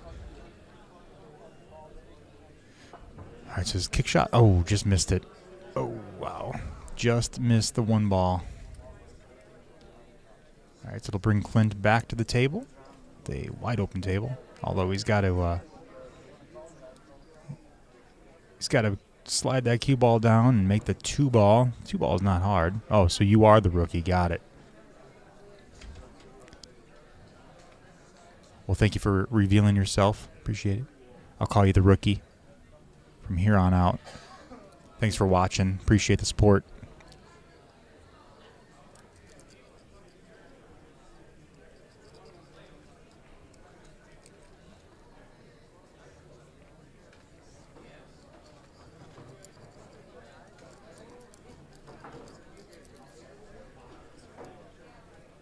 All right, see what Clint does here. Looks like he's pulling this ball back to give himself shape for the 2-ball. He's going to leave himself on the right side of that table there, and he probably come around 2 rails. Just trying to figure out which pocket he's going to shoot the 3-ball in. Well, my assumption is he'll probably play right English, top right, and come around 2 rails. Probably make the 3-ball in the upper right corner. And he's got to figure out that 5. The 5-ball is kind of in a tough spot. Oh, James Landrum says he ain't no rookie, though. Yeah, I wouldn't think so if the rookie is playing in the Masters teams. All right, so there's another one for Mike Overcamp. 2-1.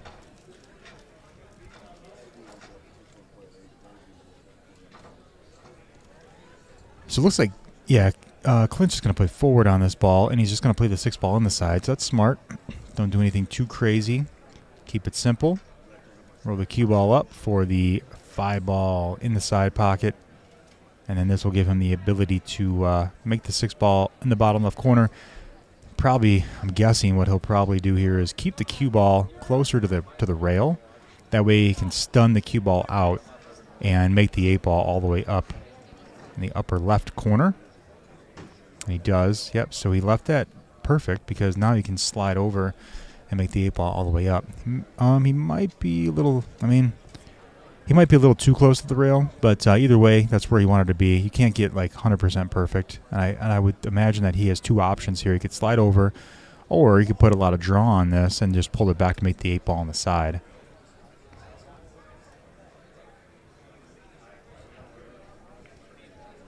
Yep, so we just kind of stun that over. Nice control.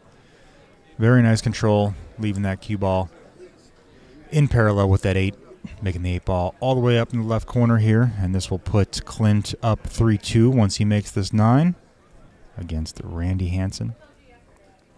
Randy's sticking with Clint, though. He's not, he doesn't give up. He's not a player that gives up easily. I witnessed it with Jared, and Jared, I think, was up 3, maybe 4 games on him. I think it was at least 3. And Randy came back and went hill and beat him. Now he's in the finals playing against Clint Benson.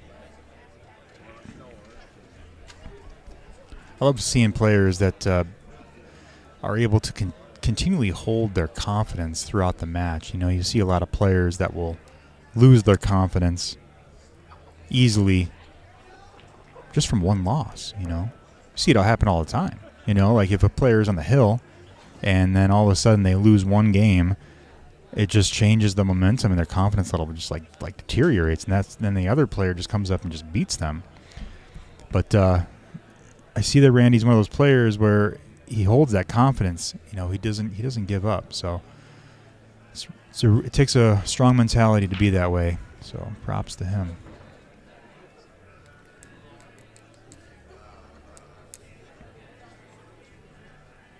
All right, so Clint broke dry.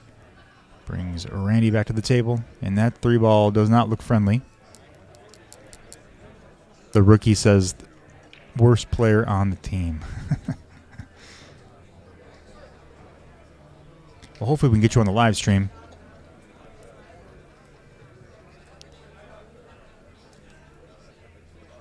All good players on the team, last year state champs. Yeah, see?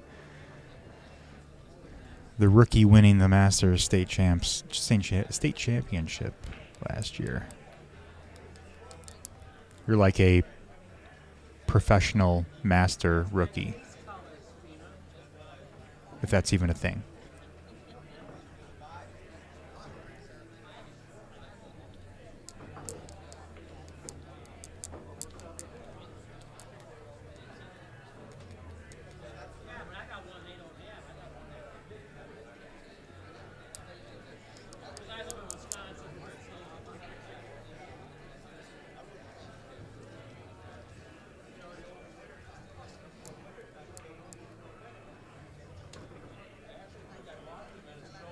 So, yeah, it looks like Randy was able to get to that 2 ball, and he may have snuck that cue ball in the line of sight of that 3, which this is going to be pretty impressive if he did.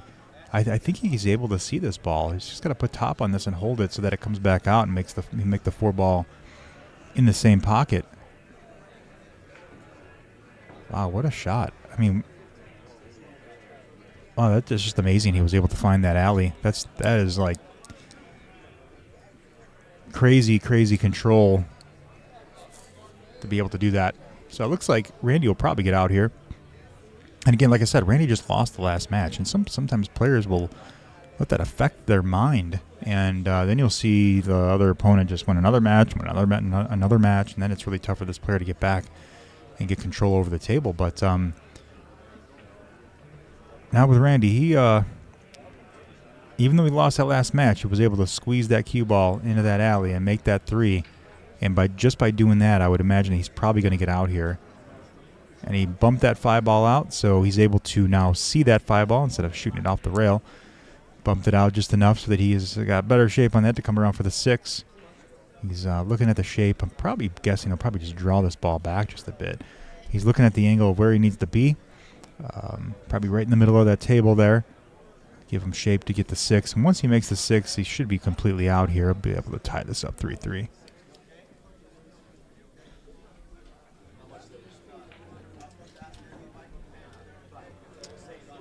Oh, did he get there? Looks like he did, yep.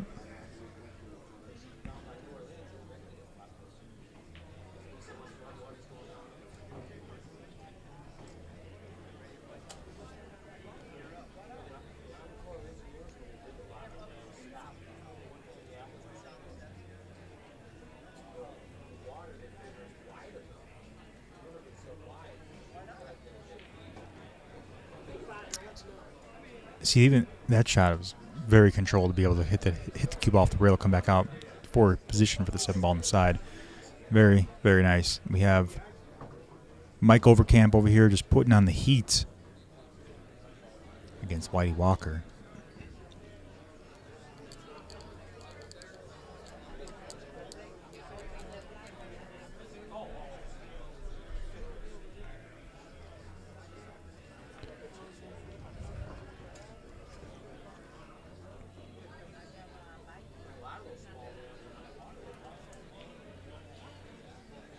Mike Overcamp shooting at this 12 ball. Shoots it. Oh, wow. I thought he hit that good. He just, I think he jumped out of his shot a little bit there. So it brings Whitey Walker back to the table, and I would imagine he's probably going to get out of this rack. I'll make this 2 ball, and probably make the 6 ball next. Or the 5. He's got options. Oh, he's got the 4 ball out there, too. So he's got 4 balls to shoot at, and, wow, look at this shape. I think he was trying to go for that 4 ball. That's just amazing. Amazing control. It's awesome. All right, so Randy wins another one, ties it up 3-3.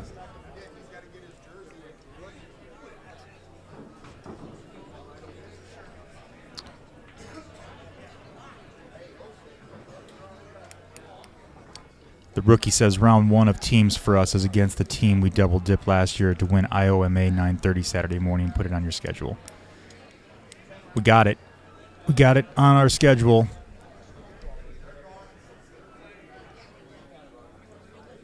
And if you do have a request, I don't know who they're going to put on the live stream table for the teams, but if you want to be in the live stream, let Ira Miller know. Might be able to squeeze you in.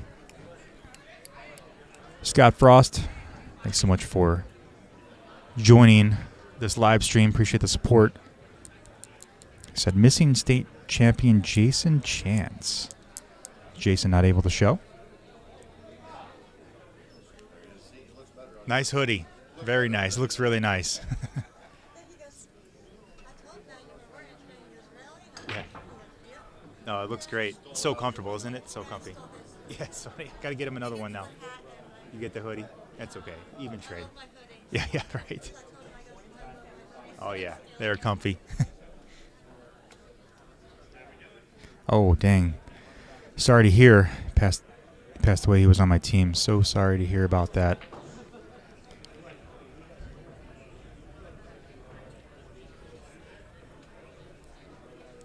Jason Chance was a good guy, Richard Allison says.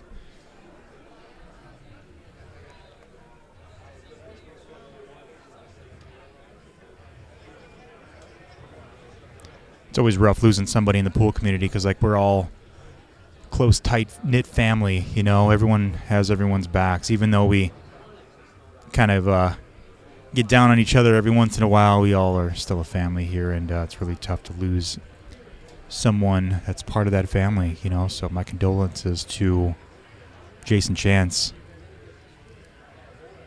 The rookie says, freezer in the house. Yes, sir.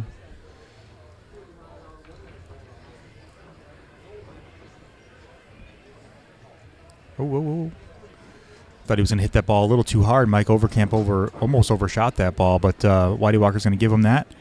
It was an easy straight-in shot on that 8 ball, so this will put Mike up 3-1 against Whitey Walker.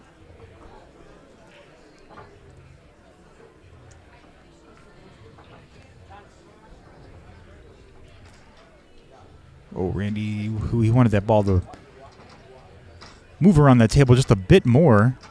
I'm sure he'll be able to figure this one out. A little bit of bottom right. Throw that ball in the pocket. Let that cue naturally come down table for you to get shape for the 9 ball in the bottom right corner. It's not ideal. He wanted that to be a little bit easier, but I know that he's got it in him to make this. Robert Whitey Walker going up to break the left-hand screen. Okay, so he put top on that ball. Can also do it that way as well. I mean, I like trying to get closer to the ball. Makes for an easier shot. But this works as well.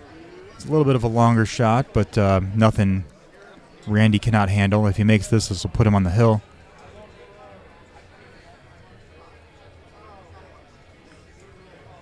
Oh, wow. Very nice shot. He did touch the corner pocket there, and it's one of those shots where if he hits that just enough, it could rattle. Usually in the valleys it doesn't, but I have seen it happen a few times. But very nice out and very nice shot there by Randy Hansen. And that'll put Randy on the hill. So, it is a race to 7. Got it. Let me take a look at my sheet here. I do not have the sheet. 1, 2, 3, 4. Okay, it is a race to 7. I've been watching 8 ball all day yesterday, so I have the race to 5 stuck in my mind. So yes, you are correct, rookie. It is a race to 7 for the 9 ball match here. But either way, Clint was up 3-2 against Randy Hansen, and Randy actually came back and won 2 games in a row. So he's on his move. Let's see if he can make it happen a 3rd time. I mean, Randy has to get out, right? Because if he misses, Clint's just going to do it back. So whoever makes that first mistake, the other player, usually will get out. Jordan says if Sam Henderson isn't in it, it's not the best tournament. we were live streaming him at the Midwest tournament in the Iowa Midwest ACS tournament, and the kid is just on fire. I mean, he just doesn't miss. There were a lot of outs that he made that I was just so shocked by. His pattern play is unreal, especially for how young he is too. It's pretty impressive.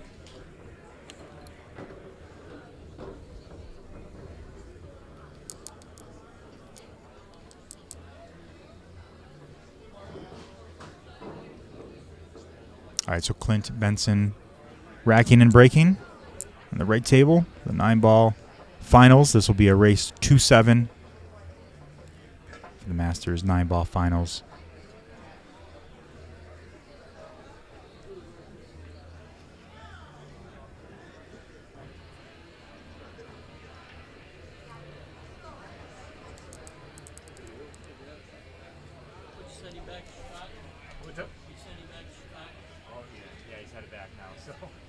He held me all week, and it was very helpful.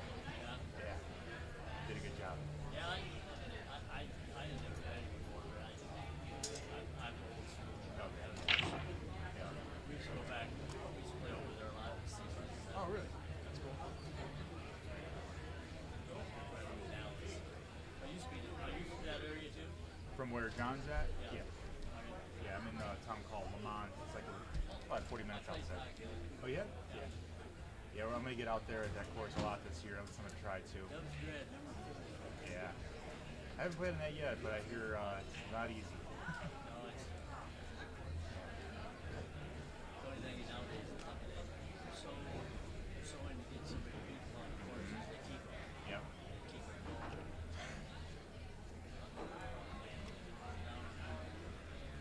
Guys, here there used to be years ago. Well, Leon Ledford had a place in Rockford. I don't know who Leon Ledford was. I don't know, yeah. He did play. His wife played for him good. Yeah, Leon was good. That's the best player in that whole area. One of the best players in the country that has a family and a job is Bandy. Oh, yeah. Goddamn Bandy. Oh, yeah. The guy that holds down the job is Just amazing. I knew Tommy Spencer for a while. Okay. Yeah, Bandy, he like retired from the game. Well, he retired from work, and he like stopped playing pool for a while. Picked his cue stick back up, and it's like he never left. Right. You guys phenomenal. You guys just phenomenal. I played with a lot of guys at Joliet. I know a lot of players at Joliet. Used to be Logathitis, GB Logathitis. He was from Joliet. I think he might have moved from Joliet. They were the two gamblers in Joliet.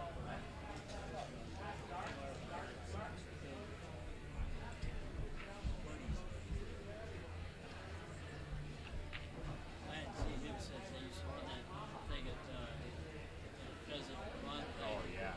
Pheasant Run for Wizard, whatchamacallit, ACS. Willard ran, sponsored that tournament. Okay. Pheasant Run. That was in my early days of pool, and then they stopped running it over there. But I went to Eastwood at St. Charles every year. I went there like 3 or 4 Yeah, times. St. Charles, that's good. Yeah, St. Charles, yeah. And then that Pheasant Run actually burned down. Oh, yeah? Yeah, I think it burned down last year, 2 years ago now. So update this score here. It's 3. Yeah, that was 3. It's 3-2 Michael. Yeah.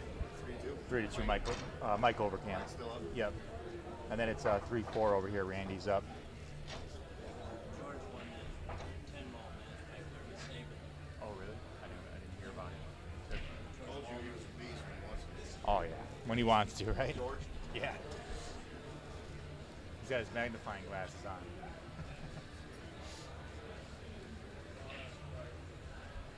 The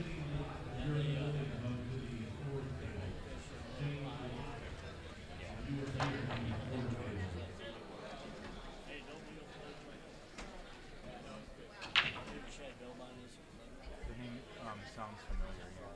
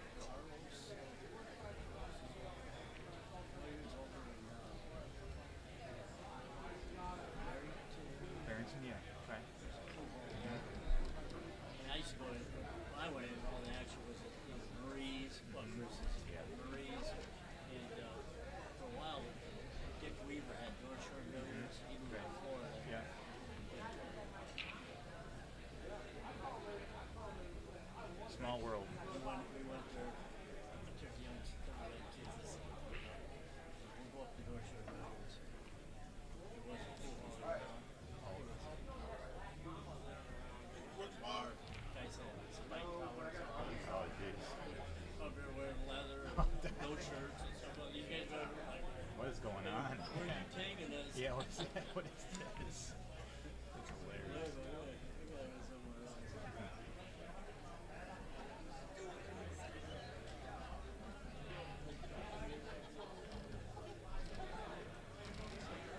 George stepped away.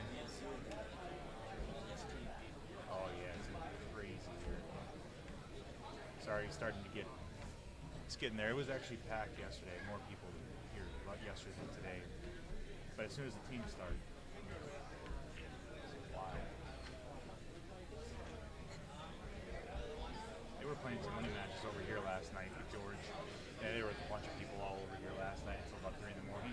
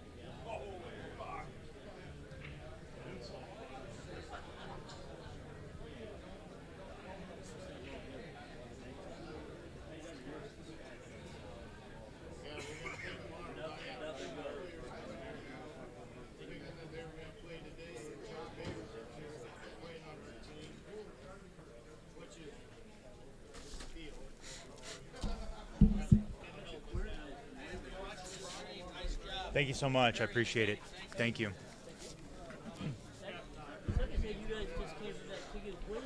All right, so George Walker stepped away. I think he took a bathroom break, and then we had Clint, the nice run out there. So ties it up against Randy Hansen.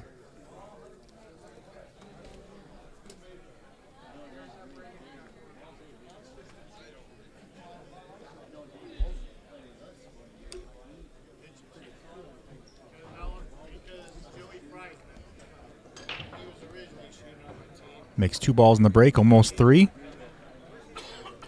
Oh, no. Randy's going to get left with a bad break again. This is the second time that he's gotten locked up. Not able to see this 1 ball. Although this is possibly a jump shot maybe over the 4, but I don't know. It's tough to say. It's kind of a long, you got to stretch over the table to kind of jump over that. I don't know if he's going to want to do it. Yeah, I think he's looking at it. Yeah, maybe he could. Probably could do that.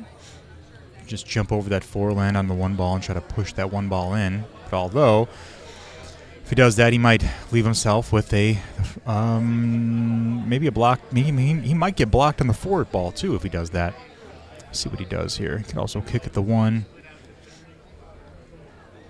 We have George Walker here deciding on his out as well.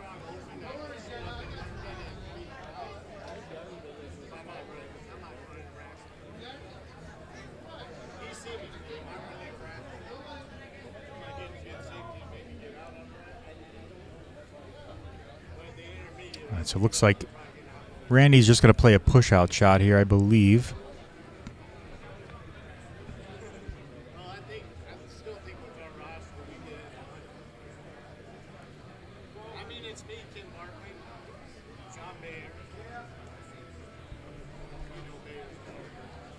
Yep, so just playing a push-out shot.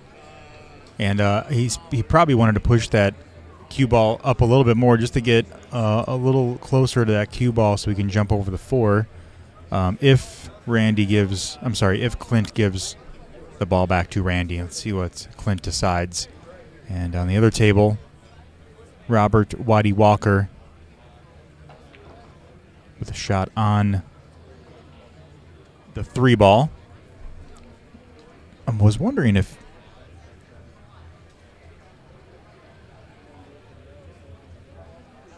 George Walters is a different guy than Whitey Walker. Yes, Robert Whitey Walker.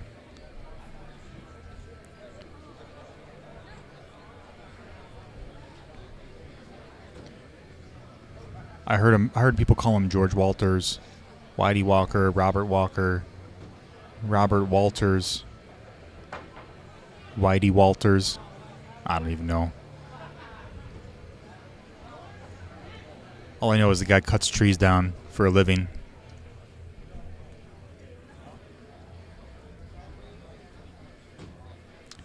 And he's got these magnifying glasses on. I think that's how he wins all these tournaments. I got to look into those. Look at that. Fired that ball in. Bank shot on the 5. Looking at the 6. What a great out if he gets out of this. If he makes the 6 ball, comes back around table, get shape on this 8 ball, it's going to be impressive.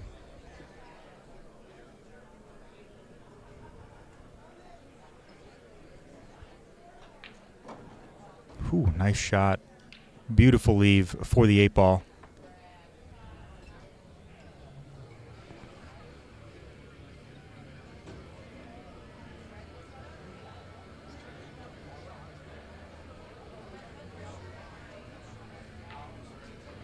All right, George, Robert, Whitey, Walker, Walters with the win. Amazing out, tied up 3-3. Let's see who can get to the hill first. My guess, a lot of these matches have been going hill, and my guess is that Mike and Whitey will probably go hill here. And Clinton Randy's been going back and forth as well, too.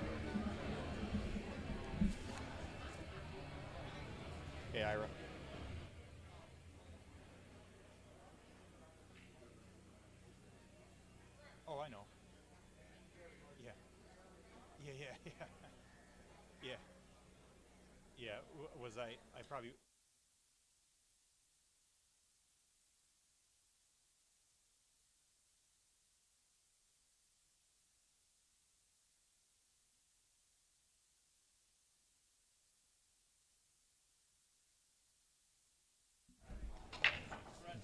Yeah, right.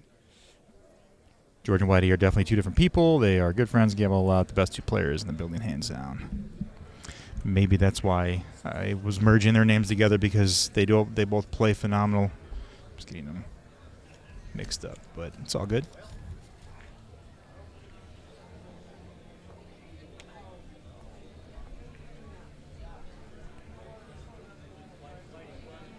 So, Drew, if you were to put George Walters against Robert Whitey Walker, who would win? Who would be the better player in that match? Like if they were gambling, how much? I mean, who would you bet on?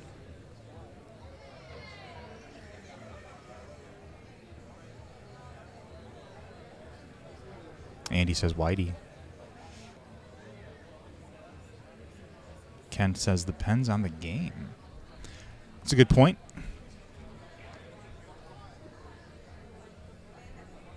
Zulu also says Whitey. All right. One pocket or rotation. I'd probably say rotation pool.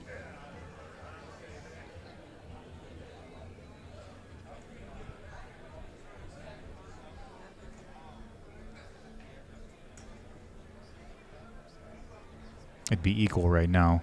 If Whitey played as much as George, it'd be cool. Whitey doesn't play anymore. Really depends on the break more than anything in rotation.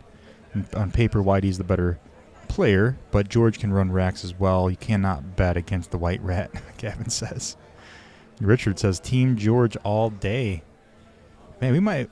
That actually would be a match that would be really awesome to get on the live stream. I wonder if those guys will do any gambling. I know George was over here gambling last night.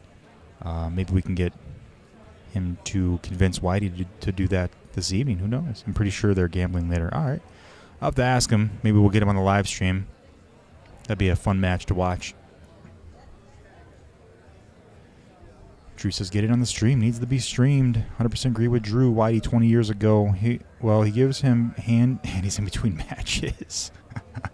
Andy says, I have a lot of questions about that, but I'm not going to get into it. I'm already in a red zone with Facebook for all the music in the background. I don't even need to be in the black X zone with them.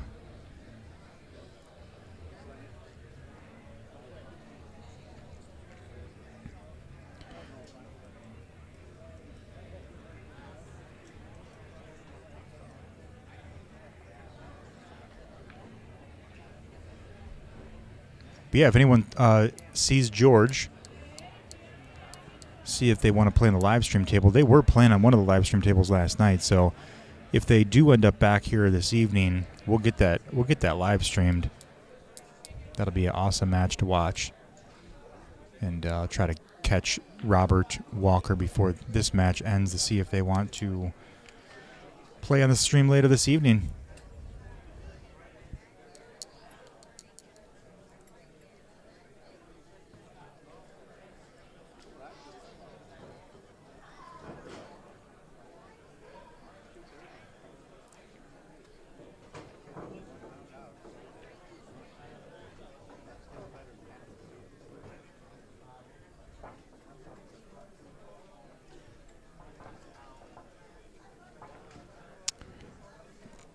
Dang, that's a lot of cheese, Drew.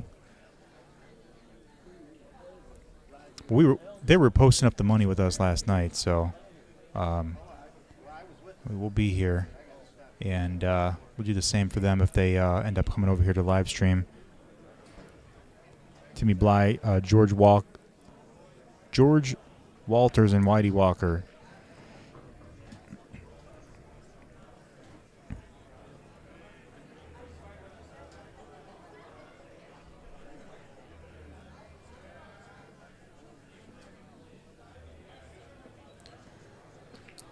Shoot, all this George and Robert talk. I missed the match over there with Clint and Randy. If anyone caught that, let me know.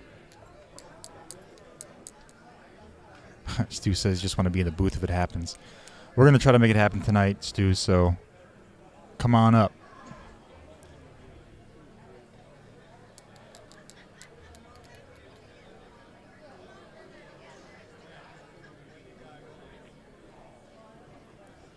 Clint54, thanks so much, Adam.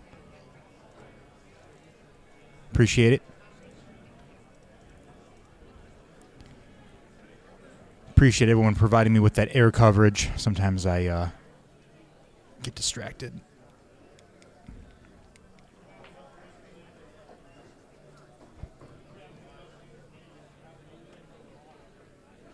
All right, so it looks like Mike Overcamp taking another match here.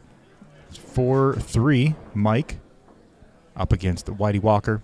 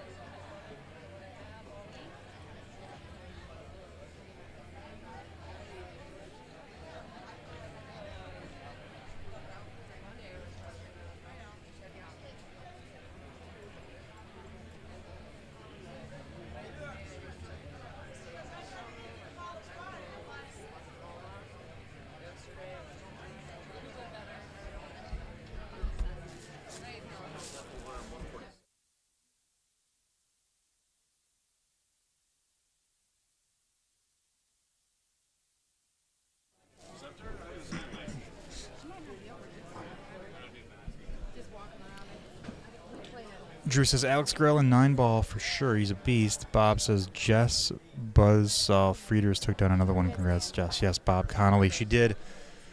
She took down 8-ball and 9-ball Masters women. Just amazing. I believe it's 6'4" Clint, but I could be wrong. Let me know if anyone caught that. I did see Clint up there running the rack, and but I could be wrong. It might be 5'5". Let me know. Timmy Bly says, who was in the hot seat for 8-ball? Timmy, I believe, thank you so much, Andy. I believe it's Scott Hargens in the hot seat currently for 8-ball.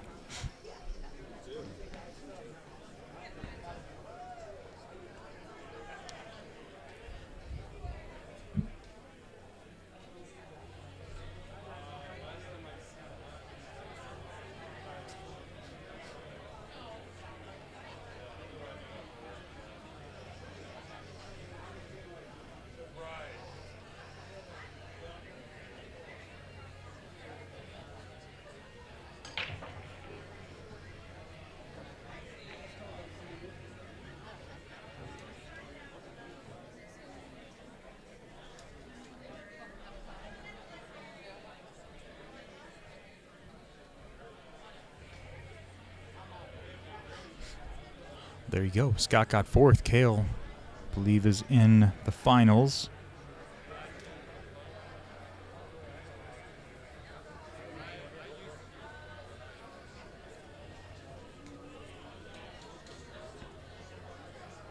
Zulu says, yes, it's Kale. Thanks so much for confirming, Zulu. Appreciate it. Oh, nice try there. This place is filling up quick all of a sudden. We got the team event happening at 6, and all the team players are rolling on in. Brian Calloway says, come on, Rat. Oh, Whitey just beat Scott. Someone was telling me that Scott beat Whitey. I don't know. I should have looked at the bracket, but it was the opposite. So Whitey just beat Scott and put him in 4th place.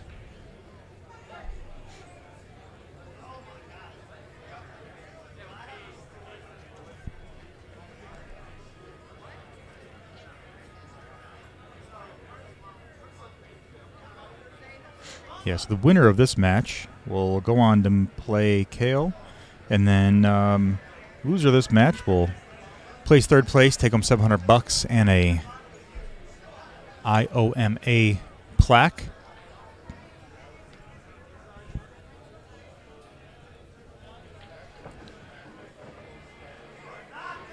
Ooh, nice shot there by Randy. Hit that ball firm. He almost had to. In the position that he was in. Now he's got to shoot over 7-ball. Thank you. Appreciate it.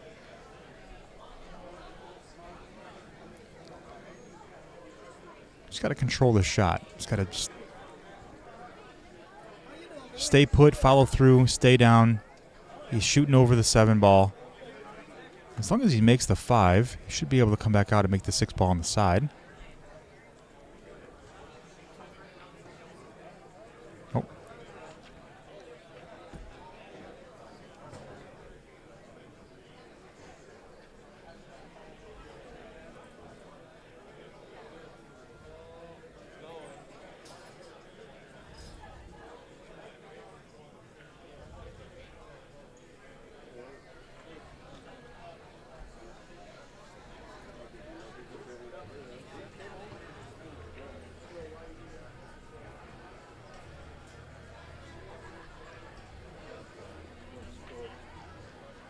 Oh, nice try there by Mike.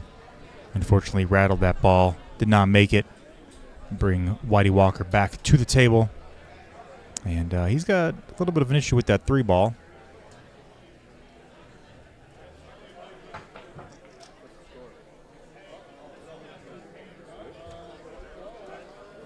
Oh, 9-ball? Oh, wow, 9-ball almost fell. It's like hanging on the edge there. Man, it looks like it might actually roll in. That's crazy. So now I think Clint will he's probably going to look at this, and I'm sure you just make the 6-9 combo and call it a day. I think we'll have our winner here in a second. Yep. There you have it. Clint Benson with the win against Randy Hansen, 7-4. Clint, congratulations to both players. Phenomenal shooting, both of you. Clint Benson takes home the win, first place. 9-ball Masters. Randy Hansen, second place, 9-ball Masters.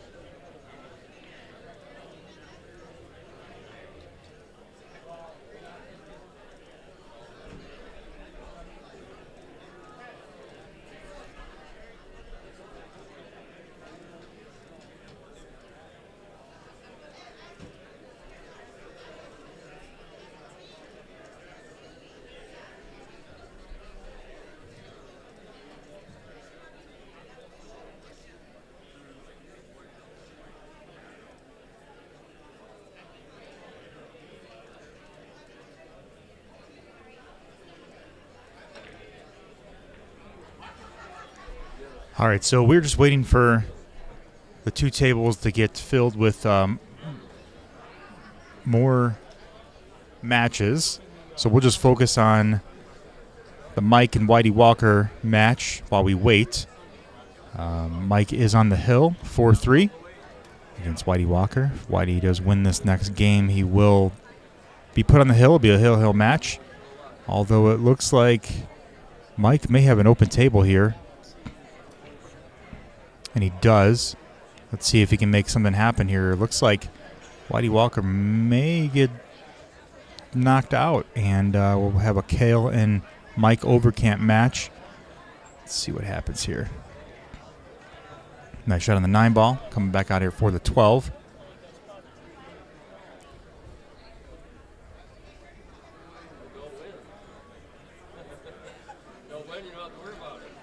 Just another stop shot here.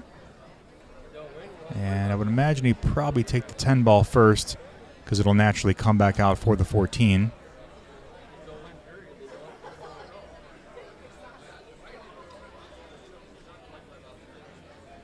No, I guess he's going to play the 14, which is fine. Just put a little bit of draw on that. And he'll be able to make the 10-ball now. This is actually natural. You just put a little bit of bottom left on this ball. Let it stun into the side rail. And put a little bit of left English there so you can come back down table and get closer to the 8.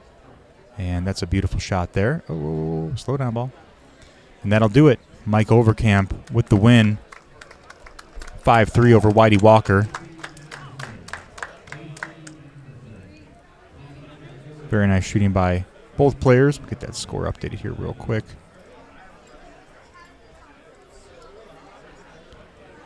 All right, so we are just waiting for our next matches here.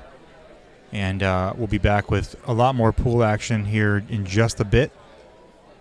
We have probably 3 more matches coming up here on these tables. They might be 9-ball matches. They might be, I don't know if they'll be 8-ball matches, but we'll be back with some more pool action for you. So stick around. We'll be right back. Thanks so much, everybody, for your support.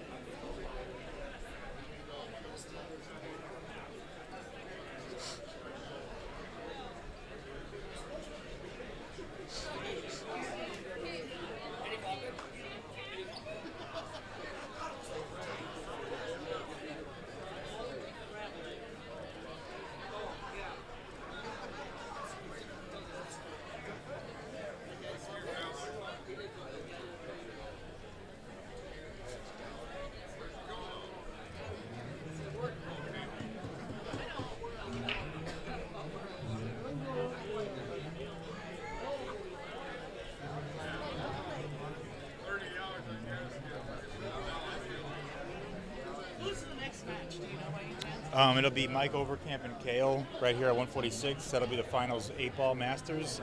And then at the 145, it'll be Joe Skulsek and Kevin Sullivan, Okay. intermediate. Thank you. You're welcome.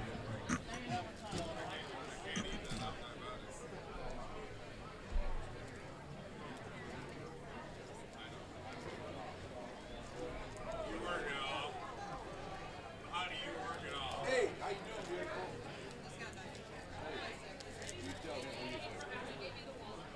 I hope it's not now. You're a liar. That's how you. Is that how you?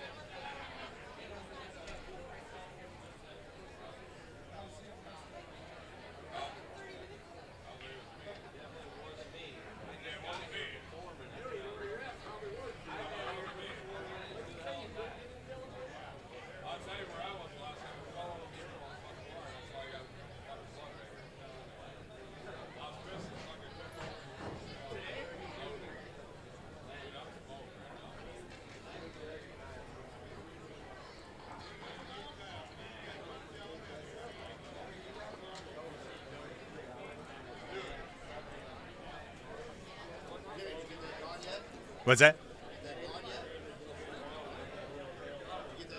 Oh, no, not yet. I'm slowly working into it.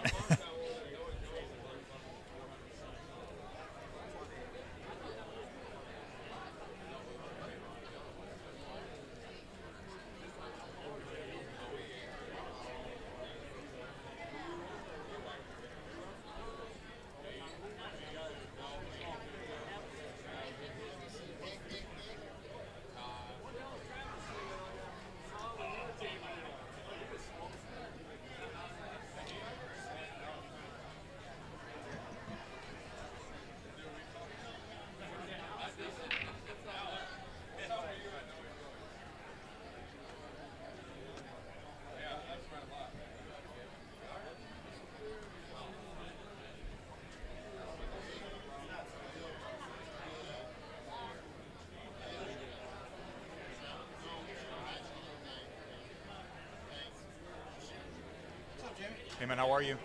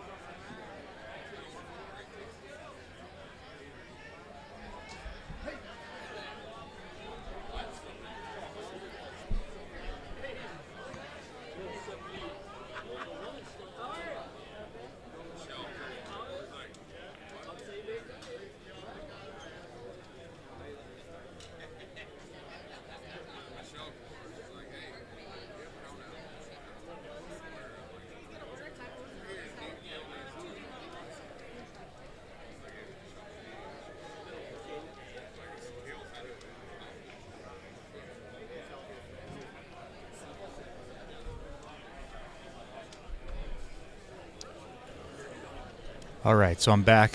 Yeah, we're just gonna go back to the one screen here since there's no other matches going on right now in 46 and 47. We do have Kale and Mike coming up for the finals for the Masters 8-ball on table 146, but that won't be until 6:45. So for now, we will go to just the one table view.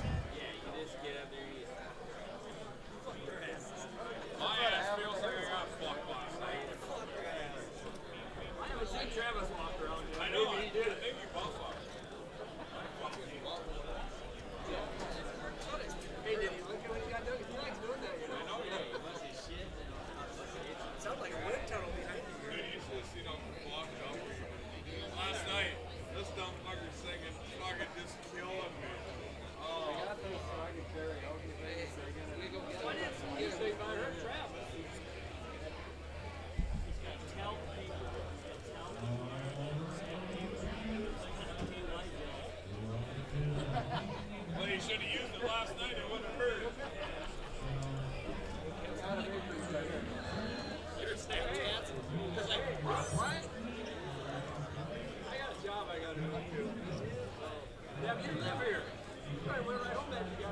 All right, there we go.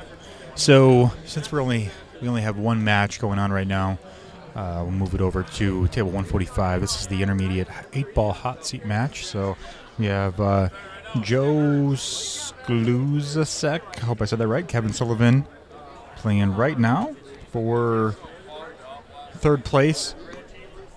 Loser of this will take home $800. It's a pretty good payout. Third place, and the winner will then move on to play Josh Maines, also on 145. It is a race to 5. Oh, nice try. Wow. Joe almost was able to get out there. Kevin's coming back up to a wide open table.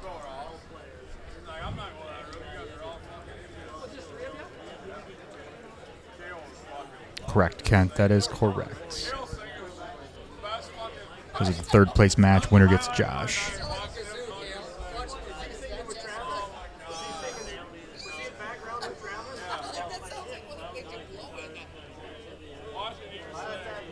What is a race to 4? Oh, man, I'm getting my races all mixed up. I don't have the sheets sitting over here. So, yes, race to 4. An intermediate. Kent, you should stop on over here to the booth because I definitely need your help. Appreciate you giving me the air coverage. Really helpful. Josh is Drew Berquist and my teammate at home. Nice.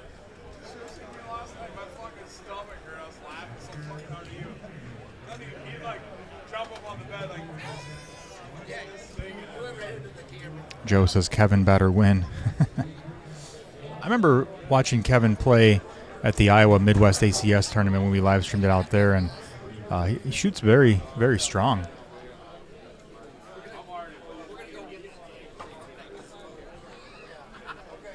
I'm surprised he did not get out of that rack there, though. It was a wide open table. And Joe did take that one down, so it is tied 1-1.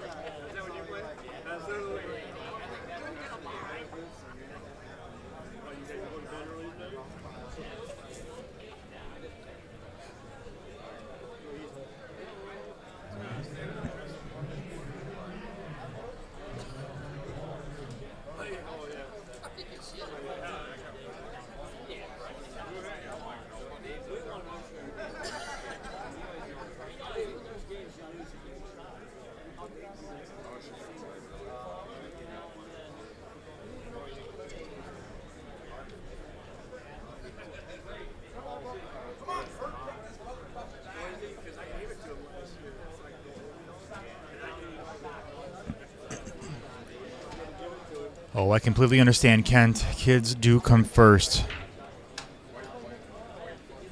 I'm sure there's plenty of people up here that wish you could be here. Hopefully you make it next year. This is my first time here, and hopefully I'll be back.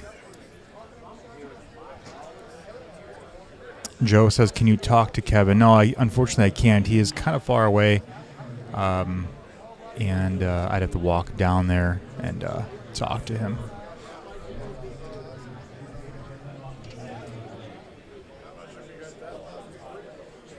Oh, yeah, this one here. Yep. Anything on 145 here?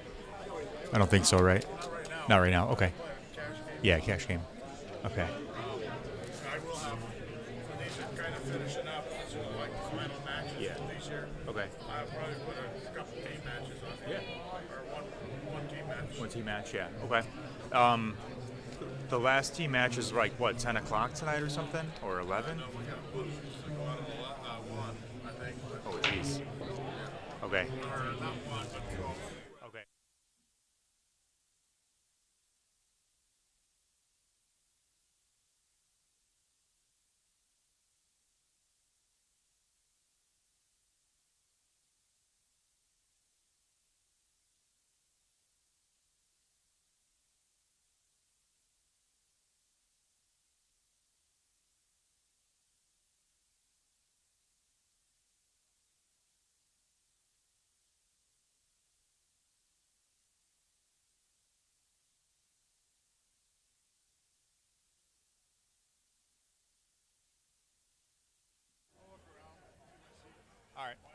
Okay. He just leaves. Yeah, he's gone.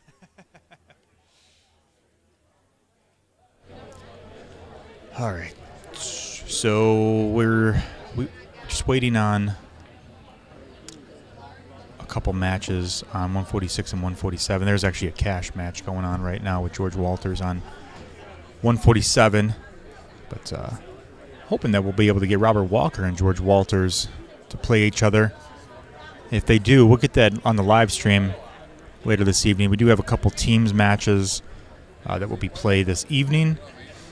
So I believe after the men's 8-ball finals, Masters 8-ball finals, we're going to move into our teams event. Right now we'll be focusing on Kevin and Joe in an intermediate 8-ball hot seat match. Oh, wow, almost made that ball. Oh.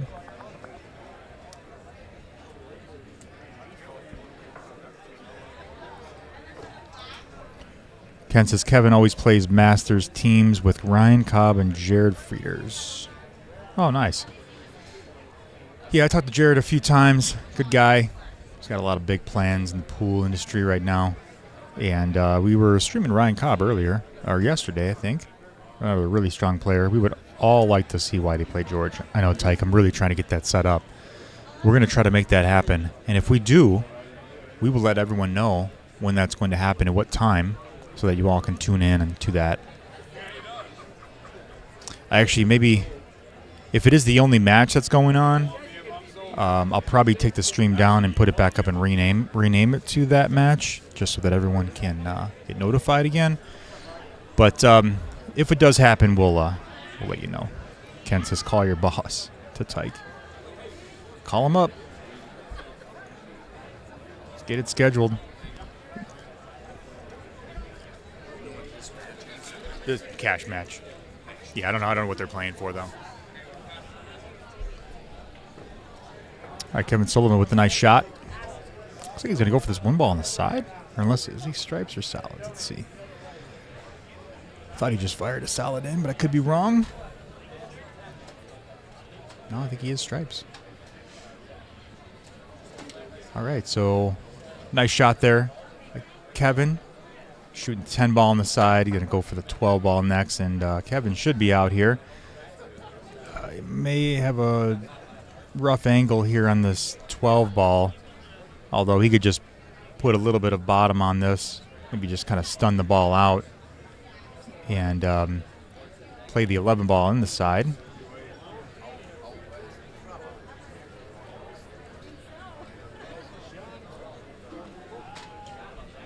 What is that? Raffle again? What is it? There's $20 a ticket. Really? Only selling $49. Oh, 3 cubes in the case. Normal price. 79 tickets? 49. 49 tickets? All right. And how much is that whole thing? Roughly $1,000. Roughly $1,000. You still got the other cube? That one is done. And done. the last ticket didn't win. It did win? Okay, good. One ticket in the middle. All right. I don't know if I like that. Let me. You have a choice of way to choose from. Yeah. And comes with the case. Leave Okay. outside. All right. It's only $20 on this one. Yeah, I'll wait. I'll wait for the next one. Very nice out there by Kevin Sullivan, taking that down 2-1. Kevin is up. Very nice out. Igor, great guy. We're always trying to sell each other raffle tickets. I'm trying to sell him raffle tickets. He's trying to sell me raffle tickets. We should just, whatever cues I have, I'll just give to him. He should just give me his cues. Yeah, right? We got it. We're on this one over here. Yeah. It's intermediate final. Hot seat match, semifinals. Yeah. Kevin's in. Yeah. Did is Robert Walker still here? Yeah. Yeah. Did he leave after the match or? Well, no, him and I were actually talking. Okay. We were showing a shot. Yeah. Because we want to try to get him. We want to try to get him to play George Walters on a live stream tonight. Because they were supposed to have a money match, so hopefully we can make that happen. So if you talk to Whitey or George, let them know we want to get them on the live stream. This,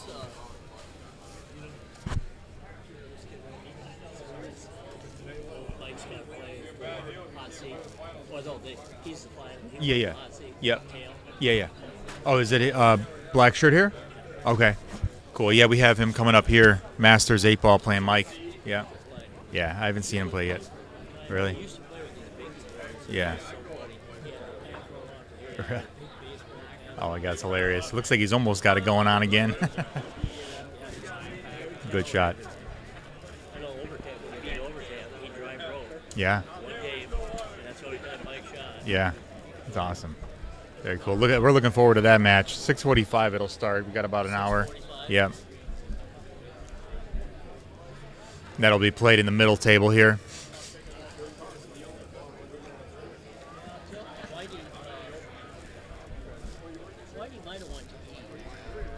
Yeah, didn't he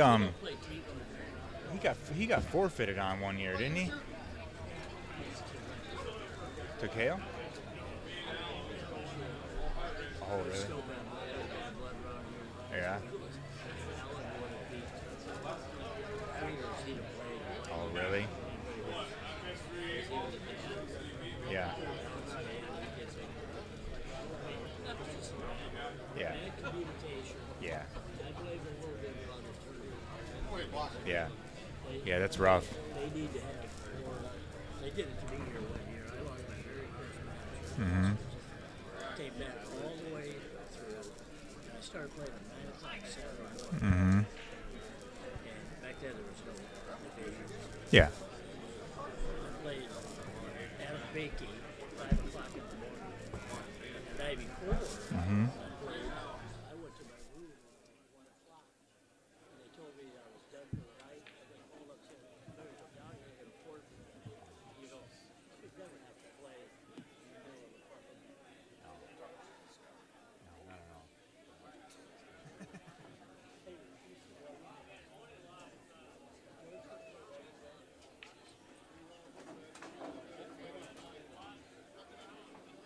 Yeah, we got to make it happen.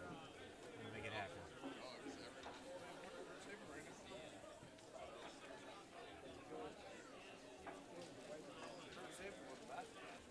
Oh, yeah.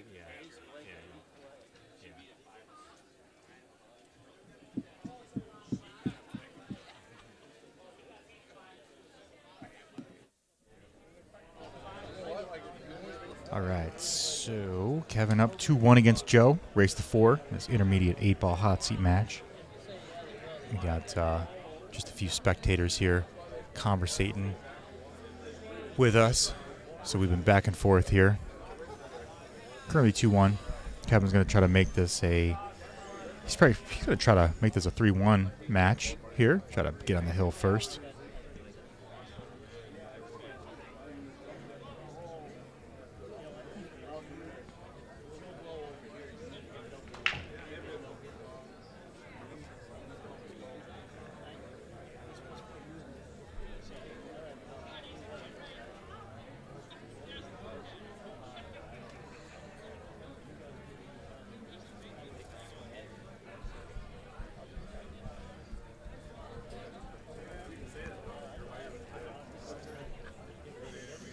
Kevin's looking at this 3-ball next. He'll probably come back out for the 2-ball. Looking at the 5-ball all the way up table.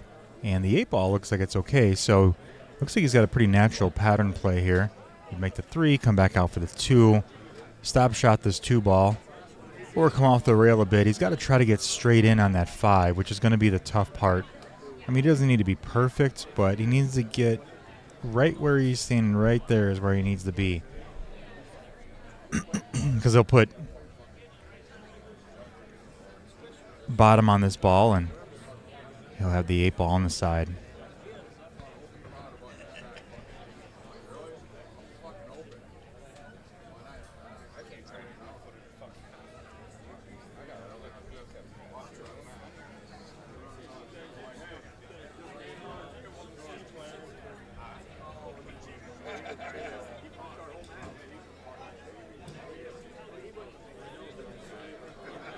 Very nice out. Very nice shot. And Kevin's going to take this one down to be put on the hill. So 3-1, Kevin Sullivan. Another very nice out there by Kevin. Kevin needs one more to take this down and move to the hot seat.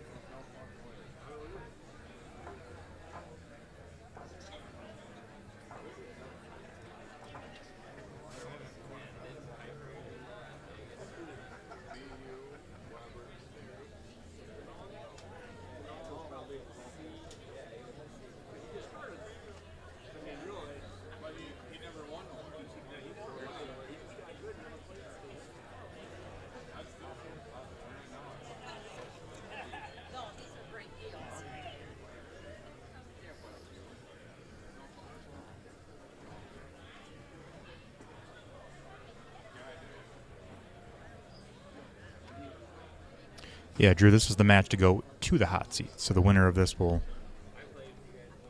play in the finals against, I believe it's Josh Maines, if I'm not mistaken.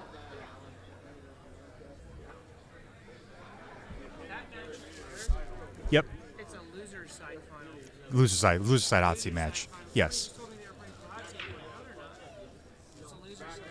Loser side final, yep.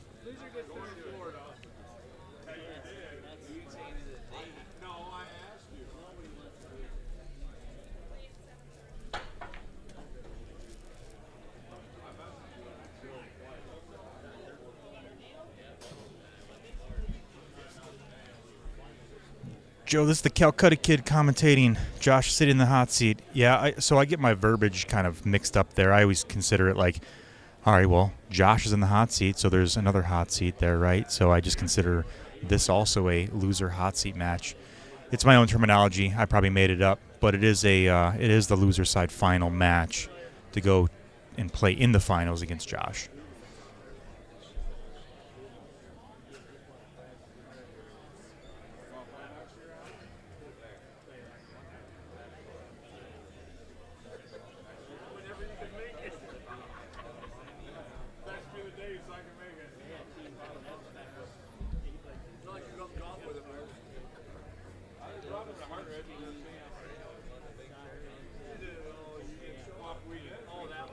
I just like to call both matches hot seat matches because the finals match, wouldn't there be two hot seats? It can't just be one. There has to be two hot seats. Two players made it to the finals, right? I think, me personally, and this is just me, there's two hot seats. But I know there's probably only one hot seat match, but I like calling the finals match in the loser bracket also a hot seat match because that person took a lot of time to go through the loser bracket. Joe Soderberg, yes, my name is Jimmy.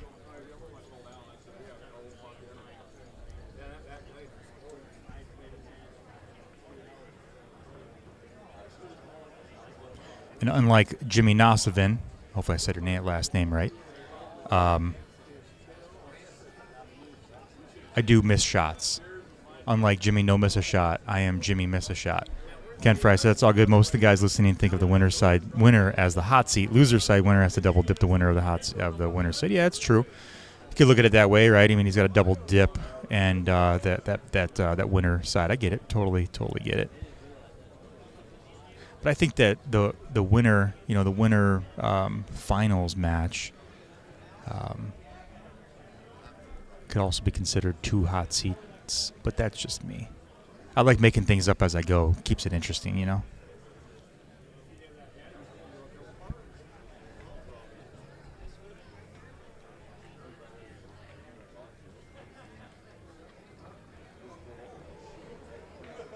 Whoa, what a shot there by Joe. Cut the lights off that ball.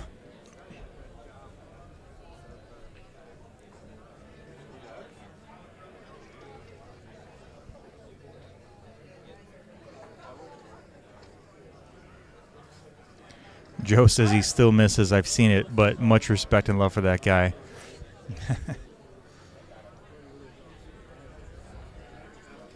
Yes, phenomenal player, that's for sure.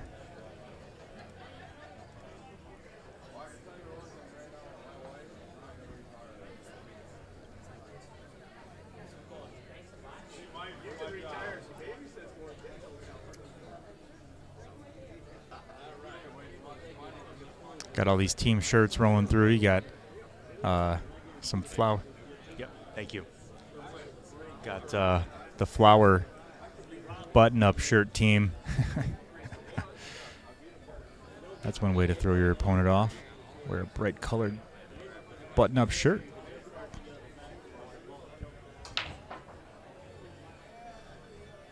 Drew says you're doing a great job with these streams. Makes it nice for us guys that can't be there. Appreciate it. Really do. I'm glad that we're here. This is our first time at the IOMA event, and we've been live streaming a lot of Iowa matches and tournaments over the past year already. We just started last year and making a lot of traction out here in Iowa.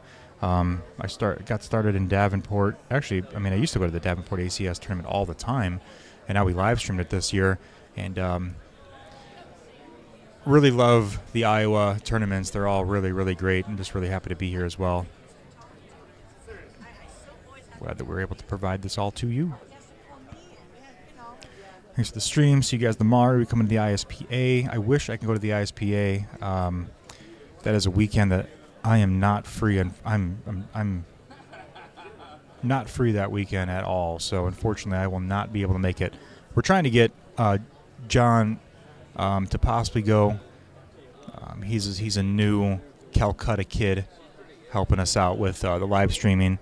And if he's able to make it, we'll probably send him out there. But, we'll see what happens. Either way, next year we'll probably put that in the books to try to make it there next year.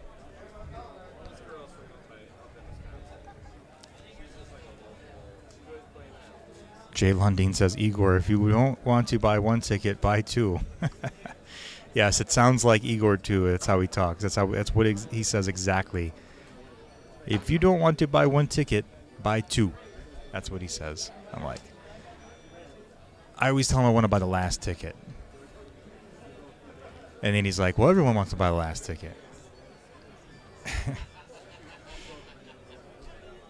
was funny, in the ACS Midwest, I was raffling off cues.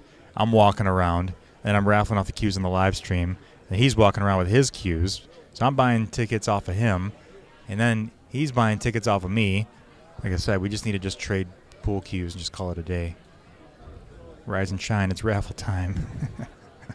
Yeah, the guy's got a tattoo. I think it's called, I think he has raffle time or something on his, got a tattoo on his arms. Hilarious.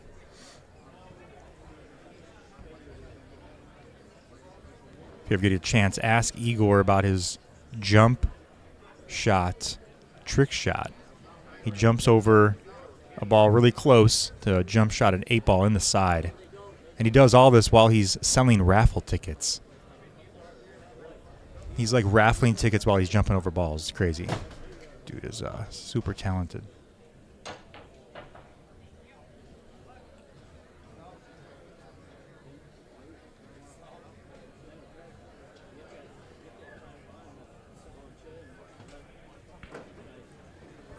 Nice shot there by Kevin. Kevin may take this down here. He's got a wide open table. We'll make this one ball on the side. Come back out here for the 5 all the way up table. Well, down table here. Down to the bottom right pocket. Make that 5 ball in the corner pocket, and then he'll have shape for the 8. And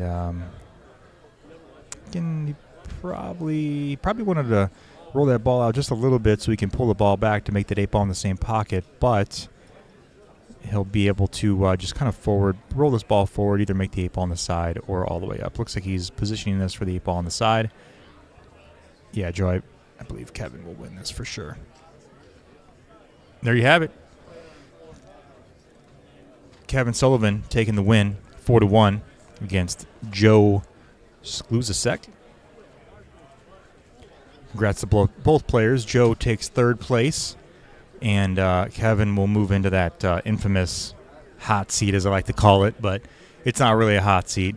He's just winning the loser final bracket and moving into the finals match to play Josh Maines. We'll probably have that match coming up here soon, so stick around. And Bob Connolly says yes, and he jumps one-handed. It's just crazy. I know.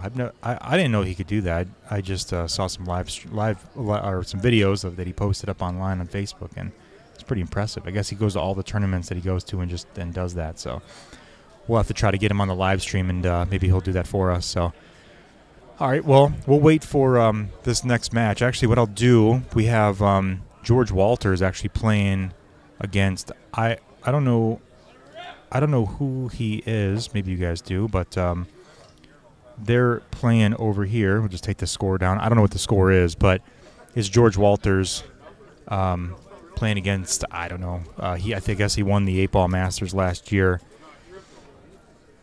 They're playing a cash match here. So we'll keep it on this while we wait for our next tournament match. Just stroll through here.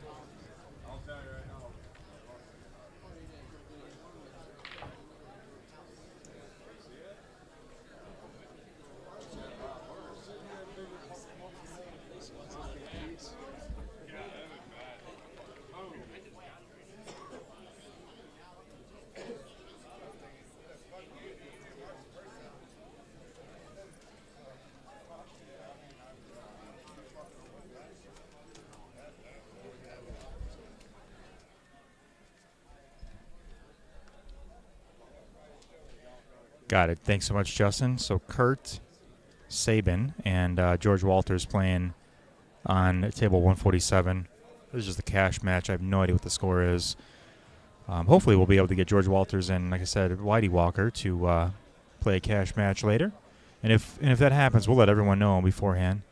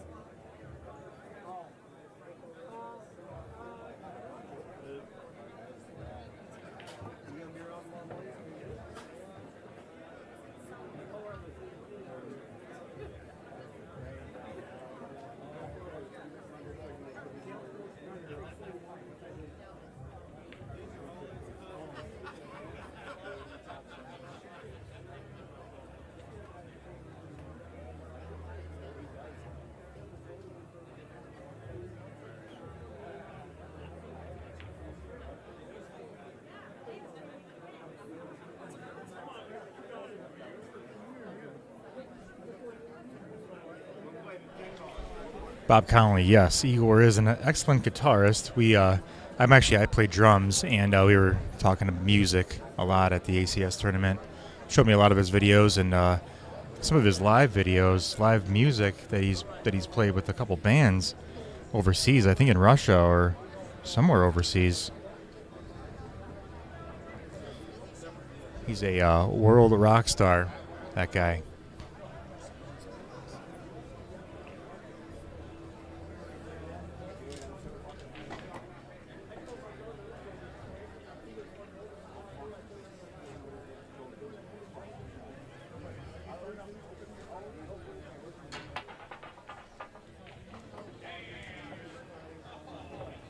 Oh my God, what a shot.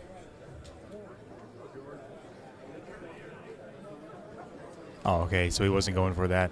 What a shot, though. He jumped over a ball, hit the 1 ball, made the 9 ball.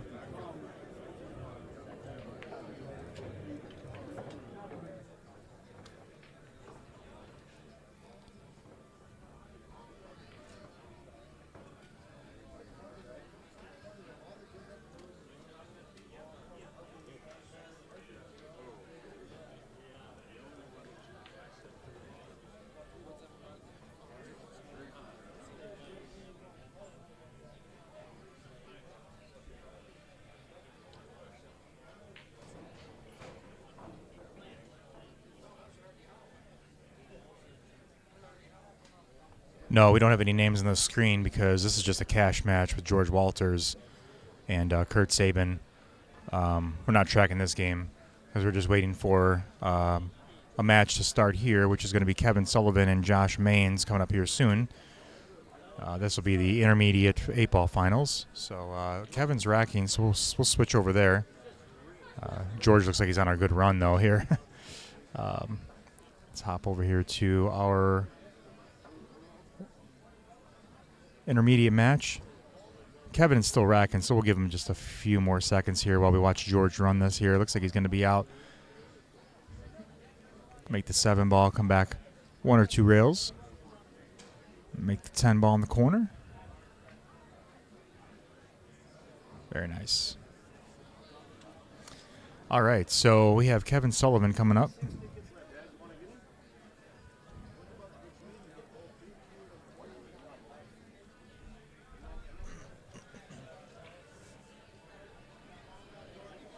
All right, so this is Kevin Sullivan and Josh Maines. This is the intermediate 8-ball finals match. First match. Bob Connolly said you two should jam sometime and stream it. We can make that happen. That'd be hilarious, wouldn't it?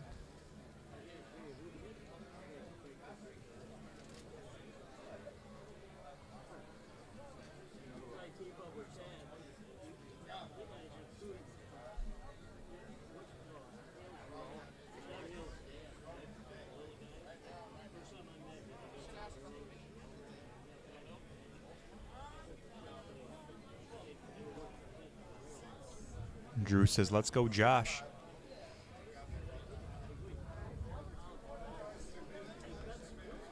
So Kevin Sullivan will need to double dip Josh. Josh went undefeated all the way to the hot seat, and Kevin Sullivan worked his way up from the loser bracket to meet Josh on the winner's side. So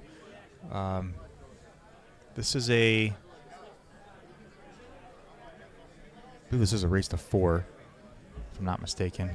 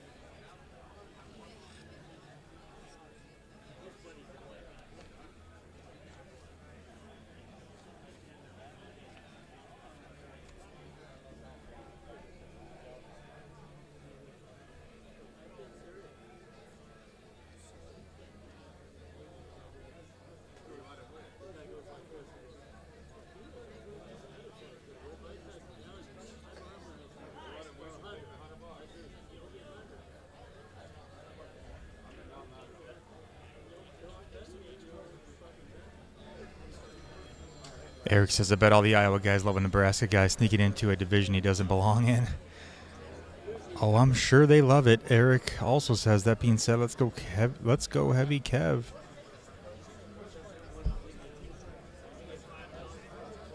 Kevin will have to double dip Josh, so it's Nebraska versus Iowa here. Finals intermediate.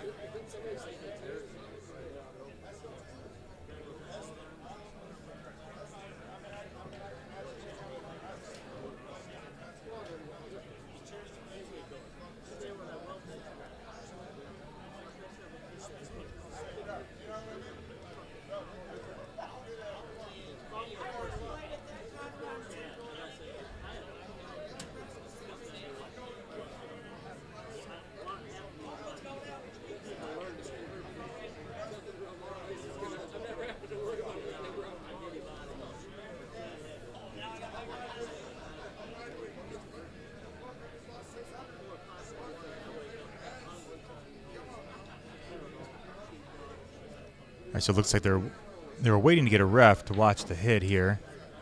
And actually what we could do, let's see.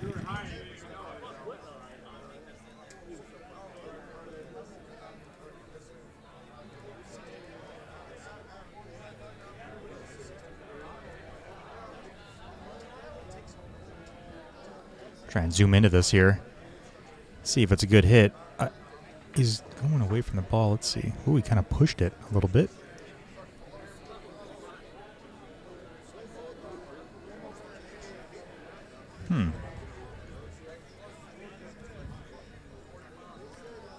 Ref, I believe the ref said it was a good hit, but I think, I mean, we zoomed in. I mean, that cue ball went forward. I think that might have been a bad hit, but it is the ref's decision. Yeah, it definitely looked like the cue ball did go forward.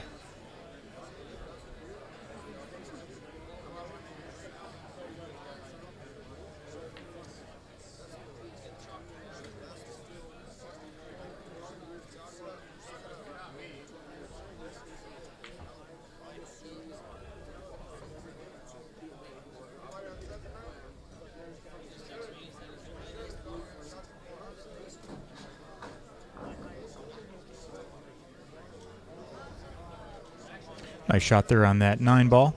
Yeah, Steven says it definitely went forward. Yeah, it just kind of like went forward just by a little bit and then kind of pulled itself back. and it definitely looked like if you slow it down, the cue stick actually hits the cue ball and pushes the that object ball, and then it draws back. And any type of momentum when the cue ball goes forward after a shot like that tells you that it was actually a push shot, meaning that he pushed the object ball with the cue and the cue ball. But it is the ref's call.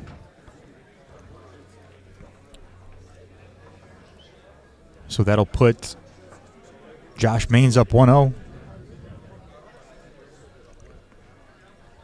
Scott, it looked like it was frozen, which could change things, right? So if it was frozen, then it's okay. I believe then you can push through it. But I don't know if there might have been, I don't know if it was frozen or not. Eric said, "What's the race?" The race I believe was race to 4 in the intermediate. So anyone that's watching on YouTube, you can actually go back. You can't go back on Facebook, but you can go back on YouTube and actually watch that hit again. I don't know if it was frozen or not.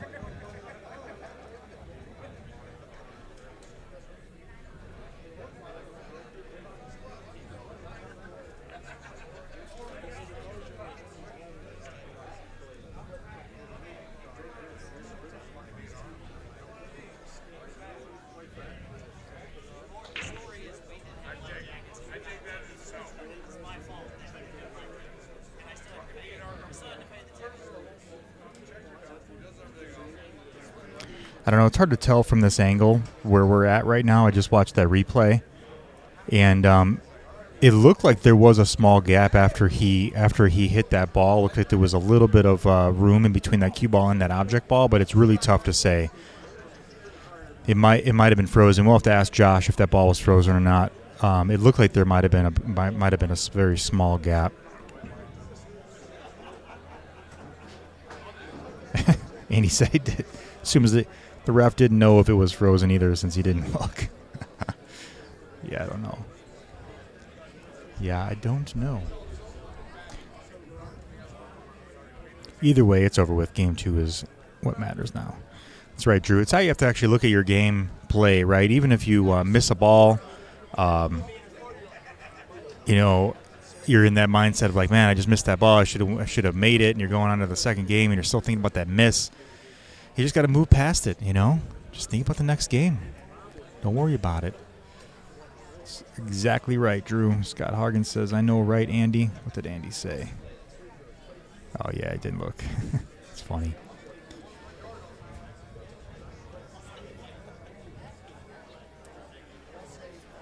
Yeah, Eric, I think Kevin would have been out for sure, ball in hand, because everything was wide open.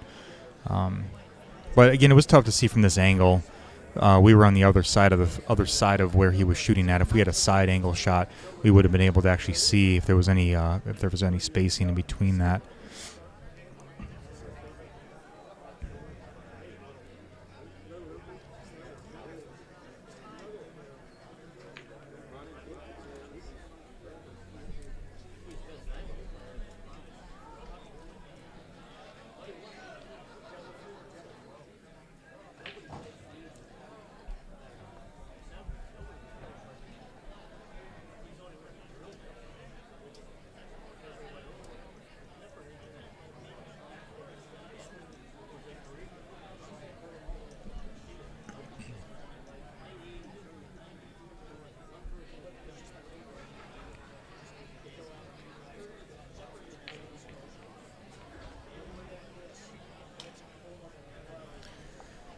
Tyke Stevenson says, let's go Josh Maines. Got a garage full of people watching in Burlington. Thank you so much, Tyke, for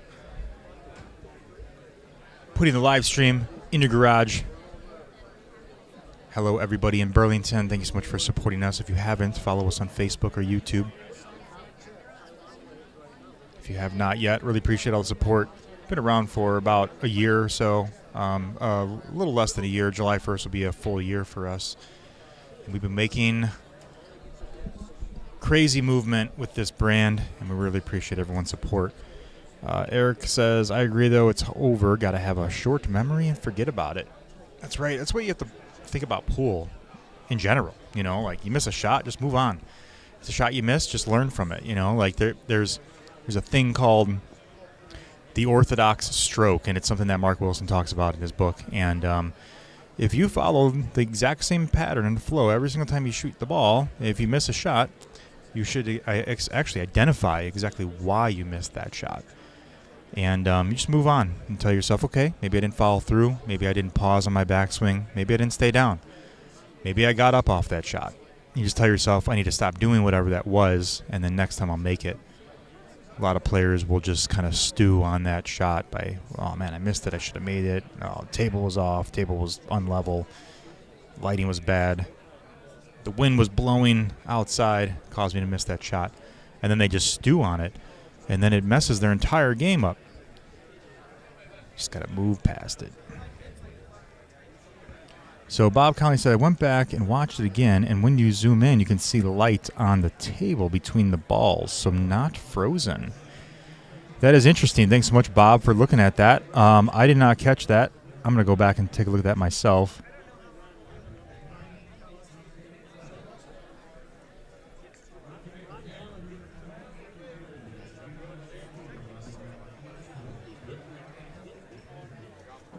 Yeah, I do see the light in between the 4 and the 15. There is light in between that cue and the 15 and the 11 ball. Interesting. All right. Well.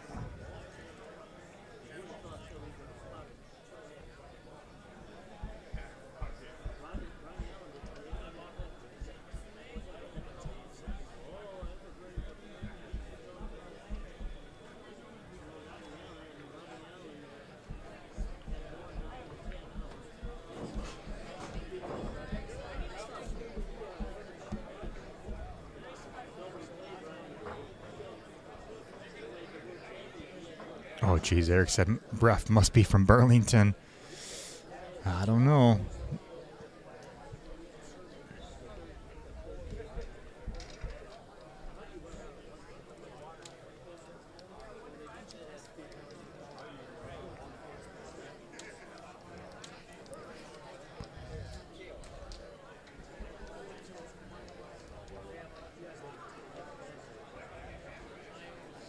All right, so Josh, back to the table here. Let's see if he can work out an out or not. No refs from Burlington. I'm assuming Eric and Tyke, there might be a story behind that. Please share if there is. I'm interested in hearing about it. Stacy says, go Josh Maines. We got a lot of Josh Maines fans in the house. Got some Nebraska fans out there, too. So Josh is shooting at this 5 ball. Makes it. Comes back around table to leave him shape, probably for the 6 ball. I think he probably wanted to roll up a little bit more.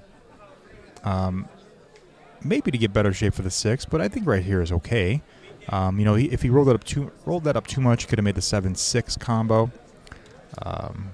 But he's perfectly fine where he's at. I think he uses the 2 to get on the 1 and then makes the 8 next. Some players will actually work backwards, like start from the 8 ball and then find the ball that you want to leave last for the 8 ball and then kind of work yourself back that way. And I think that if you use the 1 ball as your last ball, which I think is smart to do, you just got to try to get there. You can then use the 2 ball to get on the 1. So if he clears out the 7, I think that what he would do here is make the 7 ball, make the 4, make the 3, come back out here for the 2, 1, 8. He could also make the 7, 3, come out for the 4, make the 2, and then the 1. Yeah, so he's looking at the 1 ball, and I'm assuming he's going to leave himself with the 1 ball last before the 8.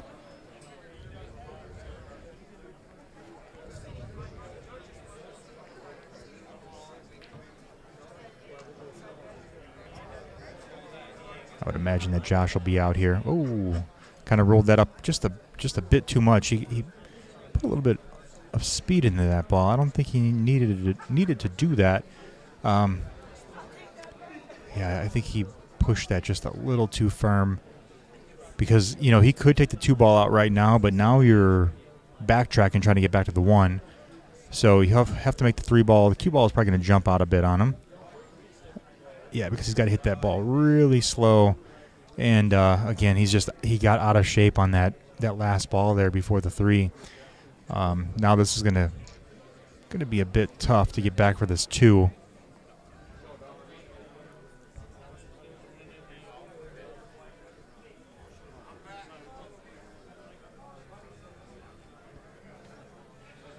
Because he's not able to put bottom on this ball because he's right on that 1 ball. He's going to be forced to put top on this ball, and to come around table is going to be. I guess he is putting bottom slightly on this ball, so maybe he can. So he's going to try to get on the 2. Okay, so that actually worked out.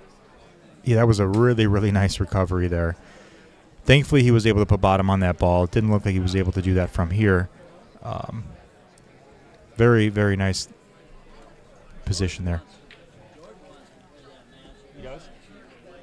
Okay. Yeah. Okay. Perfect.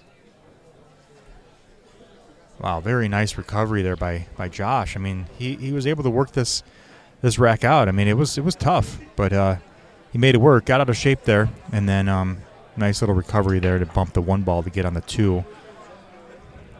Still used that same pattern, though. It wasn't exactly how he wanted. And, that's rough. That's a crucial shot there. Oh, my gosh. Missed the 1 ball. Oh, that's brutal. So we're trying to get that George Walters and Whitey Walker match going. George said he wants to play it, and George said he'll do it on the live stream. They're just trying to find out where Robert Walker went. So we're going to track him down and see if we can get that going. And if we're able to get that set up, like I said, I'll let everyone know. We'll get that going probably later this evening.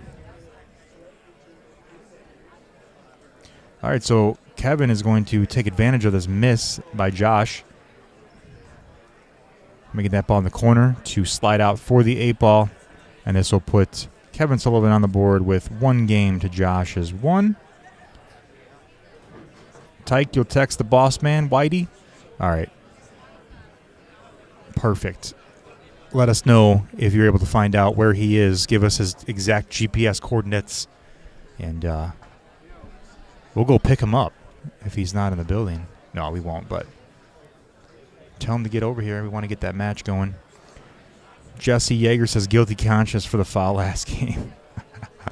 Pool works in mysterious ways. The pool gods, they are an interesting group of people. Interesting group of spirits. Sometimes they help, sometimes they don't. But they will always come back and get you.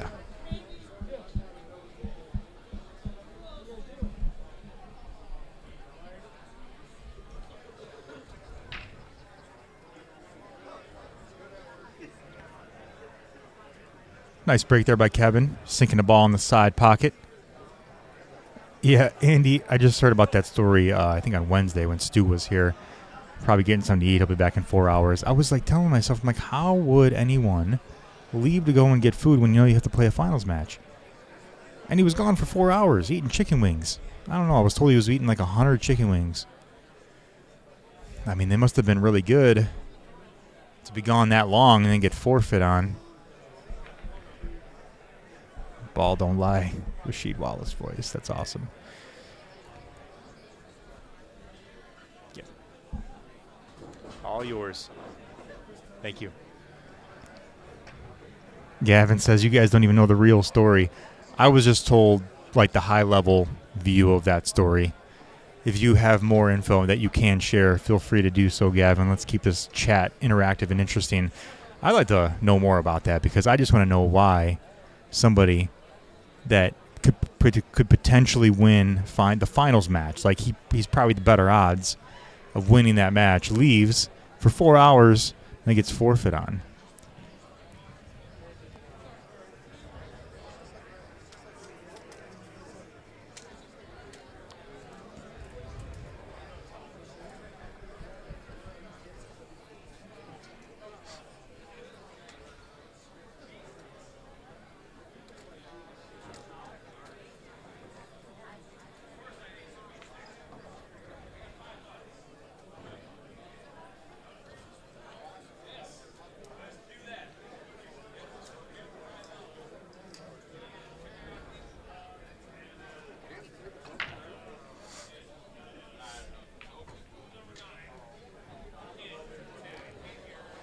Dang, I printed 250 of these new Calcutta Kid patches with the sticker to put on your pool bag, and I have 1, 2, 3, 4, 5, 7 of these left.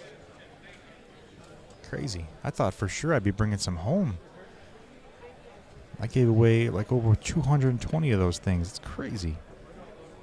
It was postponed by Whitey the day before because Alan had school or something. Everyone makes it Whitey's fault. It was the complete other way around. Whitey's getting older and stayed up last night. I doubt he's playing tonight. Josh's last out was pretty damn good. Yes, Bob, it definitely was. Josh playing some phenomenal pool, although he did miss that one shot. It would have put him up 2-0, but fortunately he missed the shot. And Kevin took advantage of it and tied the match up 1-1. I don't know. Whitey was playing perfectly fine. But he did lose to Mike Overcamp, so maybe he is taking a quick nap, maybe. Hopefully he'll be back. We'll see.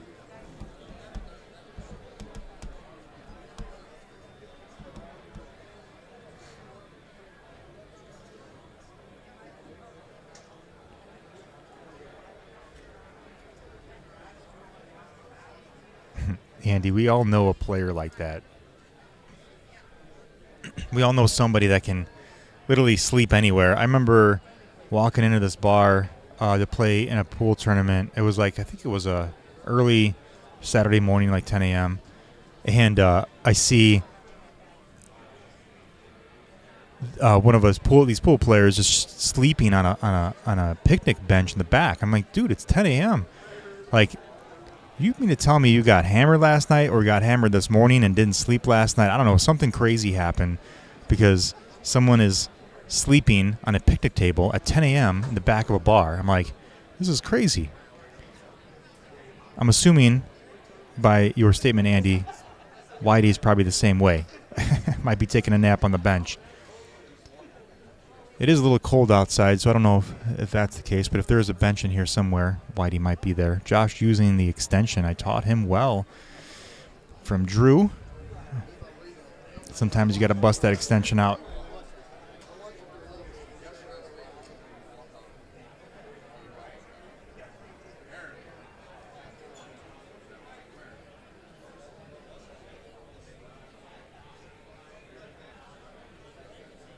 All right, so I believe this there's the Masters. I just put 3 bar stool together and lay them cross them. Timmy said it's funny. We have Kale and Mike Overcamp. I believe that they just started. So I'm going to go to our dual screen here.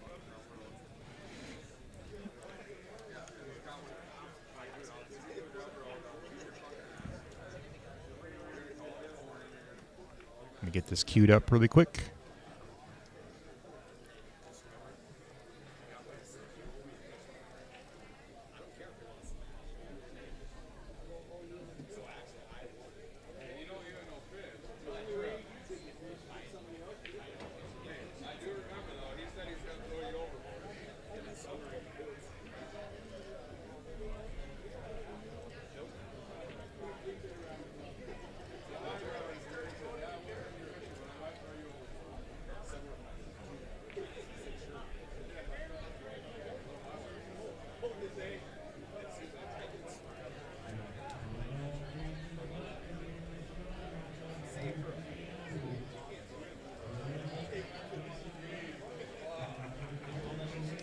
All right, so we're all good. Let me push this up and see how that looks. I think we're all good. Kevin Sullivan looks like he just took that down 2-1. Kevin up. Very nice out. We have Mike Overcamp against Kale Abinit on table 146, playing for the Masters 8-ball final. Whitey says he'll play him in 2 weeks at Big Dogs. No, we gotta get this match on the live stream tonight or tomorrow night. We got to get it done this weekend. We got to see this happen. I was told that they agreed upon cash game. They were going to play it this weekend, but I could be wrong. I want to see it. Everyone else wants to see it. We should just do it. Everybody needs to blow up Whitey like call him, text him, and tell him that we're getting this match going tonight. And Whitey was telling George to put up a no-show. Wow. That's funny.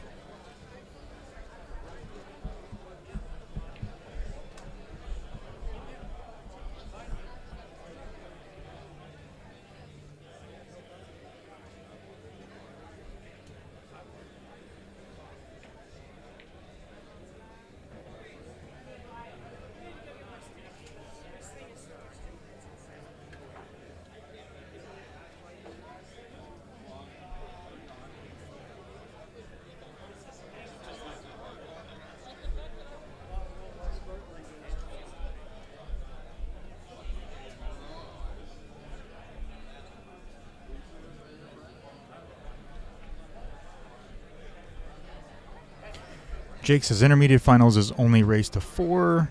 I believe so. I'm pretty positive it's race to 4. I could be wrong, but I'm pretty sure it's race to 4. Masters can't wait until intermediate is over for full screen for both. No, unfortunately. We would like to obviously have the main finals on the main screen, but we have 2 finals going on right now, and we want to bring you both of them at the same time. So we do the split screen feature for this.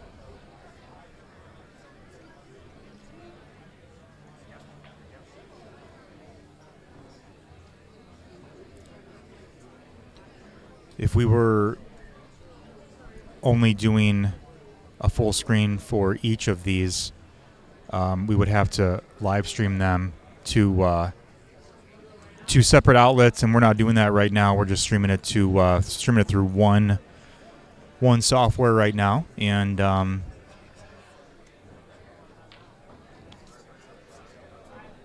this is how we provide you with the split screen option. And if Masters had to wait until intermediate was over with, we probably would be here until Monday or Tuesday, because if we were waiting for all these matches to finish, it would just slow things down drastically. So we're giving you them both at the same time. I believe KO got out there. Yeah, I'm pretty positive that was Kale. So 1-0.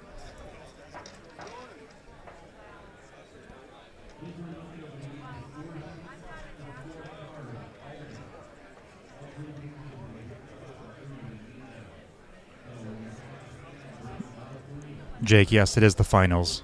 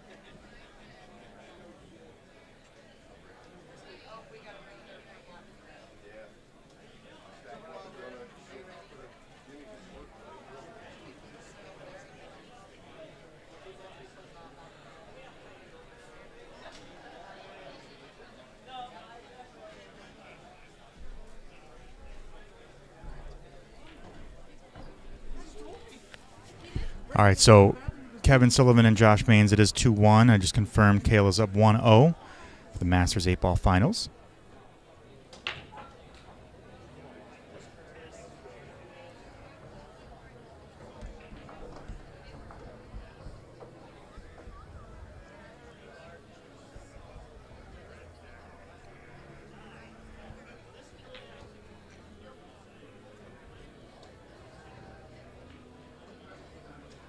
And Jake, I don't put together the tournament brackets, nor do I call these matches.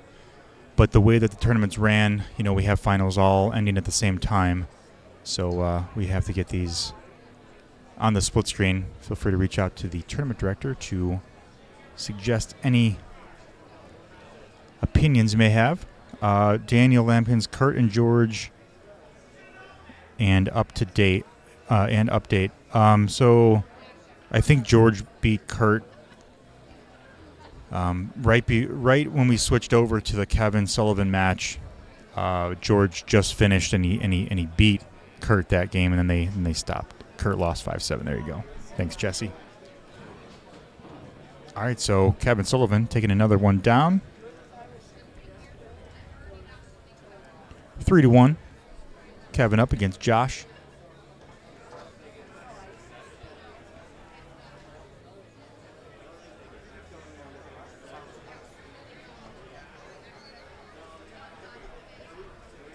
Adam says, let's go, Josh. Kevin has no business being in the intermediate. Yeah, Kevin does play strong, but after this, he will no longer be in the intermediate. I believe he will move on to the Masters, right? I guess anyone out there, if you know, do the players that end up like in the top 5, top 10, is it the winner of the bracket? Who moves on to the next level?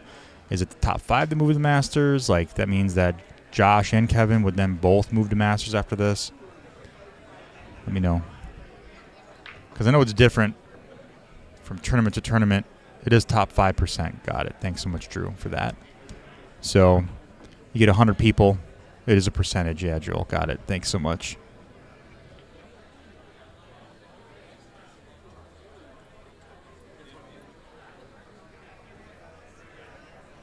He petitioned down off the Masters list. What? I don't even know if that's even possible. How do you petition yourself down off the Masters list and then show up in the finals in the intermediate? That's crazy.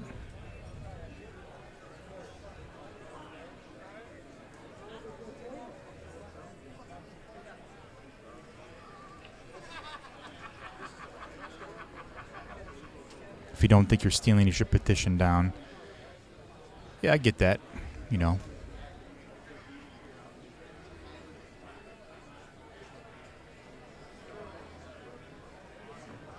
Oh, God, if you don't cash in X number of years, you can, in the Masters, you can move down. That makes sense. Kind of keeps it fair. Is that like a VNEA rule? Like, you can do that? Because I know, like, ACS and whatnot, it's very tough to move yourself down. But I guess as long as you make a case for it. I just don't know if it's a VNEA rule that they allow. His own teammate was making fun of him for playing intermediate. That's funny. He never should have been there, which is the issue. Takes away from the players that belong there. Legal but frowned upon by some. Oh, that's one way to look at it, Andy. That's pretty funny.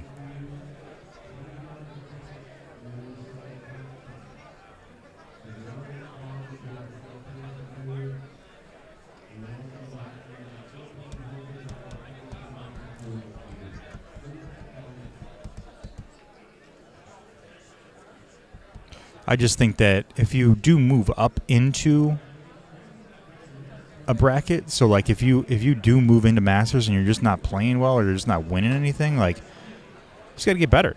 I just think that you just need to get better. You know, like, you need to continue to keep on playing better and learn from the players that are beating you. I think that it's just like APA. You know, all these people trying to move themselves down from being 7s to 6s. They keep themselves as 5s or 4s. They're never going to get better, you know, and it just like tears the sport up. Like, this is a sport. You want to try to keep on getting better. And if you're going to petition yourself down, you just will never get better. And it kind of rubs some people the wrong way, though, too. Petition down, win 1,000 from the intermediate bracket, and now you are stuck in the Masters again. Wow. Yep. Oh, it's a VNEA thing. Midwest has 3 errors. Playing without cashing in said division. Interesting. I personally just don't think that should even be a rule, honestly. Like, I get it. There's medical conditions, which those I think would fall into like one of those like you would get like it was like a little bit of a gray area there, right? So medical conditions and things like that. But if you're not cashing out, like, I just don't think you shouldn't be able to move down. Like, you should just keep playing better. I don't know. I just that's my guess. That's my opinion.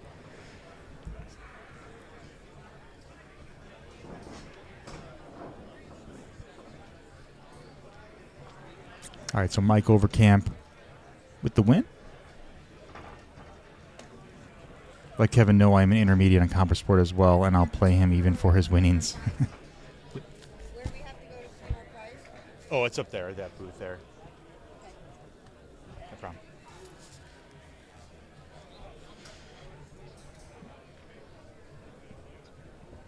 Adam, have you cashed in the Masters in the past 3 years?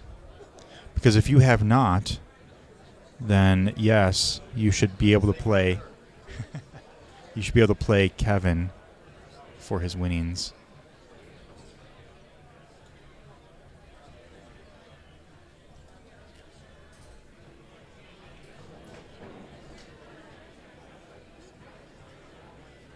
All right, so I think I missed a game over there. I'm going to need to go and run down there and try to confirm these scores really quick. I will be right back. Adam says no cash in Masters. Well, there you go. You should play Kevin as an intermediate. Daniel Lampkin says Kevin's one of the nice people. Oh, I know. He's a really nice player. He for sure is following the rules. I'm just saying that the VNEA shouldn't allow it. But I get it. For business purposes, they do want to keep players playing, and if it's tough for the player to keep getting better or whatever, not cashing out, it's not fun for them. So they allow a player to move down. I get it. Oh, they are playing the second set. Got it. I figured they were. I just want to double check. So that means that Kevin won that one 4-1, and we'll then move this back down to 0-0. And this is the second finals.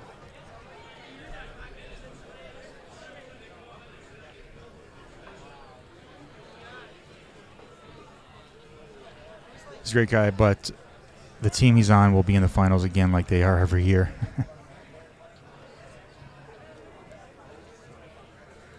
Hate the operators, not the player. I think that's how the saying goes. Yeah, I mean, the operators here, they do a fantastic job. I mean, I think that everyone here does great, and I think that most operators they try to be fair, but there's that fine line where a player may not want to continue to keep on playing if they do make it into that top level of pool where it just becomes too hard for them to play. They just don't want to compete against that level, so they try to force themselves back down. And if the operator or the team or the league operator says, well, we can't allow you to move down, well, what's going to happen? That player is not going to leave that league, and there's no revenue now that comes in for that league. So it's a fine line between both of these things, right? Player wants to move down because they want to keep playing, keeps the revenue coming in for the operator, the league operator, and they continue to keep on growing their league. But in the same breath, it's a bad thing for the players because now you have someone that should be a master playing the intermediate. You know, and if they don't allow it, well, that player could probably move on. So it's just an interesting thing, you know. Have some integrity and have some integrity as a grown man and play where you belong. Yeah, it's a good controversial topic, you know. Me personally, I'm always trying to get better. Like I have become a 7 in APA, you know, and on my way to becoming an 8 and probably should be a 9 in 9 ball. I try to keep getting better, and I want to become better, you know. I'm not one that wants to go out there and dump. I've been on many, many teams that have told me that they wanted me to dump, and it's just not fun to do that, you know. Like I think that just like any other professional sport, you know, I think that the end game is that you want to become better in whatever sport you're playing. And the only way you're going to do that is you have to put yourself in that higher tier, you know. The action down there last night was nuts, $500 a game. Yeah, Joel, that was insane.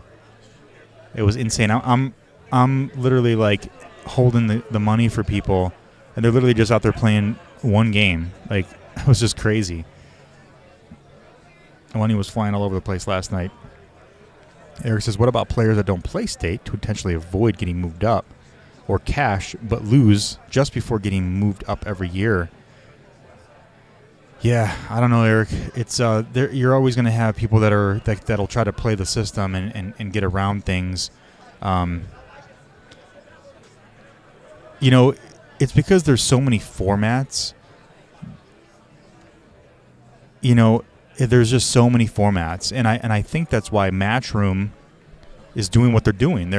It's just like the NBA, right? They just play basketball. You know, it's just like the NHL. They just play hockey. It's just like 9-ball for Matchroom, right? They just play 9-ball. And I think that they're easily able to figure out where a player should be, you know, in that league, in that tournament. Never played Valley. These ridiculous handicaps are exactly why. I played Valley 1 year. It's cool. I want to go out to the VNEA. I would love to play in those tournaments. I heard it's a lot of fun. I've never been.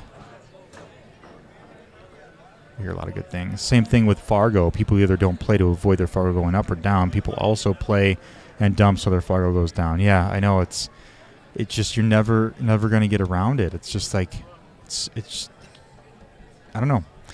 It's a controversial topic that has been ongoing for many, many years. I've been told that this is like a 50-some year thing that has maybe even longer. I don't even know. Like the handicap situation for people has just been a very controversial topic. You know? I just say you put everybody in a room and you make them play. No handicaps. You just play. You know? The handicap part, I think, is what makes people dump. It's what makes people want to try to cheat the system, get around the system. Just like in bowling, you know, you got people that sandbag.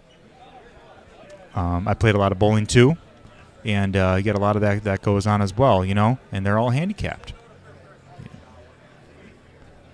Timmy says, I don't think there will ever be consistency. Yeah, there has to be a solution to it. It's just figuring out what that is. And it's a very, very tough solution to figure out, that's for sure. Have to have the handicap or the numbers would tank horribly, yeah. And that's another thing too, Andy, right? You're exactly right. Like, if you don't have a handicap, I mean, you're not going to get this crowd of people that comes out and wants to play because no one's going to want to compete against the master players, someone that's coming in as a new player, you know? Adam Thomas has agreed, no handicaps.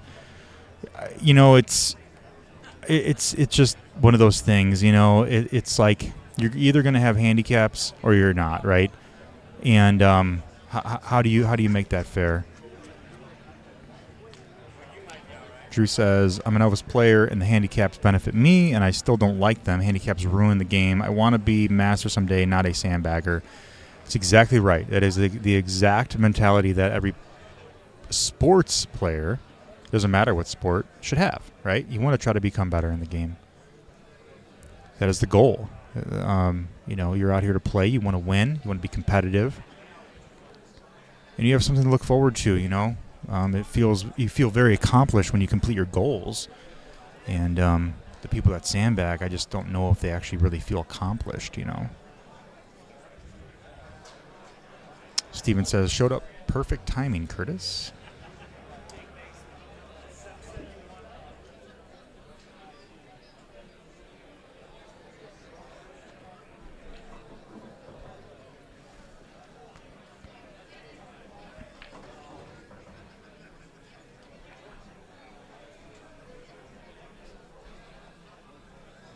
Them shoes full of sand. That's hilarious.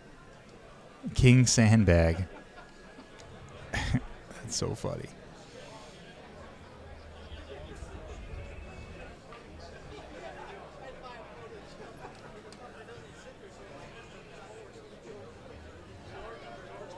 I just wonder if there's a way to where, and I always come back to this scenario, like, I wonder if there's a way where players just need to compete in a invitational type tournament, right?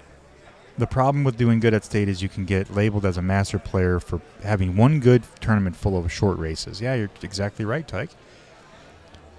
That's exactly right. It depends on the players that you play, and if it's just you just hit all these players that are having bad days, you know, now you're considered a mastered player when you weren't even trying, you know. It just happened. Kevin Sullivan, another win there. Very nice out. 1-0 against Josh Maines, the second finals. I just always go back to, if I look at golf, right? Yeah, like these golf tournaments, I guess you want to call them, right? These PGA leagues and all that, like, aren't they invitational, right? You have to like play to get accepted in the top like 50 players of whatever this league was, right? Then you get accepted if you're like in the top 50. I'm just wondering if there's a way to do that with pool, you know, where you qualify, I guess, in these multiple tournaments. And Mike Overcamp, yeah, with another win there. Very nice out. Mike Overcamp's been playing phenomenal. 2-1 against Kale. Kevin Sullivan up 1-0 against Josh.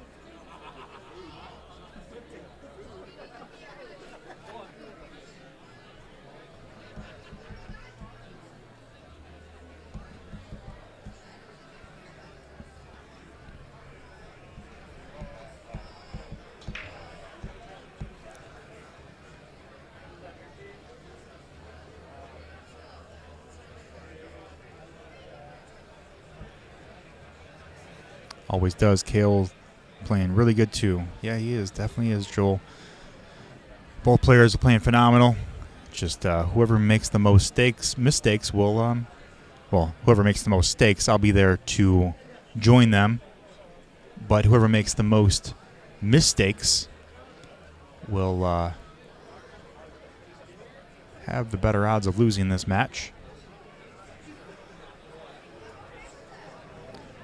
Daddy Maines is rooting for you. Go get it, buddy. Great to see you on here. Daddy Maines, Mr. Dennis, thanks so much for hopping in here and supporting your son.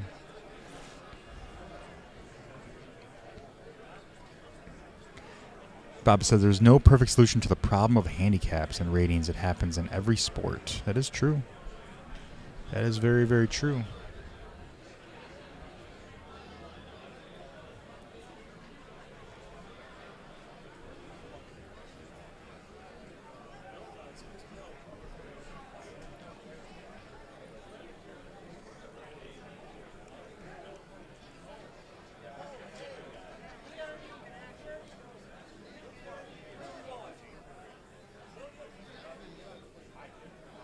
Josh Maines shooting at this 4-ball. Very nice shot. Oh my gosh.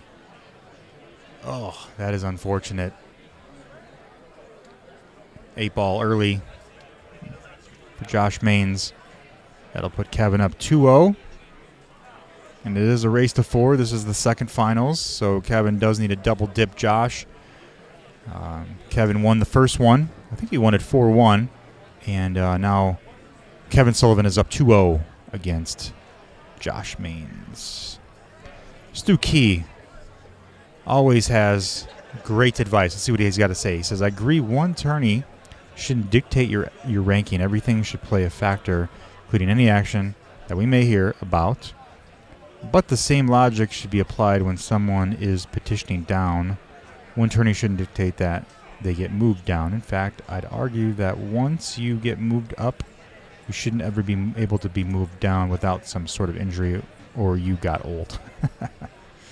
I like the got old part. Kevin is old, Eric says. That's funny. Everyone in here will say that they're old. I'm old. I need to be moved down.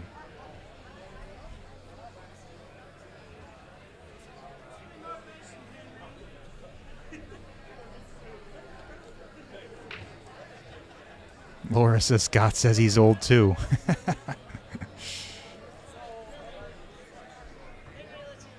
Scott should be an intermediate player now. Yeah, there you go. Laura, sign him up. Intermediate. Scott is moving down.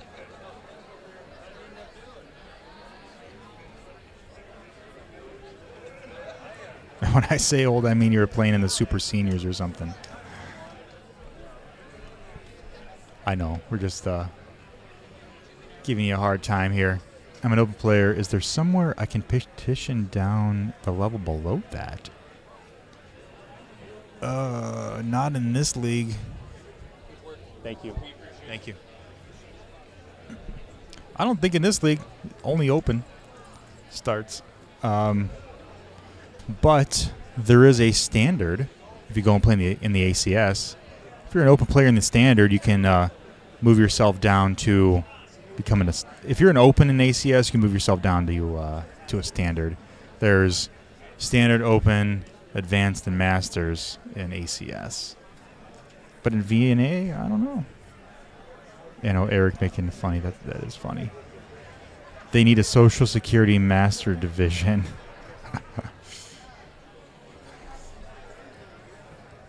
Man, you guys are cracking me up over here. I'm like not paying attention to the matches here, and I'm gonna miss scoring one of these matches here eventually. I just know I gotta prevent that from happening.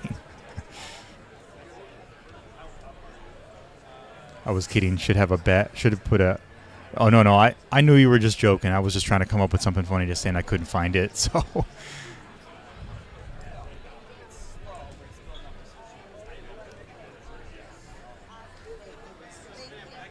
Joel says any fat guy divisions. Fat old guy. Is there a fat old guy division?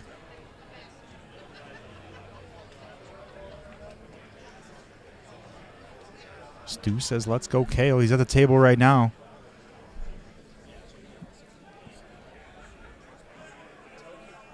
Shooting the 8-ball all the way up, I would imagine. I don't think he's shooting it aside. Fires it in. Very nice shot. 2-2. Kale on the board. Ties it up against Mike Overcamp. Very nice shot.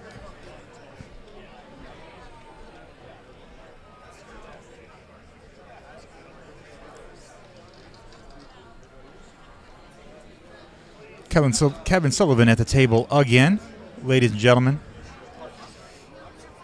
Every time I look up, he's at the table, just running the racks. I'm surprised he got knocked to the loser bracket. I gotta find out who did that. Laura says, "Let's go, Kale." That's right, 2-2. 2-2, tied up. We have Kevin at the table looking at where he's going to go next. Looks like he's got the 3-ball. Probably come around 2 rails, I would imagine. Looks like he's going to leave him there by the 9-ball. Oh, Josh did beat him 4-2 in the winner's side. Wow. Wow, that's crazy. I'm surprised that Josh is not bringing the heat back. That's nuts. I wonder if the thing is that there was a girl, Katia. She's new, and she went undefeated all the way to the finals, and she ended up losing. Got double dipped and lost. And I was talking to her. I'm like, man, how does it happen? You know, you went all the way, and then you got double dipped. You know, and she was like, well, the person that I played just came off of another match or 2 matches. And she sat for like 3 or 4 hours waiting for her match while the other person was hot and ready to continue to keep on playing. And I'm just wondering if there's a situation like this happening where Josh was sitting around for 3-4 hours, maybe longer, and was kind of getting iced, where Kevin has been hot this whole time, you know? Tables can turn when that happens. Kevin Sullivan on a hill, 3-0 against Josh Maines. RZ, great stream, kid. Thanks so much. Appreciate the support. Are the payouts any better in Waterloo? Now, I remember winning the Open with 643 players, only $700. So, like, I would say the payouts are really good. I've seen like 900 for first place, 1100 for first place. I would say that the payouts are very, very friendly. Was probably late when he went to the B side. He's old and couldn't keep his eyes open, would be my guess, Eric says.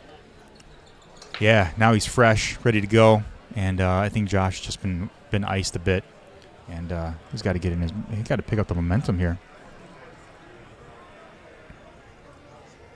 A lot of people keep doing it because they play no Masters, but I think if they win or place in the top 5, they should be reported, and then they go up even at the state tournament. Interesting, Scott. Yeah, that's a good way to look at it. Kale got the best hair in the building unless Scott is there. I was told that Kale He used to have like an afro. He would put his hat over the afro. He's kind of got the little afro. He's got a little mini afro going on. It's like a miniature version of the afro, and looks good. 1,100 for beating 600 players who paid $60 to enter isn't good.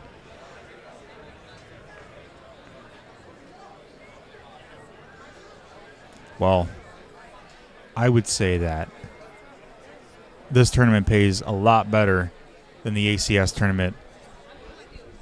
Yeah, really any ACS tournaments that I've been to. But 600 players, that's a lot of players, yeah.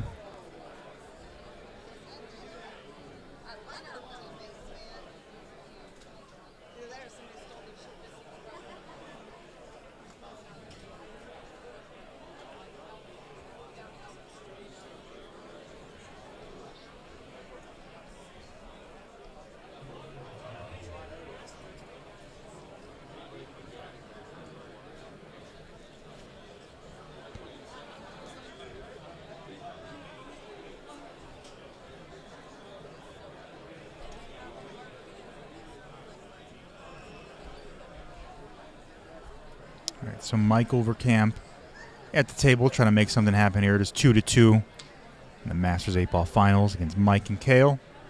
And we have a 3-0 match against Kevin and Josh. Kevin currently up 3-0 on the hill against Josh Maines.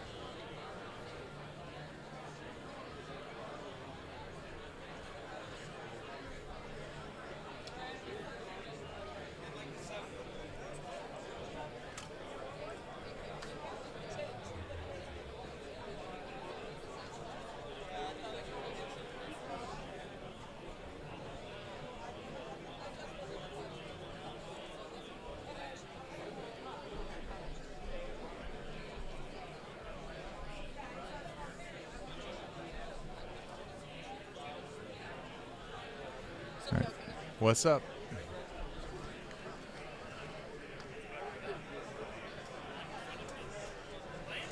So Josh is at the table, and he's got to make something happen here to get on the board. He's heavily looking at this table, and I don't know if he's got striper solids. I'm guessing solids, but I could be wrong. Hey, man, how are you? How are you? Oh, yeah, man, how are you? Oh, no, you're good. There you go. Well, no, I got a few left. I brought 250 of them, so I'm almost out. Yeah, those are stickers, so you put them on your bag. How's that cue?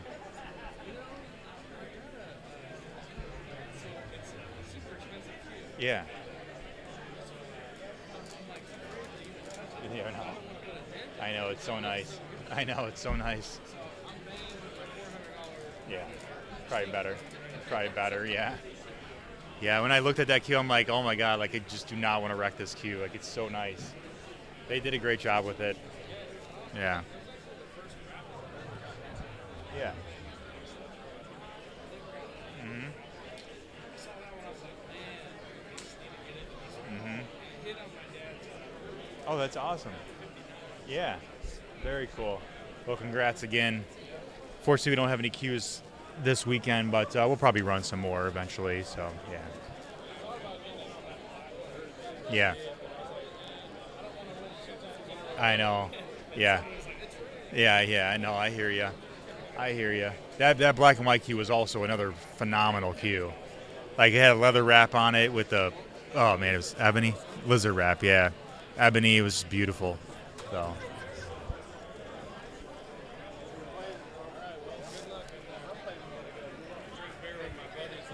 Nice. Well, have fun. Good luck. For sure. I'll be here.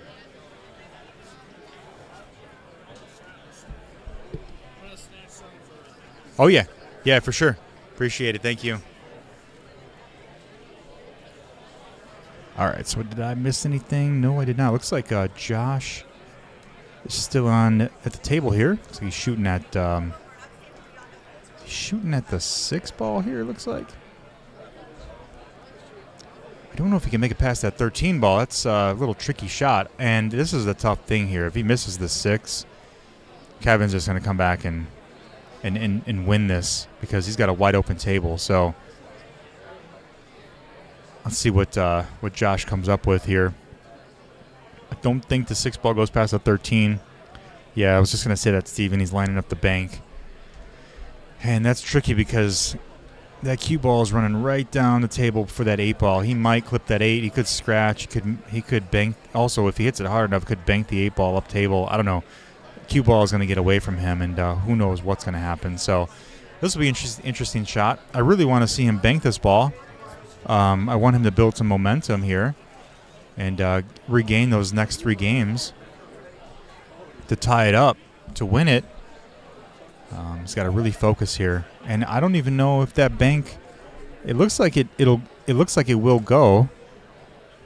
That 13 ball just makes it really tricky, any way you look at it.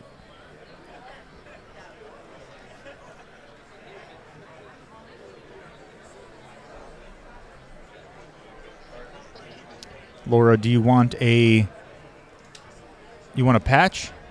Oh, look at that 8 ball. Yeah, see, the 8 ball was moving.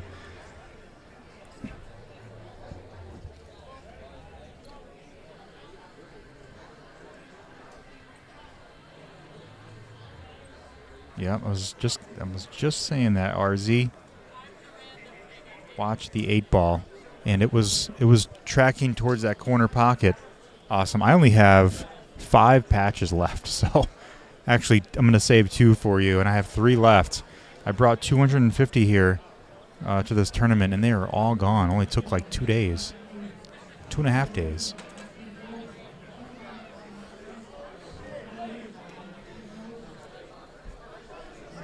You are welcome. All right, so Kevin putting on a show here. Looks like probably be able to get out of this rack. This is it's completely open, and where the 6 ball is too, this makes things really, really tough for Josh. Even if Kevin, there's a watch shot here. Looks like for Mike Overcamp. Good hit. Oh, I guess it was ball in hand. Not sure what he was doing. But yeah, even if Kevin doesn't get shape somewhere, he can easily play a safety somewhere as well too. I mean, even if he leaves the cue ball up table and Josh is able to see that 6 ball, it's blocked by the 8. So this rack honestly is just not in Josh's favor because of where that 6 ball is at. He got locked up on the 6 early, and just unfortunately was not able to bank that 6 ball in the side pocket. So Kevin's got a little bit of an angle here, but not crazy, nothing too crazy. He might be able to put a lot of top on this and run it into the side rail, come around 2 rails, or come down table, or he's just going to roll it slow. That's also another very nice and controlled shot. And this will put Kevin Sullivan up 4-0. It's all yours. Sure, for sure. And there you have it. Kevin Sullivan wins 4-0 and will beat Josh Maines in the intermediate 8-ball second finals match. Kevin Sullivan had a double dip. Josh Maines come back and win it. He beat Josh 4-1 the first game, and then beat Josh Maines the second game 4-0. I would imagine that Josh just probably got iced, probably wasn't on his momentum like he was yesterday, and just fell short, unfortunately. But congrats to both players. They shot well. Josh with a phenomenal run to be undefeated all the way up until he met Kevin again. And great shot and great shooting from both players there. Go Maines, Dennis says. That's right. Go Maines. I'm sure he'll be back in the finals eventually. Yes, RZ, that hot seat can get awfully cold. Yeah, you're exactly right. When you're iced, that hot seat isn't hot anymore. That water will put that fire out. So it's tough sometimes. So Kale just won that rack, And that'll put Kale on the board with 3 games to 2. This is a race 2-5. Troy says, great job, Josh. Congrats. Yes, congratulations, Josh, on your second place finish. Phenomenal. It's not easy, so congrats. Since we have this one match, we're going to move over to our full screen. Just Troy Main says, good show, bro. Proud of you. Got a lot of people proud of you, Josh. Very, very great shooting. Let's go to 146, and I'm going to update the score here.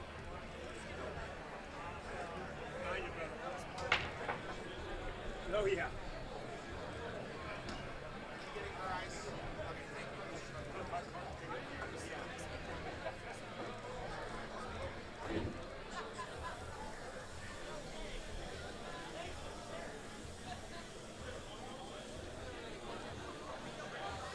There we go.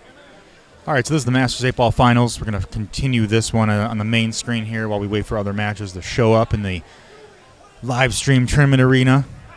Kale Ebenin against Mike Overcamp. Currently, Kale's up 3-2. RZ asked, do you run through OBS? I used to use OBS, not right now, though. I am using the Live Stream Studio by Vimeo. Phenomenal product. I'm actually able to host my pay-per-views on Vimeo. I'm able to do like lockdown videos and showcases and whatnot. It's really, really cool. An amazing platform. And Vimeo Live Stream Studio is awesome. I would recommend it. It is a little pricey, but we get what you pay for, and it's a phenomenal product. Patty French says, second place, Josh. We love you. We will get the next one. Yes, that is for sure. He will definitely get the next one. I guarantee you that. Phenomenal player. He just kind of lost his momentum there. But overall, phenomenal shooting. Choices, great stream. Thank you for what you do. Appreciate it. Thank you so much for the kind words. I appreciate all the support. Daniel Lampkin says, what time does teams start? So the teams have started at 6, about an hour and a half ago. But what we're doing right now is we're finishing off any unfinished finals from yesterday and the day before. So I believe this might be the last finals for the singles matches. So once we're done with this, I'm assuming there'll be a teams match that'll show up here on the live stream tables. And the way that we're going to do it is we're going to be live streaming all 3 tables for the teams event. So we'll have 2 teams playing against each other, playing on all 3 tables. And we will mark and follow their scores as we go with the scoreboard. So looking forward to it. Hey, what's up?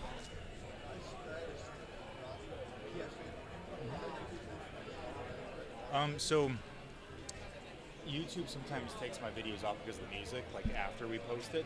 What I would recommend doing is going on YouTube and searching for the one from yesterday, and then just scrolling back to find where you're at. Okay. Just try to scroll back from yesterday and see if it's there. If I didn't get a notification that YouTube took it down, so it should still be up. I would go there and look and scroll back. If it's not there, what we're doing is we're posting all of our videos on our webpage. You'll be able to see it there. Okay. We haven't launched our memberships yet, so we're eventually going to get there. Hopefully by the end, after this weekend, we'll launch everything, and then you'll be able to view the videos on the website. So, yeah, perfect. So how did you do? I don't think I wasn't here this morning. Oh, you were 2-0. It's always good to go back and look at what you did. Yeah, so definitely it is. Awesome. Okay, very cool. So what did you place this year? Intermediate. 49th, okay. So yeah, not bad at all. So awesome. Thank you so much. Thank you.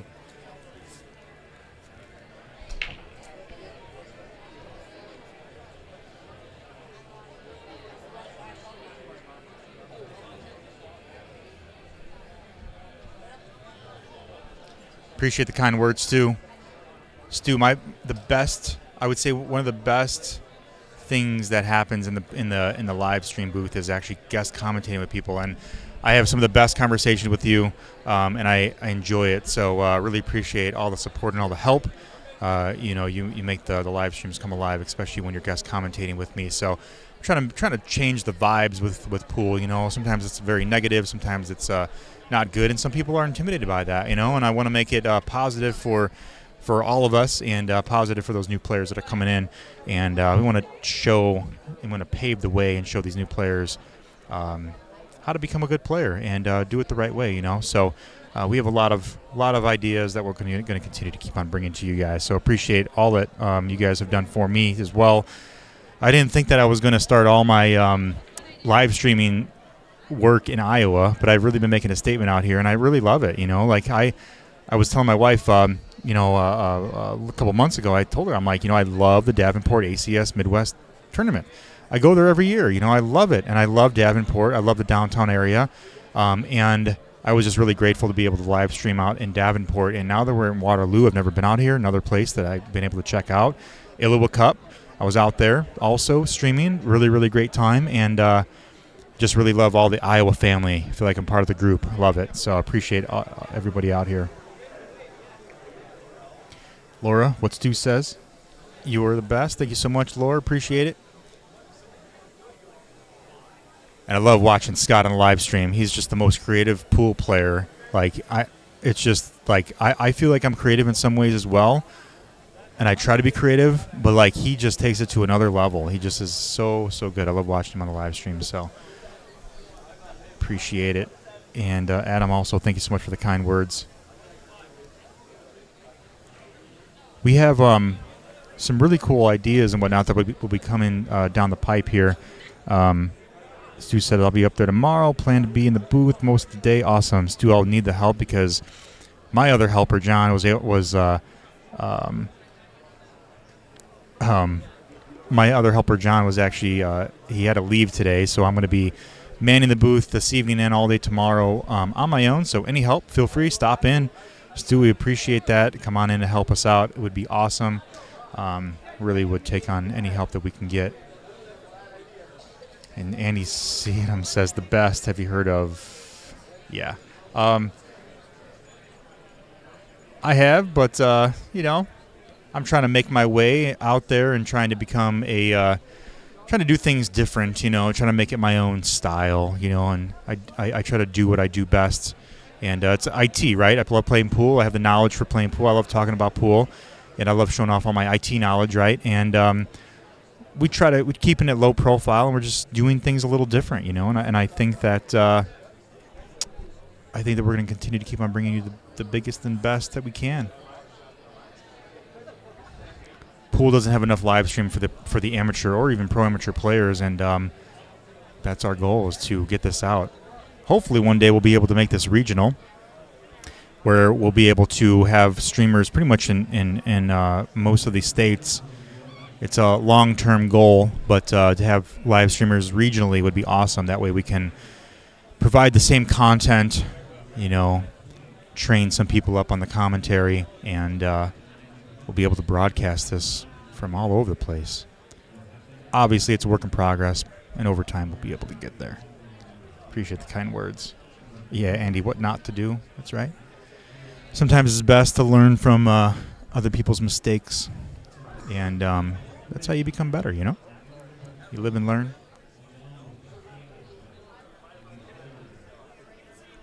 Yes, Stu, I appreciate it.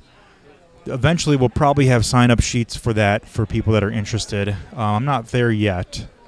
John did come up with me to help me out, and it was kind of like a test run, my first person that will probably be able to help me out locally in the Midwest area. And so far it worked out really, really well, and I'm very grateful for that. So look forward to bringing on more people that will be able to help as well. And Scott Carr said, I think he did a great job. He talked to Randy Hansen about doing some of his pool tournaments at Big Dogs. I have not talked to Randy yet. I'll have to meet up with him and talk to him about doing some of the pool tournaments out there as well. But we will definitely probably need some Iowa coverage. We'll have to get someone in the Iowa area. It looks like Stu might be volunteering himself. So we're working on those things, and we'll get that ready once that time comes. So it looks like Kale is going to put another win on the board here, probably make it 4-2 against Mike Overcamp, and it is a race to 5, so he will be put on the hill after winning this game.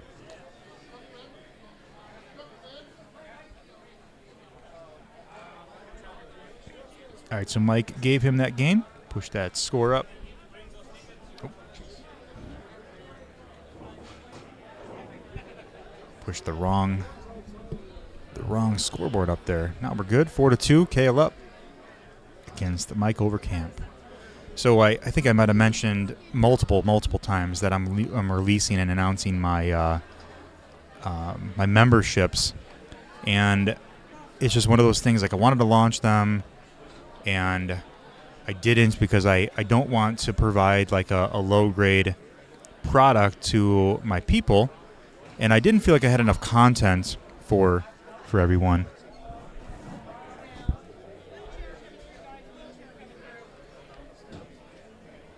I don't know what happened.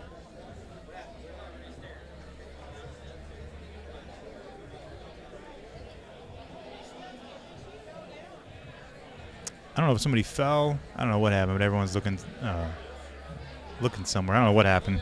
But back to what I was saying. So I was trying to launch my memberships by the end of last year, and then I was going to try to launch my memberships by the Midwest ACS tournament. But again, I just felt like I didn't have enough content. I felt like I was kind of taking a little bit of a break there, and I just didn't want to release my memberships yet, and then just kind of go silent. So now after this tournament, I think I might plan on releasing them.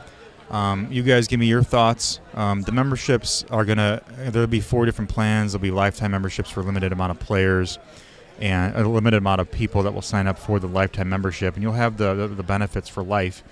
And then there'll also be a annual, and then a monthly, and then just a 2-week membership. So if we have like pay-per-views and whatnot. But some of my goals with the membership is like with my annual membership, I'd like to provide an annual Calcutta Kid tournament that would be invite only for those members. Obviously, you'll get all the video on demand. We'll have pay-per-views for free also in there as well with that membership. And I'm also wanting to create like a VIP Calcutta Kid Facebook group that'll be called the VIP Tournament Players Oasis, which is our tagline. And in that group, I want to be able to utilize that as like a membership where we all can talk about like pool knowledge, try to get better, try to like share certain things about like people's pre-shot routines, maybe post-shot routines, how they follow through on the shot, how do they, just knowledge, right? And there'll be ongoing perks, obviously, with that as well. And we're working on a sponsorship right now as well that we'll be able to provide our members too. So, I like I said, I don't want to provide like a shoddy service. I want to make sure that it's good for everybody. And like I said, it's coming soon. I'm hoping to launch these after this weekend because we'll have a lot of content after this weekend.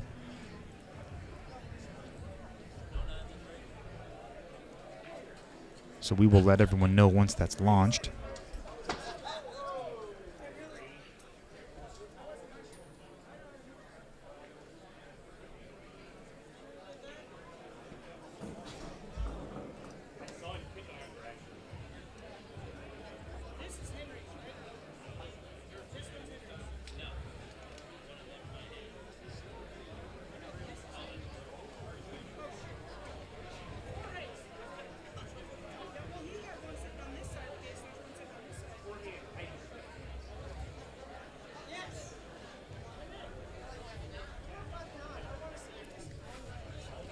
Looks like we have some cash matches going on over at the table next to us here.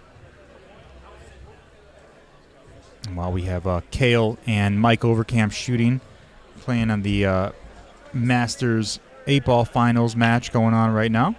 And looks like Kale is at the table, up 4-2 on the hill against Mike Overcamp.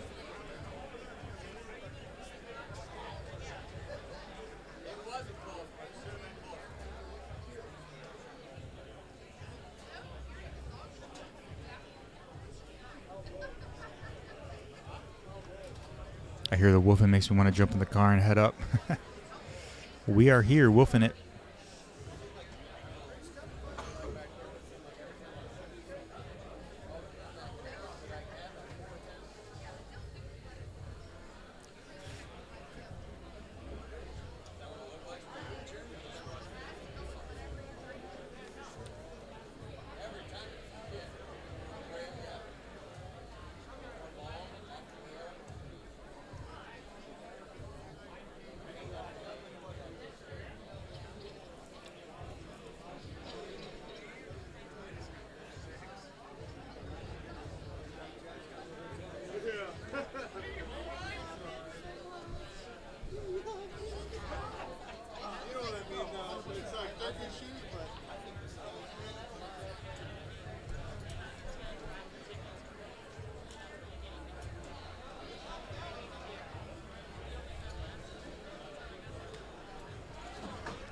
So Kale going down to shoot at this 9 ball.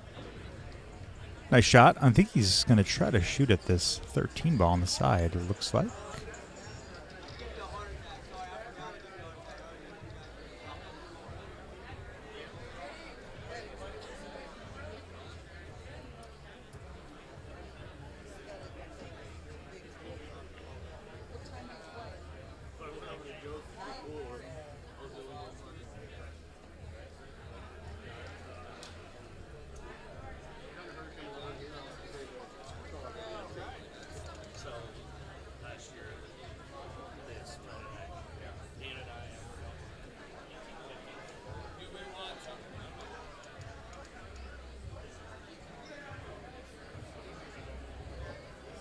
Kale's looking at it. I think he's going to shoot the 13 ball on the side.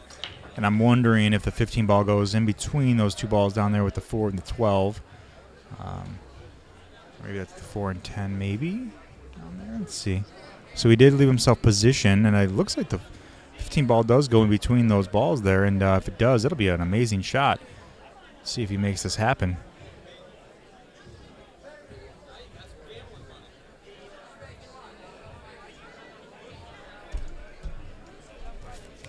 This one in the middle, yeah. It's the Masters 8-ball finals. Kale's on the hill, 4-2.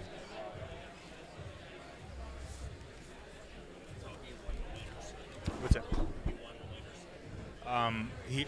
Kale won the winner's side, yeah.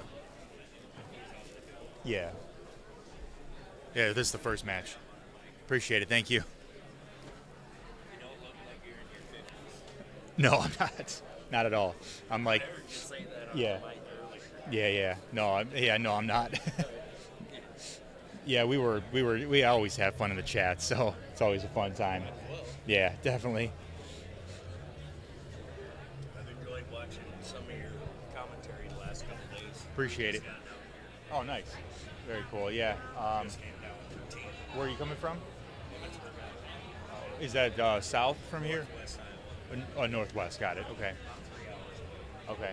Very cool. Yeah, I'm about 4 hours, a little over 4 hours away in Illinois. Yeah. Chicago area, yeah.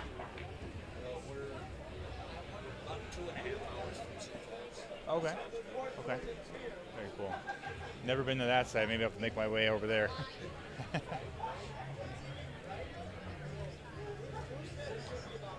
be a long wait until 1 o'clock. I know. It will be. Is that when your match starts? Or are you playing teams? Yeah, that's when you guys start. Wow. So did Masters teams, yeah. Yeah, I noticed that they don't play until tomorrow. So did you guys get a bye or? We got a bye first round. Okay. First match for Masters is 10, and then we don't play till 1. Okay. Very cool. Well, good luck tomorrow. Yeah, oh yeah. Have fun. You got plenty of time tomorrow to sleep in, shake it off, and get ready for tomorrow's match. So. What's sleeping in? Oh, yeah, right. No sleep at all. Not at these tournaments. I mean, my sleeping in normally is like 6 a.m. Yeah, right. Especially at these tournaments, right? You get no sleep. With my normal job running. Oh, that's true. Yeah, I hear you. Well, good luck tomorrow. Thank you, buddy. All right, so nice run here down to the 8 ball by Kale. Looks like he's going to take this one down. He's looking at the 8 ball, trying to get the proper line to shoot at. Taking his time. It's always good to take a few extra seconds there. There you go. Very nice. And the crowd goes wild. Very nice out there by Cale Ebenett against Mike Overkamp. 5-2. Cale wins the Masters 8-ball finals. Phenomenal shooting by both players. Congrats to Cale for first place, and congrats to Mike placing second place in the Masters 8-ball event. And we're going to... Great job, Cale. What's Fahad doing on the table next to the stream, Joel? If Fahad is doing what he does best, he's playing George Walters Brothers. I forgot his name. George Walters Brothers. He's the CPA, the accountant. He's playing Fahad. I'm assuming they're playing for money. I guess. I don't know.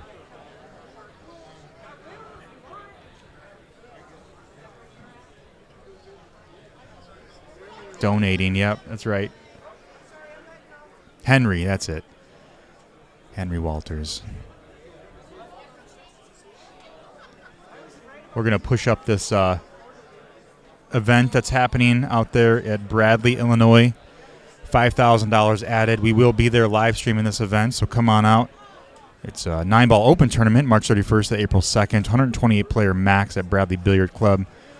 Tournament's played on 14 Valley tables. Race to 9 in the winners, race to 7 in the loss, and the one loss side. No 3-foul rule, winner break. 9-ball does not count in the bottom 2 pockets. You can prepay $100 per player. Reach out to Kyle Gray or Mark Meredith. They'll be able to help you out with that sign-up. I think they have about 80 or 90 players. I'm not really sure, but it's filling up, and highly recommend it. Like I said, we will be there live streaming. 9-ball open tournament, $5,000 added. The Bradley Billiard Club in Bradley, Illinois. I'd say that Bradley is probably about 4 hours from here, I think. It's not too bad of a drive. Maybe it's like 3.5 hours or so. But if you guys are interested, reach out to Kyle Gray on Facebook. He'll be able to hook you up. And if you need the flyer or any information, you can feel free to reach out to us, and we'll provide that to you as well. So we're going to take a quick break. Just wait for the next matches to come up over here. I think that we're probably going to get a teams match going over here. So we'll be back here in just a bit. Thank you so much.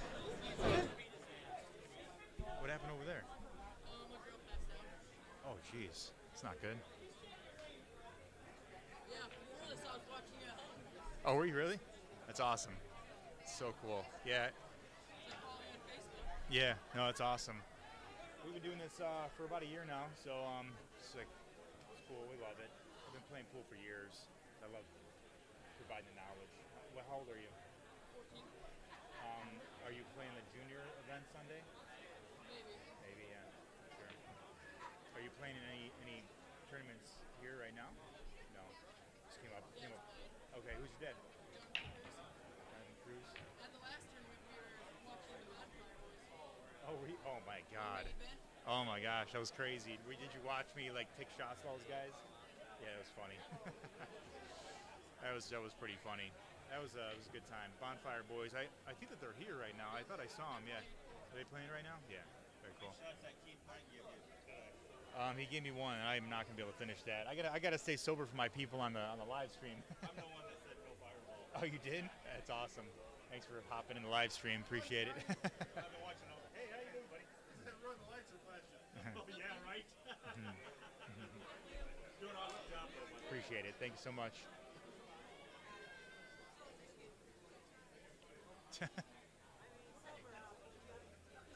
All right, Joe, I'll switch to Fahad's match here. Just give me 1 sec.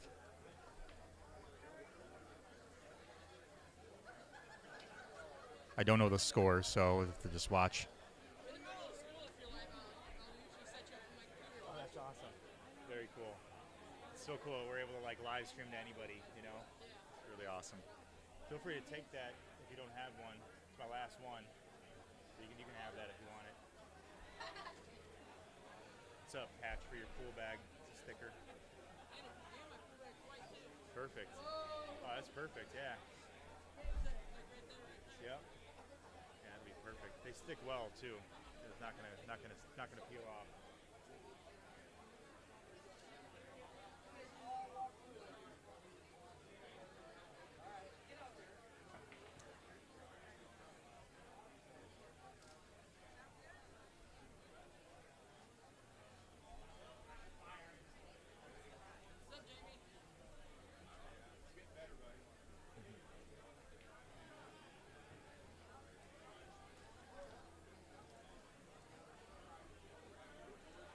There you go. Who is it? One-legged man. Not here today, huh? Not here this tournament? No.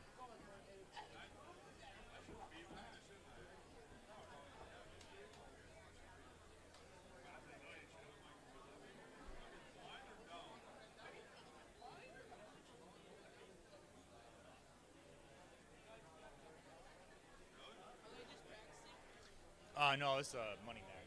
Money match. We're waiting for more matches to live stream. I think they're going to put a teams match here next. I don't know which one. To take a look at the schedule here and see.